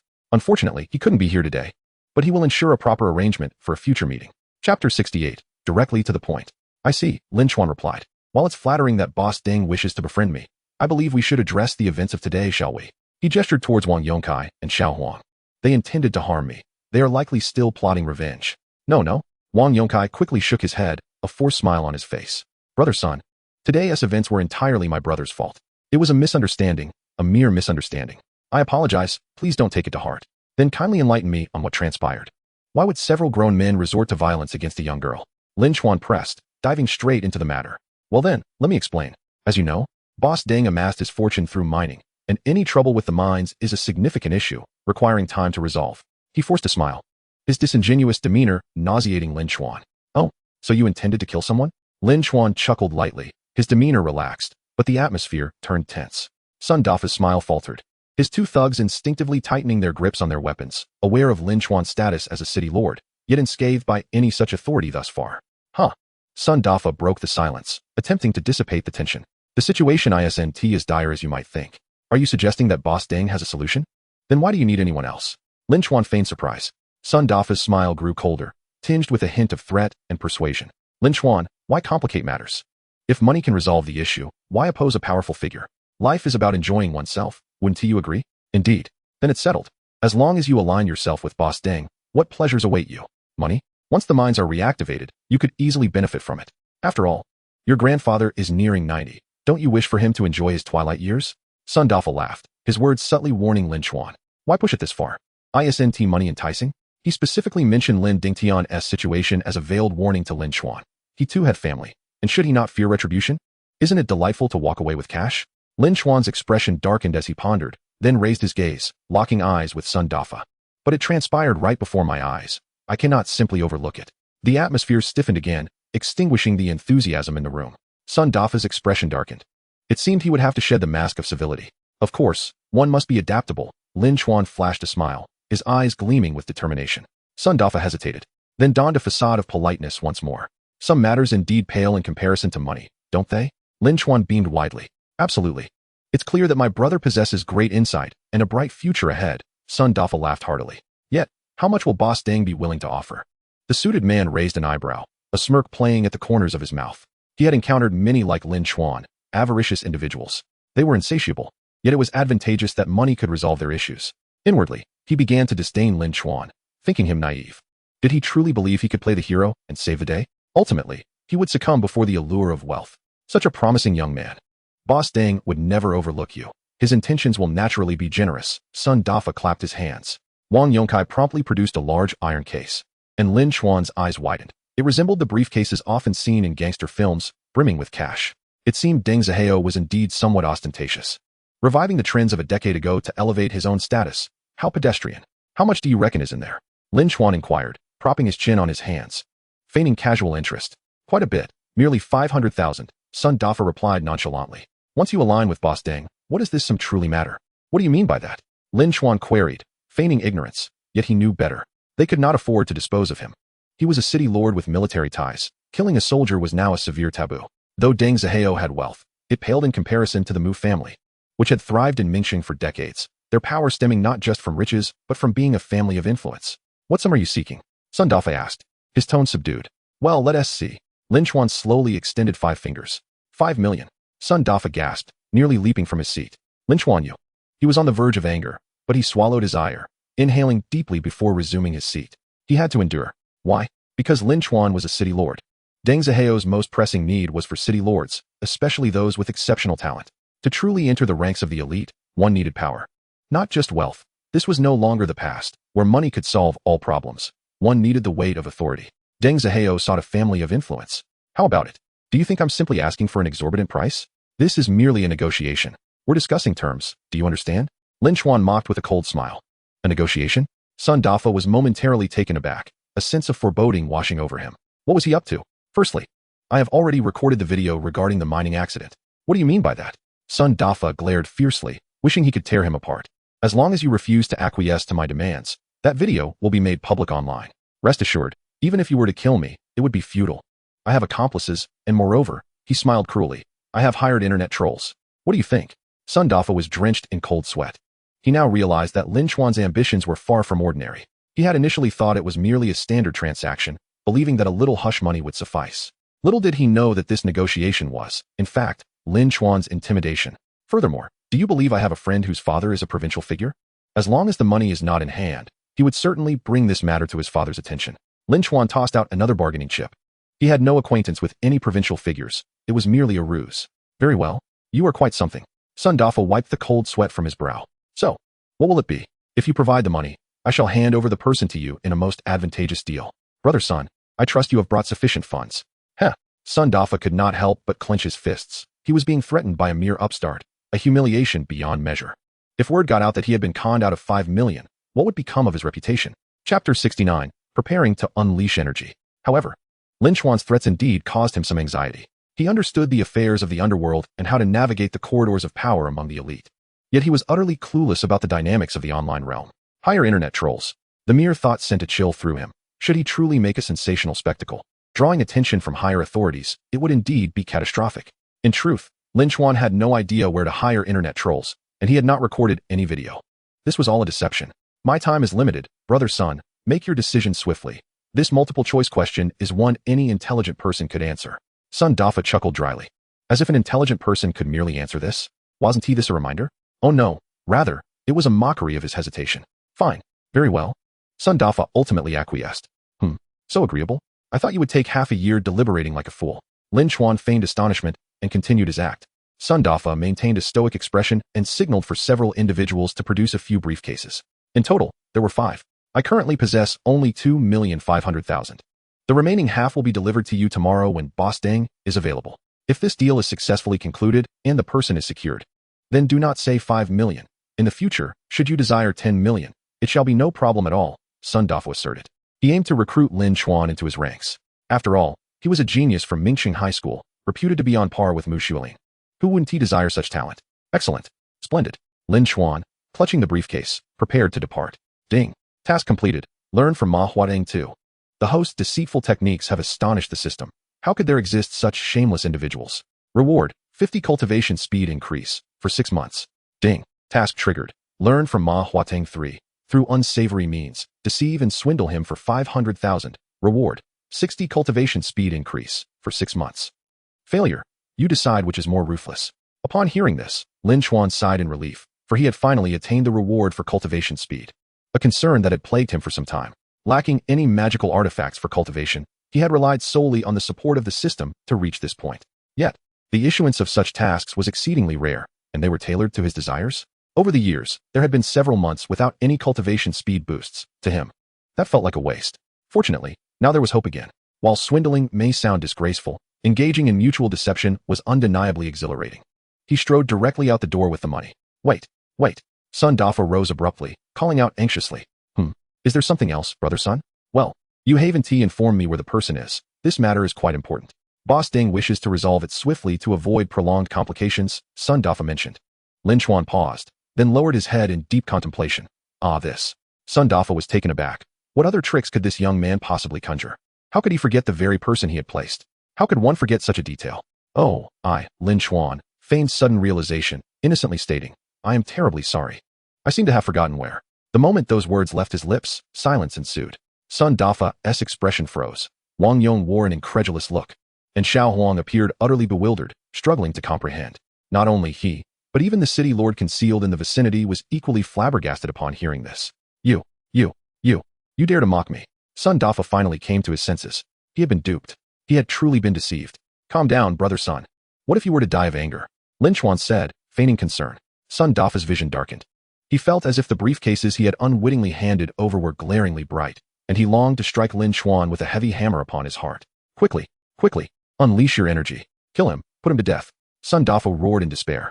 A group of city lords exchanged glances, preparing to unleash their energy. Suddenly, an overwhelming pressure and mental force struck them, causing their magic circles to disintegrate into fragments. They, too, suffered a backlash, violently spitting blood and collapsing to the ground. Son Dafa's mouth gaped in shock, utterly oblivious to what had transpired. Lin Chuan retrieved several banknotes from the briefcase, stuffing them into Son Dafa's mouth, and playfully slapped his face with the money, saying, Brother Sun, do not keep your mouth agape like that. You are not a woman, are you? It is rather difficult for someone like you to encounter a person with dimensions as elusive as mine.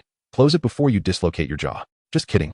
Does anyone in Mingqing truly believe they can call upon the great city lord? After all, he still had the backing of Zhang Chuling. Observing the fallen city lords, he exited the Grand Hotel with a sense of satisfaction. Meanwhile, Zhang Chuling, waiting nearby, wore a face full of skepticism. Well, I did not expect you to be so shameless as to swindle over 2,500,000. Just a small matter, although at ISNT 5 million. It is still sufficient, ha ha ha. Lin Chuan finally burst into laughter, unable to contain his joy. It was truly delightful to take advantage of the simple-minded. He genuinely handed over the cash so straightforwardly. Enough. The subsequent matters will be solely in your hands. Zhang Chuling nodded in approval. I find myself a bit at a loss. What if they enlist a group of mid-tier or high-tier city lords to deal with me? Hence, I advised you to be cautious and to carry sufficient means of protection. Simply call for me if needed. As the captain, I cannot recklessly wander. Nor can I constantly remain by your side to aid you in rescuing people. Very well. I must advise you again. My friend will not arrive until the day after tomorrow. In the meantime, it would be prudent to gather intelligence on the mine. It is best not to gamble on that slim ray of hope, as it is exceedingly elusive and fraught with uncertainty. Rather, focus on ensuring the safety of that young girl. I understand. I will exercise discretion. Lin Chuan had already devised a plan. He intended to set aside 1 million for Hiyuchi's future living expenses to prevent her from being left in solitude, unsure of how to survive. He had dealt a significant blow, and it was only a matter of time before Deng Ziheo's retaliation would come. They were unaware of Hiyuchi's whereabouts. Even if they did, they could not act against her and would only vent their anger upon him. Danger loomed ever closer, and he had to make certain preparations. Confronting a wealthy magnate was no simple feat nevertheless. He was in high spirits, for several million had come into his possession. Several million. In the past, he would not have dared to even dream of such an amount, which had seemed utterly unattainable, merely a fantasy. Even in the high-stakes tasks he undertook at the cost of his life, he barely earned a mere 100,000. Now, with a little cunning, he had managed to acquire several million. What of deception? Were they not engaging in mutual exploitation? Black eating black was indeed exceptionally satisfying. Before departing, Zhang Chuling provided him with a crucial piece of information, delivering the details of the high-ranking personnel at the mine into his hands. Thus, he was not left without a lead. Chapter 70, The Fiery Orb. He swiftly identified an individual, a foreman from the mine. The records indicated that he exhibited significant misconduct, indulging in vices such as drinking, gambling, and debauchery. Although his salary was considerable, his expenditures were exorbitant, often frequenting high-end establishments, leaving him financially drained shortly after payday. Most alarmingly, he was an avid gambler, deeply in debt, and in dire need of money. In no time, Lin Chuan made contact with him. Initially hesitant and reluctant to divulge information, the foreman was instantly swayed upon hearing the offer of 200,000. Lin Chuan assured him that his secret would be kept safe, promising an additional 100,000 upon completion of the task.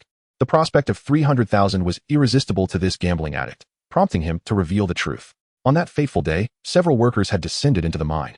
And when it was time to finish their shift, silence fell abruptly. Attempts to reach them failed, and when they dispatched personnel to investigate, they discovered that a cave-in had blocked the entrance with massive boulders.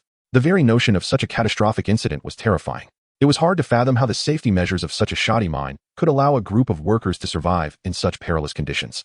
One could surmise that they must have harbored a faint awareness of the imminent danger, the possibility of losing their lives in the mountains. Why would they undertake such a dangerous job? Lin Chuan inquired. Money, of course, came the pragmatic response. Boss Ding's wages are significantly higher than those at other state-owned mines. Without that incentive, who would come to this place? Lin Chuan shook his head, lamenting the reality that, indeed, in this world, money reigns supreme. Was this not a form of veiled coercion? Just like Hiyuchi's father, who sought a better life for his family, risking his life to toil for capitalists. Ultimately losing everything, Lin Chuan handed him 100,000 and requested that he procure relevant documents and blueprints of the mine. With money in hand, the foreman readily complied and soon delivered various materials to Lin Chuan, though he could not decipher them. Perhaps they would be of use once the Earth Lord arrived to examine them, or else an expert might need to be summoned, which would be quite the hassle. Furthermore, Lin Chuan instructed him to assist in gaining access, aiming for an opportunity to infiltrate the site and execute a rescue operation 2 days hence. The road to the East District was rather secluded, presenting a potentially opportune moment. The driver, catching a glimmer in the rearview mirror, turned in surprise to find a small white tiger quietly nestled in his arms. Oh, little brother, you're a city lord, aren't you? The driver inquired with curiosity. Indeed, uncle.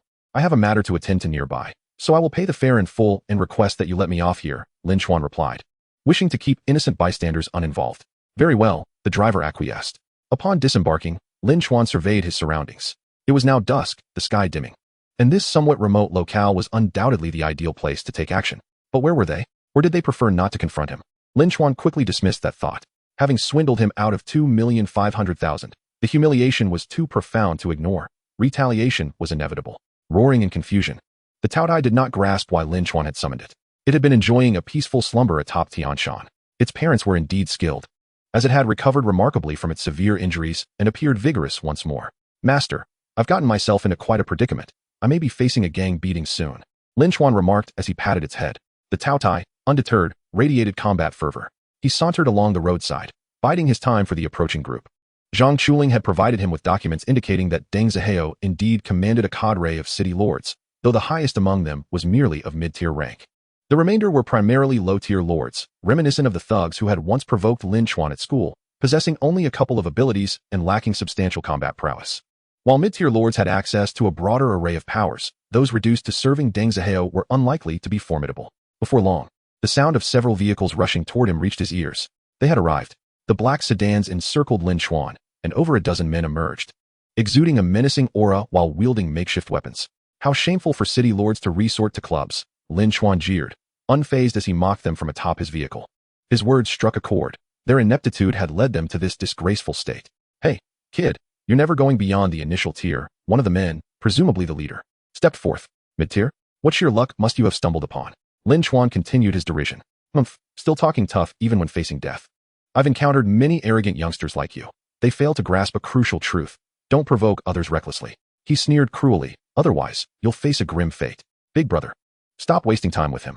Sun Gu instructed us to break his limbs and bring him back alive, another barked. Lin Chuan smirked coldly, wondering who would be the one to suffer that fate. I once saw a film where the protagonist asserted, I can take on 10 of you. Lin Chuan beamed brightly. With a sudden leap, the Taotai unleashed a roar that reverberated across the desolate highway, radiating brilliant white light, resembling a blazing fireball. A majestic white tiger materialized atop one of the cars, its fury palpable as it struck the vehicle's roof, which buckled under the force with a resounding crack. Lin Chuan reacted swiftly, scrambling onto the Taoye's back.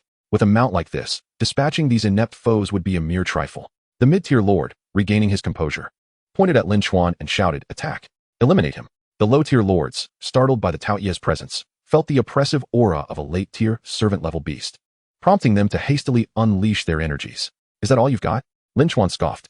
These low-tier lords were inferior even to the pack of blood wolves. Their attempts at energy release were disordered, and their success rates abysmal. Truly, they were the dregs expelled from the academy. He burst into laughter. In an instant, the gate to the dimensional realm began to materialize, its formation far surpassing their efforts. The mid-tier lord, sensing impending doom, hurriedly attempted to channel his energy to interrupt Lin Chuan, but soon realized his speed was woefully inadequate. Before he could even complete half of his fire energy, Lin Chuan's preparations were already in place. The dimensional gate ruptured, and Lin Chuan strategically positioned it near the mid-tier lord. Alarmed, the latter halted his energy release, retreating in confusion. With a flash of lightning, a figure crackling with electric energy appeared, releasing arcs of electricity that struck a low-tier lord with devastating force. The unfortunate soul emitted a cry, collapsing to the ground, charred and lifeless. A smile graced Lin Chuan's lips. The energies wielded by these petty thugs were utterly ineffective. With none able to successfully manifest their powers, their cultivation levels likely hovering between the early to mid stages. Chapter 71, Enormous Resistance. Just as a water element lord was on the verge of completing his energy release, the errant electric arc startled him into abandoning his efforts and fleeing in haste. "Is this truly your best?" Lin Chuan mocked, delivering a dual psychological blow. "Tao Tai, let's go. Engage." With a mighty leap, the white tiger bounded forward, pinning a low-tier lord to the ground, its jaws poised to tear away a sizable chunk of flesh from his shoulder. A chilling scream echoed on the highway.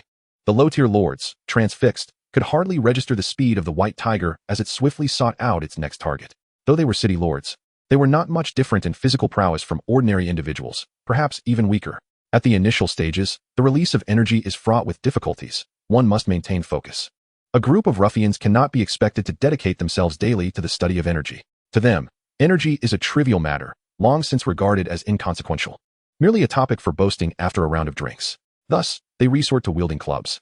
Lin Chuan is profoundly convinced that this Deng Zihao is also an energy fool. What use is it to assemble a band of inept thugs as enforcers? Why panic? Energy. Release the energy. Without energy, how can one hope to vanquish that ferocious beast? If not, then grab knives and clubs and fight back. The mid-tier city lord roared. He was also preoccupied with his own predicament, for Lei Yin had already set his sights on him. To the elemental spirit, that band of incompetents held no allure. Only the mid-tier city lord in front of him could be considered a worthy toy. One must understand that the elemental spirit's elemental attacks are nearly instantaneous. Battling these unskilled lords is child's play. "I'll show you what cruelty means once I release my mid-tier energy." He could only mutter fiercely to himself. Of course, such thoughts remained confined to his mind. Under Lei Yin's stern watch, he dared not unleash his mid-tier energy, for that would be a sheer waste of time. "Go on, everyone, grab a knife and hack away. Strike with those clubs. Anyone who dares to hesitate will find their legs broken when we return." Anger surged within him as he witnessed his underlings wailing in distress. "Come on, who dares to strike me with knives or clubs? I'll tear off your hands if I catch you." Lin Chuan chuckled heartily, echoing the shout. Remarkably, his roar proved more effective than that of the mid-tier city lord, for the group of ruffians hesitated, clearly daunted. "Who do you think you are?" The city lord nearly spat blood in frustration. Yet, he had no time to dwell on it as a bolt of lightning struck, compelling him to flee once more. Pathetic. Lin Chuan sat leisurely upon the back of his beast, Tao Tai, observing it topple one enemy after another. Is it possible for a mid-tier city lord to be this inept? Lin Chuan mused, recalling that if Mu Xuelin were present, he might actually struggle. He had witnessed her formidable prowess. The speed of releasing ice-type energy is exceedingly swift, its power particularly formidable, and its radius far surpasses that of an ordinary city lord. If Mu Xuelin were adept at drawing out the fight or had a means of sustaining her output, Lin Chuan would indeed find himself at a disadvantage. With Tao Tai unable to approach, leaving only Lei Yin capable of engaging her in a contest. Even if it were not Mu Xuelin, Mu Bingfan would not be so inept.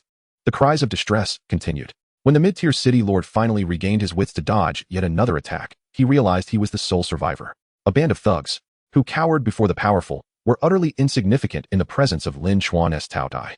Faced with the onslaught of the ferocious beast, he could only stand there, awaiting his demise, utterly defenseless. "You, what about me?" Lin Chuan mocked. 10 against 1, and 9 have been slain. Do you not know how to fight? Oh, by the way, Lei Yin, did you not mention that you recently comprehended a new skill? Lin Chuan recalled, a curious expression crossing his face. Lei Yin nodded with a sense of pride. Excellent. Look, There's a live target right in front of us. Hurry and demonstrate it, Lin Chuan exclaimed, pointing at the panting mid-tier city lord. The latter's face darkened. This was sheer bullying. Lei Yin began to gather lightning in his hands, gradually forming a whip of lightning 2 to 3 meters in length, crackling with energy in the air. Yes, give him a lash and let him taste the consequences. Lin Chuan's eyes gleamed. This lightning whip was far superior to a tiger whip, wasn't he it? Just look, Taotai isn't even as long as this lightning whip. How could it possibly be used to strike anyone? It could only bully a female beast. The lightning whip sliced through the air, igniting a flurry of sparks as it swept across. The sheer might of it sent tingles through Lin Chuan, even at a distance. Terrifying indeed. You forced my hand. Did you not initiate this confrontation? Lin Chuan taunted. Claiming I forced you makes you seem utterly incompetent. Clenching his teeth, the city lord unleashed his ultimate move. Every city lord cherishes their life, especially those who roam the underbelly of society, who would spare no expense to ensure their survival. Black energy enveloped him, rendering his aura erratic. The darkness system? Lin Chuan raised an eyebrow, puzzled. How did the darkness system emerge mid-battle? Could it be that his secondary system is darkness? Renowned for its treachery and cunning, the darkness system excels in ambushes and possesses formidable concealment abilities. In this moment, invoking the darkness system would not enable him to defeat Lei Yan. Was he attempting to capture the leader first? You seek death, he bellowed, transforming swiftly into a stream of black energy, darting across the ground. His speed was astonishing. This maneuver caught Lei Yan off guard. Perhaps he had not anticipated such a turn of events. The energy was instantaneous. His target was Lin Chuan. Several black spikes struck rapidly at Lin Chuan's shadow. Shadow spikes. Lin Chuan was taken aback. It truly was the darkness system. A chill ran down his spine as he felt immense resistance with every movement, rendering him nearly immobile. Even Taotai seemed immobilized, as though bound in place. You are doomed. Lin Chuan could almost hear the triumphant, cunning roar in his ear. The city lord was elated. Certain Lin Chuan had not anticipated this trick. The instantaneous dark energy had caught him completely off guard. My apologies. But you have your trump card, and so do I. Yet Lin Chuan remained unfazed, even letting out a derisive laugh. As the spikes neared him, he heard Lin Chuan's voice and was taken aback. At such close range, he should have been unable to react, right? However, Lin Chuan's reflexes were beyond his imagination. To him, everything appeared to be in slow motion, exceedingly slow. Now, the two were less than a meter apart, allowing him to see the city lord entirely shrouded in darkness, with only his face visible. As a master of energy, he undoubtedly understood what the black substance enveloping him was, merely a mass of color, serving no purpose beyond concealment. Thus, Lin Chuan swiftly raised his hand, delivering a blow akin to the one Wang Yong and his companions had once endured. A punch, directly to the city lord's abdomen, propelling him through the air. The mid-tier city lord was still in a daze as he soared. Chapter 72, a grand display. He had actually been struck airborne by a fist. Such a crude method of combat he had only seen among his subordinates, reminiscent of the brawling style of street urchins. He never expected a city lord would attack him with such a direct and reckless approach. What a waste of energy. He excitedly shouted in an unknown gaming lingo. What a pain. He soared into the air, a self-inflicted misfortune. Lin Chuan made his way back to the city, stopping by a few shady establishments to sell his vehicle, conveniently earning himself an additional 60 to 70,000. With a substantial sum of cash in hand, he returned to the Mu family, intending to visit Hiyuchi. He had informed Mu Shuolin in advance to avoid any issues with security.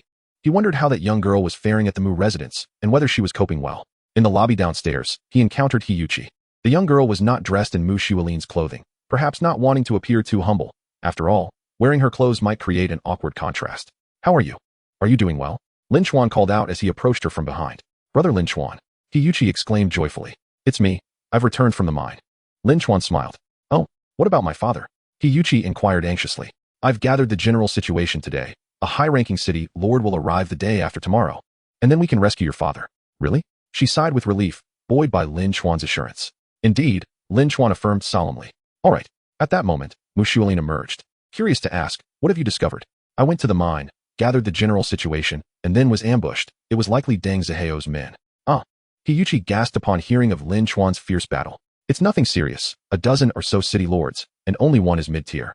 All of them are insignificant characters. Mid-tier? Mu Shuolin paused, surprised. Yes, a mid-tier in his 40s, he chuckled. Mu Shuolin remained silent, inexplicably sensing that Lin Chuan possessed an extraordinary quality, a maturity that set him apart from her peers. Are you wondering why I am so astute while you struggle to find someone like me? Lin Chuan discerned her gaze and chuckled. Mu Shuolin merely shot him a sidelong glance. Oh, by the way, I deceived Deng Ziheo out of several million. Here, I'll give you 1 million. If your father truly encounters trouble, you can use this to get through university. Lin Chuan affectionately ruffled Hiyuchi's hair, his eyes softening with a touch of tenderness. This statement undeniably soothed her heart, and in his eyes, Lin Chuan shone even more brilliantly. Several million? Mu Shuilin regarded him with astonishment. Indeed, a genuine 2,500,000. Wow, Hiyuchi gasped, her mouth agape. She had never seen so much money in her life. You just stay here and relax. If the situation becomes dire, I'll take you to the military to see if they accept female soldiers. Once you become the city lord, you can exact your revenge. Yes, I will strive to become the city lord, just like you, brother. All right, that settles it. I must take my leave now. Lin Chuan bid farewell. Do not take advantage of your position, he teased Mu Shuilin before departing, who ignored his unamusing jest. Meanwhile, Deng Zihao wore a grim expression, his bald head resembling a volcano on the verge of eruption. You mean to say you were defeated by a single individual? He questioned incredulously. Yes, replied the mid-tier city lord, clutching his stomach in agony, still reeling from the encounter. What kind of prowess does he possess? How could he possibly take on 10 of us? Deng Zihao was infuriated to the point of laughter. He has 2 contracted beasts, each formidable in strength. We were no match for him. A student managed to reduce you to this state. Why do I even employ you? Deng Zihao seethed. For today? His most trusted advisor had informed him of being swindled out of 2,500,000. The moment he heard this, his mind raced with thoughts of eliminating Lin Chuan. However, he hesitated, knowing that taking action now could lead to military repercussions. Thus, he resolved to capture him. But what was the result? A group of lackeys was thoroughly humiliated instead. This was yet another slap in the face. The same individual, no less. If word of this spread, how could he continue to maintain his standing? Simultaneously, this incident further solidified Deng Zihao's determination to develop the city lord family lineage. In these times, having few city lords around truly offers no sense of security.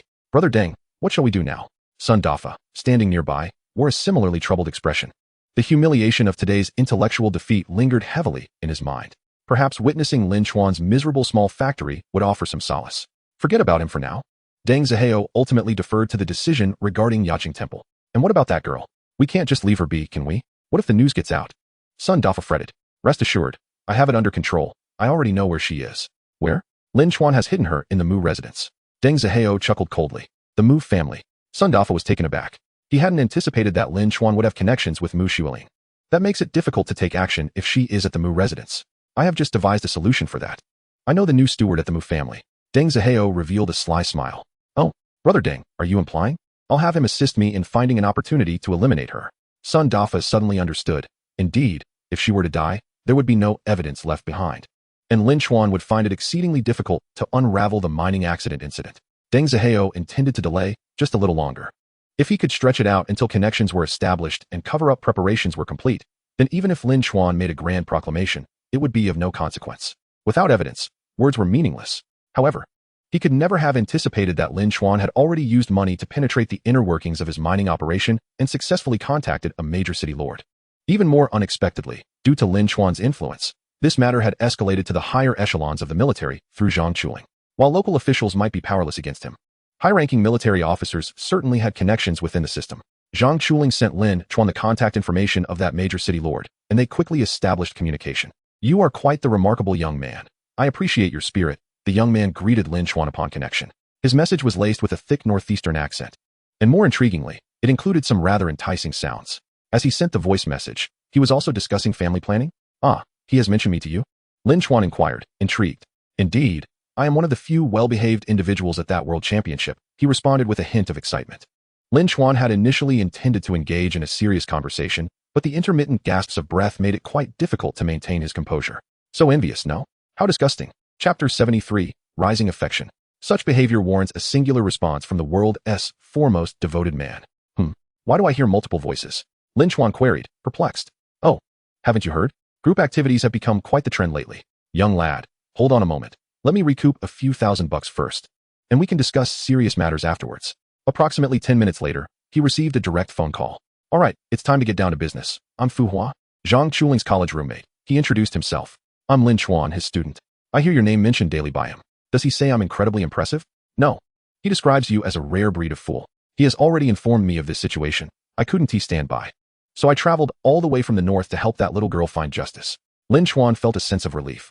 At least this remarkable older brother possessed a strong sense of justice. Of course, Zhang Chuling mentioned that you would cover the costs.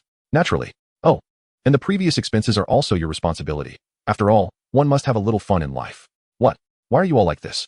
Just act a bit more normal, would you? Hearing this, Fu Hua felt quite indignant. Of course, Xiongba and the others from the Flame Wings have exclusive venues, so they naturally need to maintain a facade of seriousness. Does a major city lord really lack a few coins? Just kidding. How could I possibly charge you? I'm here to seek justice. Now, tell me what is going on. Upon hearing his banter, Lin Chuan candidly recounted the entire situation. These scoundrels truly do not regard the impoverished as human beings, Fu Hua remarked indignantly. What else could it be? He is a thug. How could he earn money without resorting to some underhanded tactics? I have no issues with the mine. The Earth-based major city lord will ensure your safety, he confidently assured. All right, when shall we set off? Have you arrived in Ming City? I have. How come I was unaware that Ming City had group activities? Lin Chuan expressed skepticism. That's because you aren't wealthy enough. Once you have money, you'll discover that the world is rich and colorful, rather than monotonous. He spoke earnestly. All right, when will you arrive? Tomorrow, let us get moving early. The sooner we resolve things, the sooner we can save the person in need. With me around, everything will be manageable. Good, see you tomorrow. They agreed on a time to discuss their plans for the mining area. Shortly after hanging up, he received a message from Hiyuchi. She had drawn a picture, filled with whimsical patterns, inscribed with Lin Chuan's name. What is this? Lin Chuan inquired. This is what my mother taught me. It signifies using my next life as a sacrifice to ensure your safety and happiness. Lin Chuan go. She sent in a series of voice messages. Even a fool could discern the shyness and a hint of affection in her voice. Young girls are so sentimental. Lin Chuan mused, realizing that after today's events, his favorability had undoubtedly soared. Such youthful hearts are often easily swayed, or rather, any woman would harbor feelings for a hero in her life. The key is that this hero is particularly handsome. Whimsical. Get to bed early, Lin Chuan replied. Hee. The next morning, he sought out Fu Hua. With the imposing stature characteristic of a northerner, a face full of flesh, and sporting a rather hip pair of sunglasses. He donned a long black coat. Oh, little brother, you've arrived? He exclaimed. Yes, indeed. Shall we set off now? Lin Chuan inquired with a nod. All right. The two discreetly boarded a vehicle heading towards Dongqing district. With such a formidable city lord by his side, Lin Chuan felt reassured that no one would follow them. He had previously sent a message to the insider he had bribed, instructing him to prepare for the passage. Money could accomplish many things. And with a reward of 100,000 yuan, the insider greeted Lin Chuan with a sycophantic smile. Are you certain we can get through? Rest assured, young master. I've already bribed others. They are simply greedy, he replied with a grin. Lin Chuan understood and refrained from further comment, eager to conclude the matter expeditiously. He handed over another 100,000 as reimbursement for the bribes. Upon receiving the money, the insider beamed with delight. The mine was not particularly secure. It was merely a gathering of thugs in this town. These ruffians lacked any sense of wider implications. Upon hearing there was money to be made, they cared little else and allowed a few people inside. One mine shaft had already been sealed off, prohibiting unauthorized personnel from entering. In reality, he informed Lin Chuan that ever since the incident, it had been neglected, and no one held any hope for the few still trapped below. Indifference reigned. Is this it? He led them to the entrance of the cave. So easily, just like that? Lin Chuan was astonished at how casually they had gained entry. Precisely. This mine operates by sending people down to bring up or to sell, and that's all there is to it. Truly unscrupulous, Fu Hua shook his head.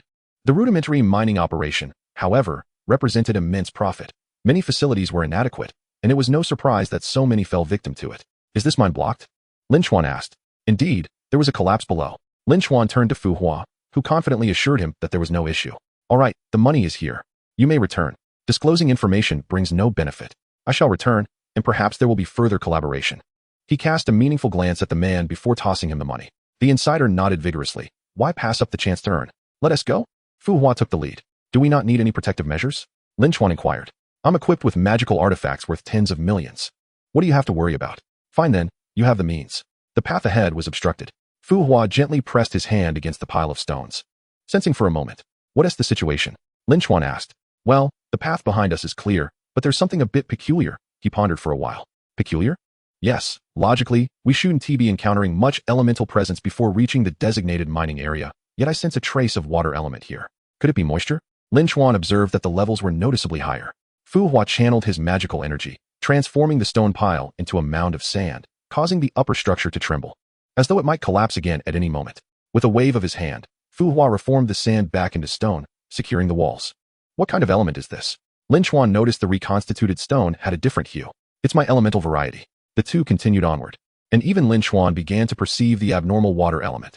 Indeed, something was amiss. The water element levels here were beyond the norm. As if it had been washed through. Could they have struck underground water, causing the mining disaster? Unlikely, when mining. One must first assess the surroundings with the Lord's guidance. It is a procedural formality, and this cannot be fabricated. Chapter 74. There are demons. What is happening? I am unsure. Perhaps descending further will yield answers. The two continued down the path, and soon enough, they noticed traces of water on the ground. The deeper they went, the more pronounced the watermarks became, enough to cover the tops of their shoes. This is seawater, Fu Hua exclaimed in surprise. I am still the water element city lord, and I can sense this water is different from fresh water. Impressive, still the water element city lord, Lin Chuan chuckled. Haha. And I am a wind element city lord. Fu Hua beamed with pride. With wind, water, and earth elements, he was truly formidable. City lords are ranked. Those who possess 3 elements at a later stage are classified as T1 level lords. Of course, this doesn't imply that other elements are weak. But if one is poorly matched, they are referred to derogatorily as being in the sewer category within the same rank. Fu Hua called out softly, causing a puddle of water to rise and clear a path. Let us go. Things are getting increasingly strange. As they progressed, they reached the mining area, where the water could submerge a person up to their chest. Shorter individuals might even find themselves completely submerged. What is going on? Lin Chuan pondered. Is there a swimming pool here for the workers to enjoy? Fu Hua's spiritual energy penetrated the water, searching for something. Suddenly, he opened his eyes wide. There, a body. His expression turned grave as he pointed towards a specific location. Manipulating the water element, he brought the corpse to the surface. Once it floated up, they could see clearly. It was a human corpse, bloated and quite grotesque. However, the two were unfazed as they examined the body closely. Is this it?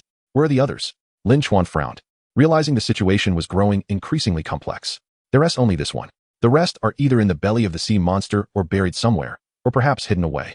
Oh, the collapse could very well have been caused by the sea monster. Fu Hua pressed his hand against the stone wall, extending his spiritual energy outward in an attempt to find a trace. Then he opened his eyes, a hint of excitement illuminating his expression. Found it. He pointed to a section of the wall above. Here, a stone pillar rose beneath their feet, elevating them to that spot. There was a small hole that had been recessed, but was now covered by a pile of rubble. Is this certain? This is the only passage in the vicinity, and it is sizable enough for a person to pass through. It must be it. The entrance was buried, and the two exchanged glances, taking a deep breath as a chill ran down their spines. They could already sense the despair within, an utter lack of life, a profound hopelessness. A group of ordinary people faced a mining disaster, and despair was all they could feel. Lin Chuan could conceive of no other solution. Moreover, they were well aware of their company's track record. Several mining disasters had occurred before, all of which were met with indifference. Thus, they too were no exception, destined to languish underground until death, enduring both mental and physical torment, forever deprived of sunlight. Well, let us take a look. Perhaps they're still alive. After all, a person can survive for a few days without food or water. We'll see.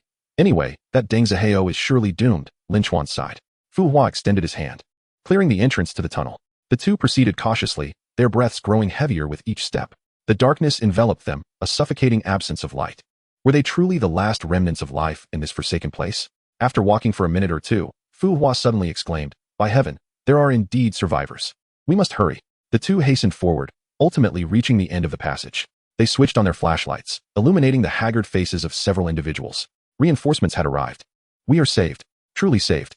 Oh my God, someone has come to rescue us. I thought I would never see my daughter again. One man broke down in tears. Lin Chuan was momentarily taken aback, then approached him and inquired, is your daughter named Hiyuchi? The man's eyes widened in surprise, and he nodded dumbly. Yes. She is safe. She is my client, and sent me to rescue you, Lin Chuan reassured him. Instantly, the miners regarded Hiyuchi's father with expressions brimming with excitement. Old He, I must thank your daughter. Old He, your daughter is my savior. Old He, I owe your daughter my life. The man's sunken cheeks flushed with pride. His weariness momentarily forgotten, tears streaming down his face, yet a spark of joy illuminated his features. All this was for his beloved daughter. All right. Let us get out of here first. We can talk later. By the way, what happened here? What is going on outside? Lin Chuan pressed, eager for clarity. There are monsters. Monsters? One miner exclaimed, his face pale with terror. Yes, enormous monsters. Another chimed in. Before we could react, a claw emerged and tore through him completely. Fear gripped the group of miners as they recalled the horror. And then, Lin Chuan inhaled deeply, piecing together the events. We were paralyzed with fear. That hand was gigantic, towering over me. Then, many more claws erupted from the ground, accompanied by torrents of water. In our desperation to escape, we fled into this passage, only for it to collapse, the entire mine shaking as if it would bury us alive. Chapter 75, A Once-in-a-Lifetime Encounter. Lin Chuan's eyes narrowed thoughtfully. It was indeed a demon that had come knocking. Let us exit first. You all will testify against Deng Zihao. I have documented the evidence, Fu Hua instructed. Yes, that despicable Deng Zihao. If not for your timely arrival, we would surely have perished here. He must be brought to justice. Perhaps previously they would have chosen silence, as reporting Deng Zihao would mean courting trouble for themselves. But now, having faced death, Their hearts brimmed with uncontainable rage. With the backing of a prominent city lord, they would not cower any longer. Once they emerged from the mine and felt the warmth of sunlight, they could no longer contain their tears, sobbing in relief from their narrow escape. Such emotions were profoundly bittersweet, stirring deep reflections within them. What now? Lin Chuan surveyed the group of miners, exhausted and famished after days without sustenance. They're on the brink of collapse. I must get them to a hospital. Rest assured, I will ensure their safety. All right. I'll head back to the city, Fu Hua replied. Lin Chuan felt a wave of elation wash over him. Now that he had found the missing individuals, the ordeal was nearing its conclusion. He imagined the joy on Hiyuchi's face upon hearing the news. She would surely leap for joy. A smile crept onto his lips at the thought of her sparkling eyes. He retrieved his phone, ready to call Hiyuchi. However, as he unlocked the screen, he froze, rooted in place like a lifeless statue. After a moment, he gasped for breath, trembling. The screen displayed that Hiyuchi had called him over a dozen times while he had been underground. Yet down there, he had no signal and had received not a single message. She was in trouble. He could no longer contain the despair and fear within him. He let out a howl towards the heavens. Call upon Tao Tai. Quickly, run. He disregarded everything else, racing back to the city, back to her. He had a foreboding sense that something terrible had transpired. Why? Was she not at the Mu family's residence? Why was there trouble? Mu Qingshan. He gritted his teeth, uttering the name with venom. Only Mu Qingshan could have harmed her within the Mu family. Or perhaps Deng Zihao had colluded with him to eliminate a young girl without raising suspicion. Deng Zihao, I will kill you. Lin Chuan's eyes burned with fury. He could never forgive anyone who harmed a child. This was all due to his negligence, to his own shortcomings. If only he had left Hiyuchi with the military. Lin Chuan's eyes reflected both despair and guilt. Yuchi, please, do not let anything happen to you. After running for what felt like an eternity, he finally managed to hail a cab, offering the driver tenfold the fare to speed him back to the city. Lin Chuan had just descended from a beast of fury, and now his furious demeanor startled the driver into silence, who dared not question him as he pressed the accelerator. They sped through the streets back to the city. His anxiety was palpable. He could not drive recklessly in the city, so he summoned Tao Tai once more, preparing to race to the Mu family estate. System, help me. Lin Chuan bellowed in a deep, thunderous voice. He sought vengeance on those scoundrels. If anything happened to Hiyuchi, only Deng Zihao could be held accountable. Beep. Task triggered. Uncontrollable rage. I'll be damned. System reward. A fusion with the divine demon body. What is this? It allows you to merge with Lei Yin, granting you transcendent abilities. This is the unique power of the divine demon body. Can you elaborate? Lin Chuan's breath quickened, his eyes gleaming with anticipation. You can merge with your contracted beast, becoming one, significantly amplifying your power. At this stage, you can no longer be defined by human standards. Your strength must be classified by the hierarchy of demons. Boss, do you know where Deng Zihao is now? Lin Chuan trembled as he dialed Zhang Chuling's number. I can look it up. He is quite ostentatious in his movements. Oh, I just remembered. Today is the day Deng Zihao and the Mu family are finalizing their partnership at the Athena Hotel's highest floor, with all the leaders present, Zhang Chuling informed him. A sense of foreboding washed over her. Why did Lin Chuan's voice carry a tremor? It seemed he was suppressing some profound anger. What's wrong? She asked, her heart racing. Just as she was about to advise him not to act impulsively, the call abruptly ended. Damn it. His expression hardened. Something was amiss. Hello? Zhang Commander. He quickly dialed another number. What's wrong? Lin Chuan knows, right? Do you remember the mining accident I mentioned last time? Yes. The student who won first place in the Longquan competition, right? The mining accident has been reported to the higher-ups. They are taking it very seriously. The provincial secretary who just arrived has a fiery temper. They'll be making arrests in a few days. Yes, but the problem is, my student is now going to confront Deng Zihao. What? Deng Zihao has several mid-tier city lords around him. Doesn't he know he's walking into a death trap? Stop him. If I could stop him, would I be calling you commander? Zhang Chuling exclaimed, bewildered. Why has the typically calm Lin Chuan suddenly become reckless? You must go stop him. Get the people out first. Without orders, I dare not act. Commander, can we please act first and report later? Let us just capture them. Commander Zhang hesitated, uncertainty clouding his expression as he remarked. This seems rather inappropriate. We are overstepping our boundaries here. Capturing someone is not within the military's purview. No, Commander.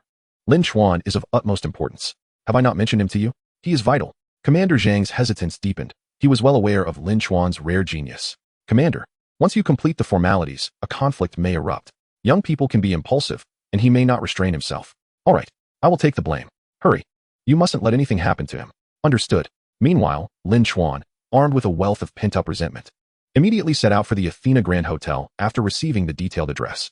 Suddenly, he froze, for within Mu Shulin's room, he spotted a painting, a disheveled piece carelessly tossed on the floor, half hidden beneath the bed. He opened his mouth, wanting to voice something, but ultimately approached the painting, trembling as he picked it up. Chapter 76. A Rare Genius. The artwork depicted bizarre, arcane patterns akin to some esoteric religious symbols. He wondered how her mother had come by such peculiar knowledge. Below it were inscribed a few words, Lin Chuan. Meanwhile, the subject of this revelation sat helplessly on the edge of the bed, a gentle smile gracing his lips. What a foolish girl. I am merely a passerby in your life, yet you naively dedicate your entire existence to my well-being. How can I possibly repay you? Lin Chuan's face contorted in anguish. At the Athena Grand Hotel, a rare congregation of powerful figures was taking place. The mining venture developed in partnership between the Mu family and Deng Zihao revolved around the currently coveted fire crystal, a fortune capable of building mountains of gold. Deng Zihao was in high spirits, having made the astute choice to align himself with the Mu family, which not only boasted energy masters, but also enjoyed the backing of the imperial family's influence. His fire crystal was not merely extracted to be sold. It was a product refined with technological support from the Mu family, elevating its status significantly. With streamlined processing, he could multiply his profits substantially. The gathering was not limited to a few individuals. Other factions were represented as well, including leaders such as Mu Qingshan, whose power eclipsed that of a Ming city official. It was essential for him to make an appearance to maintain face. Mr. Mu, may our collaboration be prosperous, Deng Zihao declared jovially, raising his glass. Indeed. It's a lucrative endeavor, Mu Qingshan replied, reciprocating the gesture. This is a grand business. I wish both gentlemen an abundance of wealth, the leader proclaimed, prompting all present to lift their glasses in a toast. Mu Xuelin was also present, as Mu Qingshan intended to expose her to the world. Although her future would see her eclipsing even her father's stature, Ming City was insignificant in her eyes. She silently raised her glass amidst a throng of young elites, all gazing at her with admiration and envy. She was undeniably beautiful. Outside the hotel, Lin Chuan summoned Lei Yin, unleashing a tempest of electricity that compelled those nearby to recoil in fear. What a lunatic! Using energy in the city, exclaimed a bystander, irked by the display. So what if you can conjure lightning? What are you trying to prove? As the shocked passers-by continued their chatter, Lin Chuan had already ascended to the 20th floor, standing at the threshold, where he could even hear laughter emanating from within. With every step, he recalled He Yuqi's innocent, radiant smile. A young girl had fallen victim to these scoundrels. He could not accept it. He was engulfed by a tide of guilt. Why do we pursue energy? Why strive for strength? Perhaps for wealth, power, and happiness, but ultimately, it is to protect oneself. Wealth and power pale in comparison to human life. He yearned to rise, to provide a better life for his grandfather, to reunite with his parents, to reclaim the warmth of his childhood. Yet, he could not even safeguard a little girl or confront an ordinary capitalist. How could he face the enemies of his parents? Mr. Mu, I hear your daughter excels at the Imperial Capital Academy, Deng Zihao inquired.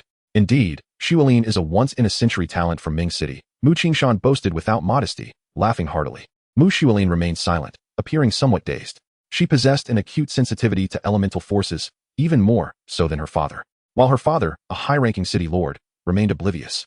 She seemed to sense the lightning outside. What is it, Xuelin? Mu Qingshan asked, noticing her distraction with curiosity. Father, there is something outside, she began. But before she could finish, the door was violently kicked open. Everyone froze, turning in unison toward the entrance. Who dares to kick down this door? Do they not know who is present? Murmured the crowd, incredulous at the hotel's security failure. The tension escalated as they saw a youth clad in a storm of lightning, as if he were heralding a tempest. The fierce arcs of electricity cleared the space of other elements. Lin Chuan. Mu Xuelin gasped in shock. Mu Qingshan was equally astonished. Lin Chuan, he exclaimed, his voice filled with disbelief. How could they not recognize this devilish youth as Lin Chuan? At that moment, he bore no resemblance to his former self. Electricity coursed through his skin, and even his eyes sparkled with lightning. This outfit is quite impressive, he mused. Lin Chuan, what are you doing here? Mu Xuelin stood, her voice laced with urgency, inexplicably anxious for his safety. Such a brash intrusion was tantamount to courting death, a blatant slap in the face to the powerful elite present. Moreover, when Lin Chuan regarded her with questioning eyes, an unfamiliar unease stirred within her. It was rare for the icy goddess to feel such disquiet. Who is it? Where are the security personnel? What is going on? Someone shouted in discontent. Deng Zihao squinted at Lin Chuan. What are you doing here? Could it be? He gasped, only to dismiss the thought with a derisive laugh. Amusing. 3 mid-tier city lords stand behind me. Do you think a mere beginner could challenge me? Coming here is merely asking for death. His expression shifted to one of mockery. I have already given you a chance. It is your own failure to seize it. Do not blame me for my ruthlessness. I shall show you the cruel laws of survival in this world. Everyone dreams of being a hero, yet few achieve a favorable outcome. Lin Chuan, what are you doing here? Leave. Mu Qingshan thundered, his face darkened with anger. Chapter 77. A Chance to Redeem. Although the purpose of his presence remained unclear, the crude behavior was quite irksome. A group of elderly gentlemen was deliberating significant matters. Was it not an affront for him to intrude? Deng Zihao. Lin Chuan ignored him, fixating his gaze on the bald man as if he intended to slay him on the spot. Mind your manners, boy, Deng Zihao retorted, his eyes narrowing with disdain. His words dripped with malice. Mind your manners? With a person like you here, do you truly believe you belong? Lin Chuan. Do not blame me for disregarding your grandfather's reputation. Depart. Mu Qingshan, infuriated, interjected. What audacity to burst in so recklessly. How dare he address them with such arrogance? Lin Chuan, enraged to the point of laughter, shot him a venomous glance before finally unleashing his wrath. I say, old dog Mu, have you finally revealed your true self? Indeed, it seems you relish the taste of human flesh, for she is not your daughter, is she? This proclamation left Mu Qingshan momentarily stunned, his complexion oscillating between shades of green and white, before he erupted, slamming his hand on the table. What did you say? Unable to contain his fury any longer, Lin Chuan bellowed, to hell with you. The assembly fell into a stunned silence, his roar reverberating throughout the Grand Hotel, their expressions a mix of disbelief. Had he truly lost his mind? Or did he no longer wish to remain in Ming City? Mu Qingshan's face turned a deep crimson, resembling a ripe tomato. He glared fiercely, the temperature in the room plummeting, as an icy chill spread from beneath his feet, transforming the entire space into a frozen wasteland. He was a high-ranking city lord, and it had been ages since anyone had dared to slap him in the face so brazenly, especially in front of a gathering of the elite. Lin Chuan. Repeat that. He seethed, though he still offered a chance for redemption. Yet Lin Chuan seemed unfazed. This old dog had committed heinous acts while feigning righteousness. At that moment, Lei Yin completed his fusion, and Lin Chuan found himself enveloped in an ocean of lightning.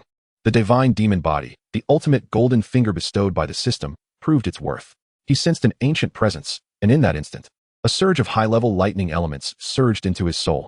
Someone had granted him supreme will to quell the fury within, to seek justice for that ordinary yet innocent soul.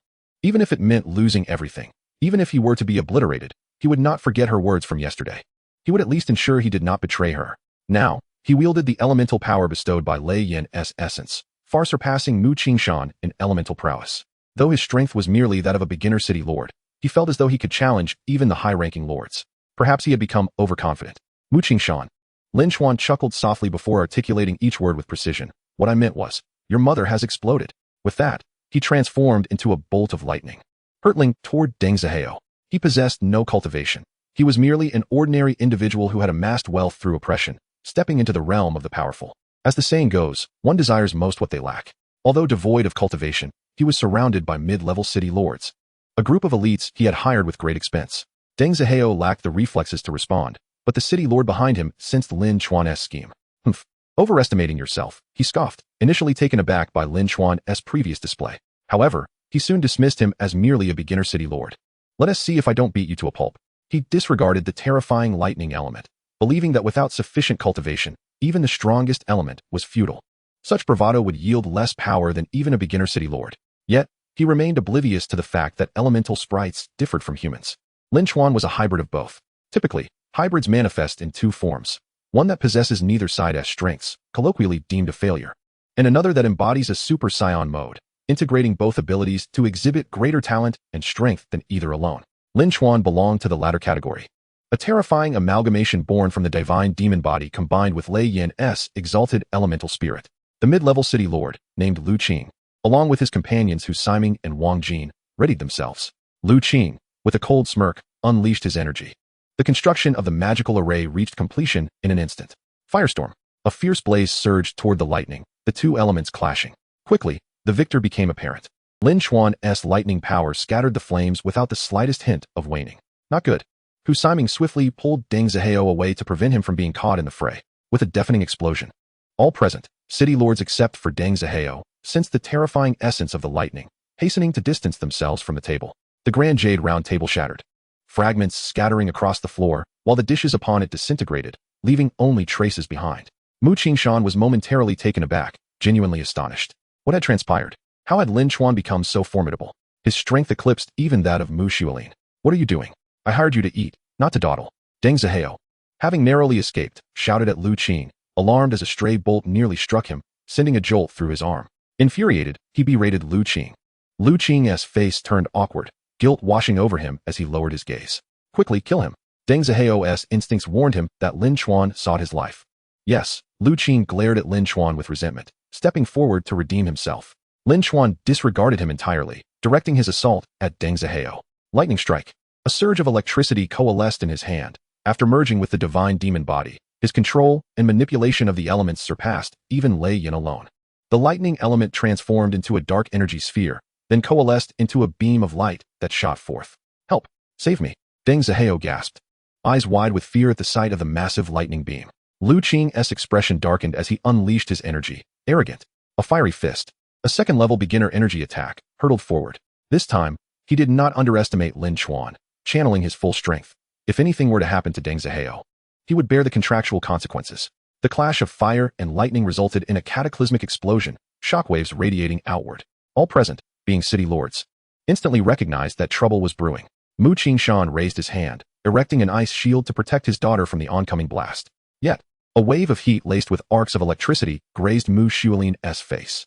She remained stunned, still fuming from Lin Chuan's earlier taunt about her grandmother. How could she not be furious?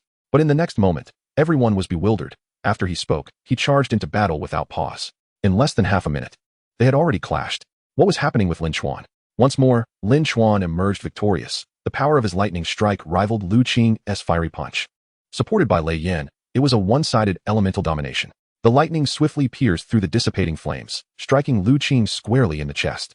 He staggered backward, his clothing singed and revealing the magical artifacts beneath. "Why you?" Lu Qing was astonished, questioning the nature of this element. "Stop him." Hu Siming sensed that things were spiraling out of control. The energy of this individual is instantaneous, an explosive surge of lightning energy that is truly terrifying.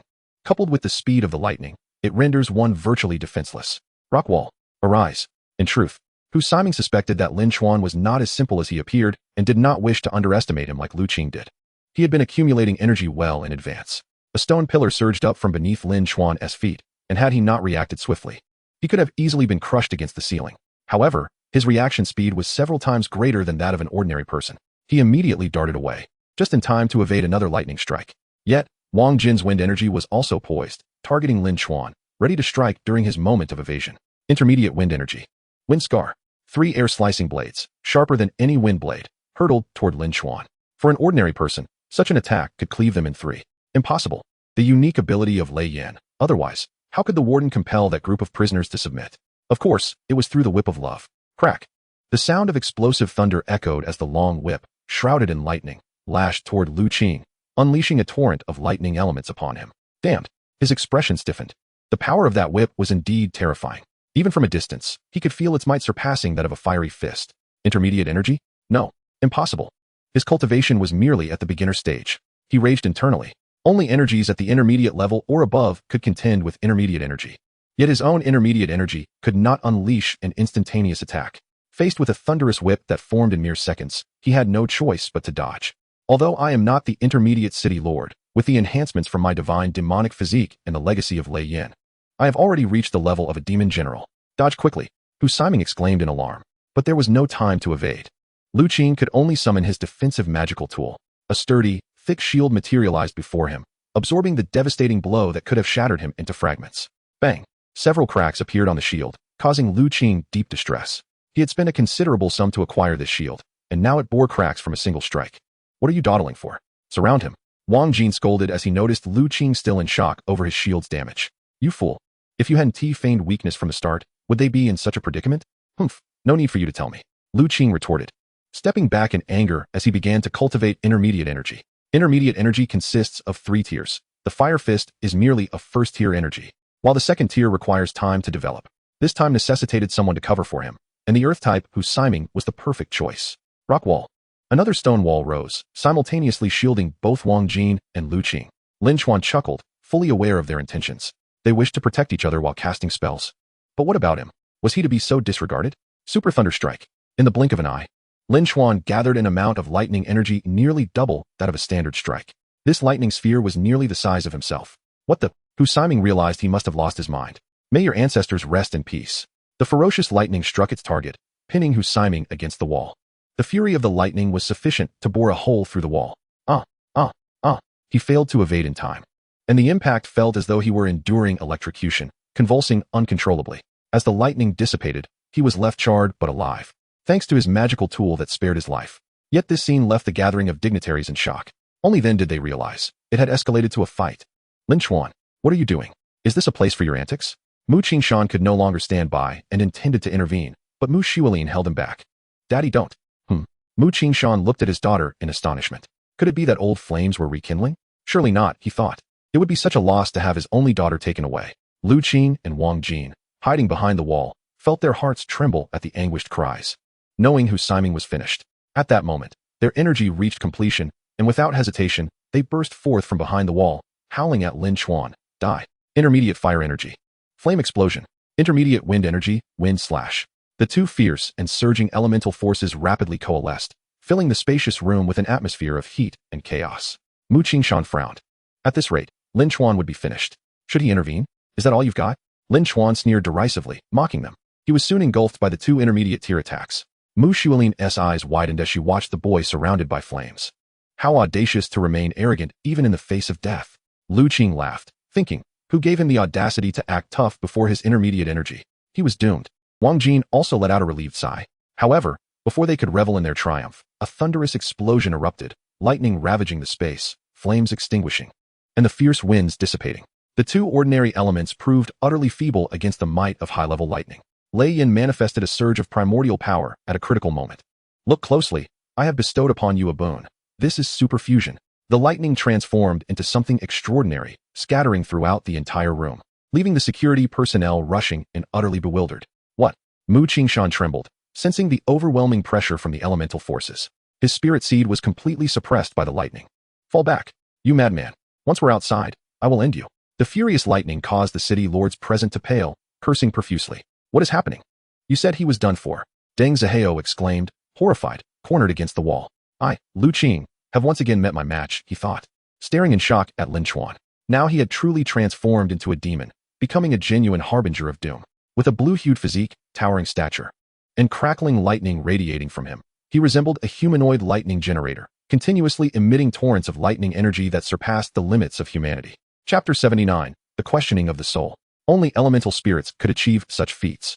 He was no longer human. Is this it? He mocked, his voice beastly and inhuman. The lightning in his hand coalesced, and before anyone realized, a spear of lightning was already grasped firmly in his hand. With a gentle toss, it instantly pierced through Lu Qing's chest, pinning him against the wall. The latter stared in disbelief at the spear embedded in his chest, unable to accept the sudden reality of being slain in an instant. How could this be? He was merely a beginner city lord. How could he possess such formidable power? This is an absurdity. 3 against 1, and he didn't even retaliate against 2? Deng Zihao's eyes widened as he beheld the bodyguard against the wall. Wasn't he supposed to be a prestigious student? I can't believe he can't even defeat a high school student. I concede, he thought, no longer caring for the contract stipulating his protection. Yet, he no longer focused on Deng Zihao, desperately begging Lin Chuan for mercy. However, Lin Chuan, now transformed into a deity of thunder, was in a furious state. Observing Deng Zihao's pitiful pleas, he laughed, a laugh filled with desolation. Have you ever considered the sight of her screaming and crying before you? He bellowed mournfully. Perhaps, in her moment of desperation, Hiyuchi did not plead or cry out. Or perhaps until the very last moment, she had been anticipating Lin Chuan's arrival. Die. Lin Chuan transformed his pent-up resentment into a bolt of lightning. The spear expanded once more, and in the terrified gaze of Wang Jin, he hurled it with force, instantly pinning him to the wall. Wang Jin lowered his head in despair. Now it's just you left. Lin Chuan directed his gaze toward Deng Zihao. It was this bald man, exuding an aura of brutality. He had risen to his position by exploiting the impoverished masses, thriving on the suffering of countless families. His hands stained with the blood of many. As Lin Chuan's gaze fell upon him, Deng Zihao's hair stood on end, his body trembling slightly. Yet, having been a ruthless gangster for so long, he knew when to maintain composure. He feigned calmness, looking at Lin Chuan, and tossed out a staggering offer. Humph. Hatred pales in comparison to profit. Name your price. Lin Chuan remained silent, sadly gazing at him. Did you not desire 5 million? How about I offer you 8 million? 10 million. 10 million. I shall bid 10 million. Will you spare my life? As Lin Chuan remained unmoved, a flicker of panic seized him. After all, his bodyguard had been pinned to the wall, and he could very well be next. 50 million. 50 million. He roared. 100 million. That's half of my worth. I offer 100 million. Lin Chuan sneered, quietly observing his desperate struggle. He approached him slowly, posing a question that resonated with the purity of an innocent soul. Director Mu, save me. Director Mu, the mind cannot afford to lose me. Deng Zihao's lips trembled as he caught a glimpse of Mu Qingshan standing nearby. As if he had found a lifeline. Mu Qingshan was at a loss, while Mu Xiaolin clutched his arm tightly, biting her lip as she gazed at Lin Chuan. Noticing Mu Qingshan's inaction, despair deepened in Deng Zihao's eyes. Leader, You wouldn't allow a murderer to run rampant before you, would you? Leader, quickly subdue him. He turned to the Mingqing leader for assistance. However, the leader hesitated to act. Though he possessed the strength, Mu Qingshan's inaction indicated deeper implications. Wouldn't striking first mean opposing him? Thus, he too remained passive. In a fit of panic, Deng Zihao began to call out the names of others. Yet, as both the leader and Mu Qingshan refrained from intervening, how could anyone else dare to take action? Moreover, I merely came here for a meal. I hardly know you and have no business with you. So why should I bother to save you? Kid, if you dare lay a finger on me, your grandfather will face dire consequences. Realizing his cries for help were futile, he finally lost composure, unleashing verbal threats with a vicious glare directed at Lin Chuan. Lin Chuan chuckled lightly, regarding his futile and laughable threats as mere air. He suddenly unleashed a punch, sending Deng Zihao flying, his hefty form crashing violently against the wall before crumpling to the ground in agony. Lin Chuan seized Deng Zihao, interrogating him with measured intensity. Where is she? Deng Zihao clutched his abdomen, his face contorted in pain, yet the next moment, Lin Chuan lifted him again, his voice laced with ferocity. What? Deng Zihao initially failed to comprehend. A flicker of anger flashed in his stormy eyes. He had suppressed much of his fury, hoping to prolong his life just a little longer, desperately avoiding paralysis from the electric shock. Boom! Lin Chuan hurled him to the ground, raising his foot to stomp down upon his abdomen. I demand to know, where is she? Deng Zihao still failed to grasp, howling in pain. Who are you even talking about? A foot descended upon his palm, ruthlessly crushing it. Hiyuchi, the girl you have long sought to kill. She has been taken by you. Lin Chuan bellowed, his fury erupting at last. Mu Xuelin's pupils contracted, her face frozen in shock, her entire being paralyzed. Deng Zihao finally realized the identity of the she Lin Chuan referred to. The excruciating pain in his hand caused him to emit a wretched scream. As the saying goes, the fingers are connected to the heart. Even ancient punishments targeted the fingers. With that stomp, several of his fingernails were crushed underfoot. The intensity of that agony was beyond the endurance of an ordinary person. Yet, an unexpected calm washed over Deng Zihao's mind. I cannot speak. I must not speak. The leader is here, along with Mu Qingshan and his entourage. Although they know they are complicit, this matter must remain unspoken.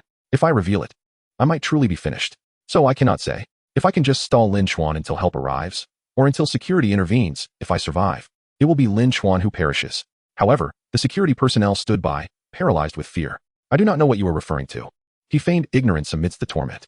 Lin Chuan's expression darkened with ferocity as he pinned him against the wall, casually grabbing a bottle of red wine and delivering a crushing blow to the top of his head. The sound of shattering glass sent a shudder through the crowd. They watched in horror as Deng Zihao, drenched in red wine, broke into a cold sweat. What a violent youth. Will you speak? Deng Zihao remained silent. Lin Chuan shattered the glass, forcing it into his palm, compelling him to emit another wretched cry. I demand to know. Where is she? Lin Chuan roared, his voice echoing throughout the building, mingling with Deng Zihao's agonized screams, instilling terror in the onlookers. Mu Xuelin stared blankly at Lin Chuan, her mind finally processing the situation. Yet thoughts eluded her. Mu Qingshan too was taken aback, watching this enraged youth. In his recollection, this boy, though a bit reckless and arrogant, had never displayed such a terrifying side. He was executing a sentence right before his eyes. In that moment, he resembled a demon. Chapter 80, A Sudden Explosion. Still not speaking? I will beat you until you do.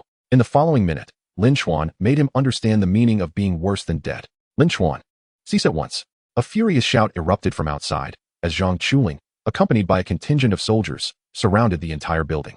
Upon seeing Lin Chuan, he was momentarily taken aback. Is this truly the student I once knew? Why does he now appear in such a terrifying, inhuman manner? Upon Zhang Chuling's arrival, Lin Chuan dissipated the electricity, returning to his original youthful form, while beneath him lay the bloody Deng Zihao. Deng Zihao, you've met your end. Zhang Chuling showed no mercy, ordering his men to lift him and bind him. The moment Deng Zihao thought he was saved, his world erupted. On what grounds? Why are you arresting me? His eyes turning crimson, he glared fiercely at Zhang Chuling. You are under arrest for murder, organizing a criminal syndicate, and other charges that could lead to the death penalty. I refuse to accept this. I refuse to accept this. You are the military.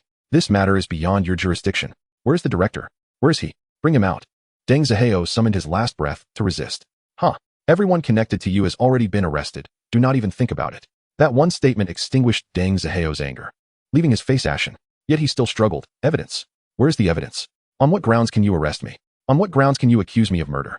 He was not entirely wrong. The earlier killings were executed by his subordinates, and those fools would not betray him. Only the most recent incident involved someone else acting on his behalf. Mu-sun has already confessed everything. What more do you wish to say? Zhang Chuling sneered. Mu-sun. Mu Qingshan could no longer remain seated, rushing over to inquire about the situation from Zhang Chuling, for Mu's son was his steward. Mu Qingshan, you cannot escape from this either. Lin Chuan glared resentfully at Mu Qingshan. Your steward committed the act in your household. Can you dare claim no connection? Lin Chuan. Mu Xiaolin could no longer tolerate it. She would not allow her father to be humiliated. Infuriated to the extreme, Lin Chuan had no kindness left for Mu Xiaolin. Mu Qingshan, sensing the gravity of the situation, ceased to regard Lin Chuan and urgently sought clarification from Zhang Chuling. Well, Lord, is it true that a little girl has been residing in your home recently? Zhang Chuling inquired sternly. Yes, Mu Qingshan recalled the little girl Mu Xiaolin had brought home, assuming she was merely a friend. She is the daughter of a miner from Deng Ziheo's mine. Her father perished in an accident, and Deng Ziheo sought to silence her. Ultimately, she found refuge with Lin Chuan, who entrusted He Yuqi to your household. Mu Qingshan's complexion drained of color. How could he not know that Deng Ziheo was a black-hearted scoundrel? Yet, he had chosen to cooperate with Deng Ziheo to maximize his interests. Given his control over the majority of mining resources, to think this calamity would arise. Moreover, the murderer is your steward. He accepted money to facilitate Deng Ziheo's murderous intentions. Mu Qingshan found himself at a loss for words, for this was indeed a matter of his own household. Where is she? Where is she? Where is Mu's son? Lin Chuan panted, demanding answers. At the Mu estate, currently subdued. Lin Chuan dashed downstairs impatiently, clinging to a glimmer of hope, a sliver of chance. Mu Qingshan called out to him in a low voice. Lin Chuan, if you wish to hasten, come with me. The youth cast a cold glance in his direction before slightly nodding. Throughout the journey, the occupants of the car remained silent, despite Mu Xiaolin sitting right beside him. She maintained her silence, perhaps feeling a tinge of guilt, having left He Yuqi alone at home to accompany her father. She was taken aback to discover that her steward had been bribed. Confusion enveloped her. Each time her gaze inadvertently drifted towards Lin Chuan, who was anxiously staring out the window. Her heart felt heavy. Her fingers instinctively clutched the hem of her skirt. Lin Chuan, she finally could not restrain herself from speaking. Lin Chuan replied nonchalantly. That simple response left Mu Xiaolin momentarily speechless. I know what you wish to say. Lin Chuan's expression remained placid, devoid of the warmth needed to comfort her. This matter does not pertain to you. It is your father who is involved. He scoffed coldly. Silence. Mu Qingshan snapped, his irritation palpable. Lin Chuan continued to taunt. Who's to say that you're not feigning concern? Lin Chuan, temper your demeanor. Do you truly believe I, Mu Qingshan, would stoop so low as to harm a young girl? Mu Qingshan's voice was icy.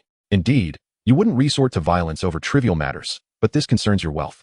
Lin Chuan retorted, his tone dripping with sarcasm. Once Deng Ziheo is finished, your fortune may well vanish, wouldn't it? Mu Qingshan opened his mouth to counter. But Lin Chuan pressed on. After all, she is not your daughter, is she? Her fate holds little significance for you compared to a mine valued in the billions. Lin Chuan's voice rose in anger. Even if she is not your kin, knowing the truth, you would allow her to perish. Which is more important to you, her life or half of your fortune? His furious declaration echoed, plunging the vehicle into a heavy silence. Mu Xiaolin, unable to tolerate Lin Chuan's repeated belittling of her father, frowned and exclaimed, Lin Chuan, my father is not as you presume. Lin Chuan regarded her frozen visage with an equally frigid expression. Consider this. Perhaps this bloodied affair might serve as a resource for your future cultivation. You might find yourself standing atop genius while treading on the blood of others. Mu Xiaolin's anger flared. Isn't that right, Mu Qingshan? He jeered at Mu Qingshan, ignoring her. Mu Xiaolin looked up at her father, hoping he would refute Lin Chuan's arrogance, yet he remained silent. Perhaps persuaded by Lin Chuan's arguments or unwilling to debate the matter in front of Mu Xiaolin. So, let us cease this pretense. Though I have yet to enter this circle, I am aware of certain truths. Not everyone is as foolish as I to oppose you while engaging in absurdities. For you, my challenge is as ludicrous as that of a fool. What a mess. Xiao Wang, summon the Water City Lord. Retrieve the body. Lin Chuan stumbled, momentarily disoriented. His face ashen. Those words struck at his very soul, leaving him dizzy. Hey, what are you doing? A soldier blocked Lin Chuan, questioning him. I'm going to retrieve her, Lin Chuan replied softly, his voice laden with sorrow. Retrieve her? This pool is vast and murky. How do you intend to do that? The soldier persisted, but Lin Chuan ignored him, shoving the soldier aside before plunging into the murky depths. Hey, how infuriating. Yuqi, I shall not lose you again. Chapter 81, Helplessness. The divine body possessed an enhancement for diving. Lin Chuan's breath could sustain him underwater for 5 to 6 minutes. When Mu Qingshan arrived, his expression grave. He found Mu's son dejected, his anger flaring. Mu son, you have crossed the line. He nearly choked the steward in his fury. Chief, I was momentarily bewitched. Mu Sen's face was ashen, attempting to defend himself before Mu Qingshan. Yet, as the clan leader, Mu Qingshan had no desire to listen. The situation was exceedingly complex. Where is she? Mu Xiaolin asked anxiously. In the water, a soldier lamented, pointing to the pool. Mu Qingshan nearly spat blood. They had discarded a body in his own pool. However, in the next moment, they all froze. The atmosphere fell into a profound silence as ripples appeared on the surface of the water. Slowly, a head emerged, cautiously ascending the stone steps. Gradually, Lin Chuan surfaced, cradling a figure in his arms. The first thing visible was a pale, slender arm, hanging limply. Mu Xuelin's complexion turned ghostly white, her eyes filled with disbelief. The flicker of hope in her heart was extinguished. The soldiers held their breath, witnessing a youthful corpse, one that should have been in school. Radiating smiles in the prime of life, now lost in the murky depths. Lin Chuan remained silent as he laid the body on the ground, gently arranging her disheveled hair and draping his outer garment over her. "My daughter." A heart-wrenching wail pierced the air, striking the souls of all present. Her father stumbled forward, tripping as he rushed, clumsily crawling to Hiyuchi's side, gazing upon his daughter, whom he had nurtured for over a decade, in such a state. He could no longer contain his sorrow and collapsed to the ground, weeping uncontrollably. Lin Chuan, too, dared not meet his father's gaze, fearing he might succumb to guilt and shed tears of remorse. "I will kill you," he erupted, seizing Mu's son by the throat and thrusting him into the water. This incident rapidly escalated, igniting a fervor across the entirety of Ming City, even trending online. Hiyuchi's father, with a bloodied finger, scrawled a statement and, accompanied by a throng of miners, stormed the courthouse. Deng Zihao nearly faced bankruptcy overnight, with all his assets seized. Those associated with him were arrested, including his accomplices, employees, and even his mistress, regardless of guilt. The entire law enforcement system underwent a significant purge. Meanwhile, Mu Qingshan's situation worsened. His investments were sunk into the mining company, only to find it embroiled in severe violations, resulting in its immediate closure and confiscation.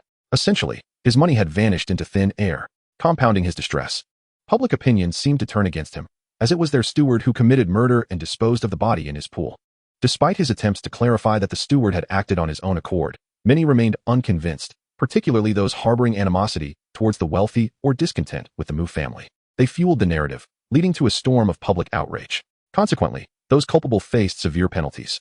Without a doubt, Deng Zihao would pay with his life. Now stripped of wealth, his subordinates imprisoned alongside him. Even his connections began to sever ties, desperately distancing themselves.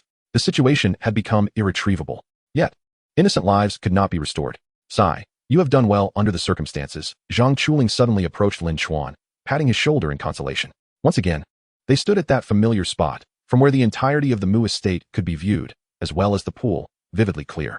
"Yes, I understand," Lin Chuan replied calmly, though the desolation and self-reproach on his face were unmistakable. "Do you now comprehend the meaning of the saying, 'Money can move, even the devil'?" Zhang Chuling spoke meaningfully. "I do. Ultimately, your inadequacy is the root of all tragedy. If you were a grand city lord, such a situation would not have arisen," she said, her tone turning serious. "I know." Lin Chuan clenched his fists, taking a deep breath. When he opened his eyes again, they burned with a fierce determination. Indeed, it was his lack of power that had prevented him from saving her. Thus, it led to the tragic events. Zhang Chuling remained silent, merely observing Lin Chuan's silhouette, finding a faint reflection of herself within him. The scene felt eerily reminiscent, and the person familiar. She noticed that Lin Chuan was holding a piece of paper. It bore a drawing along with the characters Lin Chuan. This paper was a gift from her to me, and she wrote on the back that the steward intended to harm her. Lin Chuan appeared deflated, much like a punctured balloon. Zhang Chuling acknowledged with a simple reply, choosing not to elaborate.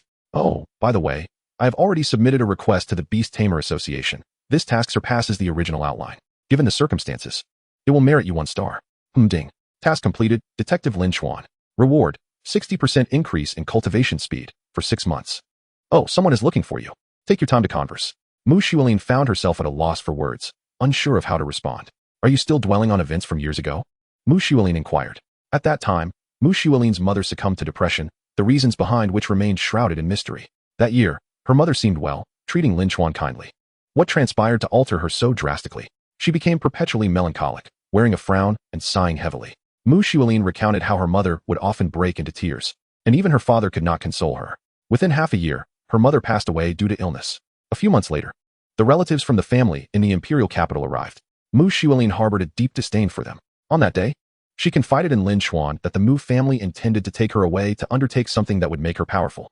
She loathed the Mu family from the capital, believing that, had it not been for them, her mother's fate would not have been so dire. She expressed her desire not to go with them, and asked if Lin Chuan could take her away. The two young and naive souls clandestinely slipped away together. They hid outside for an entire day, but the Mu family's affairs had a time limit, and unfortunately, they failed to locate the duo that day. It was only the next day that they discovered their absence. Consequently, the repercussions were severe, inciting the family's wrath against Mu Qingshan, which in turn implicated Lin Chuan.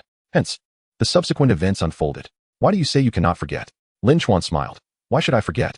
Chapter 82. The signing of the contract. Do you still believe my abilities are lacking? I am not inferior to you, Lin Chuan continued. I did not imply that you were incapable. She shook her head. Young lady, how can you ascertain my capabilities without having tried? You would know if you had seen me in action. I harbor no fondness for the capital. The atmosphere is contentious, and many within the clan view me with hostility. Mu Xuelin opened her heart, clarifying her stance. It seems you have been thrust into a perilous position? Yes, some claim I am the best in the capital, Mu Xuelin stated flatly, revealing that she faced considerable opposition at school.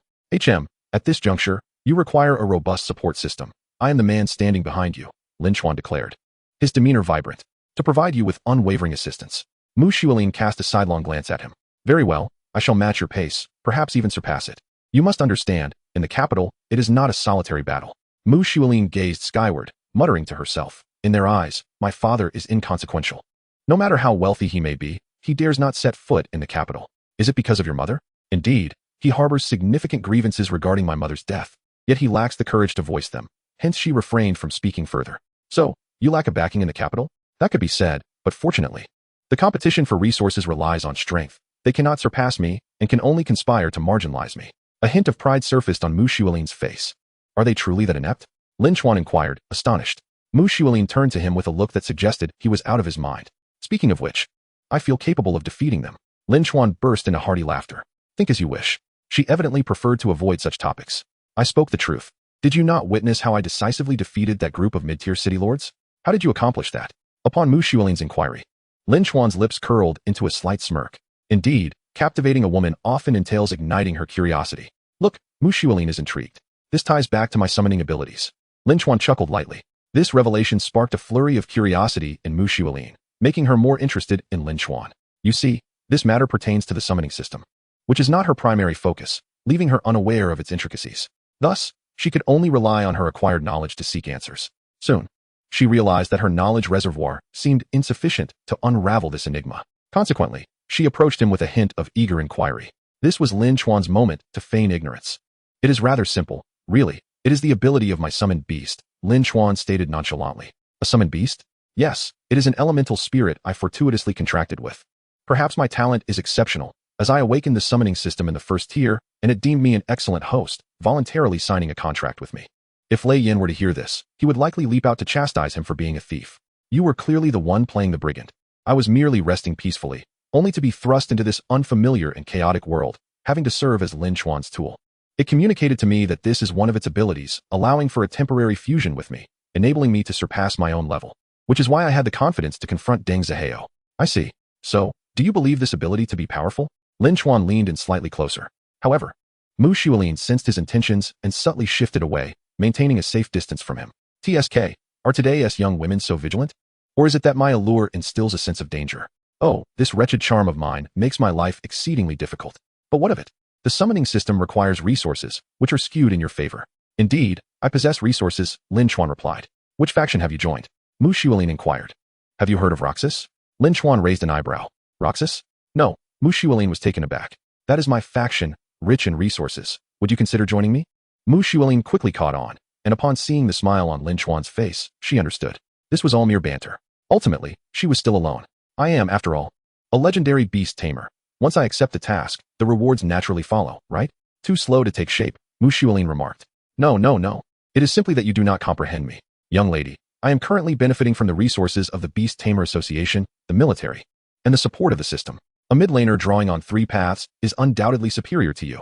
Furthermore, although the route with the system is arduous, it is filled with barren nashers. Is that not appealing? 10 days later, this matter finally reached a resolution. Everything had settled, and all necessary explanations had been provided.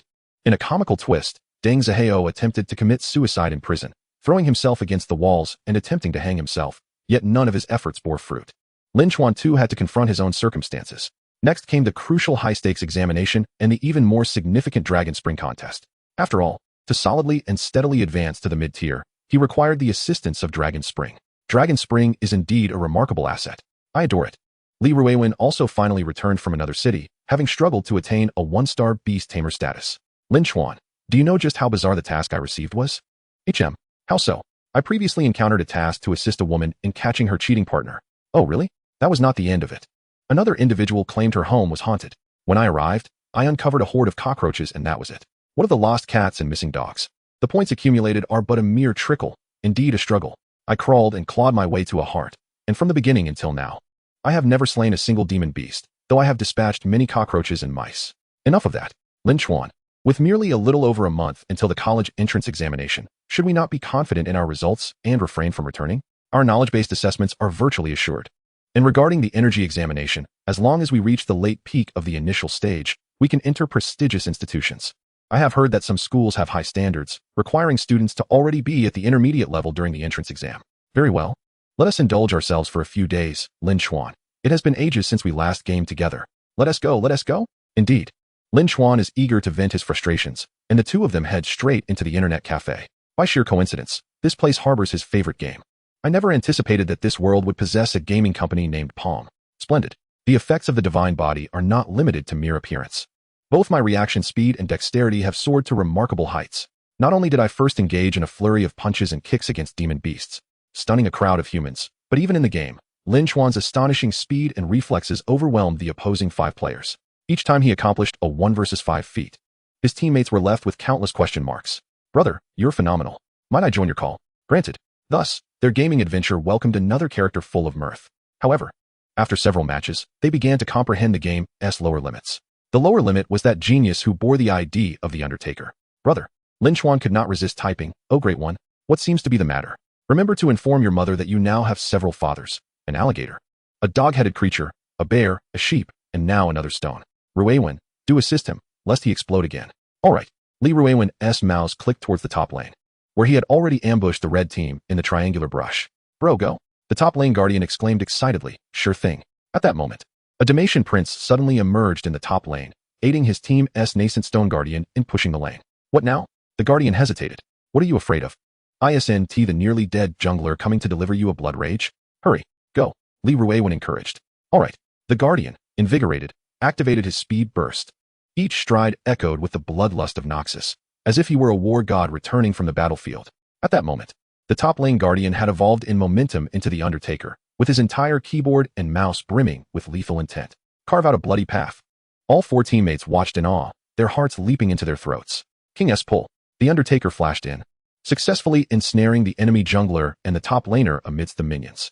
This maneuver was to clear space for the impending showdown. No mercy for the leftovers. The Undertaker, utilizing his speed burst, hefted his heavy axe, a feast for the 4 corners. He successfully made the enemy feel the hardness of the axe handle and the scorching heat of the sunfire. This emanated from the understanding of the king. The outer circle grazes while the inner circle burns. It left the enemy with nowhere to escape, ensnared in a panic of indecision, whether to flee or remain, both paths leading to peril. Unbeknownst to them, it was a comprehensive psychological assault. In warfare, the heart is the primary target. Enticing strike. Following the Undertaker's strategy, the outer circle grazes combined with an auto attack into a W skill, executing an extreme combo. However, internally, he was screaming, "I can't land my auto attack." Yet it mattered little. Even without landing the auto attack, the enticing strike still struck the enemy Malphite. Unmatched appetite. Only I can lead us to the cafeteria. After completing his combo, he unleashed his most powerful skill, Noxian Dining Hall. This startled Malphite, who promptly charged into him. Terrified, Jarvan 4 quickly executed his ultimate to eliminate him. Nevertheless, such a savage combo still dealt significant damage to Malphite, with 2 layers of bleed plus a finishing blow. Malphite, caught in endless fear, finally succumbed to his overwhelming hunger, shuddering uncontrollably. Quick, quick, I shall achieve great merit. His shield is broken. Jungler ascend. The Undertaker typed excitedly. However, the outlaw, played by Li Ruewen, refrained from acting, which the Undertaker interpreted as a miscalculation and a lack of confidence on the battlefield. Ultimately, for the sake of the greater good, Ruewen opted to use an ultimate to clear a wave of minions, saving the pitiful turret from losing yet another layer of health, preserving its dignity. Yet, it mattered not. The synergy between the mid and jungle players remained intact, and they maintained control of the rhythm. The jungler, after effortlessly punishing the AD carry in the bot lane, returned to mid to unleash a few shots, effectively letting the mid and jungle duo shine. Great one. You're impressive. Brother, do you have a story? Have you ever been a pet? Lin Chuan inquired with sympathy.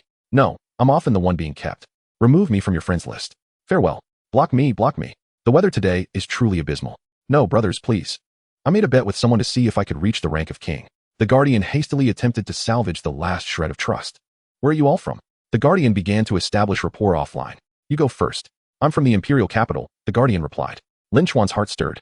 The imperial capital? This meant that this guardian could very well belong to some illustrious family. We're from Ming City, a small place you probably haven't heard of. Li Ruiwen remarked. Ming City? Oh, I know it. The guardian responded. You do? Yes. Recently there has been a scandal involving a black mine owner from there, making waves nationwide, and now every city is in a cleanup frenzy. It seemed the matter had escalated significantly, Li Ruiwen mused. Speaking of which, I do know a bit about Ming City. Oh, what do you know? I've heard there's a beauty from Ming City at my school. She is truly an ice goddess. TSK. Instantly, both of them thought of Mu Xuelin. Apart from her, there were no other students capable of attending the Imperial Capital University. The entrance requirements for the Imperial Capital University are exceedingly high, representing the pinnacle of students nationwide. Only the top 50 in the province have a chance to gain admission. However, it appears that apart from Mu Xuelin, no one from Ming City has attended the Imperial Capital University, historically speaking. Oh, Lin Chuan recalled that his father seemingly had the capability but did not attend. His mother also possessed that potential, yet she too did not go. Quite curious. Nonetheless, the Shanghai University is no ordinary institution. Truly skilled individuals would receive preferential treatment regardless of location. Mu Xuelin? Yes, you know her? Not only do I know her, but I've also held her hand and kissed her. She is truly extraordinary. I'll be heading to Ming City soon to compete for a treasure. Long Quan. They both thought. Outside of Long Quan, there was truly nothing else in Ming City. Exactly. What a coincidence. We're going to. Li Ruiwen pondered. Could this be fate? Haha. What a small world. The chances of meeting are less than 1 in 10,000. What is this? Monkey dong. Monkey dong. The guardian's tone abruptly shifted back to that of the Undertaker. How about this? You all lead me through the game online, and I'll take you to fly first. His confidence seemed to stem from nowhere. No way. So confident. Absolutely. What city lord? Light system. Following a brief silence, the chat box filled with a cascade of lengthy ha ha ha. Don't make me laugh to death. Inheriting my king rank account, and you, the light system, leading me to fly? Lin Chuan nearly laughed himself into a fit. Do you think you are Digga? Do you think you can also become light? Li Ruiwen chuckled uncontrollably. Hey, what do you mean by that?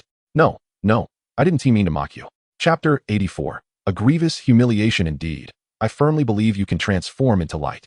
This clearly indicates your disdain for me, he exclaimed indignantly. How could that be? I am merely concerned about how you intend to carry me aloft. Although my proficiency in light magic is rather lacking in the early stages, I possess ample wealth, he declared. Observe, the affluent are undeniably different. They dare to confront even the depths of despair. This is the essence of a nouveau riche. If something displeases them, they tackle it head on. But what of your wealth? Will you simply wield it to crush the unsuspecting? No. I possess a multitude of magical artifacts, do you understand?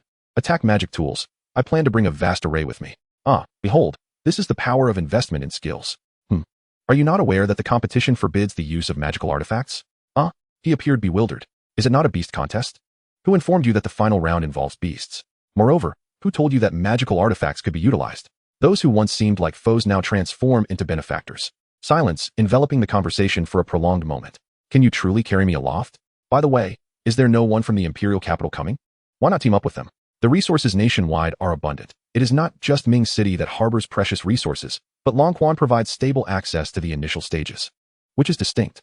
Oh, they have alternative choices. The esteemed families are not impoverished. Those who opt for Long Quan are few, yet there are indeed some individuals. Will you not form a party with them? Unfortunately, I had an encounter with his girlfriend yesterday. Strong indeed. The two could not help but admire his prowess.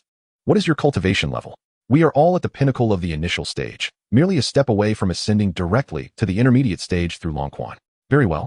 If you are stronger than them, I shall accompany you, and I will not take advantage of you, all right? There are numerous benefits to be had. All right. Add me on WeChat.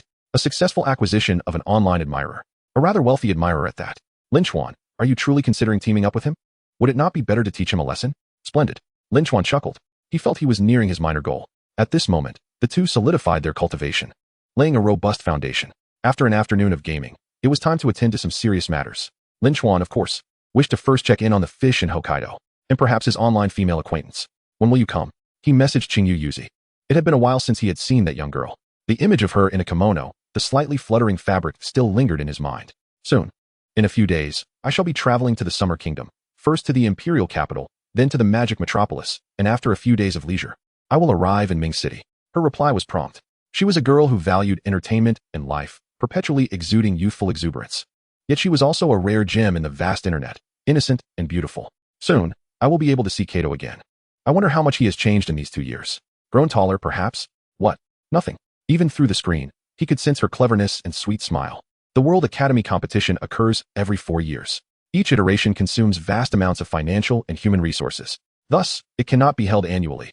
This is a matter of fortune. There are explicit age restrictions, meaning that those who miss out must either participate early or suppress their cultivation within a certain realm, or else they will have to forfeit the opportunity, marking it as a regret in their lives. This is one of the criticisms of the world competition. However, Lin Chuan was fortunate enough to find himself on the list for the next world competition. Hence, he was unperturbed. Yet, he must not become arrogant. He should not carelessly utter such presumptuous statements as, "I have already begun studying the competitors of the world competition." For selecting the most elite individuals from a nation is no trivial matter.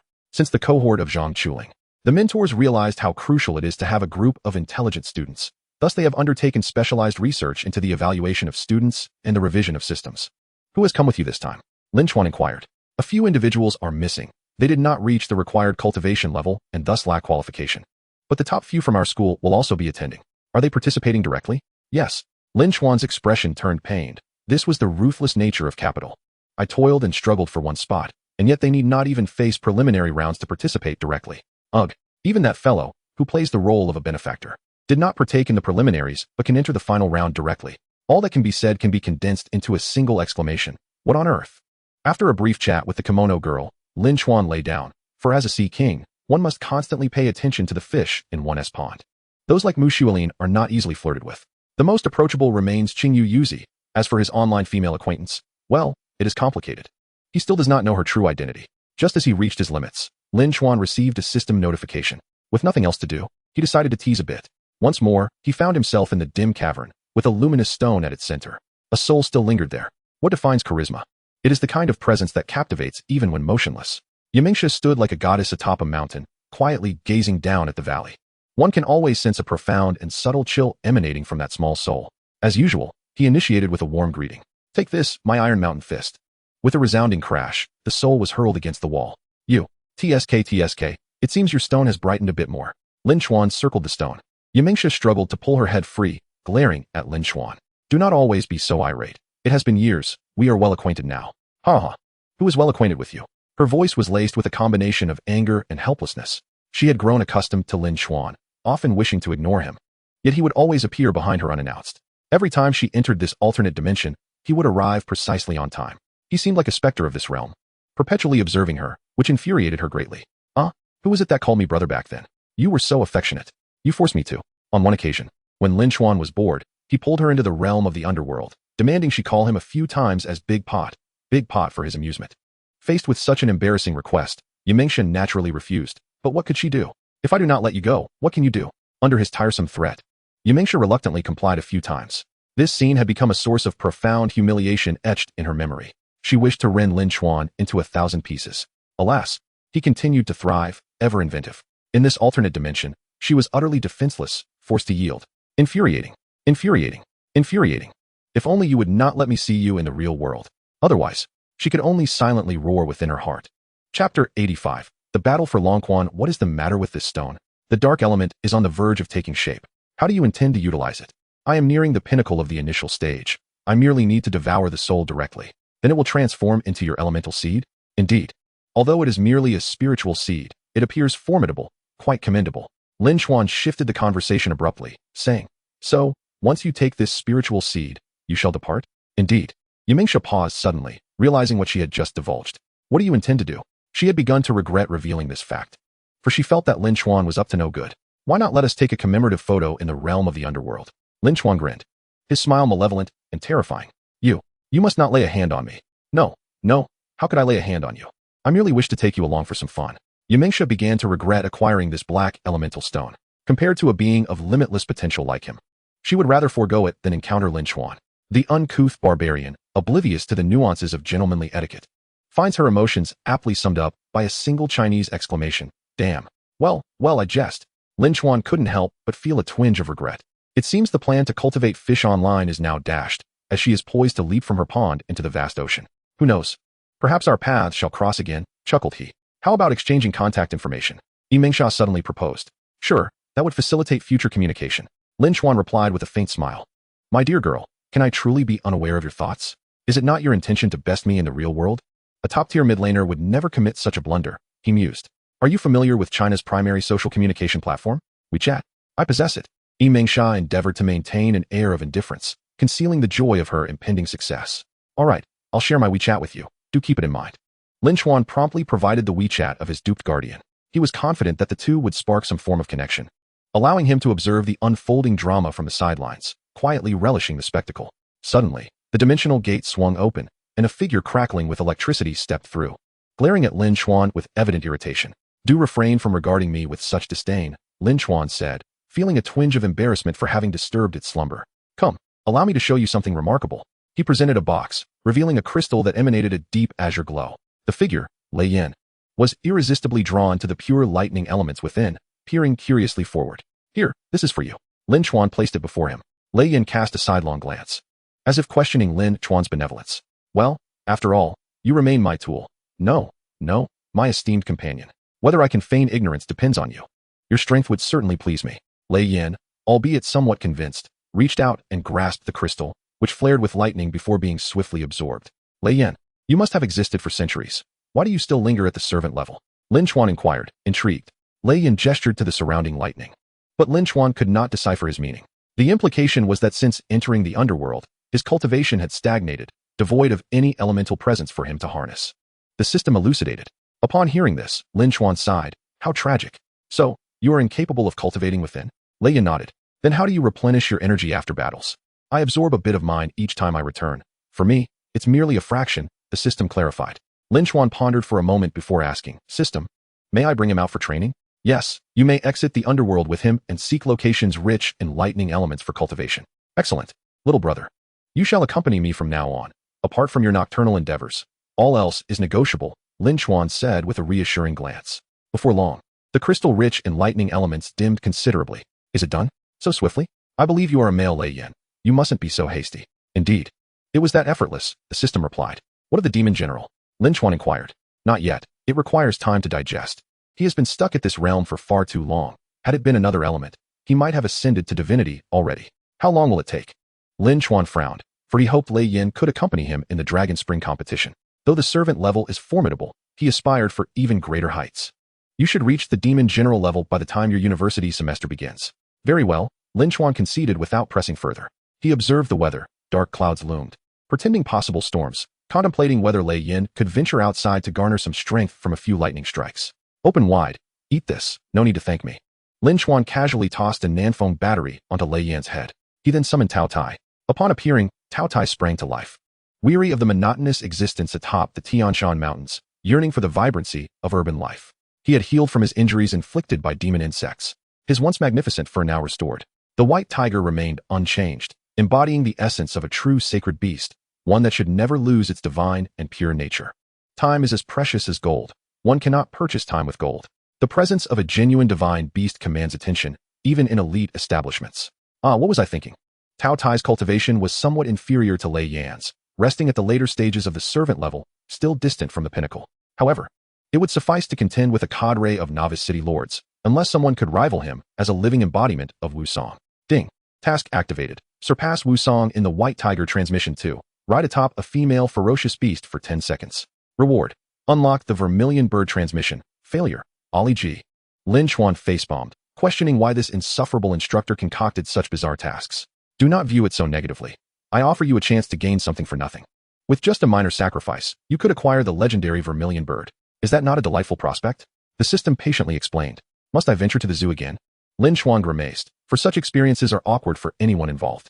Not all ferocious beasts are alike, you comprehend? The system replied slowly. Lin Chuan raised a questioning eyebrow, perplexed by the statement. Moments later, a sense of dread washed over him. Something felt terribly amiss. Days flowed like a swift current, and the atmosphere in Ming City grew increasingly tense. Chapter 86. The Fear of Death. Soon, high school students would face a moment that could alter the course of their lives. The energy entrance examination. Teachers reiterated time and again that 12 years of study culminated in this day, the opportunity to soar to greatness. Thus, the ambience within the school was palpably grave. Every student took it seriously, including Mu Shulin, who, despite her likely acceptance into the Imperial Capital University, approached her studies with utmost diligence, diligently preparing for the entrance exams. Yet, two individuals stood apart, Lin Chuan and Li Ruiwen. Lin Chuan's life was equally monotonous, particularly during this rainy season, often taking Lei Yin out for strolls, hoping for a stroke of luck with a lightning strike. On less fortunate days, the lightning would strike Lin Chuan instead. The community security guards watched in alarm, questioning whether the youth had committed some heinous act to provoke such frequent lightning strikes. Li Ruiwen too enjoyed a leisurely existence. Their training yielded no significant results. Such obstacles often required external forces for breakthrough, either the fear of death or rare treasures. As for the former, Lin Chuan preferred not to traverse the underworld unnecessarily.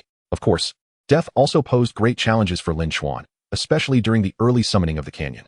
Lin Chuan, today is the Dragon Spring competition. Why hasn't your sister arrived yet? I'm not certain. She mentioned she had matters in the capital and would be delayed, but she should arrive today. That's good. By the way, refrain from accessing your P-site again. To prevent any impulsive actions, I've uninstalled it. Remember to send me another link later. No problem. The opportunities for talented individuals were scarce. They would have to relinquish their spots. A few could have made it, but upon assessing the overall team composition, Lin Chuan felt it best not to drag them into harm's way. They likely wouldn't even survive the first round. The last group to advance consisted of affluent families, all having bought their way in, just as the others had. Lin Chuan nodded. I arrived early this morning to see a group entering the barracks. They didn't appear to be soldiers. Li Ruiwen queried. Oh, they're your examiners. Do tell. The rules this time are rather peculiar, and they sound quite entertaining. Zhang Chuling rubbed her hands together with a mischievous grin. The two immediately sensed trouble. Can't you establish some normal rules? Anything like a coliseum or a beast duel would suffice. Lin Chuan felt a chill run down his spine. A coliseum? Do you think we're merely playing house like a bunch of novice lords? What is so interesting about that?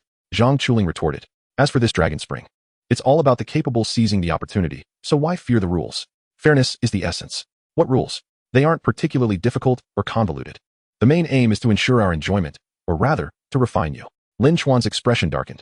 This time, your opponents are intermediate lords. Do you understand? Intermediate lords? The two were taken aback. This was entirely different. They aren't like blood wolves. They're not fools. If they encounter a clever opponent, wouldn't they be utterly crushed? How can we possibly fight? It's impossible to win, lamented Li Ruiwen. The formidable intermediate energy, along with the instantaneous basic energy, is beyond what two minor lords could withstand. I never said you had to win, did I? You merely need to withstand a challenge. Withstand? Precisely. As long as you can hold your ground before the intermediate lord for a few minutes. Let's say 5. Huh, is it really like that? The two were once again bewildered. What kind of spectacle are you trying to create? Indeed, and the performance will be graded. That is right, graded. A good performance will yield high scores, while a poor one will not. If you can win, then a perfect score is guaranteed. Furthermore, the judges will also assess those intermediate lords. Zhang Chuling chuckled again. So you understand. Damn. Oh, and there's a rather amusing rule I've added. The two grimaced. To keep things interesting, the team formation will be in pairs, and it will be random. Ha. He could already envision the chaos that would ensue. A multitude of people would be wailing in despair. Random team formation? In that case, who knows if you'll end up with a useless partner? It's to prevent you from seeking assistance. Each must rely on their own strength. What about if a water type teams up with a light type? Li Ruiwen inquired. Luck is also part of strength. If you don't crit and your opponent does, who can you blame? So that is how it is. I must go host the event now. Breakfast has been prepared for you, but remember not to eat too much. With that, he tossed a large bag of fruits and milk before departing. Lin Chuan, how can we possibly treat our benefactor now? Li Ruiwen suddenly realized they had lost their funds. There is no choice but to accept this. By the way, let us ask him where he is. Lin Chuan said. He mentioned he has already arrived at the arena. Let us go take a look and see what this man, who claims everything belongs to his father, truly looks like. The two arrived at the arena, which was already teeming with a multitude of people. Some were trying to establish connections, while others stood aloof, exuding an air of indifference, occasionally flaunting their luxury watches. A diverse array of individuals gathered. He said the one with the most flamboyant hairstyle is him. Lin Chuan looked up and indeed spotted an exceptionally ostentatious individual, clad in stylish attire that screamed wealth. Coupled with a rather handsome face, he was engaged in conversation with several girls, eliciting peals of laughter from them. Lin Chuan approached and said, Are you the one who claims everything belongs to your father? He turned in astonishment to find the two wearing mischievous smiles. Could it be that you are indeed? I am the mid-lane god you speak of, Wu Feek. Lin Chuan revealed his identity. So it's you two. He clapped his hands, beaming with excitement. Thank you, God, for pulling me out of the silver ICU. No, I believe you'll return there soon enough. You're too kind. My name is Lin Chuan. He extended his hand. I'm Li Ruiwen. A pleasure to meet you. I am Zhao Yanchong. Fortunately, the two had enough composure not to burst into laughter, or they would have embarrassed themselves. That's the name he chose, Zhao Yanchong, yet he remains poor. Do wealthy individuals always yearn for a life of uniqueness? Does your name hold any particular meaning? Lin Chuan couldn't help but inquire. Well, my father said he wanted to have a son who stands out. Very impressive. The girls looked at the two, who had suddenly become familiar with Zhao Yanchong, in astonishment. Lin Chuan, however, paid no mind and continued mischievously. I have some rather unsettling news. What is it? Zhao Yangchong asked, taken aback. I know what the rules are. Would you like to hear them in advance? His eyes lit up as he nodded eagerly. Chapter 87. Issuing Commands. We are to battle against intermediate lords. What the hell? Zhao Yangchong exclaimed in shock. He had thought it was about forming a team to play together and was preparing to gather a group when he realized it was a PK against intermediate lords. How can we possibly fight? Correct, you can form teams, 2 per team, Lin Chuan added. Zhao Yangchong's eyes sparkled. He glanced left and right, then whispered, brother, my light type can only act as a glow stick shouting 666 in the early game. I need a strong ally for this. I knew you'd think of that. Which is precisely why I came to dissuade you. What? The benefactor was taken aback. You can form a team, but it's entirely random. What? Random team formation? You might even find a fellow light-type girl to wave glow sticks alongside you. His phone vibrated a few times, and a message popped up. Kato Quan, I'm running late. I rushed here at dawn, and I haven't eaten breakfast. I'm so hungry. The message was from Qingyu Yuziko, who should have arrived much earlier, but seemed to have encountered some unforeseen delay. I have fruits here. You can come over. All right, I'm almost there. Lin Chuan was discussing the college entrance examination with Li Ruiwen when they suddenly heard a soft and melodious call. Kato Quan. The voice was gentle and youthful, evoking the image of an ethereal and innocent beauty. However, the name Kato Quan felt somewhat out of place. Zhao Yangchong abruptly turned around, not looking at Qingyu Yuziko, but rather at Lin Chuan. Kato Quan. Li Ruiwen was also bewildered, exclaiming, wow, Lin Chuan, that's impressive. Lin Chuan. One of the parties involved felt a bit awkward but managed to remain composed, smiling back at her. After several years, she had become remarkably beautiful, her features finely chiseled, comparable to Mu Xuelin. Her figure had also matured, curvaceous yet radiating a youthful innocence. Absolutely stunning. Miss, what do you call him? Zhao Yangchong couldn't believe his ears, suspecting he was hearing things. Qingyu Yuziko looked at him curiously. I'm referring to Lin Chuan's Japanese name, Kato Quan, of course. Zhao Yangchong, Li Ruiwen. At that moment, they could only think of one word. Impressive. Truly impressive. Long time no see. Indeed, long time no see, Kato Quan. You've changed so much. Qingyu Yuziko beamed a radiant smile. Ah, the smile of a youthful girl is truly captivating. You've become quite beautiful, Lin Chuan complimented. Hee, it's all right. But you, what do you mean by saying you've become thicker and longer? Qingyu Yuziko asked, playfully pressing her finger against her lips. Zhao Yangchong felt as if he had been struck by lightning, while Li Ruiwen was instantly petrified. Ahem, while Lin Chuan raised his arm to showcase his bicep. So you've become stronger. Qingyu Yuziko's eyes sparkled with understanding. Indeed. Kato Quan, you've become handsome too. Lin Chuan smiled, acknowledging her compliment. Yes, indeed. Are you hungry? Here, have some of my banana and milk. Thank you, Kato Quan. Zhao Yangchong stared in disbelief, wondering what sort of wolfish words these were. They then watched as Qingyu Yuziko slowly peeled the banana, opening her mouth, her lips a delicate pink, taking a bite from the tip of Lin Chuan's banana. Immediately, a look of satisfaction crossed her face, followed by a sip of milk. What is their relationship? Zhao Yangchong was bewildered, turning to Li Ruiwen.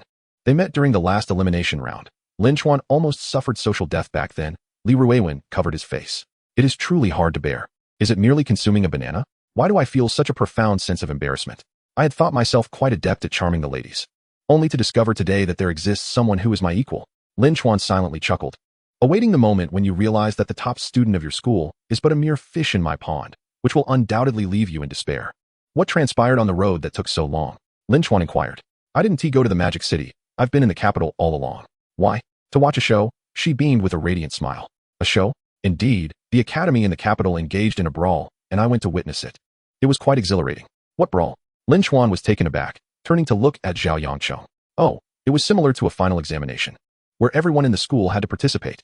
This round revealed countless hidden talents. Quite impressive. Indeed, Qingyu Yuzi nodded, continuing, no wonder it is the foremost academy of Xia. It is formidable, especially one girl who excelled and secured the first place. Mu Xuelin? Lin Chuan pieced it together. Exactly, it was she, just yesterday. She finished and claimed the top spot, unbeatable by anyone in the school, Zhao Yangchong remarked. It truly is her, Lin Chuan scratched his head. She is a mid-tier city lord. It is quite incredible.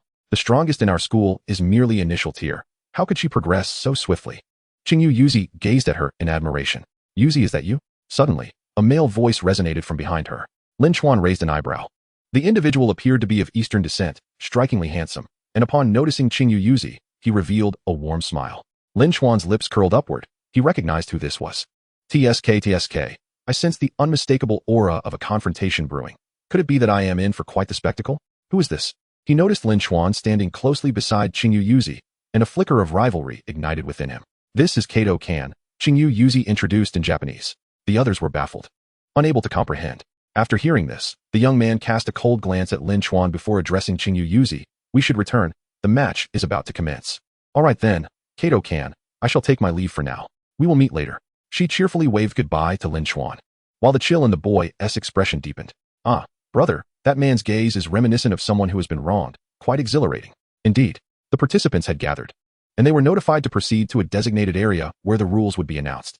Once Zhang Chuling succinctly outlined the regulations, a profound silence enveloped the crowd. Initially shocked, they subsequently were filled with exclamations of disbelief. Could we not engage in something more conventional? Must it be something so eerie? Zhang Chuling appeared quite pleased with their reaction. How is it? Do you like it? Surprised, are we? That is precisely what I desired, as long as you enjoy it. Haha. Without further ado, let the competition commence. Zhang Chuling issued the command. As for team formations, it will be determined by a draw. Let us see what fortune has in store for you. Just as Zhang Chuling was about to leave, he abruptly halted, turning to grasp the microphone. Oh, by the way, there are 2 individuals present who are rather exceptional. They are here to challenge high-tier city lords. So you would do well to pray you are not placed on the same team as them. Chapter 88. The Power to Retaliate. Lin Chuan and Li Ruiwen felt a chill run down their spines. A lottery box was brought forth, and the competitors queued to draw their numbers. Each number was presented in black and white. Naturally, those who drew black would be paired with those who drew white, and so forth. Lin Chuan, what number are you? I am number 7. I am number 8. How unfortunate. The 2 brushed past each other in the team formation. Brother, I am number 7. Suddenly, the adopted father excitedly raised his hand, calling out to Li Ruiwen. Li Ruiwen's expression changed drastically, exclaiming, we're doomed. Why must it be this fool? You. As the jungler, if you assist me in taking down this tower in the top lane, I will certainly reward you handsomely, Zhao Yanchong declared with tears of joy. Do you truly have such faith in me? I do. Of course, I believe you. Did you not claim to be a peak initial tier win city lord? That must be impressive. I simply need to secure some points, as long as I can obtain the Dragon Spring. He was brimming with confidence in Li Ruiwen. Why? Your cultivation level would make you a top figure in our school. I am quite curious about how you all have cultivated to such an extent. As long as you join us for some rigorous training, you too can become remarkably powerful. Lin Chuan, I am feeling anxious. Li Ruiwen's lips twitched. Lin Chuan felt helpless. They reminisced about their days atop the canyon. Rest assured, I will not let you down. Regardless of the circumstances, I am still a student of the Capital Academy. Although I am of the light element, I will not drag you down. In truth, I must face a high-tier city lord. Li Ruiwen silently uttered this statement. Zhao Yanchong's expression became momentarily blank. Such is the unpredictable nature of life. Upon observing that a group had found their teammates, Lin Chuan's partner had yet to appear. He raised his hand and confidently declared, which handsome gentleman or beautiful lady is number 8? Why do some eyes gaze at me so peculiarly, as if I had single-handedly taken them down? Lin Chuan froze. Was that voice feminine? Quite pleasant indeed. Following the sound, he beheld a delicate arm as white as jade raised. Just seeing her skin made him think her remarkably lovely. System, have you secretly bestowed upon me a stroke of romantic fortune? No, you are merely overthinking it. Could this be the protagonist effect? Lin Chuan's eyes sparkled. I knew I was receiving so many hostile glances. Lin Chuan looked over, his heart racing. Oh, this young lady is striking. It is goddess Xiao Man. Isn't she in the Magic City? How did she also arrive? My, she is stunning. I am quite tempted. Her mere presence stirred a wave of excitement. Oh, Xiao Man. With her long black hair and a simple white city lord's dress, her figure is simply exquisite. Ah, that silhouette. I am captivated. She embodies the quintessential image of the girl next door every young boy dreams of. Graceful, elegant, and pure as snow. Splendid. Greetings, Lin Chuan approached her. Under the scrutiny of many eyes. Unfazed, he remarked, this is merely luck, you know? Luck is a part of strength. It was evident that everyone present was lacking. Xiaoman nodded subtly. Perhaps she was not fond of engaging with strangers. It was time for him to take the initiative. Which department are you in? Lin Chuan inquired. One must not casually refer to a beauty as beauty, as it may seem overly flamboyant. What if others misinterpret his intentions? Plant department. The plant department? Lin Chuan was taken aback. Can you cultivate a pea shooter? He asked. Xiaoman's lips twitched as she glanced at this eccentric individual. Divine pea shooter. How is its offensive capability? Lin Chuan shifted his questioning angle. Mediocre. I can provide control effects, Xiaoman replied coolly. She was quite reserved, making it difficult for others to engage with her. She was not your typical noble lady. Well, that's acceptable. Lin Chuan offered a vague evaluation. He refrained from disclosing his own department, opting to observe her reaction first. When conversing with women, it is wise to pique their curiosity first. Only then would it be easier to converse. Xiaoman fell silent, maintaining a safe distance, yet the atmosphere grew somewhat awkward. Her silence could indicate a lack of interest in Lin Chuan, a reserved personality, or simply an inability to engage in conversation. At this juncture, one must take the initiative. What is your cultivation level? Late initial tier. Not bad. I hope you can follow my lead later, Lin Chuan stated. Xiao Xiaoman raised her head slightly, gazing at the boy who was half a head taller than her with surprise. Why? She challenged, her tone laced with skepticism. Precisely. Such is the nature of youth. He discerned that Xiao Xiaoman was a competitive spirit, eager for a challenge. Had she been like Qingyu Yuzi, she might have readily agreed. To be perfectly candid, it is I who must soon face the formidable high-level city lord, Lin Chuan stated. Boss, you absolutely must grant me the role of a high-level city lord. I must be able to carry off this impressive facade, otherwise, I shall be utterly mortified. Xiao Xiaoman looked up at him in shock. Do not doubt it. It is indeed me. That minister from earlier is my mentor, Lin Chuan declared. Boss, you must fulfill your promise. Xiao Xiaoman inquired. What is your cultivation level? Peak. Summoning system, Lin Chuan responded, deliberately adopting an air of mystique. The summoning system, she exclaimed, astonished once more. Indeed, perhaps I am somewhat unique. When I awakened, I inadvertently detonated an entire teaching building. It took the principal considerable effort to rescue me from that unique predicament. Lin Chuan waved his hand in exasperation. You must be joking, she frowned, clearly skeptical. The truth is, I accidentally opened a dimensional gate and blew up the building, he asserted.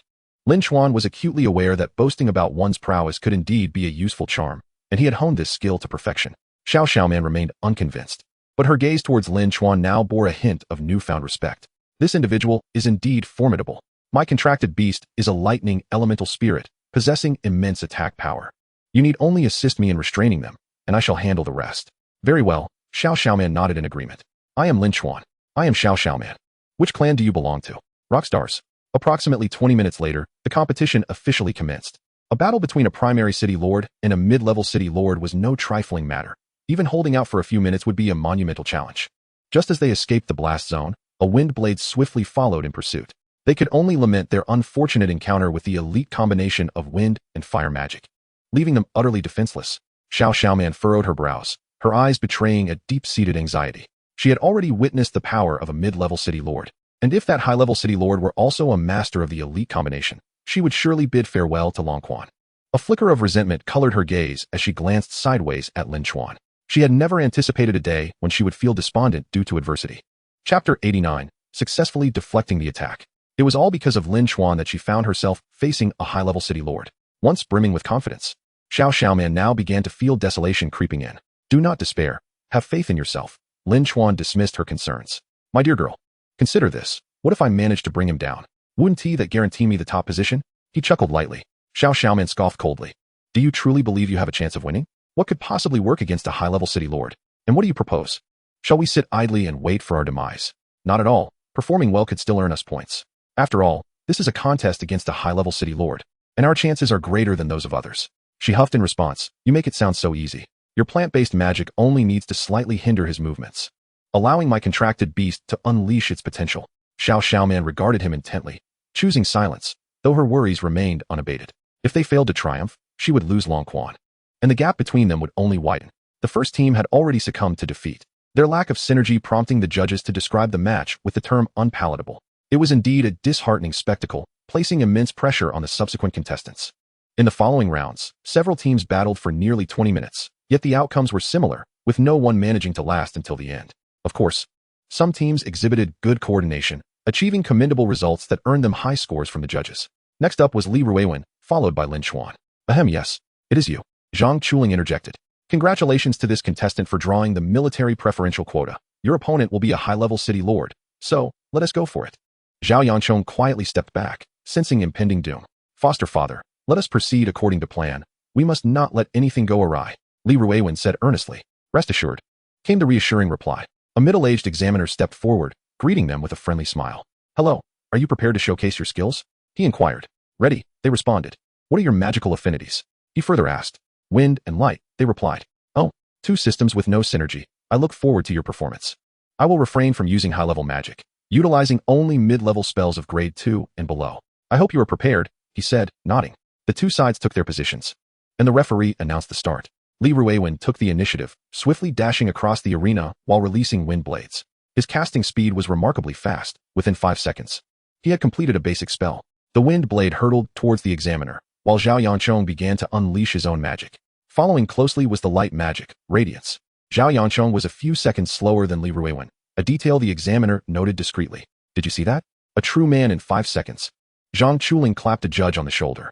How impressive. A man should indeed be that swift. Don't just stand there. Isn't this a scoring opportunity? Points, points. If these points aren't awarded, it would be a grave injustice. He turned to urge the judges to award points. However, to a high-level city lord, such trivial tricks were inconsequential, easily deflected. Yet, he was amiable and unwilling to bully the younger generation, and since the judges were not scoring him, he decided to let them make their moves first. With a gentle lift of his hand, lightning flickered, and a powerful gust of wind dispersed the wind blades. As for radiance, its current function was to emit intense heat and blinding light. Its strength lay in its penetrating ability, making it difficult to obstruct. A battle between a light and wind magic city lord was akin to a contest of speed and wealth. The examiner raised his hand once more, summoning a stone wall from the ground to shield against radiance. However, Li Ruiwen had already begun to close in on him, planning to engage in close combat. The examiner nodded in approval. Since victory was unlikely, he might as well exert some physical strength. Perhaps he might even inflict a few scratches. Li Ruiwen conjured another wind blade, gathering force as he struck. Just as the examiner prepared to block, Li Ruiwen's figure flickered, moving with remarkable speed. The second-level basic magic, Wind Flash, transformed the caster into a swift gale, propelling him forward. As he passed, he left behind a flurry of wind blades, capable of inflicting significant harm if one were not careful. This was an exhilarating mobility skill, and Li Ruiwen flashed to the examiner's left side. Then, another wind blade followed. The tactic of flanking was quite commendable. Not only was Li Ruiwen launching an assault, but Zhao Yanchong also exerted himself, sprinting with all his might while focusing on casting spells. He unleashed radiance from the right side of the examiner. This was the peak of his speed as a man. He could not afford to be any faster. Now, they had effectively surrounded him. The wind blade was closing in rapidly. The examiner raised his hand once more, rock wall. This time, the rock wall was even more formidable, a veritable fortress of stone that successfully blocked the attack. This was largely thanks to his status as a high-level city lord. A typical primary city lord or a newly ascended mid-level city lord would be unable to release magic at such speed. Suddenly, a judge noticed Li Ruiwen appearing somewhat fatigued. What could be the reason? He had once again unleashed Wind Flash, now hovering above the examiner's head. Repeatedly casting magic had left him with little mana remaining. This latest Wind Flash drained his wind magic energy entirely, forcing out the last remnants of his power to release another wind blade. Zhang Chuling was quite pleased with Li Ruiwen's actions, having realized from the onset that Zhao Yanchong was of the light affinity, which spelled disaster for their chances. Without any cooperation, their combined energy would yield little effect, and Zhao Yanchong had yet to display any offensive capabilities. Hurry, hurry, hurry. Score it, score it. Did you see that stunning three-pronged assault? Even a high-level city lord was compelled to defend himself. Isn't that impressive? Come on, if it were me or any intelligent person, I would give a full score without hesitation. Zhang Chuling urged. The judges, visibly reluctant, begrudgingly marked high scores. All right, next. The earlier battle indeed caused a minor stir. Although it lacked the dramatic flair they had imagined, such as defeating foes 2 levels above, it was nonetheless quite magnificent. It was certainly preferable to those who had been reduced to mere mortals by mid-level city lords. Kato, are you also facing a high-level city lord? Qingyu Yuzuko messaged. Having met Li Ruiwen, she quickly deduced that the next contender was Lin Chuan. Indeed, it is I? How terrifying. It's utterly unfair. How could a novice city lord possibly stand a chance against a mid-level city lord? You must file a complaint. Qingyu Yuzuko expressed her concern for him. Oh, don't worry, my years of flirting with you online were not in vain. I do care, Lin Chuan reassured her nonchalantly. Chapter 90, A Powerful Perception. Next, please welcome our previous round's VP, Lin Chuan, who will face the strongest among us, aside from myself, Zhang Chuling announced, clapping her hands. Lin Chuan walked out with calm composure, while Xiao Xiaoman hesitated before hastily following him. What? He is facing a high-level city lord? No, wait. It seems Xiao Xiaoman is joining him in this challenge. No way. My goddess is about to make her entrance. Someone exclaimed. What if Lin Chuan actually possesses some skill? Another person queried. Are you foolish? Did you not witness the fate of the previous two? They merely put on a show of skills before being swiftly defeated. What more do you expect? Whether he can obtain the Dragon Spring is another matter entirely. The disparity is simply too vast, one of Xiao Xiaoman's admirers replied disgruntledly. That Lin Chuan is bound to lose. But he intends to showcase his skills before Xiao Xiaoman. A well-meaning friend chimed in. The speaker stiffened, suddenly struck by a realization. Although he intended to impress the audience, what if he caught the goddess's attention instead? Overestimating oneself, a youth beside Qingyu Yuzuko scoffed disdainfully. What's wrong, Yaeskoen? Qingyu Yuzuko turned back, surprised by the young man's demeanor. Yaes, visibly displeased, remarked, a novice city lord daring to challenge a high-level city lord is, in my view, sheer hubris. But he is quite formidable, Qingyu Yuzuko complimented. Yaes felt a wave of frustration wash over him, his expression shifting to one of pale annoyance. What is so impressive about this Summer Kingdom individual? How could he garner praise from Qingyu Yuzuko? Despite my frequent attempts to impress her, she has never once deemed me worthy. How infuriating. I shall see how he meets his end. As Lin Chuan stepped into the arena, he awaited his examiner. Your opponent's rank is somewhat unique. Nanyu, do not hold back. Feel free to unleash your might. Shadows swirled, and a dark figure descended upon the stage. Darkness. Lin Chuan's expression hardened. As the shadows receded, they revealed a pair of elegantly proportioned legs, undoubtedly perfect in form. Impressive, a stunning beauty. Then, there was a round and perky backside. Oh my, what a voluptuous figure. The system commented. Hey, could you offer a different perspective? Lin Chuan's fantasies abruptly halted, replaced by a sudden realization. Goodness, a devilish figure. As the dark mist dissipated further, it unveiled a mesmerizingly slender waist and a flat, toned abdomen. An ant's waist. A devilish figure. Lin Chuan conceded, captivated. This woman was the most alluring he had ever encountered. With a waist so thin, a punch must be quite painful. The system continued. Following that were two impressive assets, so grand that even a coach would abandon his role to join the fray. System. Could you estimate the mass of these assets? Why would a human ask such a foolish question? Do you not understand that practice is the only way to ascertain truth? Just reach out and grab it. As the dark mist finally cleared, it revealed the woman's stunning face. She appeared to be in her early 20s, exuding an air of maturity.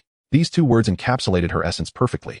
Outshining her, however, was the outfit she wore. Is this the Judgment Society? Someone recognized her attire. Goodness, she is one of them. How can we possibly fight? The Judgment Society comprises a cadre of monsters. Someone gasped. Qingyu Yuzuko was equally astonished, covering her mouth as she whispered, the Judgment Society? They are the city lords of the Summer Kingdom who uphold order, are they not? Indeed. They are elite operatives targeting malevolent city lords and criminal elements, Yaes remarked, his expression grave. The renown of the Judgment Society is known worldwide. Xiao Xiaomon's complexion paled as she quietly stepped back a few paces. She was well aware of what the Judgment Society represented. It was comprised of the most gifted individuals. To her dismay, her opponent was one hailing from the Judgment Society. Oh, a woman? Just as everyone was stunned by her identity, Lin Chuan suddenly exclaimed. The woman raised an eyebrow at him. With a beaming smile, she inquired, what? Do you look down upon women? Heh, I, Guan Jinfu, never strike women. Lin Chuan retorted with a cold smirk. Zhang Chuling's expression twitched. She had forgotten that this boy was notoriously brash and irredeemably so. Wait, a space element? Let us make this clear. You cannot employ space abilities, otherwise, it will be considered a foul. Nonetheless, Lin Chuan was taken aback and quickly voiced his concerns to avoid being utterly overwhelmed. The violent nature of fire, the eerie qualities of darkness, and the terrifying aspects of space. This woman is indeed a worthy opponent for me, Guan Jinfu. Ing Peiyu was taken aback, then exclaimed, how did you know I possess space abilities? Upon hearing this, the audience erupted in a frenzy. What? Space abilities? No way. This woman is terrifying. Having awakened top-tier dimensional energy, my father dreams of me awakening a space ability. The chances are minuscule. Qingyu Yuzuko's mouth fell agape in astonishment. Heavens, a space element. Could she be among the elite capable of entering the Judgment Society? How incredibly powerful. Yaes observed the extraordinarily enchanting woman with no thoughts of admiration, only a sense of trepidation. When a woman is too powerful, her beauty often becomes overshadowed by fear. Space, a space element. Xiao Xiaoman gasped. Tell me, how did you know I possess space abilities? Ing Peiyu was intrigued, her delicate brows furrowing as she issued a veiled threat. Otherwise, I may not hold back during our match. If you clarify this now, I promise not to use my space abilities. Xiao Xiaoman turned to him, her eyes filled with intense curiosity. How could he possibly know? Shall I say it's intuition? Do you believe me? Lin Chuan certainly would not divulge the existence of the system. Even if he did, no one would believe him. Right now, he himself was at a loss for an explanation. He hastily sought an excuse to deflect. Oh, do you believe you won't survive 5 seconds? Ing Peiyu flashed a radiant smile, her brilliant expression striking a chord with those who admired mature women. All right, I concede. I admit it. I am indeed tempted. Fine. I shall confess that I too have awakened dimensional energy. I faintly sensed a trace of its aura and deduced it. Lin Chuan explained from a different angle. Dimensional energy? Ing Peiyu exclaimed in surprise. Indeed, I am known as Guan Xiaoji, a summoner city lord. Summoner? Ing Peiyu's astonishment deepened. No wonder you could discern my space abilities. It appears your talent for sensing dimensional energy is formidable. Without further ado, allow me to summon a Pikachu, and let us commence. Lin Chuan clapped his hands. A blinding light erupted as the dimensional gate tore open, crackling with electricity. Stepping through was a half-demon level Raijin, crackling with lightning. More and more reminiscent of the Terminator. Quite splendid. Goodness, he is a summoner. Chapter 91, Carpet Bombing. What? A summoner? Have my 9 years of compulsory education been for naught? No wonder he was chosen to face a high-level city lord. It turns out he is a summoner. His summoned beast has grown even stronger. Qingyu Yuzi sighed. recalling the unforgettable scene from a few years ago when Lei Yin dominated the beast arena. Humph. So what if it's a summoner? What is so impressive about that? Nozawa Ichibu retorted, feeling quite displeased as he watched Lin Chuan being envied and admired by a crowd. His summoning abilities are indeed formidable, Qingyu Yuzi asserted with earnestness. Nozawa Ichibu's irritation only deepened. Intriguing, Ing Peiyu said with a slight smirk. And there's a white tiger that looks just like you, Lin Chuan chuckled. The brilliance of the summoning arts flickered once more, and a majestic little white tiger materialized in Lin Chuan's embrace. Tao Tai, unleash the bloodline power, grow larger. With a roar, Tao Tai swiftly expanded, transforming into a fearsome beast. Ing Peiyu stood in shock, her eyes filled with disbelief. How is this possible? She exclaimed, before quickly regaining her composure and fuming. You little rascal. I didn't say anything wrong, Lin Chuan replied innocently. The system has clearly informed me. This system is utterly useless. Always prattling on about truth without even providing a diagram, yet expects me to believe it? Ing Peiyu was momentarily at a loss for words. Xiaoxiaoman, puzzled, wondered what he was talking about. Ahem, prepare yourselves, the referee urged. Once both sides were ready, Ing Peiyu's expression turned frosty. Remember, you just need to seize the opportunity to trap her, Lin Chuan instructed Xiaoxiaoman. Oh, and you can go fetch some soy sauce, Lin Chuan suddenly recalled. She is a high-ranking fire element lord. If you go near her, you'll only increase the carbon dioxide levels. Better off cheering from the sidelines. Huh. Xiaoxiaoman was bewildered and after a moment asked, how did you know she was a fire element lord? Isn't it obvious? Just look at her figure. Lin Chuan replied dismissively, his expression sharpening as he sensed the woman's formidable prowess. A high-tier fire element user is certainly 10 times stronger than those useless rascals like Deng Zihao. I'll make my move then. Ing Peiyu regained her smile, though it was tinged with coldness. Wait, Lin Chuan interjected. What is it? Ing Peiyu raised an eyebrow. Just look at your feet, otherwise you'll be disqualified. Lin Chuan pointed downward. Following his gesture, Ing Peiyu glanced at the ground, only to find nothing there. Lei Yin, thunderstorm, electrify her. Ing Peiyu gasped, looking up to see Lin Chuan swiftly mount the tiger and advance around the edge of the arena. The thunder elemental spirit began to gather its power. Vast amounts of lightning coalescing. You brat, she cursed, seething. How dare you? This is hilarious. How come I'm the one without teeth? Clearly, it's you who's lacking fur. Lin Chuan retorted as the white tiger reached its peak speed, covering the arena in no time. As long as he could close the distance, everything else would fall into place. With my divine demon body, engaging her in close combat without expending energy will be a breeze. I'll feign weakness, get close, and pretend to be utterly defenseless, then strike with a powerful blow, followed by a decisive strike. Finally, I'll deliver a truly spectacular finishing move. If I don't knock her out cold, then I, Lin Chuan, am not worthy of the name. Just as the system suggested, with such beauty, a punch would surely make her weep for ages, wouldn't it? Would it be a wail of despair or a soft sob? Goodness, as expected of my disciple, Zhang Chuling remarked, her expression shifting as she recognized the cunning of his tactics. Wow, truly impressive, Lin Chuan, Li Ruiwen exclaimed in astonishment. Ultimately, the thunderstorm proved to be more advantageous. Huh. Ing Peiyu was taken aback. Why does its lightning suppress the spirit? This elemental spirit is no trivial matter. It possesses lightning of a level above the spiritual realm. Even without reaching the demon general tier, the remaining lightning surged toward her, and with a flick of her wrist, Ing Peiyu deflected it. Let us see what you're capable of, she snorted. Her objective was straightforward. Capture the king by taking down Lin Chuan first, and everything else would follow. As for the other girl, she had no idea what to do with her. Xiaoxiaoman was equally bewildered, as Lin Chuan had not shared his plans with her. Since the beginning, he had only mentioned something vague about showing off, leaving her in the dark. She was curious, but, as a proper young lady, felt a bit too reserved to ask. So, she found herself relegated to merely spectating. Flames erupted once more as Ing Peiyu conjured a more intense and terrifying fire energy. The second-tier energy fire scorch, true to its name, would ravage its target to ashes upon contact unless doused by water energy. The range and power of her fire scorch far exceeded anything Lin Chuan had previously encountered. To him, it felt as though several flamethrowers were aimed directly at him. We need to evade this inferno, Lin Chuan advised. His level was low, and so was Tao Tai's, leaving them with no means to confront it head-on. Only Lei Yin could counter with elemental opposition. Tao Tai had no other skills, only the option to maneuver around it. The flames moved much slower than Tao Tai. They could only trail behind, consuming the residual heat. Lin Chuan's strategy was clear: evade, evade, and evade. He planned to circle around the arena's edge for a while.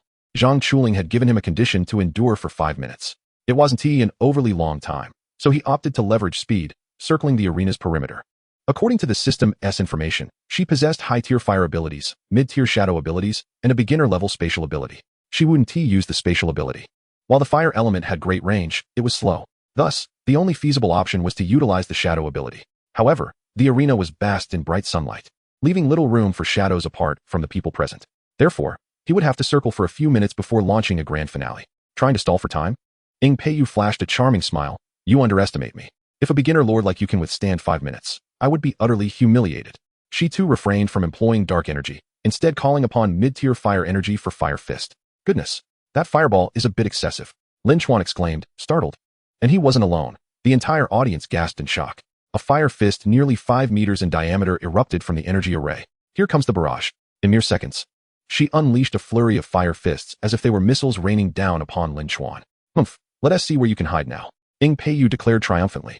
Every fire element lord relished such a carpet-bombing spectacle. She chose to bombard Lin Chuan's entire area, and while it sounded exaggerated, her mid-tier energy could indeed achieve such feats. Chapter 92. All is fair in war. Tao Tai. Move, move, move. However, Lin Chuan had anticipated this moment. Upon seeing Ing Peiyu, he recognized her as a formidable opponent. Her energy was undoubtedly immense, so he had prepared a backup plan. Magic gear. He had borrowed a piece of magic gear from Zhang Chuling, who was astonished but eager to see what Lin Chuan could accomplish. Wait a minute. Didn't he borrow a magic gear from me? Zhang Chuling suddenly realized. Magic gear? The rules explicitly state that participants cannot use magic gear. Borrowing it is of no use, Captain Zhang inquired, puzzled. I don't know either. I just wanted to see what he'd come up with. He borrowed 4 shoes from me, Captain Zhang explained, still perplexed, but not underestimating Lin Chuan, knowing he was quite clever, having previously solved the mysterious disappearance case in Yao City. Oh my, Zhang Chuling exclaimed. Everyone turned to see a large white cat bursting forth from the sea of flames, racing toward Ing Peiyu at an astonishing speed. What? Even Ing Peiyu was startled, taken aback by its speed. No, he is closing in, despite being among the elite. She quickly reacted, conjuring a fire burn in her left hand and a fire scorch in her right. She astonishingly possesses the ability to unleash 2 forms of energy simultaneously. However, Lei Yan is not to be underestimated. He has been gathering strength all along. A thunderstorm requires approximately 10 seconds to materialize, while Ing Peiyu's fire fist consumes less than 5 seconds. More critically, Lei Yan has maneuvered behind Ing Peiyu, stealthily advancing. The thunderstorm takes shape, and only when Ing Peiyu senses it does she realize an attack is imminent from the rear. Humph. Unfazed, Ing Peiyu forcefully retracts both energies, transforming them into shadow energy. Shadow escape. She morphs into a swirl of darkness, swiftly evading the storm's reach.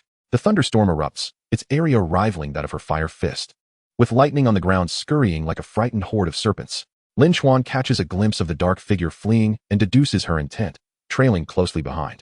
In the sunlight, her speed is not particularly remarkable, outpaced by the current Tao Tai. As one of the lecherous creatures, Tao Tai lunges towards Ing Peiyu with its tongue lolling. However, she deftly dodges aside. The instantaneous fire burn clenched in her hand catches Lin Chuan's attention, prompting him to evade in advance. It detonates fruitlessly. Ing Peiyu seizes this moment to create distance. How did you manage that? She is astonished. Why is that servant-level beast so remarkably swift? Why? Not just her. Even Zhang Chuling is bewildered. Something is amiss. How can this ferocious beast be so fast? Only when Tao Tai comes to a halt do they notice it is wearing 4 shoes on its white tiger paws. Good heavens. Vandalism of military property. Those shoes must belong to the barracks. Consider yourself lucky, Zhang Chuling. A month's salary will be docked. Captain Zhang inhales sharply. Zhang Chuling's expression darkens. You. Ing Peiyu scoffs. Am I really going to lose to a high school student? She raises her hand, preparing to unleash her next move. Dark currents swirl ominously as Lin Chuan braces himself. It appears she is about to employ dark energy, and its force surpasses that of Lei Yan's lightning energy. With a swift motion, 2 bolts of lightning streak toward Ing Peiyu, who remains composed, multitasking as she deftly employs her energy to vanish once more, evading the 2 bolts with ease. Yet, Lei Yan is relentless, summoning another pair of lightning strikes. You think this will interrupt my spellcasting? Too naive. Ing Peiyu snorts, showing no signs of halting. Her mastery of shadow energy is not as refined as with fire energy, and a mid-tier energy release stretches nearly 20 seconds. Referee. Lin Chuan suddenly shouts. The referee blinks in confusion, slowly forming a question mark. Zhang Chuling is also taken aback. What rule has been broken? Ing Peiyu is even more perplexed. She has not committed any foul, so why is Lin Chuan so certain? Calmly, she gazes at the referee, thinking if this is how he wishes to delay time. He is sorely disappointing her. The referee turns his attention to her, only to suddenly feel a surge of lightning power. Lei Yan once again launches his half-formed thunderstorm. Thunderballs hurtle toward Ing Peiyu, whose expression shifts as she hurriedly dodges. However, Lei Yan is employing his lightning while advancing, closing the distance considerably. Moreover, this thunderstorm strikes unexpectedly. Even though Ing Peiyu successfully evades, she is still left somewhat disheveled. She receives a slight jolt, her arm tingling, her red lips quivering. Oh, my apologies, I misjudged. Lin Chuan gestures apologetically. The referee, Zhang Chuling, Captain Zhang, you. Ing Peiyu is infuriated. This trick again. Even more maddening is that she fell for it once more. At this moment, Ing Peiyu feels intellectually overwhelmed. Ahem, all's fair in war, right? Lin Chuan, with an audacious demeanor, shows no signs of remorse or shame. Indeed, all is fair in war. Captain Zhang interjects. Goodness, a mere expression of admiration. You truly are a product of your teachings. He casts a deep glance at Zhang Chuling. Ah, indeed, indeed. Zhang Chuling chuckles awkwardly, then turns to glare at the judges. What are you staring at? Score it. Isn't this round a display of creativity? Huh. The previous instance of the beast wearing shoes was not an embodiment of ingenuity and cleverness? Shouldn't that earn points? Look how eloquently he stated, all's fair in war. Shouldn't that earn points too? The judge's expressions darken, forced to jot down additional scores. Ing Peiyu is incensed. She has encountered despicable individuals before, ruthless and unscrupulous people, but none as detestable as him. To employ such tactics, get off the stage, she shouts furiously. The magic array is completed. Numerous dark currents surge from her, coalescing into a shockwave directed at Lin Chuan. This is mid-tier level 2 energy. Lin Chuan's expression shifts. He has a hunch about what this energy entails. Shadow prison. Targeting shadows. Once struck, it directly affects the target's mobility. Fortunately, while swift, it cannot surpass the reactions of him and Tao Tai. Tao Tai, slither and evade. Lin Chuan remains unruffled. Tao Tai also stays calm. This speed poses no threat. It pivots, wiggling its rear to evade several dark energy strikes.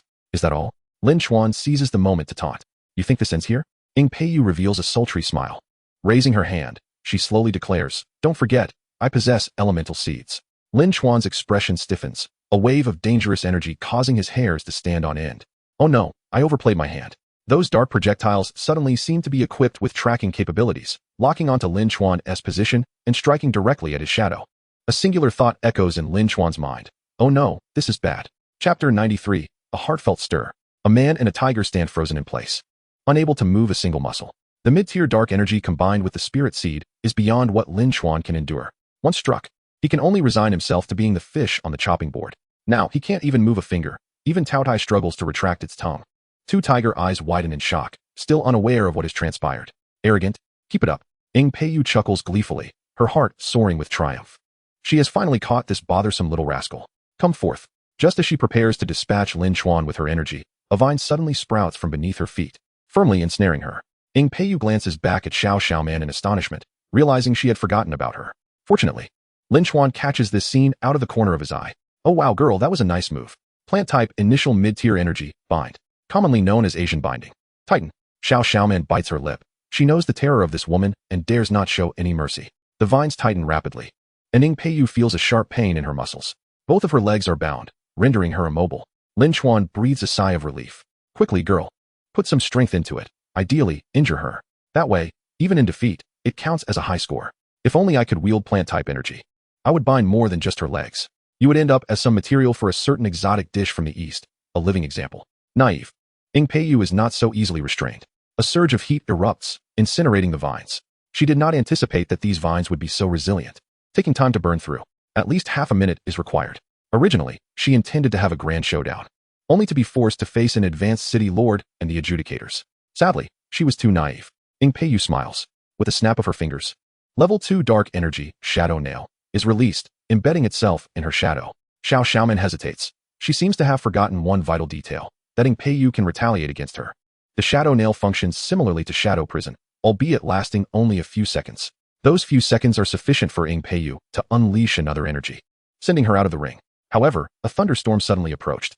Lin Chuan, sensing the urgency of the situation, promptly commanded Lei Yan to cease gathering energy and launch a direct attack. At present, the girl still possessed some utility. She could not be allowed to be eliminated so easily. This thunderstorm exhibited approximately 70% of its formidable power. Ing Peiyu frowned deeply and shot a fierce glare at Lin Chuan. Your summoned beast is quite bothersome. In exasperation, she unleashed a fire fist, successfully intercepting the storm just under 10 meters from her position, thus rescuing the imperiled Xiaoman. Lei Yan, attack her quickly. Do not give her a moment to deal with Xiaoman. Lin Chuan, seizing the opportunity, commanded Lei Yan to unleash a relentless barrage of lightning. The successive flashes of electricity inflicted considerable pressure upon Ing Peiyu. At this moment, she was confronted not only by the entanglements around her legs, but also by the impending storm of lightning, leaving her feeling quite helpless. She could only utilize mid-tier energy, rendering her appearance rather precarious. Now, besieged by both sides, She could only strive to free herself from the bindings around her legs. At last, Lin Chuan regained his mobility. The effect of the shadow prison had expired, restoring his ability to act. Earlier, your fire seemed to erupt from between your legs, Lin Chuan remarked in astonishment. Are women truly so extraordinary, concealing not just 4, but 5 surprises? Ing Peiyu's face darkened, veins visibly throbbing. Are you seeking death? Do you dare to provoke me with your words? Do you believe I won't unleash advanced energy? She warned. All right, you carry on. If you can defeat me today, I shall concede defeat. Tiao Tiao engage. Upon hearing the mention of advanced energy, Lin Chuan felt a twinge of trepidation. However, the situation had shifted in their favor. He noted that Xiaoman still had some utility and was not merely a bystander. You restrict her on the side. If she gets eliminated, it matters not. I will carry you to victory, he shouted to Xiaoman.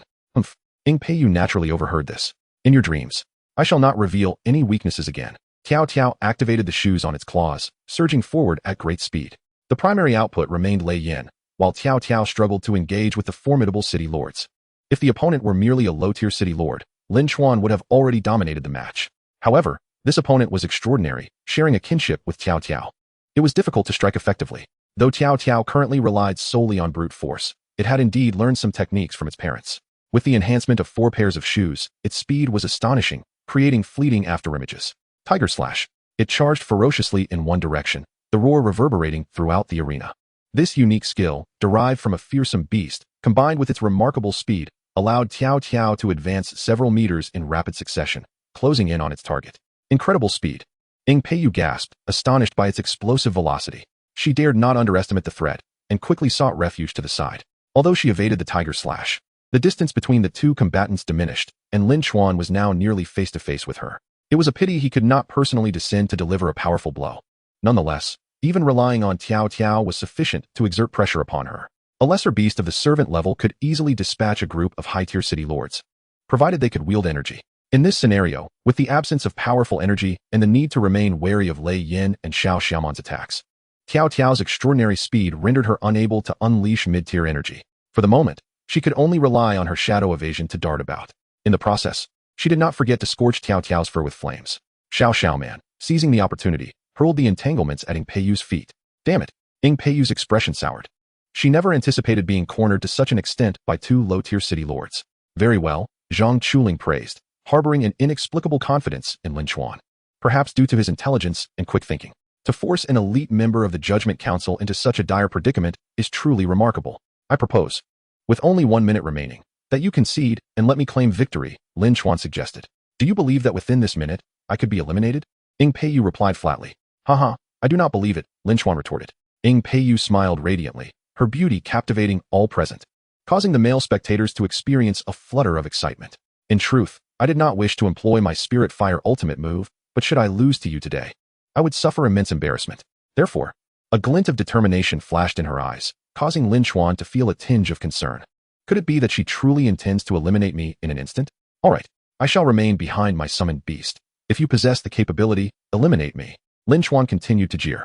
He dismounted from Tiao Tiao, allowing it to step forward, resolute in his disbelief that she could eliminate him from such a distance in under a minute. Very well, let us observe, Ing Peiyu replied with a smile. And then she conjured a torrent of flames, this time of a superior grade, reducing the vines encircling her legs to ashes. Chapter 94, truly bewildering. A vast magical array formed before her chest. This skill was unprecedented in Lin Chuan's experience. Seemingly not recorded among the existing tiers of skills, commonly referred to as a unique ultimate technique. Lin Chuan remained unperturbed. Addressing the judges, you may not comprehend the implications of a low-tier city lord defeating a high-tier city lord. We typically describe such individuals with a singular term, genius. My superior, Zhang Chuling, often states that when he was at mid-tier, he could defeat high-tier city lords. I, Lin Chuan, surpass him. It is no challenge for a low-tier to triumph over a high-tier. Just now, with her single maneuver, it is crucial not to panic. She is destined to lose. I shall counter with a thunderstorm and easily win the match. Does she truly intend to use energy? Fear not. Her techniques cannot defeat me. Thunderstrike, Thunder Whip, Thunderstorm. A white tiger as a city lord is indeed an impressive combination. If she were to be replaced by Mu Xiulin, it would be a guaranteed victory. However, she cannot be replaced. A single Thunderstrike? Huh. Woman, did you get blocked? No need to panic. Simply unleash the thunderstorm. I shall strike her with a thunderstorm. Xiaoman, hurry up. Why are you dawdling like an old lady? Old lady, aren't you going to assist me in blocking it? Old lady, be quick. Old lady, do not procrastinate.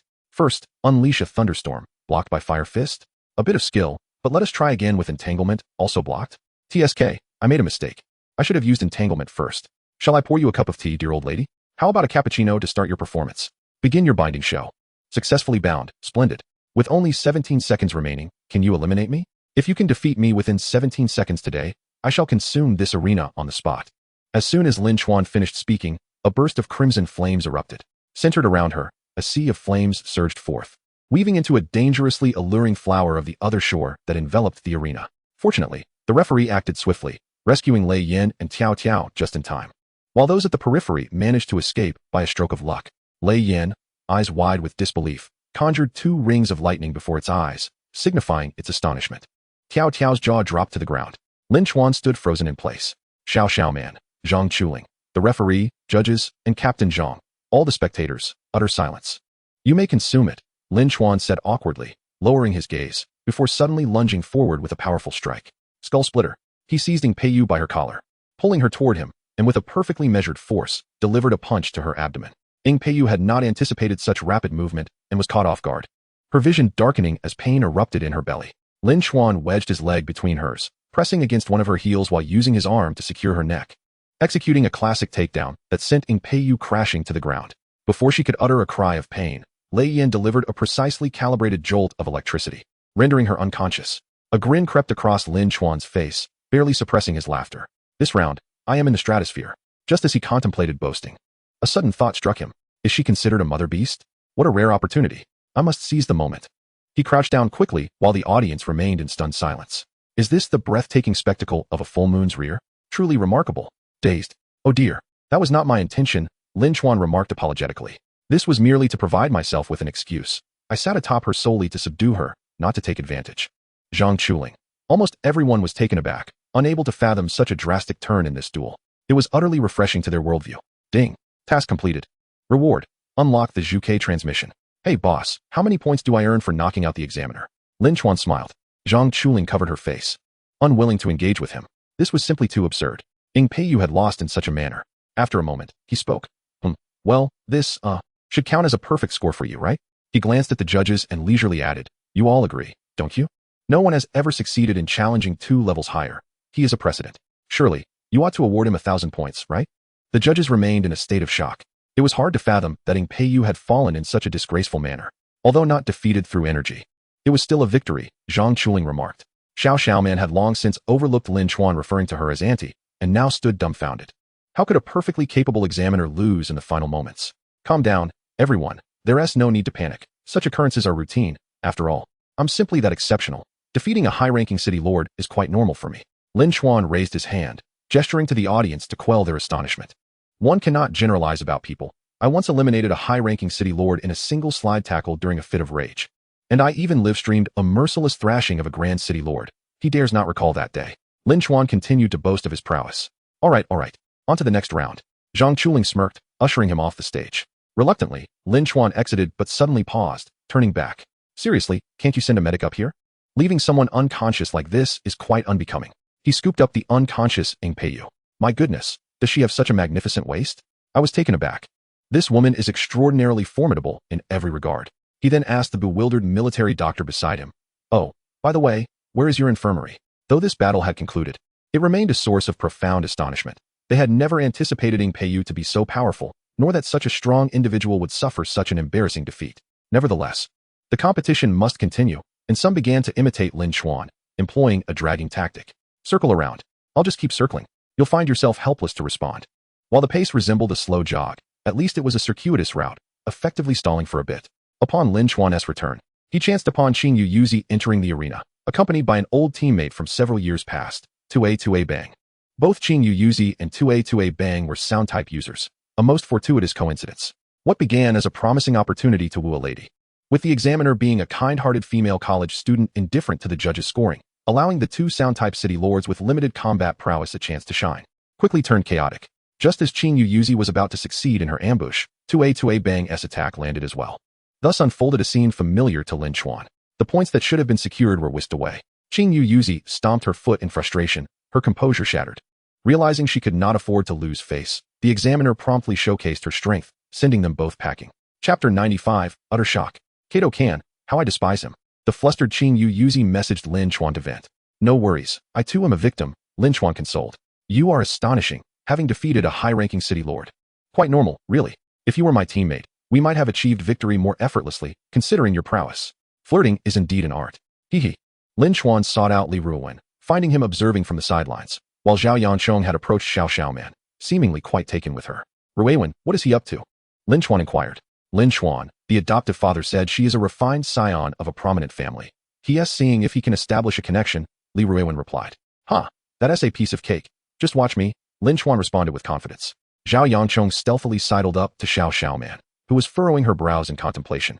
Elegantly seated with a cup of milk tea. Beautiful lady, Zhao Yanchong greeted with a sly grin. Xiao Xiaoman, noticing him, looked up. You're from the Xiao family in Magic City, aren't you? Indeed, Xiao Xiaoman nodded with poise. I'm from the Zhao family in the imperial capital. I presume you've heard of us.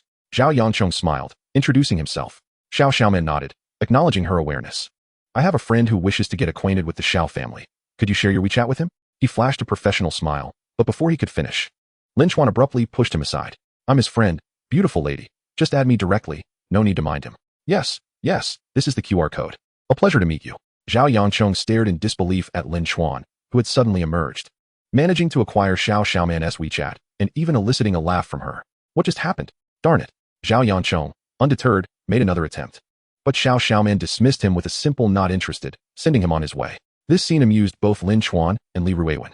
With the competition concluded, Lin Chuan undoubtedly secured the highest score, while his teammate Xiao Xiaoman, though not as stellar, also achieved a commendable score. Both received accolades. Li Ruowen similarly earned the Long Quan, but Zhao Yanchong fell short, lacking in comparison. What the heck?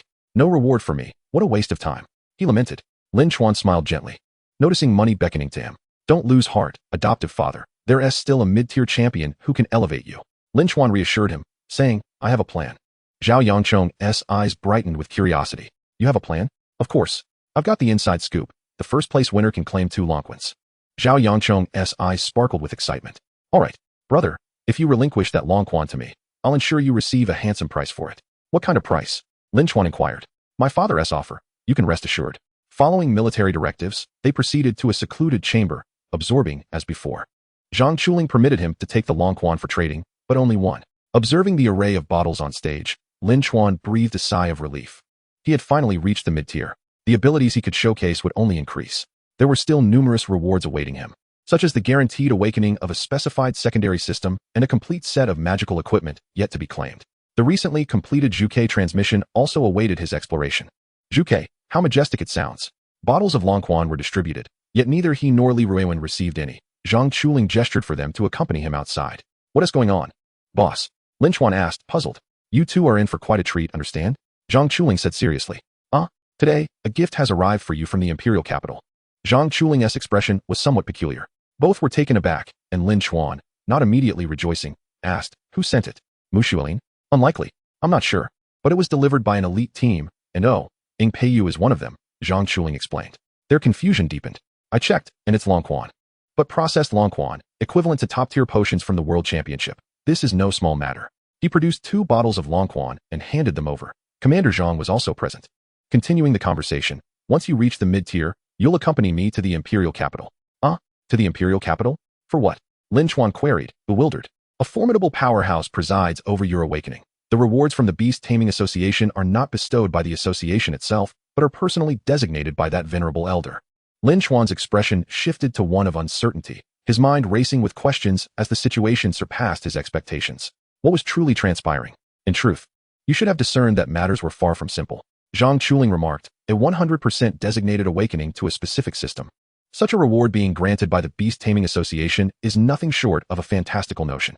It was only at this moment that the two of them recognized the gravity of the situation. The notion of an unequivocal awakening to a particular system was indeed unprecedented. Lin Chuan lowered his gaze, reflecting on his own naivety. Ultimately, he concluded that his perspective had been too limited.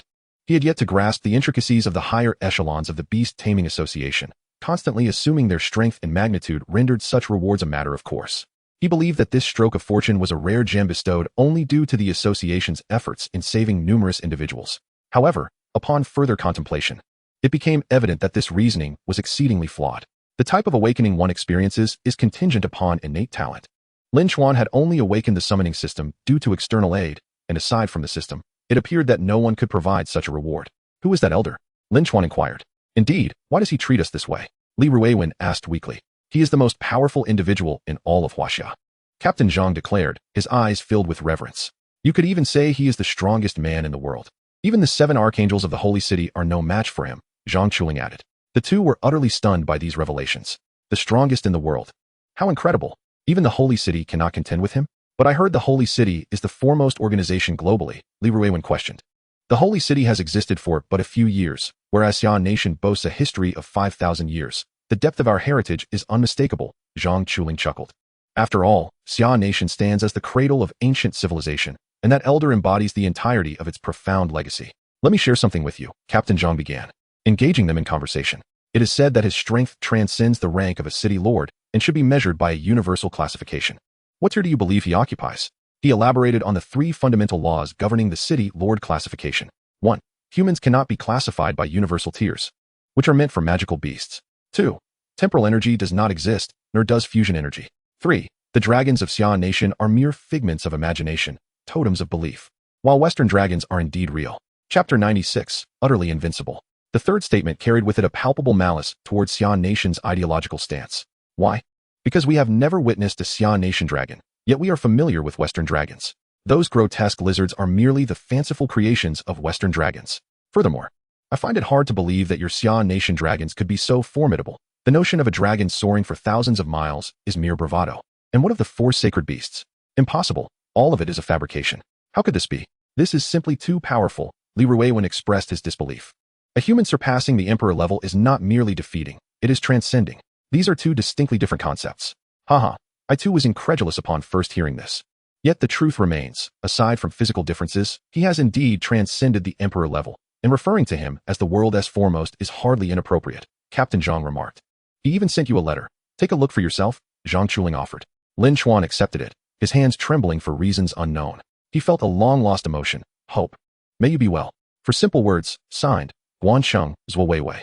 Lin Chuan smiled, his joy radiant, as if a warm current had washed over his heart, enveloping him in a sense of familial warmth. It was a genuine happiness. After 7 or 8 years, he had finally received news from his parents. They even sent him a letter, suggesting they may still be safe. No matter where you are, I will find you. Now, a crucial lead was established. His parents were connected to that elder, and to uncover the truth, he must seek him out. Do you understand? Zhang Chuling patted his shoulder. Yes, Lin Chuan replied earnestly. So let us strive to advance to the intermediate tier quickly. When we meet that elder, all will be revealed, Zhang Chuling encouraged. You too should absorb the energy here. We will guard you, Captain Zhang instructed. Oh, by the way, Li Ruiwen, after the college entrance examination, come directly to the military district, Captain Zhang suddenly added. Huh. I've already registered you with another unit, the most elite force in all of Xian Nation. You possess that qualification, Captain Zhang stated. Li Ruiwen was then completely immersed in a sea of joy, feeling elated even without a computer. Don't celebrate too early. You'll find it quite challenging there, Zhang Chuling warned, delivering a playful blow. Oh, I understand. I can definitely endure. Li Ruiwen promised, standing at attention. Didn't you go to that unit? Lin Chuan asked. I declined due to personal reasons, Zhang Chuling replied. Is there an issue with the military? Lin Chuan speculated wildly. Stop imagining things. It's just that my girlfriend has something going on, so I'm not going, Zhang Chuling explained. The dragon spring lay before them, and they drank deeply. The dragon spring erupted with a potent magic that cleansed their inner turmoil. It was a warm yet peculiar sensation, and they were completely immersed in it, losing track of time. The effects of the dragon spring were nothing short of invincible, enhancing both their physical and mental states significantly. When they awoke, the shackles on their cultivation were gone, and a new space had opened within their souls. At that moment, it was dim and void, while adjacent to it shimmered the radiant white light of the summoning system. Intermediate tier. There were no flashy upgrade effects. Everything felt as seamless as awakening from a restful slumber. Isn't it delightful? It feels like having a beautiful dream, Zhang Chuling said with a smile. Indeed, quite miraculous. Lin Chuan exhaled in relief. Thus, the value of this dragon spring is immeasurable. However, there is a downside. You essentially experienced no struggles in your advancement, Zhang Chuling acknowledged. How long did we sleep? Lin Chuan inquired. About 3 hours, Zhang Chuling replied. 3 hours? Lin Chuan exclaimed. Not long. A 3-hour breakthrough is rather swift.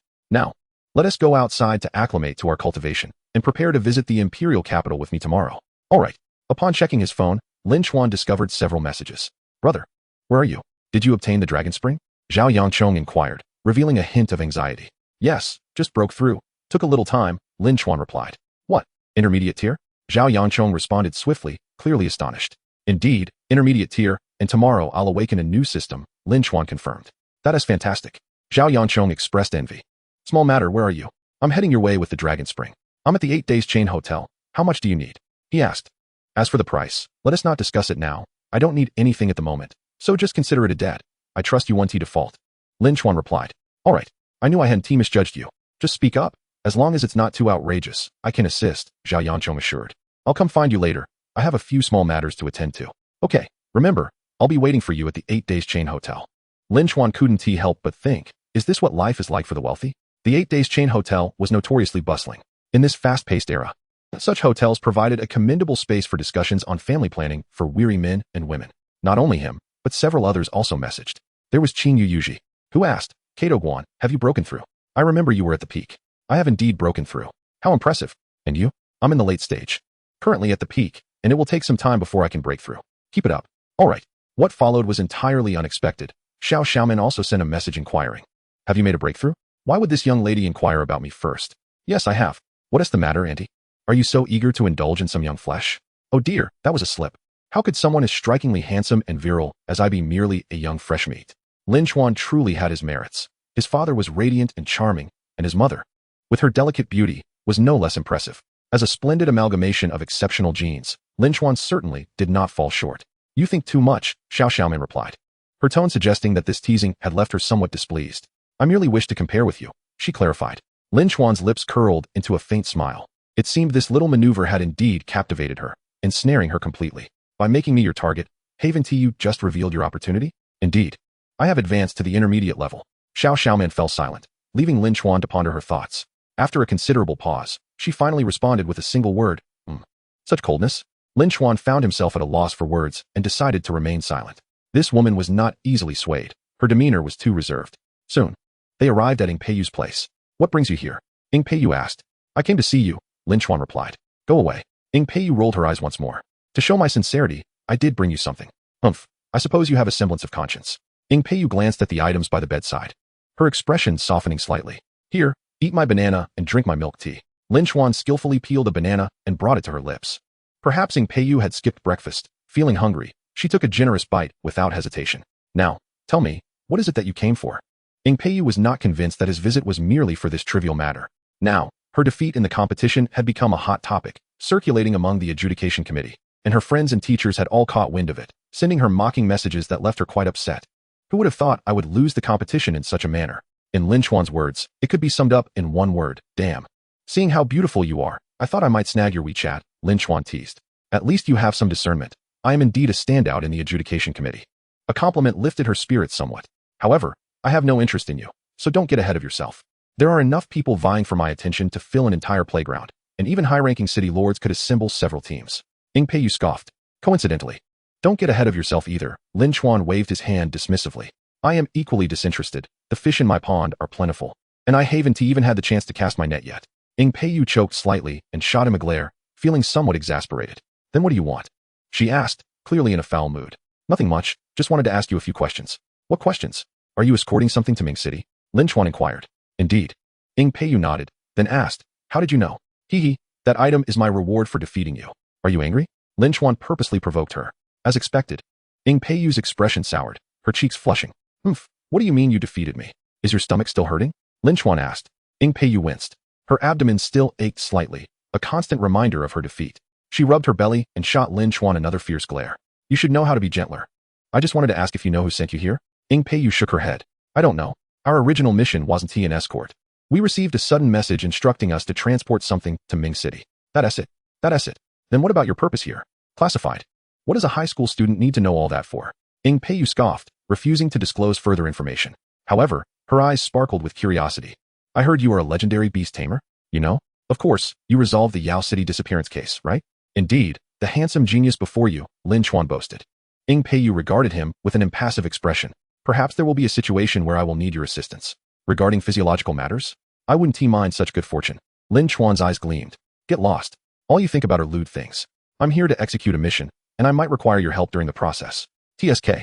Lin Chuan felt disappointed, having been rebuffed yet again. What mission requires my assistance? He asked. You should know what the adjudication committee does. Ing Peiyu stated. I'm not too familiar. We eliminate potential threats. Our task is to apprehend the most vicious city lords and maintain order. When necessary, we can resort to violence to resolve issues. Ing Peiyu declared earnestly. Violence. Indeed. If you disagree, I will resort to violence to compel you to comply, understood? Lin Chuan jumped slightly, pointing at her. You wouldn't actually intend to force me, would you? I must inform you. I'm pure and upright. I would never accept such an affront. I, Lin Chuan, would rather die than yield. At this proclamation, several heads peeked through the doorframe, casting suspicious glances at Ing Peiyu. How could you be that kind of person? Ing Peiyu could hardly contain her urge to strike Lin Chuan down. Gritting her teeth, she warned. Every adjudicator has a quota for wrongful killings. I could easily allocate that to you. Please, no? Lin Chuan flashed a smile, hastily sitting down. It would be a breeze for her, a high-ranking individual, to eliminate him. When it comes to upholding justice, entrust it to me, Lin Chuan. I will undoubtedly rise to the occasion. I am fully committed to serving the adjudication committee. Beautiful lady, should you have any needs, day or night, I am at your beck and call. You might not be aware that my Japanese name is Kato Seiki. Ing Peiyu's expression softened, although that statement felt rather odd. I can only disclose a little. This mission is to be executed solely by me, but I have realized that my expectations exceed my capabilities, and I require an assistant. As of now, you are the most suitable. Lin Chuan ceased his banter, understanding the gravity of the situation. In a few days, I must head to the imperial capital to awaken my energy. You've reached the intermediate level? Ing Peiyu exclaimed in surprise. Indeed, I have. I'm venturing further down the path of surpassing you, Lin Chuan boasted. Ing Peiyu scoffed, Humph? By the way, have you ever participated in the World Championship? Isn't it happening this year? Ing Peiyu explained, are you foolish? The adjudication committee doesn't participate in competitions. While I haven't entered the World Championship, I have participated in military world exercises, and I stand unmatched among my peers. I see. Lin Chuan nodded. Here, this is my phone number. If you need anything, just call. WeChat isn't secure. She scribbled a series of numbers and handed them to Lin Chuan. All right, take good care of your injuries. Those who have been taught by the Thunder King Yang Yongxin often bear psychological scars, so rest up. Lin Chuan bid farewell and exited the infirmary. Ing Peiyu watched him leave, a rare smile gracing her features. This fellow was rather amusing. Despite having been irritated several times during their conversation, her mood was still quite pleasant. If you're thirsty, sit down and have a drink. You know, this Longquan tastes quite exquisite, reminiscent of osmanthus flowers. Lin Chuan murmured to himself. Inside, a series of clattering noises could be heard, and soon Zhao Yang emerged, bare-chested. Bro, it's you. Ha ha ha, come in. He laughed awkwardly. Lin Chuan stepped inside, and indeed, it was the boss's suite, opulent in every regard. Scattered garments, including lingerie, were visible throughout the living room. How many people are here? Lin Chuan inquired nonchalantly. Ahem, not many, just 3. Intrigued, Lin Chuan remarked, oh, sharing is caring? 1 second each. Too slow, too slow. Oh no, too fast, too fast. Lin Chuan placed the dragon's spring on the table. Zhao Yang's eyes sparkled with excitement as he picked it up and weighed it in his hands. Sensing a powerful surge, it was indeed dragon spring. All right, I acknowledge you, my friend. Tell me, what type do you prefer? I can recommend several right now. Zhao Yang was almost ready to pledge brotherhood on the spot. Ah, you are quite enthusiastic. Fine, give me 3. One as beautiful as Mu Shulin. One with the elegance of Xiao Xiaoman, and one with the physique of that instructor I faced before. Lin Chuan replied readily. Wow, you have quite the discerning taste. Zhao Yang gasped in surprise. Goodness, even if such women existed, they would be unattainable. But never mind, I have high standards. All right then, I'll remember this debt. Whenever you need, just seek me out. I will never go back on my word. Zhao Yang nodded, not rushing back to accompany his 3 beauties. Instead, opting to sit and smoke with Lin Chuan. Brother, from your tone, it seems you have an interest in Mu Shulin, Zhao Yang observed. Let me tell you, I grew up with her, but our families are worlds apart, and we have had our share of conflicts, Lin Chuan confessed candidly. You're truly impressive. I doubt Mu Shulin could even match that instructor. I also think she might not be your equal, Zhao Yang commented. He continued, however. She is not so easily won over. That's obvious, Lin Chuan replied. Though it's not entirely hopeless, right? Women, after all, can be swayed if one identifies their weaknesses and combines them with one's own strengths. My advantage is that I'm rich and exceptionally handsome. I never lack for female attention, and there are often women who approach me. Oh, how so? Lin Chuan shot him a glance. Let me show you, Zhao Yang said, pulling out his phone and opening WeChat. Look at this one. Gorgeous, right? And this one, stunning, don't you think? Zhao Yang's enthusiasm soared as he discussed his fishing pond. Oh, look. Some of them even try to play hard to get. Check this one out. She just added me recently. He clicked on a contact, revealing their chat history. Are you really Zhao Yang, one of the 4 young masters of the capital? The person asked. Lin Chuan's expression shifted momentarily. Yes, that's me. I laughed, realizing the world had given me a nickname. Ha, the 4 young masters of the capital. I quite like that title, Zhao Yang chuckled. Lin Chuan continued scrolling down.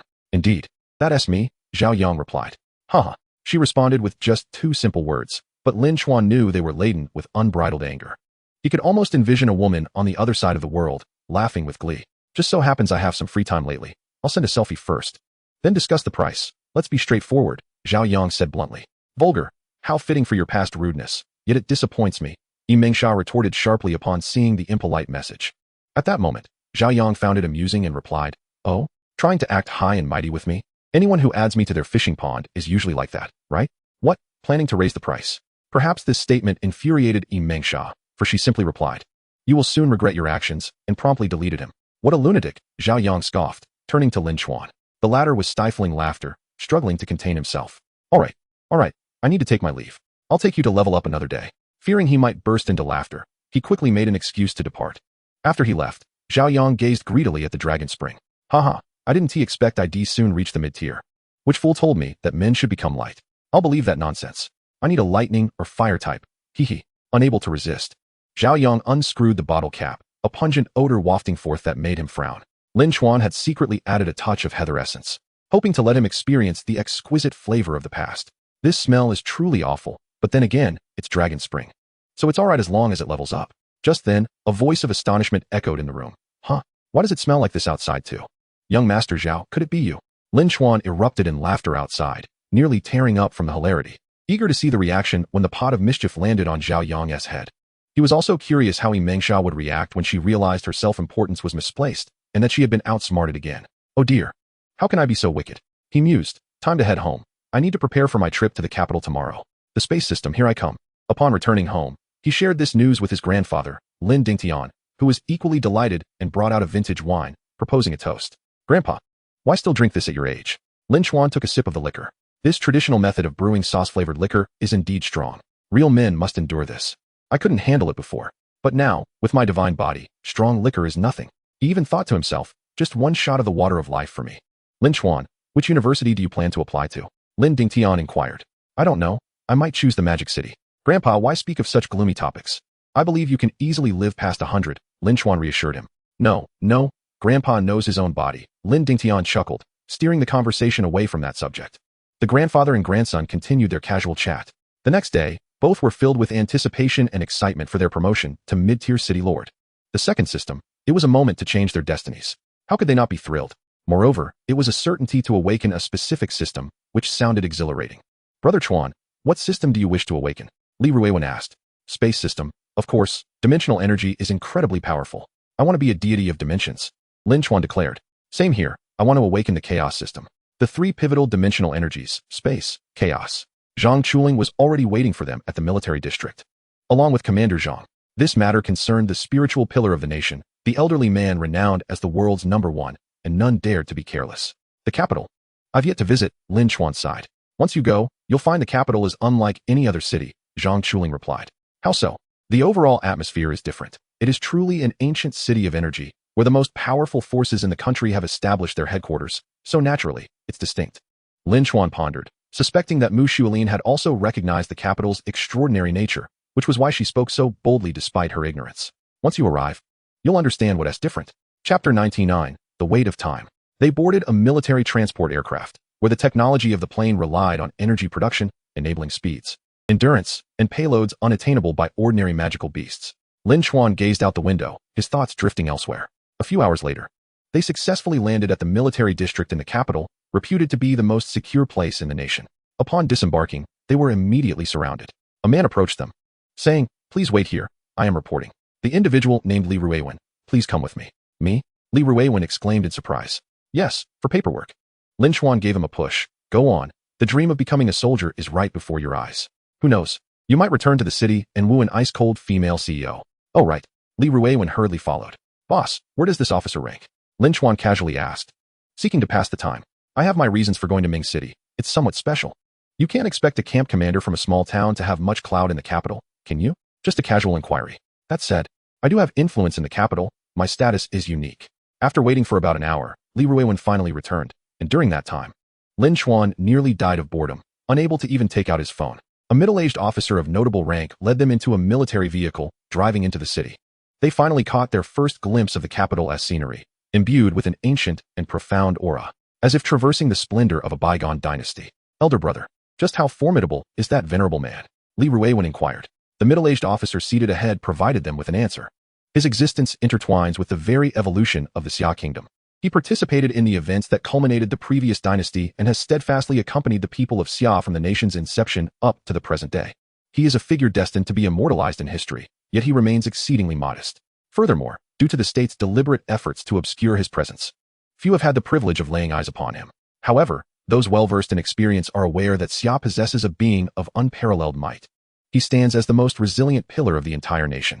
Such lofty praise illuminated the prowess of this individual for both men. Subsequently, they meandered through the city, twisting and turning until they arrived at the Forbidden City. Here it is indeed. This is the stronghold of the most powerful official energy organization in Xia, the Lord's Court of the Forbidden City.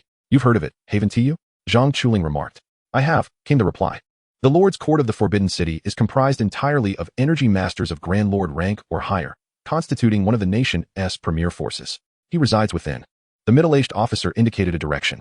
The two looked and beheld a stone platform that pierced the heavens, resembling a colossal tower that ascended into the sky. Goodness! They gasped in astonishment. Well, let us ascend, the officer urged. Upon reaching their destination, the middle-aged officer did not accompany them further. Instead, Captain Zhang remained outside. And it was Zhang Chuling who guided them inside. I can only accompany you this far. The rest is for you to navigate alone. As Zhang Chuling escorted them halfway, he abruptly ceased. What is the matter? Are you afraid to proceed? A flicker of reverence crossed Zhang Chuling's eyes. Do you see anyone nearby who dares approach? Although he does not mind, there is simply an innate sense of fear, Zhang Chuling lamented. All right, you two, go on up, he urged. The two exchanged glances, steeling their courage to ascend the final few levels. Upon reaching the top floor, they were greeted by a massive array of the 8 trigrams, and at that moment, dark clouds loomed right before them. As the building was so high it seemed to pierce the very clouds. Within the array stood an elderly figure, his posture erect, clad in a flowing white robe, gazing skyward with hands clasped behind his back. With his back turned to them, an inexplicable awe washed over the two young men, rendering them unable to meet the elder's gaze. Have you arrived? He spoke softly, his tone imbued with the weight of time and experience, exuding a calmness akin to a mountain that remains unperturbed in the face of impending upheaval. He turned to regard Lin Chuan and Li Ruiwen, his white beard and eyebrows flowing like a celestial being, the wind billowing his robe with a resonant rustle. Greetings, esteemed elder. Lin Chuan and Li Ruiwen hastily inclined their bodies slightly. What system do you desire? He inquired directly. Spatial system. Lin Chuan declared without hesitation. Chaotic system. Li Ruiwen echoed similarly. He nodded, then turned to Li Ruiwen, saying, You shall awaken the Earth system. What? Li Ruiwen was taken aback. Awakening the Earth system is far superior to the chaotic system. He offered no further explanation, merely stating this, leaving Li Ruiwen thoroughly bewildered. Lin Chuan, momentarily stunned, soon regained his composure and advised Li Ruiwen, I don't know why, but let us trust this elder. Li Ruiwen, not wishing to dwell on it, nodded. In the past, he would have protested, but now he refrained from voicing any objections, for the elder's formidable presence instilled a belief in the wisdom of his words. Have you made your decision? Yes. Ultimately, they had finally traced their quarry, no longer advancing aimlessly. Very well, let us commence. Taking a deep breath, Lin Chuan lifted his gaze, his eyes brimming with indomitable spirit. With a mere flick of his finger, the entire 8 trigrams array began to whirl. An immense energy surged within the uppermost level, tempestuous winds swirling. Vast elemental forces began to manifest, reds, icy blues, deep blues, purples, and a plethora of elemental energies floated above them like stars in the night sky. The two could only stand agape, transfixed by the dazzling points of light above. Go! These luminous orbs hovered aloft, instilling a sensation of insignificance even at the pinnacle. The 8 trigrams diagram erupted in a brilliant radiance, a gravitational force potent enough to tear them asunder, connecting directly with 2 stars. One emanated a pure white light, the other a brownish hue. The 2 beams descended upon the 8 trigrams platform before burrowing into their bodies, like tadpoles slipping into their minds, then delving into their mental realms, filling the void with an overwhelming sensation that was quite uncomfortable. This feeling persisted only briefly, dissipating shortly thereafter. As the light faded, tranquility returned, and the clouds dispersed, leaving the 8 trigrams platform dull and unremarkable once more. Is that all? Lin Chuan was astonished, hastily inspecting his mental space, and indeed, a new sphere of light had emerged. This orb appeared peculiar, shrouded in a dim glow, with several points of light interconnected within. Why does it resemble a 3-dimensional geometric figure of space? This elder is truly remarkable, Lin Chuan exclaimed with unrestrained joy. Such crude flattery. Hua Changtian cast a sidelong glance, but paid no heed. The spatial system. It stands among the foremost alongside the chaotic system, shrouded in mystery, representing the most glamorous and dazzling form of energy. What makes a man most alluring? Certainly, it is a man capable of instantaneous movement. Chapter 100, The Next Contract Beast. Likewise, its training difficulty is exceedingly high. Aside from the summoning system, the remaining two systems pose significant challenges. However, he paid it no mind, for the system would assist him. System, I have awakened. Lin Chuan eagerly called out to the system, asking, are there any tiered rewards? Regrettably, no. You are overreaching. The system replied coldly and unfeelingly. Brother Chuan, I too have awakened. It truly is the Earth system. Li Ruiwen exclaimed with equal delight. Esteemed elder, you are formidable. Hua Changtian appeared somewhat displeased. Why not express more about the elder's martial prowess? Why must the youth always liken certain attributes to me? How vulgar. Clearing his throat, Lin Chuan swiftly interjected with an air of apology. I should have said the elder resembles an immortal. Why not soar to great heights? Hua Changtian's expression softened slightly. Esteemed elder, why did you wish for me to awaken the Earth system? Li Ruiwen queried, perplexed. It just so happens that my technique of Earth manipulation differs somewhat. I see you as quite suitable, Hua Changtian elucidated. In what way am I suitable? Li Ruiwen remained bewildered. In the future, by combining elemental energies, you will unleash double the power, and the absorption difficulty will be significantly lowered. The two exchanged astonished glances. Incredible. Truly remarkable. Thank you, esteemed elder. They bowed in gratitude. Hua Changtian continued to gaze skyward, then abruptly remarked, Lin Chuan, would you like to learn? Lin Chuan was momentarily taken aback. Do you wish to learn this technique of star plucking? At once, his heart raced with excitement. Yes. Return to me when you reach a higher level. With a casual wave of his hand, the two were instantaneously transported to the ground floor, their minds barely registering the transition. Why do you wish to learn? Lin Chuan pondered. It simply appears so impressive and dazzling. We are down. Lin Chuan finally comprehended, exclaiming in awe. This elder is truly extraordinary. Li Ruiwen wore a look of bliss, having received a tremendous boon as if a pie had fallen from the heavens. Host, your achievement has been completed. I neglected to inform you. The system suddenly interjected. What? Given that your tactics in the last battle were deemed shameless even by the system, and your final ambush was exceedingly underhanded, coupled with it being a challenge beyond your rank, you have amassed a considerable number of achievement points, successfully advancing from a young novice to the next level of unprincipled combat, earning a system reward. Furthermore, the system advises the host that harmony is paramount in the martial world. Please uphold martial ethics. Lin Chuan lifted his foot to inspect the sole of his shoe. Brother Chuan, what's the matter? Nothing. I'm just checking if I stepped in anything unpleasant. It was truly a continuous stream of benefits. This is the essence of a well-functioning system. The system is remarkable. System, what is the reward? And when will the Zhuke mission be awarded? The reward is a series of tasks, and the Zhuke mission can be conferred right now. Ding. Task triggered. Master of Spatial Management. As the Sea King, one must not only grasp the essence of time, but also master the intricacies of space, accurately calculating the spatial range of each fish. To raise them judiciously, one must independently eliminate a demon general-level beast. Reward, a beginner's version of the unique spatial technique. Failure, complete forfeiture of the Sea King's qualification. Lin Chuan's expression changed dramatically. My goodness, this failure would annihilate the joy within my soul. No, I absolutely cannot fail. Ding. Task triggered. The incredible parrot. Proceed to the location designated by the system to obtain a beast with the closest bloodline to the Zhuke as a contracted companion. Then, a large map unfurled before his eyes, revealing the map of Xia country. A luminous point clearly marked the location. Where's this place? Lin Chuan wondered, knowing he would have to ask Zhang Chuling later. As they stepped outside, they encountered Captain Zhang and his companions, with Zhang Chuling descending at that moment. How did it go? Have you awakened? Zhang Chuling inquired. I succeeded. I awakened the spatial element. I awakened the earth element. Earth element? Did you not wish for the chaos element? Just head straight to the military. Our forces are always direct in their need for personnel. Later, call your parents using the military district phone and have them send over the necessary items. Head directly to military training. He solemnly patted Li Ruiwen's shoulder, who remained in a daze. You need not take the college entrance examination, having already joined the military. What need is there for university? I am not ready.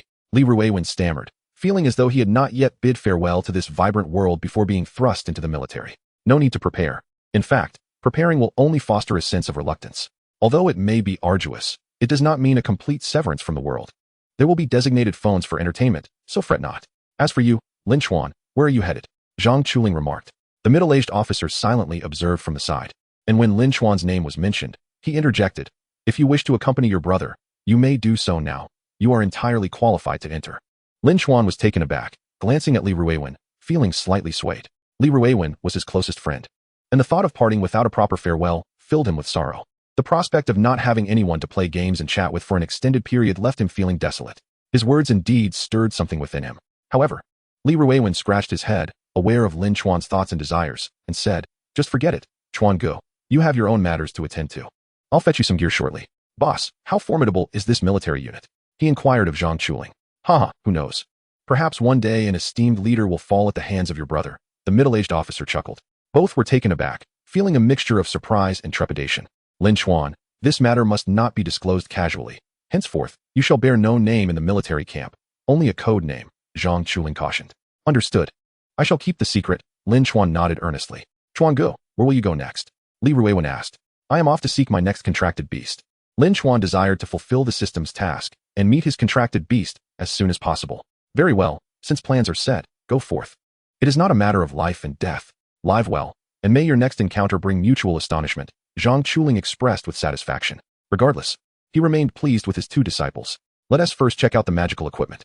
Zhang Chuling led the way. They finally beheld the eagerly anticipated magical gear set. A single magical item could cost tens of thousands, while the more extravagant ones could reach millions or even billions. The complete set was even pricier, typically exceeding 5 million. This particular set was valued at 5 million, and merely gazing upon it was exhilarating. "Which one is mine?" Lin Chuan inquired. Both suits of armor were exquisitely crafted, though one was significantly heavier while the other appeared more agile.